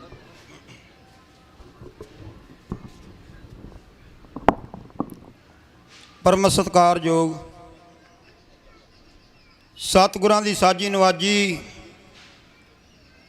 ਗੁਰੂ ਕਾ ਖਾਸ ਰੂਪ, ਗੁਰੂ ਖਾਲਸਾ ਸਾਧ ਸੰਗਤ ਜੀਓ, ਆਓ ਸਭ ਤੋਂ ਪਹਿਲਾਂ ਜੋ ਸਰਬੰਸ ਦਾਨੀ ਸਾਹਿਬ ਸ੍ਰੀ ਗੁਰੂ ਗੋਬਿੰਦ ਸਿੰਘ ਮਹਾਰਾਜ ਨੇ ਆਪਾਂ ਨੂੰ ਫਤਿਹ ਦੀ ਬਖਸ਼ਿਸ਼ ਕੀਤੀ ਹੈ, ਆਪਾਂ ਗੱਜ ਵੱਜ ਕੇ ਫਤਿਹ ਬੁਲਾਈਏ। ਫਤਿਹ ਬੁਲਾਉਣ 'ਚ ਸੰਕੋਚ ਨਾ ਕਰਿਓ, ਗੱਜ ਕੇ ਫਤਿਹ ਬੁਲਾਓ ਜੀ। ਆਖੋ ਵਾਹਿਗੁਰੂ ਜੀ ਕਾ ਖਾਲਸਾ, ਵਾਹਿਗੁਰੂ ਜੀ ਕੀ ਫਤਿਹ। ਗੁਰੂ ਰੂਪ ਖਾਲਸਾ ਸਾਧ ਸੰਗਤ ਜੀਓ, ਆਪ ਬਹੁਤ ਵੱਡਿਆਂ ਭਾਗਾਂ ਵਾਲੇ ਹੋ ਜੋ ਕਿ ਗੁਰੂਆਂ ਦੇ ਗੁਰੂ ਧੰਨ ਧੰਨ ਸਾਹਿਬ ਸ੍ਰੀ ਗੁਰੂ ਗ੍ਰੰਥ ਸਾਹਿਬ ਜੀ ਦੀ ਪਾਵਨ ਪਵਿੱਤਰ ਹਜ਼ੂਰੀ ਵਿੱਚ ਬੈਠ ਕਰਕੇ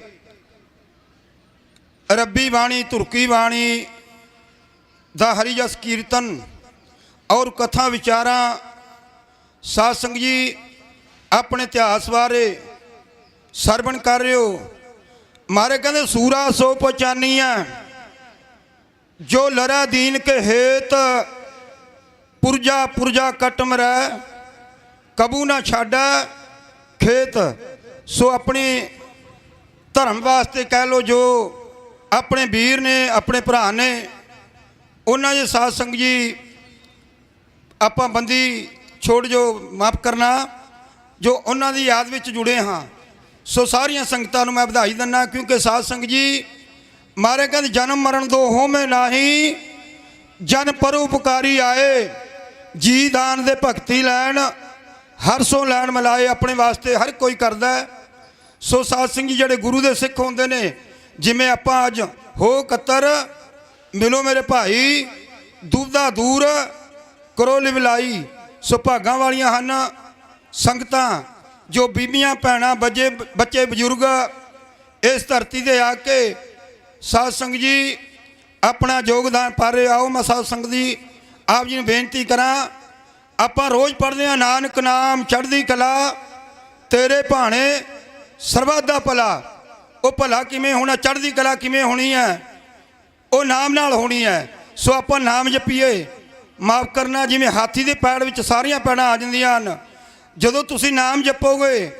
10ਵੇਂ ਪਾਤਸ਼ਾਹ ਮਹਾਰਾਜ ਦੀ ਮੈਂ ਗੱਲ ਕਰਾਂ, ਕਿਉਂਕਿ ਸਮਾਂ ਅੱਗੇ ਨਹੀਂ ਦਿੰਦਾ, ਭਾਈ ਸਾਹਿਬ ਕਹਿੰਦੇ 5 ਮਿੰਟ ਹੈ ਤੁਹਾਡੇ ਵਾਸਤੇ।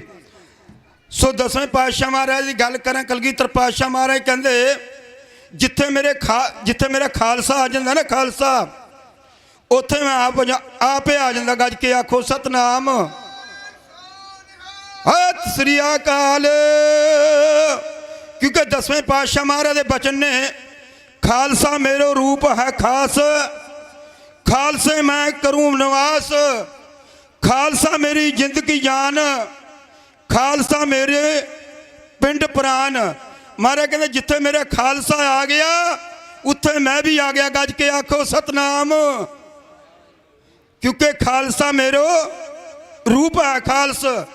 ਇਹ ਖਾਲਸਾ ਜਿੰਨਾ ਖਾਲਸਾ, ਖਾਲਸਾ ਜੀ ਮੈਂ ਤੁਹਾਨੂੰ ਵਾਅਦਾ ਕਰਕੇ ਕਹਿੰਦਾ, ਗੁਰੂ ਦੀ ਹਜ਼ੂਰੀ 'ਚ ਤੁਸੀਂ ਆਪਣੇ ਮਨ ਵਿੱਚ ਨਿਸ਼ਚਾ ਰੱਖਿਓ, ਜਿੱਥੇ ਖਾਲਸਾ ਆ ਗਿਆ, ਕਲਗੀਧਰ ਪਾਤਸ਼ਾਹ ਮਹਾਰਾਜ ਆ ਗਏ, ਉੱਥੇ ਖਾਲਸਾ ਜੀ ਹਰ ਮਨ ਤਨ ਵਸਿਆ ਸੋਈ, ਜੈ ਜੈਕਾਰ ਕਰੇ ਸਭ ਕੋਈ। ਉੱਥੇ ਤੁਹਾਡੀ ਚੜ੍ਹਦੀ ਕਲਾ ਹੋਣੀ ਹੈ। ਵਿਸ਼ਵਾਸ ਨਹੀਂ ਕਹਿੰਦਾ, ਇਹ ਵਾਅਦੇ ਨਾਲ ਕਹਿ ਰਿਹਾ। ਇੱਥੇ ਖਾਲਸਾ ਜੀ ਤੁਮ ਹੋ ਸਭ ਰਾਜਨ ਕੇ ਰਾਜਾ, ਆਪੇ ਆਪ ਗਰੀਬ ਨਵਾਜਾ। ਤੁਹਾਨੂੰ ਗੁਰੂ ਗ੍ਰੰਥ ਸਾਹਿਬ ਜੀ ਮਹਾਰਾਜ ਦਾ ਪ੍ਰਕਾਸ਼ ਹੈ। ਸਾਧ ਸੰਗਤ ਜੀ ਇਹ ਤੁਸੀਂ ਨਿਸ਼ਚਾ ਰੱਖਿਓ, ਨਿਸ਼ਚਾ ਰੱਖ ਕੇ ਆਇਓ। ਮੈਂ ਤੁਹਾਨੂੰ ਵਾਅਦਾ ਕਰਕੇ ਕਹਿ ਰਿਹਾ, ਇਹ ਕੁਝ ਸਮੇਂ ਦੀ ਗੱਲ ਹੈ। ਸਾਧ ਸੰਗਤ ਜੀ ਦਾਸ ਹੈ ਤਾਂ ਅਨਪੜ੍ਹ ਹੈ। ਮਹਾਰਾਜ ਕਹਿੰਦੇ ਜੋ ਪ੍ਰਾਨੀ ਗੋਬਿੰਦ ਧਿਆਵੈ, ਪੜ੍ਹਿਆ ਅਨਪੜ੍ਹਿਆ ਬ੍ਰਹਮਗਤ ਪਾਵੇ। ਗੁਰੂ ਨਾਨਕ ਦੇ ਘਰ ਵਿੱਚ ਪੜ੍ਹਾਈਆਂ ਦੀ ਲੋੜ ਨਹੀਂ। ਸਾਧ ਸੰਗਤ ਜੀ ਇੱਥੇ ਲੋੜ ਆ ਮੰਨੇ ਕੀ ਗਤ ਕਹੀ ਨਾ ਜਾਏ। ਸੋ ਮੈਂ ਜ਼ਿਆਦਾ ਸਮਾਂ ਨਹੀਂ ਲੈਣਾ। ਜਦੋਂ ਸਾਧ ਸੰਗਤ ਜੀ ਹੁਣ ਆਪਾਂ ਪਹਿਲਾਂ ਗੱਲ ਕਰ ਰਹੇ ਸੀ ਨਾ ਬਿਲਦੋਦਨ ਜੀ, ਜਦੋਂ ਸਾਧ ਸੰਗਤ ਜੀ ਉੱਥੇ ਦਿੱਲੀ ਧਾਰਨ ਲੱਗਿਆ, ਦਾਸ ਨੂੰ ਕਹਿੰਦੇ ਬਾਬਾ ਜੀ ਤੁਸੀਂ ਅਰਦਾਸ ਕਰਿਓ, ਅਰਦਾਸ ਕਰਿਓ ਸਿੱਖ ਪੰਥ ਦੀ ਚੜ੍ਹਦੀ ਕਲਾ ਹੋ ਜੇ। ਮੈਂ ਕਿਹਾ ਅਸੀਂ ਵਾਅਦਾ ਕਰਕੇ ਕਹਿ ਰਹੇ ਹਾਂ, ਕਿਉਂਕਿ ਜਦ ਸਿੱਖ ਅਰਦਾਸ ਕਰਦਾ ਬਿਰਥੀ ਕਦੇ ਨਾ ਹੋ ਬਈ ਜਨ ਕੀ ਅਰਦਾਸ। ਜਿਹੜਾ ਗੁਰੂ ਨਾਨਕ ਨੂੰ ਸਾਧ ਸੰਗਤ ਜੀ ਪ੍ਰਤੱਖ ਧੰਨ ਗੁਰੂ ਗ੍ਰੰਥ ਸਾਹਿਬ ਜੀ ਮਹਾਰਾਜ ਨੂੰ ਹਾਜ਼ਰ ਨਾਜ਼ਰ ਸਮਝ ਕੇ ਅਰਦਾਸ ਕਰਦਾ, ਉਹਦੀ ਚੜ੍ਹਦੀ ਕਲਾ ਹੋਣੀ ਹੈ। ਇਸ ਕਰਕੇ ਮੈਂ ਬੇਨਤੀ ਕਰਾਂ ਸਾਰੀਆਂ ਸੰਗਤਾਂ ਨੂੰ, ਬਹੁਤ ਭਾਗਾਂ ਵਾਲੀਆਂ ਸੰਗਤਾਂ, ਸਾਧ ਸੰਗਤ ਜੀ ਤੁਸੀਂ ਇਹ ਦਰ ਨਾ ਛੱਡਿਓ। ਜਦੋਂ ਤੁਸੀਂ ਗੁਰੂ ਨਾਨਕ ਦਾ ਓਟ ਆਸਰਾ ਚੱਕੇਗਾ ਸਾਧ ਸੰਗਤ ਜੀ ਤੁਹਾਡੀ ਚੜ੍ਹਦੀ ਕਲਾ ਹੋਣੀ ਹੈ। ਸਾਧ ਸੰਗਤ ਜੀ ਫਤਿਹ ਗੁਰੂ ਨੇ ਬਖਸ਼ਣੀ ਹੈ। ਆਪਾਂ ਨਾਮ 2 ਮਿੰਟ ਜਪਣਾ, ਸਮਾਂ ਨਹੀਂ ਆਗਿਆ ਦਿੰਦਾ। ਸਾਰੀਆਂ ਸੰਗਤਾਂ ਨੂੰ ਬੇਨਤੀ ਹੈ ਗੱਜ ਕੇ ਬੋਲਿਓ ਜੀ, ਸਤਨਾਮ ਵਾਹਿਗੁਰੂ, ਸਤਨਾਮ ਵਾਹਿਗੁਰੂ।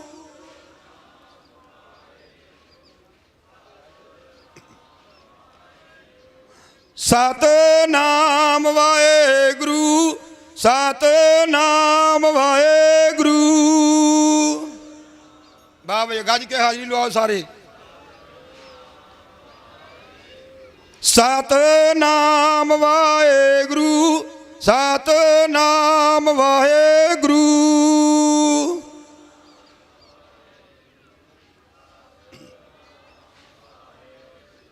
ਵਾਹਿਗੁਰੂ ਵਾਹਿਗੁਰੂ ਵਾਹਿਗੁਰੂ ਧੰਨ ਵਾਹਿਗੁਰੂ।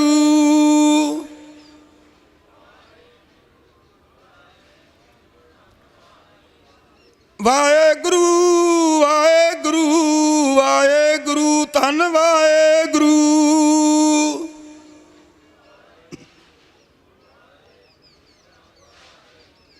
ਵਿਸਰਨਾਈ ਦਾਤਾਰ, ਵਿਸਰਨਾਈ ਦਾਤਾਰ। ਸਾਰੇ ਮੰਗੋ ਬਈ।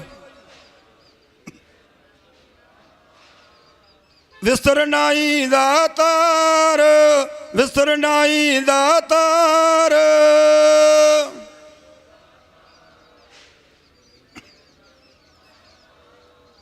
ਆਪਣਾ ਨਾਮ ਦਿਓ, ਆਪਣਾ ਨਾਮ ਦਿਓ।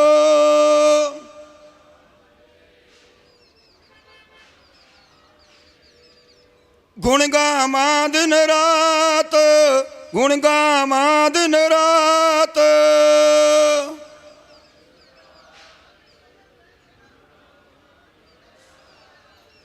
ਨਾਨਕ ਚਾਹੇ ਹੋ, ਨਾਨਕ ਚਾਹੇ ਹੋ।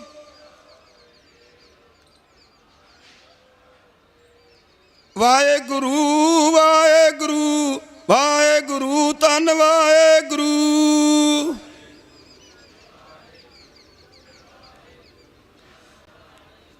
ਸੋ ਇੰਨੀ ਕੁ ਬੇਨਤੀਆਂ ਪ੍ਰਵਾਨ ਕਰਿਓ, ਭੁੱਲਾਂ ਮਾਫ ਕਰਿਓ। ਸਾਧ ਸੰਗਤ ਜੀ ਜਦੋਂ ਤੁਸੀਂ ਨਾਮ ਜਪੋਗੇ, ਜਿੰਨੀਆਂ ਭੈਣਾਂ ਬੱਚੀਆਂ ਬਜ਼ੁਰਗ ਸਾਰੇ ਬੈਠੇ ਨੇ, ਬੇਨਤੀ ਆ ਸਾਧ ਸੰਗਤ ਜੀ ਆਪਣੇ ਘਰਾਂ ਵਿੱਚ ਬੈਠ ਕੇ ਅਰਦਾਸ ਕਰਿਓ ਸੱਚੇ ਪਾਤਸ਼ਾਹ ਨਾਨਕ ਨਾਮ ਚੜ੍ਹਦੀ ਕਲਾ ਤੇਰੇ ਭਾਣੇ ਸਰਬੱਤ ਦਾ ਭਲਾ। ਬਹੁਤ ਧੰਨਵਾਦ ਸੰਗਤਾਂ ਦਾ, ਭਾਈ ਸਾਹਿਬ ਸਕੱਤਰ ਸਾਹਿਬ ਦਾ ਧੰਨਵਾਦ, ਸੰਗਤਾਂ ਦਾ ਧੰਨਵਾਦ, ਗੁਰੂ ਗ੍ਰੰਥ ਸਾਹਿਬ ਜੀ ਮਹਾਰਾਜ ਦਾ ਧੰਨਵਾਦ, ਜਿਨ੍ਹਾਂ ਦੀ ਹਜ਼ੂਰੀ 'ਚ ਆਪ ਦੇ ਦਰਸ਼ਨ ਕੀਤੇ ਨੇ। ਗੱਜ ਕੇ ਫਤਿਹ ਬੁਲਾ ਦਿਓ ਜੀ। ਵਾਹਿਗੁਰੂ ਜੀ ਕਾ ਖਾਲਸਾ, ਵਾਹਿਗੁਰੂ ਜੀ ਕੀ ਫਤਿਹ। ਵਾਹਿਗੁਰੂ ਜੀ ਕਾ ਖਾਲਸਾ, ਵਾਹਿਗੁਰੂ ਜੀ ਕੀ ਫਤਿਹ। ਇਹ ਸਨ ਗੁਰਮੁਖ ਸਿੰਘ ਸ਼ਾਹਪੁਰ ਤੋਂ। ਉਹਨਾਂ ਦਾ ਬਹੁਤ ਬਹੁਤ ਧੰਨਵਾਦ ਜਿਨ੍ਹਾਂ ਨੇ ਸੰਗਤਾਂ ਨੂੰ ਨਾਮ ਜਪਾਇਆ, ਕਿਉਂਕਿ ਨਾਮ ਹੀ ਸਭ ਤੋਂ ਉੱਤਮ ਹੈ।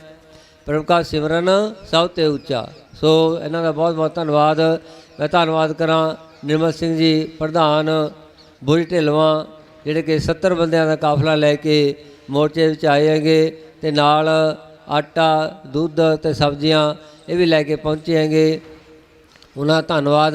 ਜੇ ਪੰਡਾਲ 'ਚ ਬੈਠੇ हैं ਤਾਂ ਆਉਣ ਦੀ ਕਿਰਪਾਲਤਾ ਕਰਨ। ਅਤੇ ਭਾਈ ਰਵਿੰਦਰ ਸਿੰਘ ਜੀ ਖਾਲਸਾ ਕਾਲੇ ਕੇ ਮੋਗਾ, ਉਹ ਵੀ ਜਥਾ ਲੈ ਕੇ ਆਏ ਹੈਗੇ, ਉਹਨਾਂ ਦਾ ਵੀ ਬਹੁਤ ਬਹੁਤ ਧੰਨਵਾਦ ਜੀ। ਧੰਨਵਾਦ ਭਾਈ ਸਰਦਾਰ ਹਰਜਿੰਦਰ ਸਿੰਘ ਜੀ USA, ਭਾਈ ਹਿੰਮਤ ਸਿੰਘ ਜੀ USA। ਸੋ ਉਹਨਾਂ ਵੀਰਾਂ ਦਾ ਬਹੁਤ ਬਹੁਤ ਧੰਨਵਾਦ ਜਿਹੜੇ ਮੋਰਚੇ ਨੂੰ ਸਮਰਪਿਤ ਹਨ। ਅਤੇ ਮੈਂ ਹੁਣ ਬੇਨਤੀ ਕਰਾਂ ਸਾਡੇ ਵਿਚਕਾਰ ਢਾਡੀ ਜੱਥਾ ਜਿਹੜਾ ਆਇਆ ਹੋਇਆ ਹੈ, ਕੌਰ ਖਾਲਸਾ ਢਾਡੀ ਜੱਥਾ, ਉਹ ਆਪ ਜੀ ਨੂੰ ਜਿਹੜਾ ਅੱਧੇ ਘੰਟੇ ਲਈ ਨਿਹਾਲ ਕਰਨਗੇ।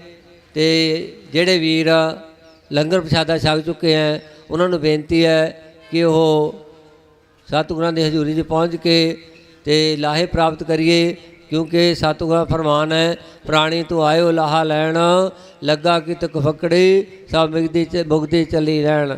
ਰਹਿਣ ਗਵਾਈ ਸੋਏ ਕੈ ਦਿਵਸ ਗਵਾਇਆ ਖਾਏ, ਹੀਰੇ ਜੈਸਾ ਜਨਮ ਹੈ ਕੌਡੀ ਬਦਲੇ ਜਾਏ। ਇਹ ਸਾਨੂੰ ਮਨੁੱਖਾ ਜਨਮ ਬਹੁਤ ਕੀਮਤੀ ਮਿਲਿਆ, 84 ਲੱਖ ਜੂਨਾਂ ਤੋਂ ਬਾਅਦ ਮਿਲਿਆ ਹੈ। ਇਹਨੂੰ ਆਪਾਂ ਸਫਲ ਕਰਨਾ ਹੈ। ਅਤੇ ਬਾਹਰ ਜਿਨ੍ਹਾਂ ਨੇ ਅੰਮ੍ਰਿਤ ਦੀ ਦਾਤ ਲੈਣੀ ਹੈ ਉਹ ਆਪਣੇ ਨਾਂ ਜ਼ਰੂਰ ਲਿਖਾ ਦੇਣ, ਕਿਉਂਕਿ ਕੱਲ੍ਹ ਨੂੰ ਅੰਮ੍ਰਿਤ ਦਾ ਬਾਟਾ ਤਿਆਰ ਹੋਣਾ ਹੈਗਾ। 10 ਵਜੇ ਅਕਾਲ ਆਸ਼ਰਮ ਸੁਹਾਣੇ ਵਿਖੇ ਉੱਥੇ ਲਿਜਾਣਾ ਜਾਣਾ ਸੰਗਤਾਂ ਨੂੰ। ਸੋ ਉੱਥੇ ਕਕਾਰਾਂ ਦੀ ਸੇਵਾ ਵੀ ਜਿਹੜੀ ਹੈ ਭੇਟਾ ਰਹਿ ਦਿੱਤੀ ਜਾਣੀ ਹੈ। ਸੋ ਸੰਗਤਾਂ ਨੂੰ ਬੇਨਤੀ ਹੈ ਜਿਨ੍ਹਾਂ ਨੇ ਅੰਮ੍ਰਿਤ ਦੀ ਦਾਤ ਲੈਣੀ ਹੈ ਉਹ ਆਪਣੇ ਨਾਲ ਖਾਣ ਦੀ ਕਿਰਪਾਲਤਾ ਕਰਨ। ਅਤੇ ਹੁਣ ਸਮਾਂ ਹੈ ਕੌਰ ਖਾਲਸਾ ਢਾਡੀ ਜਥੇ ਦਾ ਨਕੋਦਰ ਤੋਂ ਜਿਹੜੇ ਇੱਥੇ ਪਹੁੰਚੇ ਹੈਗੇ ਉਹਨਾਂ ਦੇ ਪਹੁੰਚਣ 'ਤੇ ਜੀ ਆਇਆਂ। ਅਤੇ ਸੰਗਤਾਂ ਨੂੰ ਬੇਨਤੀ ਹੈ ਕਿ ਜਿਹੜੇ ਵੀਰ ਟਰਾਲੀਆਂ ਦੇ ਵਿੱਚ ਜਾਂ ਟੈਂਟਾਂ ਦੇ ਵਿੱਚ ਲੰਗਰ ਤੋਂ ਬਰਤਨ ਲੈ ਕੇ ਜਾਂਦੇ ਹੈ ਉੱਥੇ ਜ਼ਰੂਰ ਪਹੁੰਚਾਉਣ ਦੀ ਕਿਰਪਾਲਤਾ ਕਰਨ, ਕਿਉਂਕਿ ਲੰਗਰ ਦੇ ਵਿੱਚ ਬਰਤਨਾਂ ਦੀ ਬਹੁਤ ਲੋੜ ਹੁੰਦੀ ਹੈ। ਸੋ ਬੇਨਤੀ ਪ੍ਰਵਾਨ ਕਰਨੀ। ਵਾਹਿਗੁਰੂ ਜੀ ਕਾ ਖਾਲਸਾ, ਵਾਹਿਗੁਰੂ ਜੀ ਕੀ ਫਤਿਹ।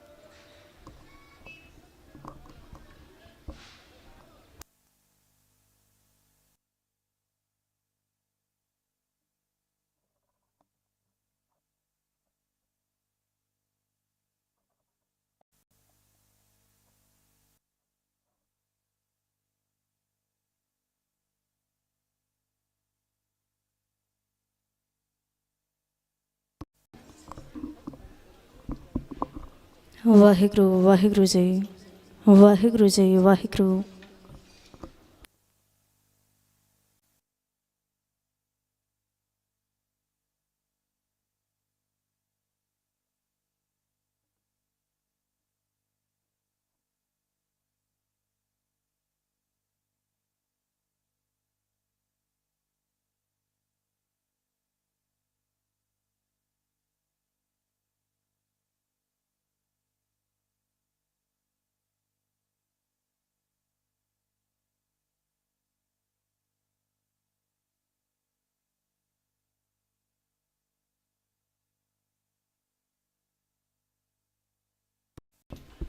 ਵਾਹਿਗੁਰੂ ਜੀ, ਵਾਹਿਗੁਰੂ, ਵਾਹਿਗੁਰੂ ਜੀ, ਵਾਹਿਗੁਰੂ, ਵਾਹਿਗੁਰੂ ਜੀ।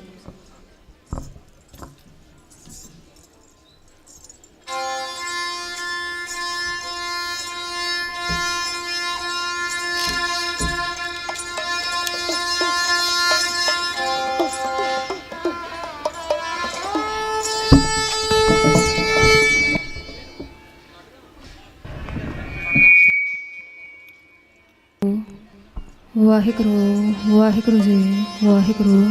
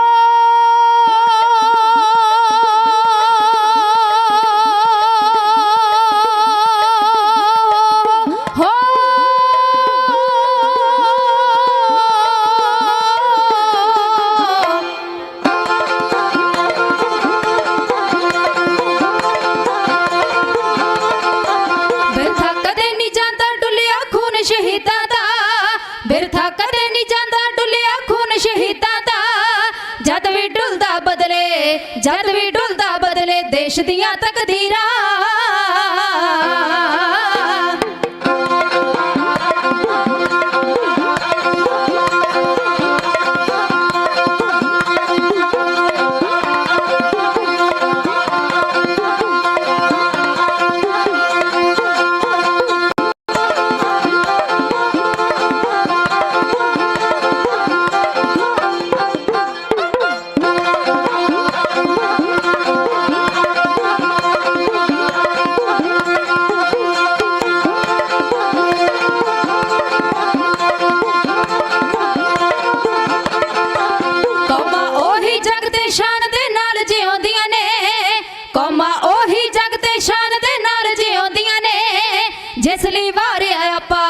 ਜਿਸ ਲਈ ਵਾਰਿਆ ਆਪਾਂ ਯੋਧੇ ਅਣਖੀ ਵੀਰਾਂ।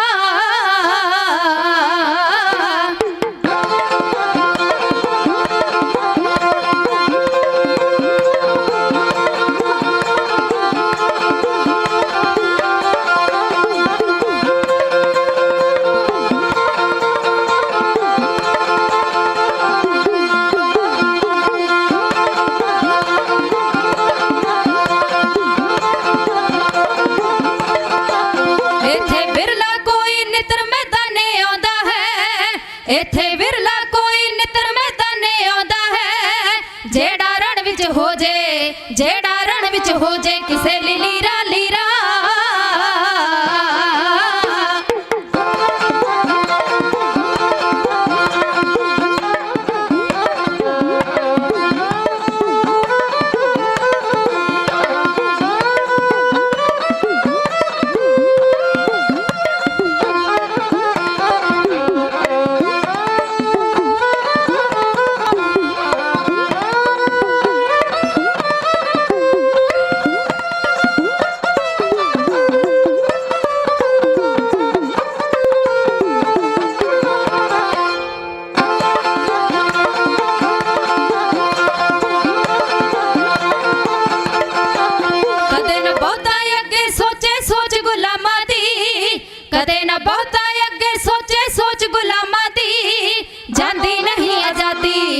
ਜਾਂਦੀ ਨਹੀਂ ਆਜ਼ਾਦੀ ਬੰਨੀ ਵਿੱਚ ਜੰਜੀਰਾਂ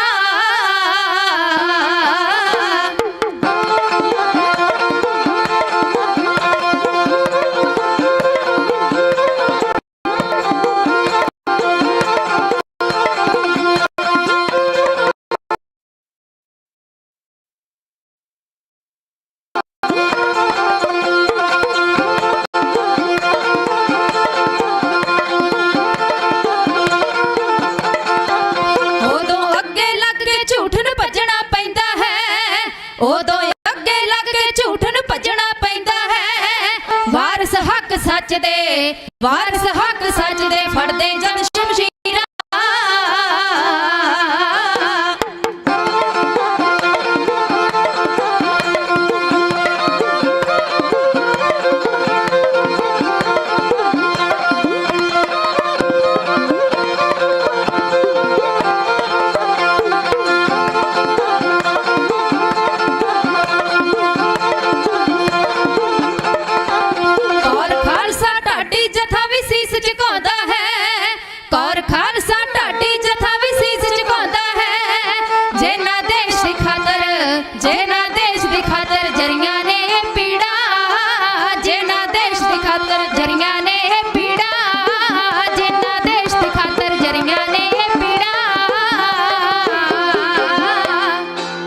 जुगो जुग अटल चवर छतर तख्त दे मालिक धन धन श्री गुरु ग्रंथ साहिब पातशाह महाराज तिन्हां दी पावन ते पवित्र हजूरी दे अंदर जुड़ बैठे गुरु प्यारिओ आओ जुड़िए ओदे नाम दे नाल सफल करिए जीवन दीयां घड़ियां नूं ओदी रज़ा च रह के पा लईए उच्चियां प्राप्तियां बड़ियां नूं पहला बख्शिया गुरा सिद्धांत जेड़ा ओ पावन बचना ते फुल चढ़ा लईए कुछ कहण सुनन तो रणजीत पहला आओ गज के फतेह बुला लईए दोए कर जोड़ सीस नवा के रसना नूं फतेह दे सिमरन दे नाल पावन ते पवित्र करिए गज के आखियो जे वाहे गुरु जी का खालसा वाहे गुरु जी की फतेह। आप जी बड़े धनता दे योग हो जो धन धन श्री गुरु ग्रंथ साहिब पातशाह महाराज जी दी पावन हजूरी दे अंदर जुड़ बैठ के इस कौमी संघर्ष दे विच शामिल होकर अपने जीवन नूं सफलियां बना रहे। याद रखियो मनुख ते उस दी धार्मिक आज़ादी दे लई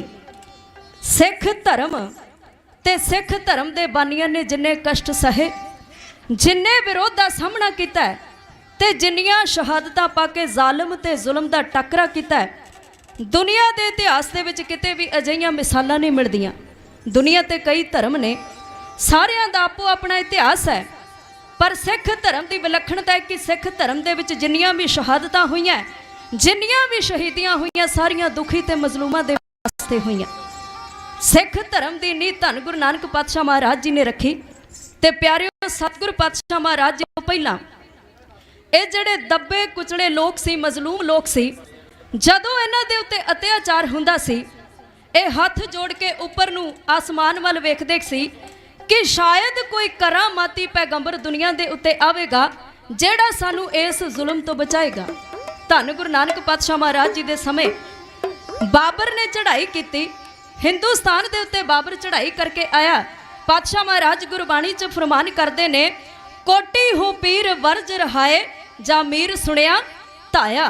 जदों बाबर चढ़ाई करके आया इन्हां दबे कुचले लोगों ने उदों ढोंग पखंड का आसरा ले लिया जादू टूणियां दा आसरा ले लिया पर इन्हां दे जादू टूणे जिहड़े ने किसे कम नहीं आए।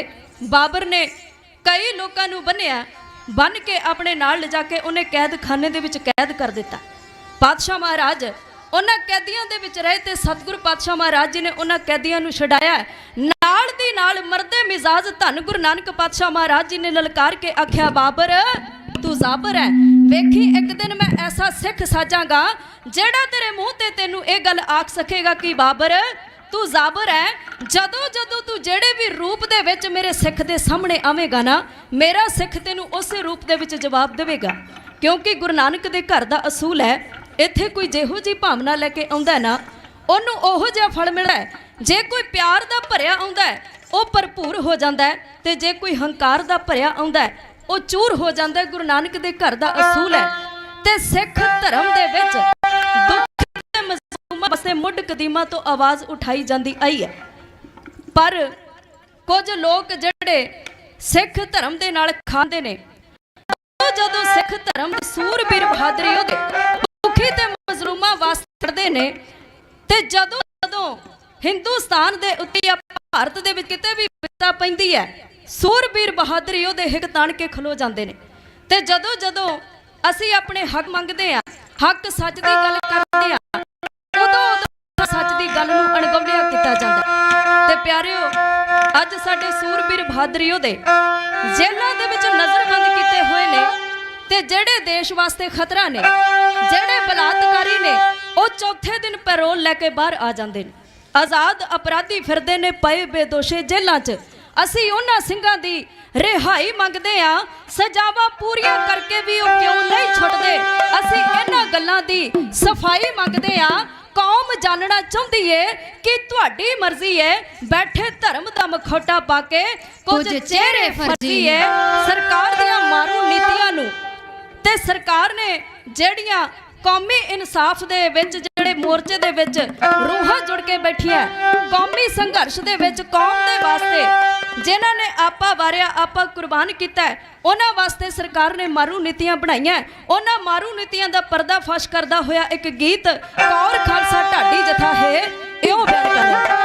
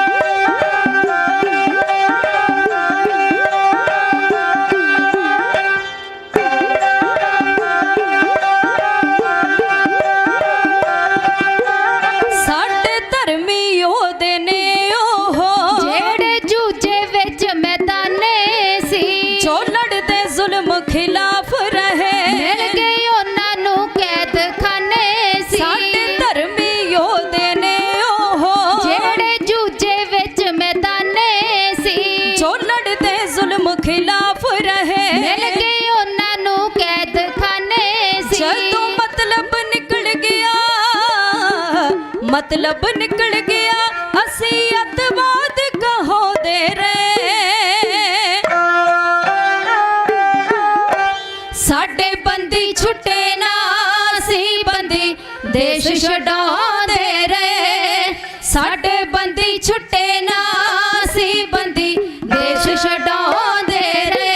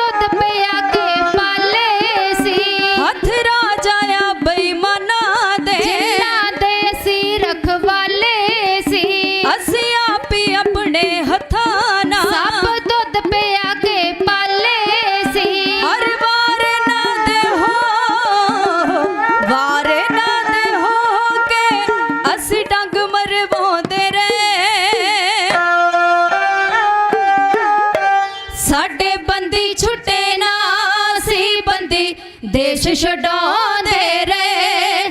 साडे बंदी छुटे ना, सी बंदी देश छडाउंदे रहे।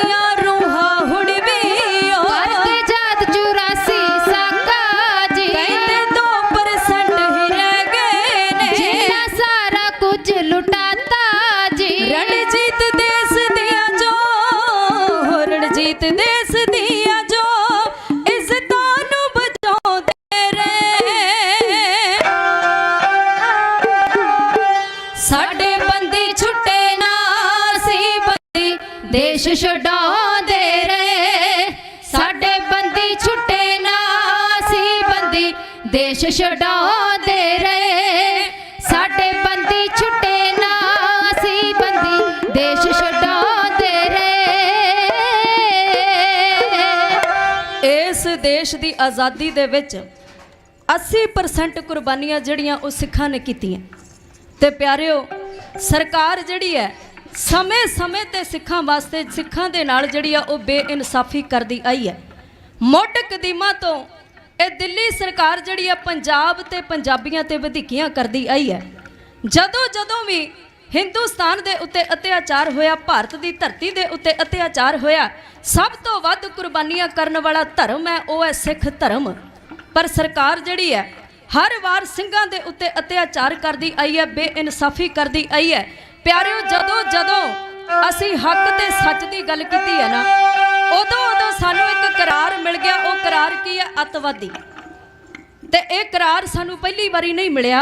जदों 1984 दे विच इन्हां ने साडे इष्ट की बेदबी की, जदों असी बेदबी करन वालियां दे खिलाफ हथियार चुके, उदों भी सानू करार दे दिता गया जी ये ते अतवादी ने। ते प्यारिओ, हुण जदों साडे धन गुरु ग्रंथ साहिब पातशाह महाराज जी दे पाक सरूपां दी बेदबी हुंदी है, जदों असी सरकार दे कोलों ਦੋਸ਼ੀਆਂ ਦੇ ਖਿਲਾਫ ਸਖਤ ਕਾਨੂੰਨ ਦੀ ਮੰਗ ਕਰਦੇ ਆ।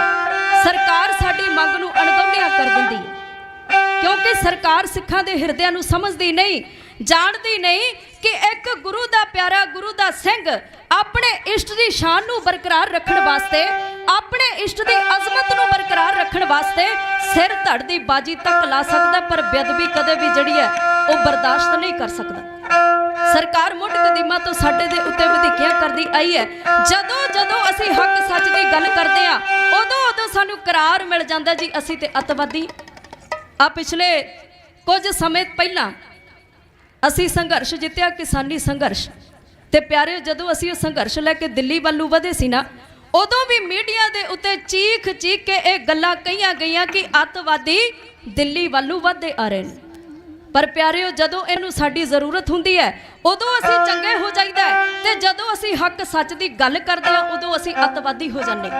ਪੰਜਾਬ ਤੇ ਪੰਜਾਬੀ ਦਿੱਲੀ ਨੂੰ ਸੰਭਾਲ ਕਰਦਾ ਹੈ। ਉਹ ਕਹਿੰਦਾ ਅਸੀਂ ਮਾਰ ਠੋਕਰ ਠੁਕਰਾਏ ਜੋ ਉਹ ਤਖਤ ਤਾਜ ਤੂੰ ਭੁੱਲ ਗਈ ਹੈ, ਤੂੰ ਪੂਜੇ ਚਰਖੇ ਚੜੀਆਂ ਨੂੰ ਤੇਰੇ ਲਈ ਲੜੇ ਬਾਜ ਜੋ ਭੁੱਲ ਗਈ ਹੈ। ਅਸੀਂ ਸ਼ਾਹਾਂ ਸ਼ਹਿਨਸ਼ਾਹਾਂ ਦੇ ਤੇਥੋਂ ਲੱਗਣੇ ਨਹੀਂ ਅਨੁਮਾਨ ਕਦੇ, ਕਹੇ ਰਣਜੀਤ ਜ਼ਰਾ ਈਮਾਨ ਰੱਖ, ਚੇਤੇ ਕਰ ਸਾਡੇ ਅਹਿਸਾਨ ਕਦੇ। ਪੰਜਾਬ ਤੇ ਪੰਜਾਬੀ ਦਿੱਲੀ ਨੂੰ ਸੰਭਾਲ ਕਰਦਾ ਹੈ। ਉਹ ਕਹਿੰਦਾ ਕੀ ਕਹਿੰਦਾ ਢਾਡੀ ਜਥਾ ਹੈ, ਇਉਂ ਬਿਆਨ ਕਰ ਰਿਹਾ ਜੀ।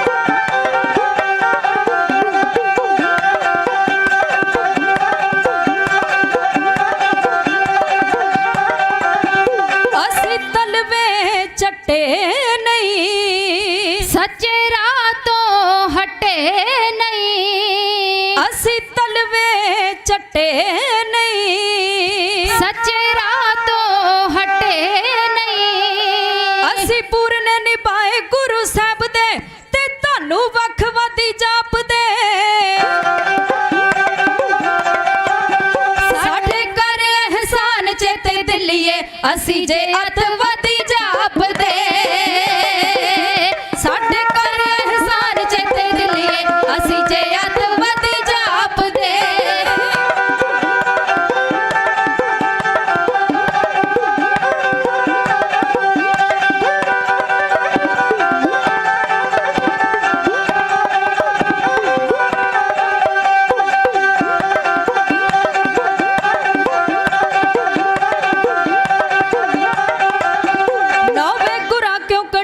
ਸੀਸ ਆਪਣਾ ਆਇਆ ਜਾਦ ਕੇ ਵੀ ਪਊ ਦੱਸਣਾ, ਨੌਵੇਂ ਗੁਰਾ ਕਿਉਂ ਕਟਾਇਆ ਸੀਸ ਆਪਣਾ ਆਇਆ ਜਾਦ ਕੇ ਵੀ ਪਊ ਦੱਸਣਾ। ਉਦੋਂ ਕਿਸੇ ਨਾ ਫੜੀ ਸੀ ਮਾਂ ਗੁਰਾ ਨੇ, ਸਿਗਲ ਤੁਹਾਨੂੰ ਲਾਇਆ ਆਪ ਦੇ। ਸਾਡੇ ਕਰ ਅਹਿਸਾਨ ਚੇਤੇ ਦਿੱਲੀਏ, ਅਸੀਂ ਜੇ ਅੱਤਵਾਦੀ ਜਾਪਦੇ। ਸਾਡੇ ਕਰ ਅਹਿਸਾਨ ਚੇਤੇ ਦਿੱਲੀਏ, ਅਸੀਂ ਜੇ ਅੱਤਵਾਦੀ ਜਾਪਦੇ।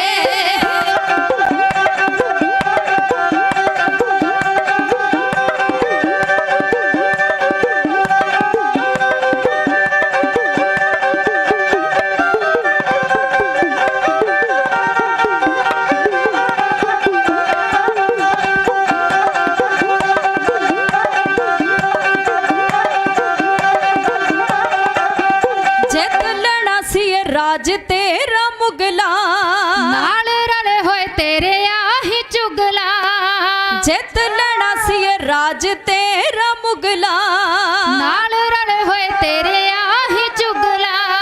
ਨਾਦਰ ਸ਼ਾਹ ਅਬਦਾਲੀ ਵਰਗੇ ਮੋੜ ਜੋ ਤੇਰੇ ਵੱਲ ਝਾਕ ਝਾਕਦੇ ਸਾਡੇ ਕਰ ਅਹਿਸਾਨ ਚੇਤੇ ਦਿੱਲੀਏ ਅਸੀਂ ਜੇ ਅੱਤਵਾਦੀ ਜਾਪਦੇ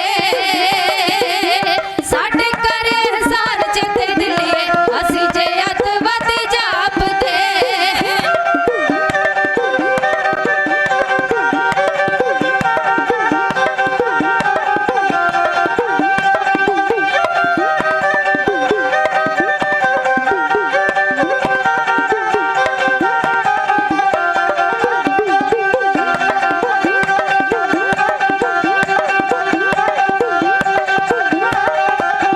ਨੌਵੇਂ ਗੁਰਾਂ ਕਿਉਂ ਕਟਾਇਆ ਸੀਸ ਆਪਣਾ ਆਇਆ ਜਾਦ ਕੇ ਵੀ ਪਊ ਦੱਸਣਾ ਨੌਵੇਂ ਗੁਰਾਂ ਕਿਉਂ ਕਟਾਇਆ ਸੀਸ ਆਪਣਾ ਆਇਆ ਜਾਦ ਕੇ ਵੀ ਪਊ ਦੱਸਣਾ ਉਦੋਂ ਕਿਸੇ ਨਾ ਫੜੀ ਸੀ ਬਾਂਹ ਗੁਰਾਂ ਨੇ ਸਿੱਕਲ ਤੁਹਾਨੂੰ ਲਾਇਆ ਆਪ ਦੇ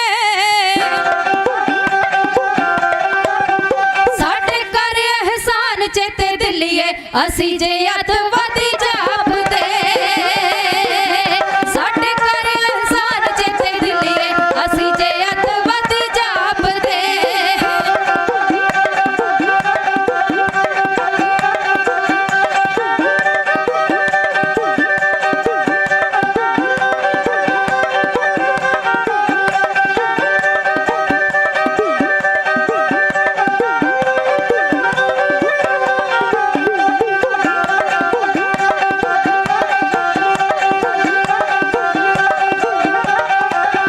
ਤੈਨੂੰ ਜਿੱਤਿਆ ਏ ਬੜੀ ਵਾਰੀ ਹੱਕ ਨਹੀਂ ਜਤਾਇਆ ਪਰ ਸਾਡੀ ਕੁਰਬਾਨੀ ਦਾ ਨਾ ਕੋਈ ਮੁੱਲ ਪਾਇਆ ਤੈਨੂੰ ਜਿੱਤਿਆ ਏ ਬੜੀ ਵਾਰੀ ਹੱਕ ਨਹੀਂ ਜਤਾਇਆ ਪਰ ਸਾਡੀ ਕੁਰਬਾਨੀ ਦਾ ਨਾ ਕੋਈ ਮੁੱਲ ਪਾਇਆ ਹੁੰਦਾ ਹੁਣ ਰਣਜੀਤ ਅਹਿਸਾਸ ਨਾ ਜੋ ਤੇਰੇ ਦੁੱਖ ਰਹੇ ਬਾਜਦੇ ਸਾਡੇ ਕਰ ਅਹਿਸਾਨ ਚੇਤੇ ਦਿੱਲੀਏ ਅਸੀਂ ਜੇ ਅੱਤਵਾਦੀ ਜਾਪਦੇ ਸਾਡੇ ਕਰ ਅਹਿਸਾਨ ਚੇਤੇ ਦਿੱਲੀਏ ਅਸੀਂ ਜੇ ਅੱਤਵਾਦੀ ਜਾਪਦੇ ਸਾਡੇ ਕਰ ਅਹਿਸਾਨ ਚੇਤੇ ਦਿੱਲੀਏ ਅਸੀਂ ਜੇ ਅੱਤਵਾਦੀ ਜਾਪਦੇ ਪਿਆਰਿਓ ਇਹ ਜਿਹੜਾ ਕੌਮੀ ਸੰਘਰਸ਼ ਮੋਰਚਾ ਲੱਗਾ ਹੈ ਇਹਦੇ ਵਿੱਚ ਜਿਹੜੀਆਂ ਵੀ ਰੂਹਾਂ ਹਾਜ਼ਰੀ ਭਰ ਰਹੀਆਂ ਉਹੀ ਰੂਹਾਂ ਇਸ ਮੋਰਚੇ ਦੇ ਵਿੱਚ ਹਾਜ਼ਰੀ ਭਰਦੀਆਂ ਜਿਨ੍ਹਾਂ ਰੂਹਾਂ ਦੇ ਦਿਲਾਂ ਦੇ ਵਿੱਚ ਆਪਣੀ ਕੌਮ ਦੇ ਪ੍ਰਤੀ ਦਰਦ ਹੈ ਜਿਨ੍ਹਾਂ ਰੂਹਾਂ ਦੇ ਦਿਲਾਂ ਦੇ ਵਿੱਚ ਆਪਣੇ ਕੌਮੀ ਹੀਰਿਆਂ ਦੇ ਪ੍ਰਤੀ ਦਰਦ ਹੈ ਉਹੀ ਰੂਹਾਂ ਇਸ ਕੌਮੀ ਸੰਘਰਸ਼ ਦੇ ਵਿੱਚ ਆ ਕੇ ਹਾਜ਼ਰੀ ਭਰ ਰਹੀਆਂ ਆਓ ਇੱਕ ਵਾਰੀ ਇਸ ਕੌਮੀ ਸੰਘਰਸ਼ ਦੀ ਚੜ੍ਹਦੀ ਕਲਾ ਵਾਸਤੇ ਚੜ੍ਹਦੀ ਕਲਾ ਦਾ ਜੈਕਾਰਾ ਲਈਏ ਜੀ ਬੋਲੇ ਸੋਨੇਹਾ ਕਾਲ ਸਤਿਗੁਰ ਪਾਤਸ਼ਾਹ ਮਹਾਰਾਜ ਜੀ ਕਿਰਪਾ ਕਰਨ ਧੰਨ ਧੰਨ ਛੇਵੇਂ ਸਤਿਗੁਰ ਪਾਤਸ਼ਾਹ ਮਹਾਰਾਜ ਜੀ ਦੇ ਚਰਨਾਂ 'ਚ ਅਰਦਾਸ ਕਰੀਏ ਬੰਦੀ ਛੋੜ ਦਾਤਿਆ ਜੀ ਢੁਕੇ ਫਰਿਆਦੀ ਨੇ ਜਕੜੇ ਜੰਜ਼ੀਰਾਂ ਵਿੱਚ ਮੰਗਦੇ ਆਜ਼ਾਦੀ ਨੇ ਖਾਰਜ ਅਪੀਲਾਂ ਨਹੀਂ ਹੁੰਦੀਆਂ ਜ਼ਮਾਨਤਾਂ ਛਾਈਆਂ ਤੇਰੇ ਪੰਥ ਤੇ ਕਾਨੂੰਨੀ ਕਿਆਮਤਾਂ ਰਣਜੀਤ ਕੌਮੀ ਦਰਦੀਆਂ ਨੇ ਆਵਾਜ਼ ਏ ਗੁੰਜਾਈ ਹੀਰੇ ਪੰਥ ਦੇ ਜੋ ਬੰਦੀ ਮਿਲੇ ਉਹਨਾਂ ਨੂੰ ਰਿਹਾਈ ਹੀਰੇ ਪੰਥ ਦੇ ਜੋ ਬੰਦੀ ਮਿਲੇ ਉਹਨਾਂ ਨੂੰ ਰਿਹਾਈ ਸਤਿਗੁਰ ਪਾਤਸ਼ਾਹ ਮਹਾਰਾਜ ਜੀ ਕਿਰਪਾ ਕਰਨ ਕਿਉਂਕਿ ਪਿਆਰਿਓ ਜਿਹੜੀਆਂ ਕੌਮਾਂ ਸੰਘਰਸ਼ਸ਼ੀਲ ਰਹਿੰਦੀਆਂ ਜਿਹੜੀਆਂ ਕੌਮਾਂ ਯਤਨਸ਼ੀਲ ਰਹਿੰਦੀਆਂ ਉਹ ਹਮੇਸ਼ਾ ਸਫਲ ਹੁੰਦੀਆਂ ਤੇ ਨਿਸ਼ਚਾ ਰੱਖ ਕੇ ਧੰਨ ਧੰਨ ਸ੍ਰੀ ਗੁਰੂ ਗ੍ਰੰਥ ਸਾਹਿਬ ਪਾਤਸ਼ਾਹ ਮਹਾਰਾਜ ਜੀ ਤੇ ਇਸ ਕੌਮੀ ਸੰਘਰਸ਼ ਦੇ ਵਿੱਚ ਸੰਘਰਸ਼ਸ਼ੀਲ ਰਹੀਏ ਤੇ ਆਖਰ ਨੂੰ ਜਿੱਤ ਜਿਹੜੀ ਹੈ ਉਹ ਯਕੀਨਨ ਹੈ ਉਹ ਸੰਭਵ ਹੈ ਕਿ ਆਖਰ ਨੂੰ ਜਿੱਤ ਜਿਹੜੀ ਹੈ ਸੰਘਰਸ਼ ਦੀ ਜ਼ਰੂਰ ਹੁੰਦੀ ਹੈ ਆਓ ਹੁਕਮ ਹੋਇਆ ਜੀ ਇੱਕ ਕਵਿਤਾ ਦੀ ਹੋਰ ਹਾਜ਼ਰੀ ਭਰਨੀ ਹੈ ਧੰਨ ਕਲਗੀਆਂ ਵਾਲੇ ਪਾਤਸ਼ਾਹ ਮਹਾਰਾਜ ਜੀ ਨੇ ਐਸਾ ਸੂਰਬੀਰ ਬਹਾਦਰ ਖਾਲਸਾ ਪੰਥ ਸਾਜਿਆ ਜਿਹੜਾ ਆਏ ਹੋਏ ਦੁਸ਼ਮਣ ਨੂੰ ਪਿਆਰ ਨਾਲ ਸਮਝਾਉਣ ਦਾ ਹੁਨਰ ਵੀ ਰੱਖਦਾ ਹੈ ਤੇ ਹਥਿਆਰ ਨਾਲ ਸਮਝਾਉਣ ਦਾ ਹੁਨਰ ਵੀ ਰੱਖਦਾ ਹੈ ਸਿੱਖ ਕੌਮ ਮਰਜੀ ਬੜੇ ਯੋਧਿਆਂ ਦੀ ਇਹਦੇ ਤੌਰ ਕੁਝ ਵੱਖਰੇ ਢੰਗ ਦੇ ਨੇ ਲੋਕੀ ਹੱਥ ਜੋੜ ਖੈਰ ਮੰਗਦੇ ਜ਼ਿੰਦਗੀ ਦੀ ਜੂਝ ਮਰਨ ਦਾ ਦਾਨ ਨੇ ਮੰਗਦੇ ਨੇ ਜੇ ਕੋਈ ਅਣਖ ਇਹਦੇ ਤੇ ਵਾਰ ਕਰਦਾ ਉਹਨੂੰ ਡੰਗ ਦੇ ਵਾਂਗ ਪਝੰਗਦੇ ਨੇ ਵੈਰੀ ਤਾਈ ਦਿਖਾਉਂਦੇ ਦਿਨੇ ਤਾਰੇ ਜਦੋਂ ਜੂਝ ਦੇ ਵਿੱਚ ਜਾ ਜੰਗਦੇ ਨੇ ਧੰਨ ਕਲਗੀਆਂ ਵਾਲੇ ਪਾਤਸ਼ਾਹ ਮਹਾਰਾਜ ਜੀ ਦੇ ਸੂਰਬੀਰ ਬਹਾਦਰ ਯੋਧਿਆਂ ਦੀ ਬਾਬਤ ਇੱਕ ਕਵਿਤਾ ਕੌਰ ਖਾਲਸਾ ਢਾਡੀ ਜਥਾ ਹੈ ਇਉਂ ਬਿਆਨ ਕਰ ਰਿਹਾ ਜੀ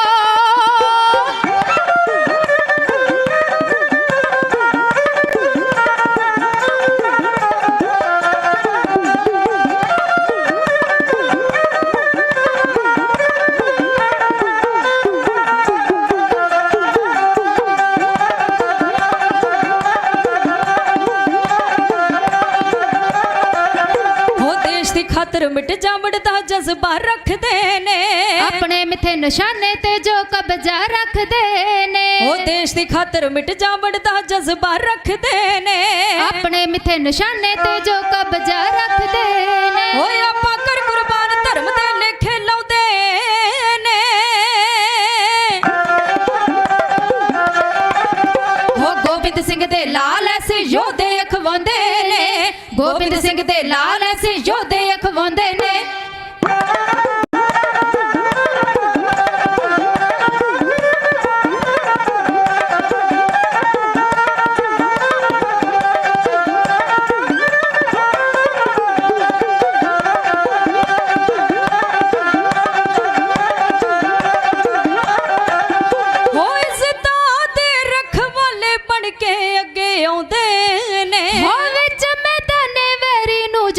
ਚਬਾਉਂਦੇ ਨੇ ਓ ਇੱਜ਼ਤਾਂ ਦੇ ਰਖਵਾਲੇ ਬਣ ਕੇ ਅੱਗੇ ਆਉਂਦੇ ਨੇ ਹੋ ਵਿੱਚ ਮੈਦਾਨੇ ਵੈਰੀ ਨੂੰ ਜੋ ਚਣੇ ਚਬਾਉਂਦੇ ਨੇ ਉਹ ਰੱਖਦੇ ਨਹੀਂ ਉਧਾਰ ਸਮੇਂ ਸਿਰ ਭਾਜੀ ਲਾਉਂਦੇ ਨੇ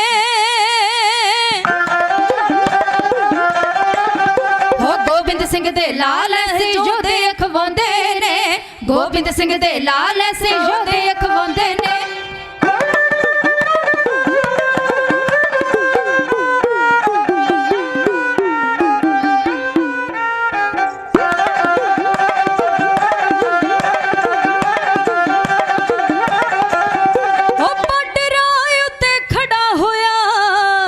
ਹਿੱਸਾ ਸਰਦਾਰਾਂ ਦਾ ਹੋ ਖੁੰਡਾ ਕੀਤਾ ਮੂੰਹ ਜਿੰਨਾ ਨੰਗੀਆਂ ਤਲਵਾਰਾਂ ਦਾ ਹੋ ਬਾਰਡਰਾਂ ਉੱਤੇ ਖੜਾ ਹੋਇਆ ਹਿੱਸਾ ਸਰਦਾਰਾਂ ਦਾ ਹੋ ਖੁੰਡਾ ਕੀਤਾ ਮੂੰਹ ਜਿੰਨਾ ਨੰਗੀਆਂ ਤਲਵਾਰਾਂ ਦਾ ਹੋ ਤੋਪਾਂ ਤੇ ਬਾਰੂਦਾਂ ਤੋਂ ਜੋ ਨਾ ਘਬਰਾਉਂਦੇ ਨੇ ਹੋ ਗੋਬਿੰਦ ਸਿੰਘ ਦੇ ਲਾਲ ਐਸੇ ਯੋਧੇ ਅਖਵਾਉਂਦੇ ਨੇ ਗੋਬਿੰਦ ਸਿੰਘ ਦੇ ਲਾਲ ਐਸੇ ਯੋਧੇ ਅਖਵਾਉਂਦੇ ਨੇ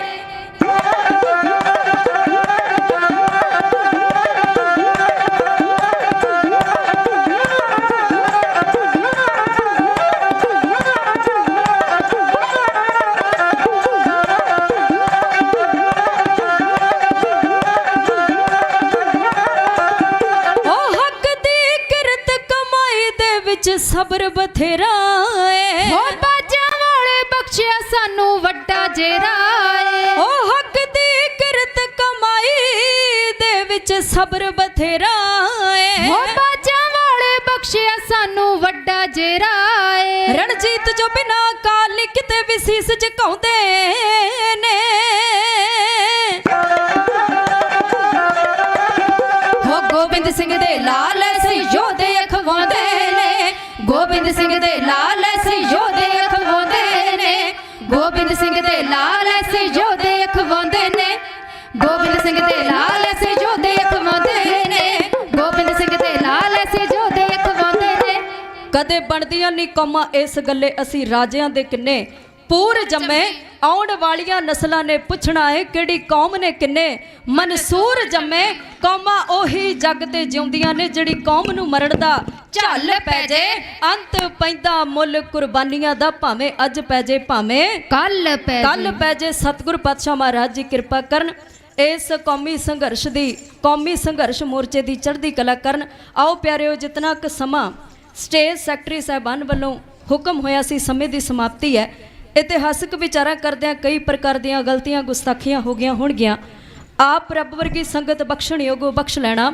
ਇਤਿਹਾਸ ਦਾ ਸਤਿਕਾਰ ਕਰਦਿਆਂ ਆਪ ਰੱਬ ਵਰਗੀ ਸੰਗਤ ਵੱਲੋਂ ਬੇਅੰਤ ਅਸੀਸ ਆਈ ਹੈ ਮੈਂ ਆਪਣੇ ਜਥੇ ਵੱਲੋਂ ਤਹਿ ਦਿਲੋਂ ਧੰਨਵਾਦ ਕਰਦੀ ਹਾਂ ਧੰਨਵਾਦ ਹੈ ਸਟੇਜ ਸੈਕਟਰੀ ਸਾਹਿਬਾਨ ਜਿਨ੍ਹਾਂ ਨੇ ਸਮਾਂ ਦੇ ਕੇ ਨਿਵਾਜ਼ਿਆ ਕੋਟਾਨ ਕੋਟ ਸ਼ੁਕਰਗੁਜ਼ਾਰ ਹਾਂ ਸਾਹਿਬ ਸ੍ਰੀ ਗੁਰੂ ਗ੍ਰੰਥ ਸਾਹਿਬ ਪਾਤਸ਼ਾਹ ਮਹਾਰਾਜ ਜੀਆਂ ਦੇ ਜਿਨ੍ਹਾਂ ਨੇ ਮਨੁੱਖਾ ਜਾਮਾ ਬਖਸ਼ਿਸ਼ ਕਰਕੇ ਆਪਣੇ ਦਰ ਦੇ ਢਾਡੀ ਹੋਣ ਦਾ ਮਾਣ ਬਖਸ਼ਿਆ ਇਤਨੀਆਂ ਕੁ ਬੇਨਤੀਆਂ ਕਰੋ ਪ੍ਰਵਾਨ ਇੱਕ ਵਾਰੀ ਫਿਰ ਰਸਨਾ ਨੂੰ ਪਵਿੱਤਰ ਕਰਦੇ ਹੋਏ ਗੱਜ ਕੇ ਕਹਿ ਦਿਓ ਜੀ ਵਾਹਿਗੁਰੂ ਜੀ ਕਾ ਖਾਲਸਾ ਵਾਹਿਗੁਰੂ ਜੀ ਕੀ ਫਤਿਹ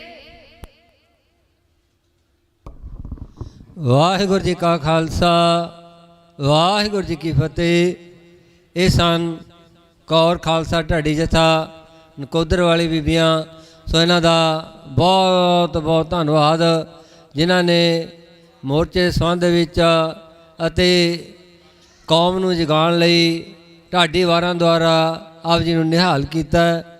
ਸੋ ਆਸ ਕਰਦੇ ਹਾਂ ਫਿਰ ਵੀ ਇਹ ਜਦੋਂ ਵੀ ਸਮਾਂ ਮਿਲੇ ਇੱਥੇ ਪਹੁੰਚ ਕੇ ਸੰਗਤਾਂ ਨੂੰ ਵਾਰਾਂ ਦੁਆਰਾ ਨਿਹਾਲ ਕਰਨਗੇ। ਅਤੇ ਜਿਸ ਇੱਥੇ ਪੰਡਾਲ ਦੇ ਵਿੱਚ ਭਾਈ ਨਿਰਮਲ ਸਿੰਘ ਜੀ ਪ੍ਰਧਾਨ ਭੋਜ ਢਿਲਵਾਂ ਤੋਂ ਬੈਠੇ ਆ ਤਾਂ ਆਉਣ ਦੀ ਕਿਰਪਾਲਤਾ ਕਰਨ। ਅਤੇ ਉਹਨਾਂ ਤੋਂ ਬਾਅਦ ਭਾਈ ਕੁਲਦੀਪ ਸਿੰਘ ਜੀ ਫਤਿਹਗੜ੍ਹ ਸਾਹਿਬ ਉਹ ਆਪ ਜੀ ਦੇ ਸਾਹਮਣੇ ਆਪ ਜੀ ਦੇ ਨਾਲ 2 ਮਿੰਟ ਲਈ ਮੁਖਾਤਬ ਹੋਣਗੇ। ਅਤੇ ਸਾਡੇ ਵਿਚਕਾਰ ਭਾਈ ਰਵਿੰਦਰ ਸਿੰਘ ਜੀ ਖਾਲਸਾ ਕਾਲੇ ਕੇ ਮੋਗਾ ਤੋਂ ਜੱਥਾ ਲੈ ਕੇ ਆਏ ਹੈ।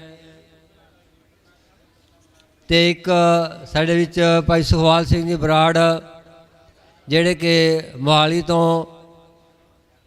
ਆਏ ਆ। ਉਹਨਾਂ ਨੂੰ ਬੇਨਤੀ ਹੈ ਕਿ 2 ਮਿੰਟ ਲਈ ਸਟੇਜ 'ਤੇ ਹਾਜ਼ਰ ਹੋਣ ਦੀ ਕਿਰਪਾਲਤਾ ਕਰਨ, ਕਿਉਂਕਿ ਇਹ ਕਹਿੰਦੇ ਮੈਂ ਘਰੇ ਬੈਠਾ ਜਿਹੜਾ ਲਾਈਵ ਦੇਖ ਰਿਹਾ ਸੀ ਕਿ ਐਡੀ ਦੂਰੋਂ ਦੂਰੋਂ ਸੰਗਤਾਂ ਚੱਲ ਕੇ ਕੌਮੀ ਇਨਸਾਫ ਮੋਰਚੇ ਦੇ ਵਿੱਚ ਪਹੁੰਚ ਰਹੀਆਂ ਹੈਗੀਆਂ। ਮੈਂ ਭਾਵੇਂ ਆਉਣ ਤੋਂ ਮਜਬੂਰ ਸੀ, 75 ਸਾਲ ਦੀ ਮੇਰੀ ਉਮਰ ਹੋ ਗਈ ਹੈ, ਪਰ ਫਿਰ ਮੇਰੇ ਮਨ ਨੇ ਕਿਹਾ ਵੀ ਨਹੀਂ ਜ਼ਰੂਰ ਪਹੁੰਚਣਾ ਚਾਹੀਦਾ। ਅਤੇ ਜਦੋਂ ਇਹੋ ਜਿਹੇ ਬਜ਼ੁਰਗ 75 ਸਾਲਾਂ ਦੇ ਕੌਮੀ ਇਨਸਾਫ ਮੋਰਚੇ ਪਹੁੰਚ ਜਾਂਦੇ ਹੈ ਤਾਂ ਮੋਰਚੇ ਨੇ ਸਫਲ ਹੋਣਾ ਹੈ। ਅਤੇ ਇੱਕ ਨੌਜਵਾਨਾਂ ਨੂੰ ਅਤੇ ਬਾਕੀ ਵੀਰਾਂ ਨੂੰ ਵੀ ਬੇਨਤੀ ਹੈ ਕਿ ਆਪਾਂ ਵੀ ਇਹਨਾਂ ਤੋਂ ਸੇਧ ਲਈਏ ਅਤੇ ਮੋਰਚੇ ਦੇ ਵਿੱਚ ਪਹੁੰਚ ਕੇ ਧੰਨ ਧੰਨ ਸ੍ਰੀ ਗੁਰੂ ਗ੍ਰੰਥ ਸਾਹਿਬ ਮਹਾਰਾਜ ਦੀਆਂ ਹੋਈਆਂ ਬੇਅਦਬੀਆਂ ਦਾ ਇਨਸਾਫ ਲੈਣ ਲਈ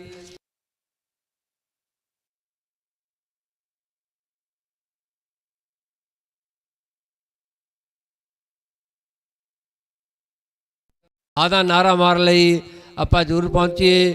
ਆਓ ਇਹਨਾਂ ਪਾਸੋਂ ਆਪਾਂ ਵਿਚਾਰ ਸਰਵਣ ਕਰੀਏ। ਵਾਹਿਗੁਰੂ ਜੀ ਕਾ ਖਾਲਸਾ, ਵਾਹਿਗੁਰੂ ਜੀ ਕੀ ਫਤਿਹ।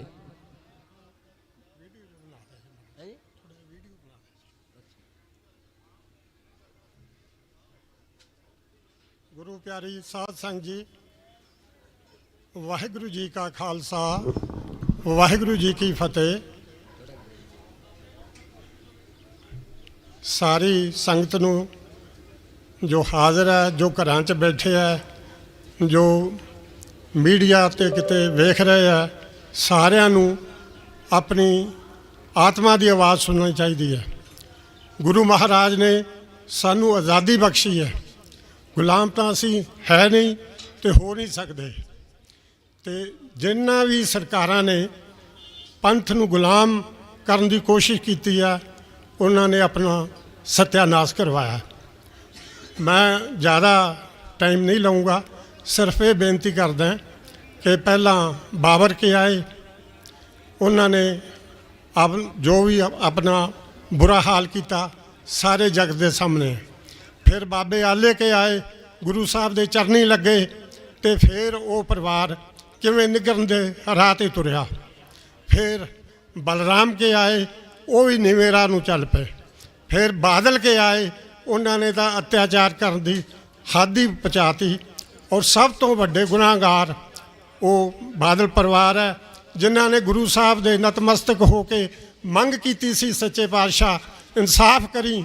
ਜਿਨ੍ਹਾਂ ਨੇ ਵੀ ਤੇਰੀ ਬੇਅਦਬੀ ਦੇ ਵਿੱਚ ਯੋਗਦਾਨ ਪਾਇਆ, ਉਹਨਾਂ ਦਾ ਕੱਖ ਨਾ ਰਹੇ। ਅਤੇ ਉਹਨਾਂ ਦੀ ਬੇਨਤੀ ਗੁਰੂ ਸਾਹਿਬ ਨੇ ਬੜੀ ਜਲਦੀ ਸੁਣ ਲਈ ਹੈ। ਅਤੇ ਸਾਰੀ ਸਾਧ ਸੰਗਤ ਅੱਗੇ ਘਰਾਂ 'ਚ ਬੈਠੇ, ਵਿਦੇਸ਼ਾਂ 'ਚ ਬੈਠੇ, ਜਿੱਥੇ ਵੀ ਹੈ, ਇਹੋ ਬੇਨਤੀ ਹੈ ਕਿ ਇਹੋ ਜਿਹੇ ਪਾਪ ਕਰਨ ਤੋਂ ਬਚੋ। ਸਾਰੇ ਭਾਰਤ ਦੀ ਜਨਤਾ ਨੂੰ ਅਪੀਲ ਹੈ ਕਿ ਖਾਲਸਾ ਰਾਜ ਨੂੰ ਪ੍ਰਵਾਨ ਕਰੋ। ਹਿੰਦੂ ਰਾਜ ਕੋਈ ਰਾਜ ਨਹੀਂ। ਹਿੰਦੂ ਰਾਜ ਕੀ ਹੈ? ਗੁਲਾਮੀ ਚਾਹੁੰਦੇ ਆ। 33 ਕਰੋੜ ਦੇਵੀ ਦੇਵਤੇ ਜਦੋਂ ਸੀ ਅਤੇ 33 ਕਰੋੜ ਆਬਾਦੀ ਨਹੀਂ ਸੀ ਹਿੰਦੁਸਤਾਨ ਦੀ। ਇੱਕ ਤੋਂ ਵੱਧ ਦੇਵਤਾ ਇੱਕ ਆਦਮੀ ਨੂੰ ਆਉਂਦਾ ਸੀ, ਪਰ ਉਹਨਾਂ ਦੀ ਰਕਸ਼ਾ ਨਹੀਂ ਕਰ ਸਕਿਆ। ਉਦੋਂ ਫਿਰ ਗੁਰੂ ਪਾਤਸ਼ਾਹ ਨੇ ਕੁਰਬਾਨੀ ਦੇ ਕੇ ਇਸ ਭਾਰਤ ਦੀ ਰਕਸ਼ਾ ਕੀਤੀ। ਇਹ ਭਾਰਤ ਸਾਡਾ ਹੈ, ਇਹਨੂੰ ਅਸੀਂ ਖਾਲਸ ਬਣਾਉਣਾ, ਟਰਾਂਸਪੇਰੈਂਟ ਬਣਾਉਣਾ। ਅਸੀਂ ਕੋਈ ਵੱਖਰਾ ਨਹੀਂ ਹੋਣਾ ਚਾਹੁੰਦੇ। ਅਤੇ ਤੁਸੀਂ ਸੋਚੋ ਨਾ ਸਾਨੂੰ ਵੱਖਰਾ ਕਰਨ ਦੇ। ਹਾਂ, ਇਹ ਜ਼ਰੂਰ ਹੈ ਕਿ ਅਸੀਂ ਤੁਹਾਡੇ ਨਾਲੋਂ ਵੱਖਰੇ ਹਾਂ। ਸਾਡੀ ਕੌਮ ਵੱਖਰੀ ਹੈ, ਸਾਡਾ ਰੰਗ ਰੂਪ ਵੱਖਰਾ ਹੈ। ਇਹ ਬਖਸ਼ਿਸ਼ਾਂ ਸਾਨੂੰ ਸਾਡੇ ਉਸ ਗੁਰੂ ਨੇ ਦਿੱਤੀਆਂ ਜਿਹੜਾ ਕਿ ਸਾਰੇ ਸੰਸਾਰ ਤੋਂ ਵੱਖਰਾ ਹੈ। ਇਸ ਕਰਕੇ ਸਾਰਿਆਂ ਭਰਾਵਾਂ ਅੱਗੇ, ਸਾਰੇ ਭਾਰਤ ਵਾਸੀਆਂ ਅੱਗੇ ਬੇਨਤੀ ਹੈ ਕਿ ਇਹ ਕਹਿਣਾ ਬੰਦ ਕਰ ਦਿਓ ਇਹ ਅੱਤਵਾਦੀ ਹੈ, ਖਾਲਿਸਤਾਨੀ ਅੱਤਵਾਦੀ ਹੈ। ਤੇ ਜੋ ਮੀਡੀਆ ਵਾਲੇ ਇਹ ਵਾਰੀ-ਵਾਰੀ ਇਹ ਕੋਸ਼ਿਸ਼ ਕਰਦੇ ਆ, ਜੋ ਸ਼ਰਮੇ ਵਰਮੇ ਕਹਾਉਂਦੇ ਆ, ਉਹ ਕਿਸ ਕਾਰਨ? ਉਹ ਇਸ ਗੁਰੂ ਸਾਹਿਬ ਦੇ ਸਿੱਖਾਂ ਤੇ ਗੁਰੂ ਸਾਹਿਬ ਦੀਆਂ ਕੁਰਬਾਨੀਆਂ ਤੇ ਗੁਰੂ ਸਾਹਿਬ ਦੇ ਰਸਤੇ ਤੇ ਵਿਖਾਏ ਹੋਏ ਇਹਨਾਂ ਲੋਕਾਂ ਦੀਆਂ ਕੁਰਬਾਨੀਆਂ ਕਰਕੇ ਹੀ ਅੱਜ ਉਹ ਸ਼ਰਮੇ ਤੇ ਵਰਮੇ ਆ। ਨਹੀਂ ਤਾਂ ਉਹ ਸਾਰੇ ਅੱਲਾਹੂ ਅਕਬਰ ਕਰਦੇ ਹੁੰਦੇ।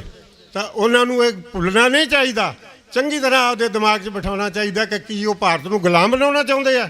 ਜੇ ਖਾਲਸਾ ਪੰਥ ਹੈ ਤਾਂ ਭਾਰਤ ਵਰਸ਼ ਦੀ ਇਹ ਰੱਖਿਆ ਜ਼ਰੂਰ ਹੁੰਦੀ ਰਹੂਗੀ। ਜਿਸ ਦਿਨ ਖਾਲਸਾ ਪੰਥ ਨੇ ਮੂੰਹ ਮੋੜ ਲਿਆ ਤਾਂ ਇਹ ਭਾਰਤ ਦੀ ਗੁਲਾਮੀ ਕੋਈ ਦੂਰ ਨਹੀਂ। ਤੇ ਸਾਰੇ ਇਸ ਗੱਲ ਨੂੰ ਚੰਗੀ ਤਰ੍ਹਾਂ ਸਮਝ ਲਓ, ਆਪਣੇ ਆਪਣੇ ਮਨ ਦੇ ਅੰਦਰ ਘੋਖੋ। ਕਿੰਨੇ ਮੈਂ ਹਿੰਦੂ ਵੀਰਾਂ ਨੂੰ ਵੇਖਦਾ ਜਿਹੜੇ ਕਹਿੰਦੇ ਆ ਗੁਰੂ ਗੋਬਿੰਦ ਸਿੰਘ ਦੇ ਬੱਚਿਆਂ ਦੀ, ਗੁਰੂ ਗੋਬਿੰਦ ਸਿੰਘ ਦੇ ਪਰਿਵਾਰ ਦੀ ਕੁਰਬਾਨੀ ਭੁੱਲ ਗਏ। ਅਗਰ ਉਹ ਨਾ ਹੁੰਦੇ ਤਾਂ ਅੱਜ ਤੁਸੀਂ ਕਿਸੇ ਗਣੇਸ਼ ਦੀ ਪੂਜਾ ਨਾ ਕਰਦੇ ਹੁੰਦੇ। ਜਿਹੜੀ ਗਣੇਸ਼ ਦੀ ਪੂਜਾ ਤੁਸੀਂ ਕਰਦੇ ਆ ਇਹ ਉਹਨਾਂ ਮਹਾਂਪੁਰਖਾਂ ਦੀਆਂ ਕੁਰਬਾਨੀਆਂ ਕਰਕੇ ਹੈ, ਇਹ ਖਾਲਸਾ ਪੰਥ ਕਰਕੇ ਹੈ। ਨਹੀਂ ਤਾਂ ਉਹ ਹਿੰਦੂ ਲੜਕੀਆਂ ਦੇ ਗੱਡੇ ਭਰ ਕੇ ਤੋੜ ਲੈਂਦੇ ਸੀ, ਜਿਨ੍ਹਾਂ ਨੂੰ ਖਾਲਸਾ ਪੰਥ ਛੁਡਵਾ ਕੇ ਉਹਨਾਂ ਦੇ ਘਰੀ ਪਹੁੰਚਾਉਂਦਾ ਸੀ। ਪਰ ਉਹ ਕਹਿੰਦੀਆਂ ਅਸੀਂ ਉਹਨਾਂ ਕੋਲ ਨਹੀਂ ਜਾਣਾ ਜਿਹੜੇ ਸਾਡੀ ਰੱਖਿਆ ਨਹੀਂ ਕਰ ਸਕੇ, ਅਸੀਂ ਤੁਹਾਡੇ ਕੋਲੇ ਰਹਿਣਾ ਚਾਹੁੰਦੇ ਹਾਂ।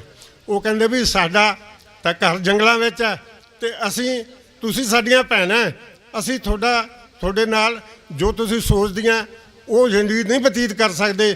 ਸਾਨੂੰ ਤਾਂ ਕੰਮ ਹੋਰ ਬਥੇਰੇ ਆ। ਗੁਰੂ ਸਾਹਿਬ ਨੇ ਜੋ ਸਾਨੂੰ ਸੇਵਾ ਲਾਈ ਹੈ ਕੁਰਬਾਨੀਆਂ ਦੇਣ ਦੀ, ਅਸੀਂ ਸਿਰਫ ਕੁਰਬਾਨੀ ਕਰਨੀ ਜਾਣਦੇ ਹਾਂ।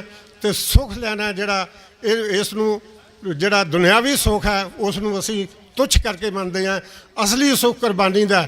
ਜਿਹੜੇ ਲੋਕ ਡਰਾਉਂਦੇ ਆ, ਬੜੇ ਬੜੇ ਲੀਡਰ ਕਹਾਉਂਦੇ ਆ, ਕਹਿੰਦੇ ਇਹ ਤਾਂ ਕੌਮ ਦਾ ਨਾਸ਼ ਕਰਵਾ ਦੇਣਗੇ, ਅੱਗੇ ਕੌਮ ਦਾ ਕਹਾਣ ਕਰਵਾਤਾ, ਕੌਮ ਨੂੰ ਰੰਗ ਲਾਇਆ ਸੀ।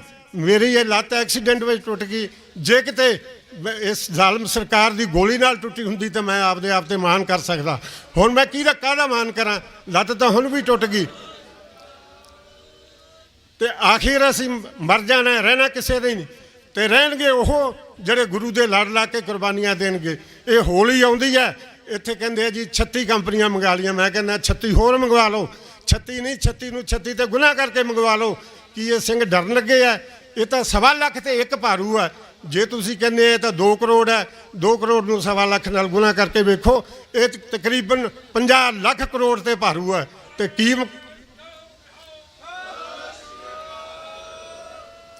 ਤੁਸੀਂ ਕਿਵੇਂ ਸੋਚ ਸਕਦੇ ਆ ਕਿ ਇਹਨਾਂ ਨੂੰ ਅਸੀਂ ਗੁਲਾਮ ਬਣਾ ਲਾਂਗੇ? ਤੁਸੀਂ ਆਪਣੀ ਗੁਲਾਮੀ ਦੇ ਵਾਸਤੇ ਆਵਾਜ਼ਾਂ ਮਾਰਦੇ ਆ, ਪਰ ਅਸੀਂ ਇਹ ਚਾਹੁੰਦੇ ਆ ਕਿ ਤੁਹਾਨੂੰ ਵੀ ਨਾ ਗੁਲਾਮ ਹੋਣ ਦਈਏ। ਤੇ ਅਸੀਂ ਤਾਂ ਗੁਲਾਮ ਹੈ ਹੀ ਨਹੀਂ, ਨਾ ਸਾਨੂੰ ਪਾਤਸ਼ਾਹ ਨੇ ਗੁਲਾਮ ਬਣਾਇਆ, ਸਾਨੂੰ ਸਿਰੋਂ ਸਰਦਾਰ ਬਣਾਇਆ।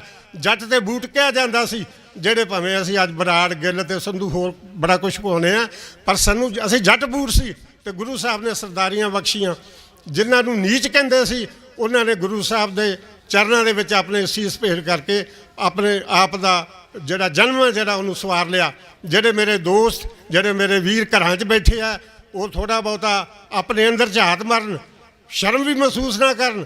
ਜੇ ਕੱਲ੍ਹ ਦਾ ਭੁੱਲਿਆ, ਸ਼ਾਮ ਦਾ ਭੁੱਲਿਆ, ਸੁਬਾਹ ਦਾ ਭੁੱਲਿਆ ਘਰ ਆ ਜਾਂਦਾ, ਸ਼ਾਮ ਨੂੰ ਤਾਂ ਉਹਨੂੰ ਭੁੱਲਿਆ ਨਹੀਂ ਕਹਿੰਦੇ।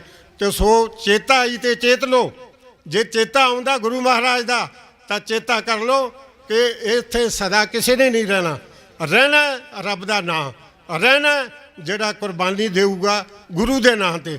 ਕਹਿੰਦੇ ਆ ਜੀ ਅੰਮ੍ਰਿਤਪਾਲ ਦਾ ਕਹਿੰਦਾ ਇਹ ਸਿੱਖ ਸਿਰ ਮੰਗਦਾ। ਉਹ ਸਿਰ ਤੁਸੀਂ ਸਿਰ 'ਚ ਮਾਰਨੇ ਆ? ਸਿਰ ਕਿਸ ਵਾਸਤੇ ਹੈ? ਜਿਹੜੇ ਹੁਣ ਤੁਸੀਂ ਵੇਖੋ ਪੱਗਾਂ ਲਾ ਕੇ ਰਾਜੀਵ ਗਾਂਧੀ ਦੀਆਂ ਮੂਰਤੀਆਂ ਸਾਫ਼ ਕਰਦੇ ਆ, ਹੋਰ ਕਰਦੇ ਆ, ਉਹਨਾਂ ਲੋਕਾਂ ਨੂੰ ਤਾਂ ਸ਼ਰਮ ਨਹੀਂ ਆਉਂਦੀ। ਤੁਸੀਂ ਤਾਂ ਸ਼ਰਮ ਕਰੋ ਜਿਨ੍ਹਾਂ ਨੂੰ ਮਾੜੀ ਮੋਟੀ ਸਮਝ ਹੈ। ਗੁਰੂ ਸਾਹਿਬ ਦੇ ਚਰਨਾਂ 'ਚ ਆ ਕੇ ਸੀਸ ਨਵਾਓ ਤੇ ਖੁਸ਼ੀ ਦੇ ਨਾਲ ਜੇ ਹੋਲੀ ਵੇਲੇ ਹੋਲੀ ਖੇਡਣ ਦਾ ਮੌਕਾ ਮਿਲੇ ਤੇ ਆਪਣੇ ਖੂਨ ਦੀ ਹੋਲੀ ਖੇਡ ਕੇ ਤੇ ਇਸ ਗੁਰੂ ਮਹਾਰਾਜ ਦੇ ਪੰਥ ਨੂੰ ਰੰਗ ਚੜਾ ਦਿਓ। ਇਹ ਮੌਕਾ ਵਾਰੀ-ਵਾਰੀ ਨਹੀਂ ਆਉਂਦਾ, ਇਹ ਮੌਕਾ ਉਹਨਾਂ ਨੂੰ ਮਿਲਦਾ ਜਿਨ੍ਹਾਂ ਦਾ ਨਸੀਬ ਉਹ ਅਕਾਲ ਪੁਰਖ ਬਣਾਉਂਦਾ, ਗੁਰੂ ਸਾਹਿਬ ਬਣਾਉਂਦਾ।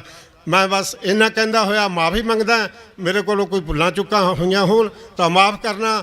ਵਾਹਿਗੁਰੂ ਜੀ ਕਾ ਖਾਲਸਾ, ਵਾਹਿਗੁਰੂ ਜੀ ਕੀ ਫਤਿਹ।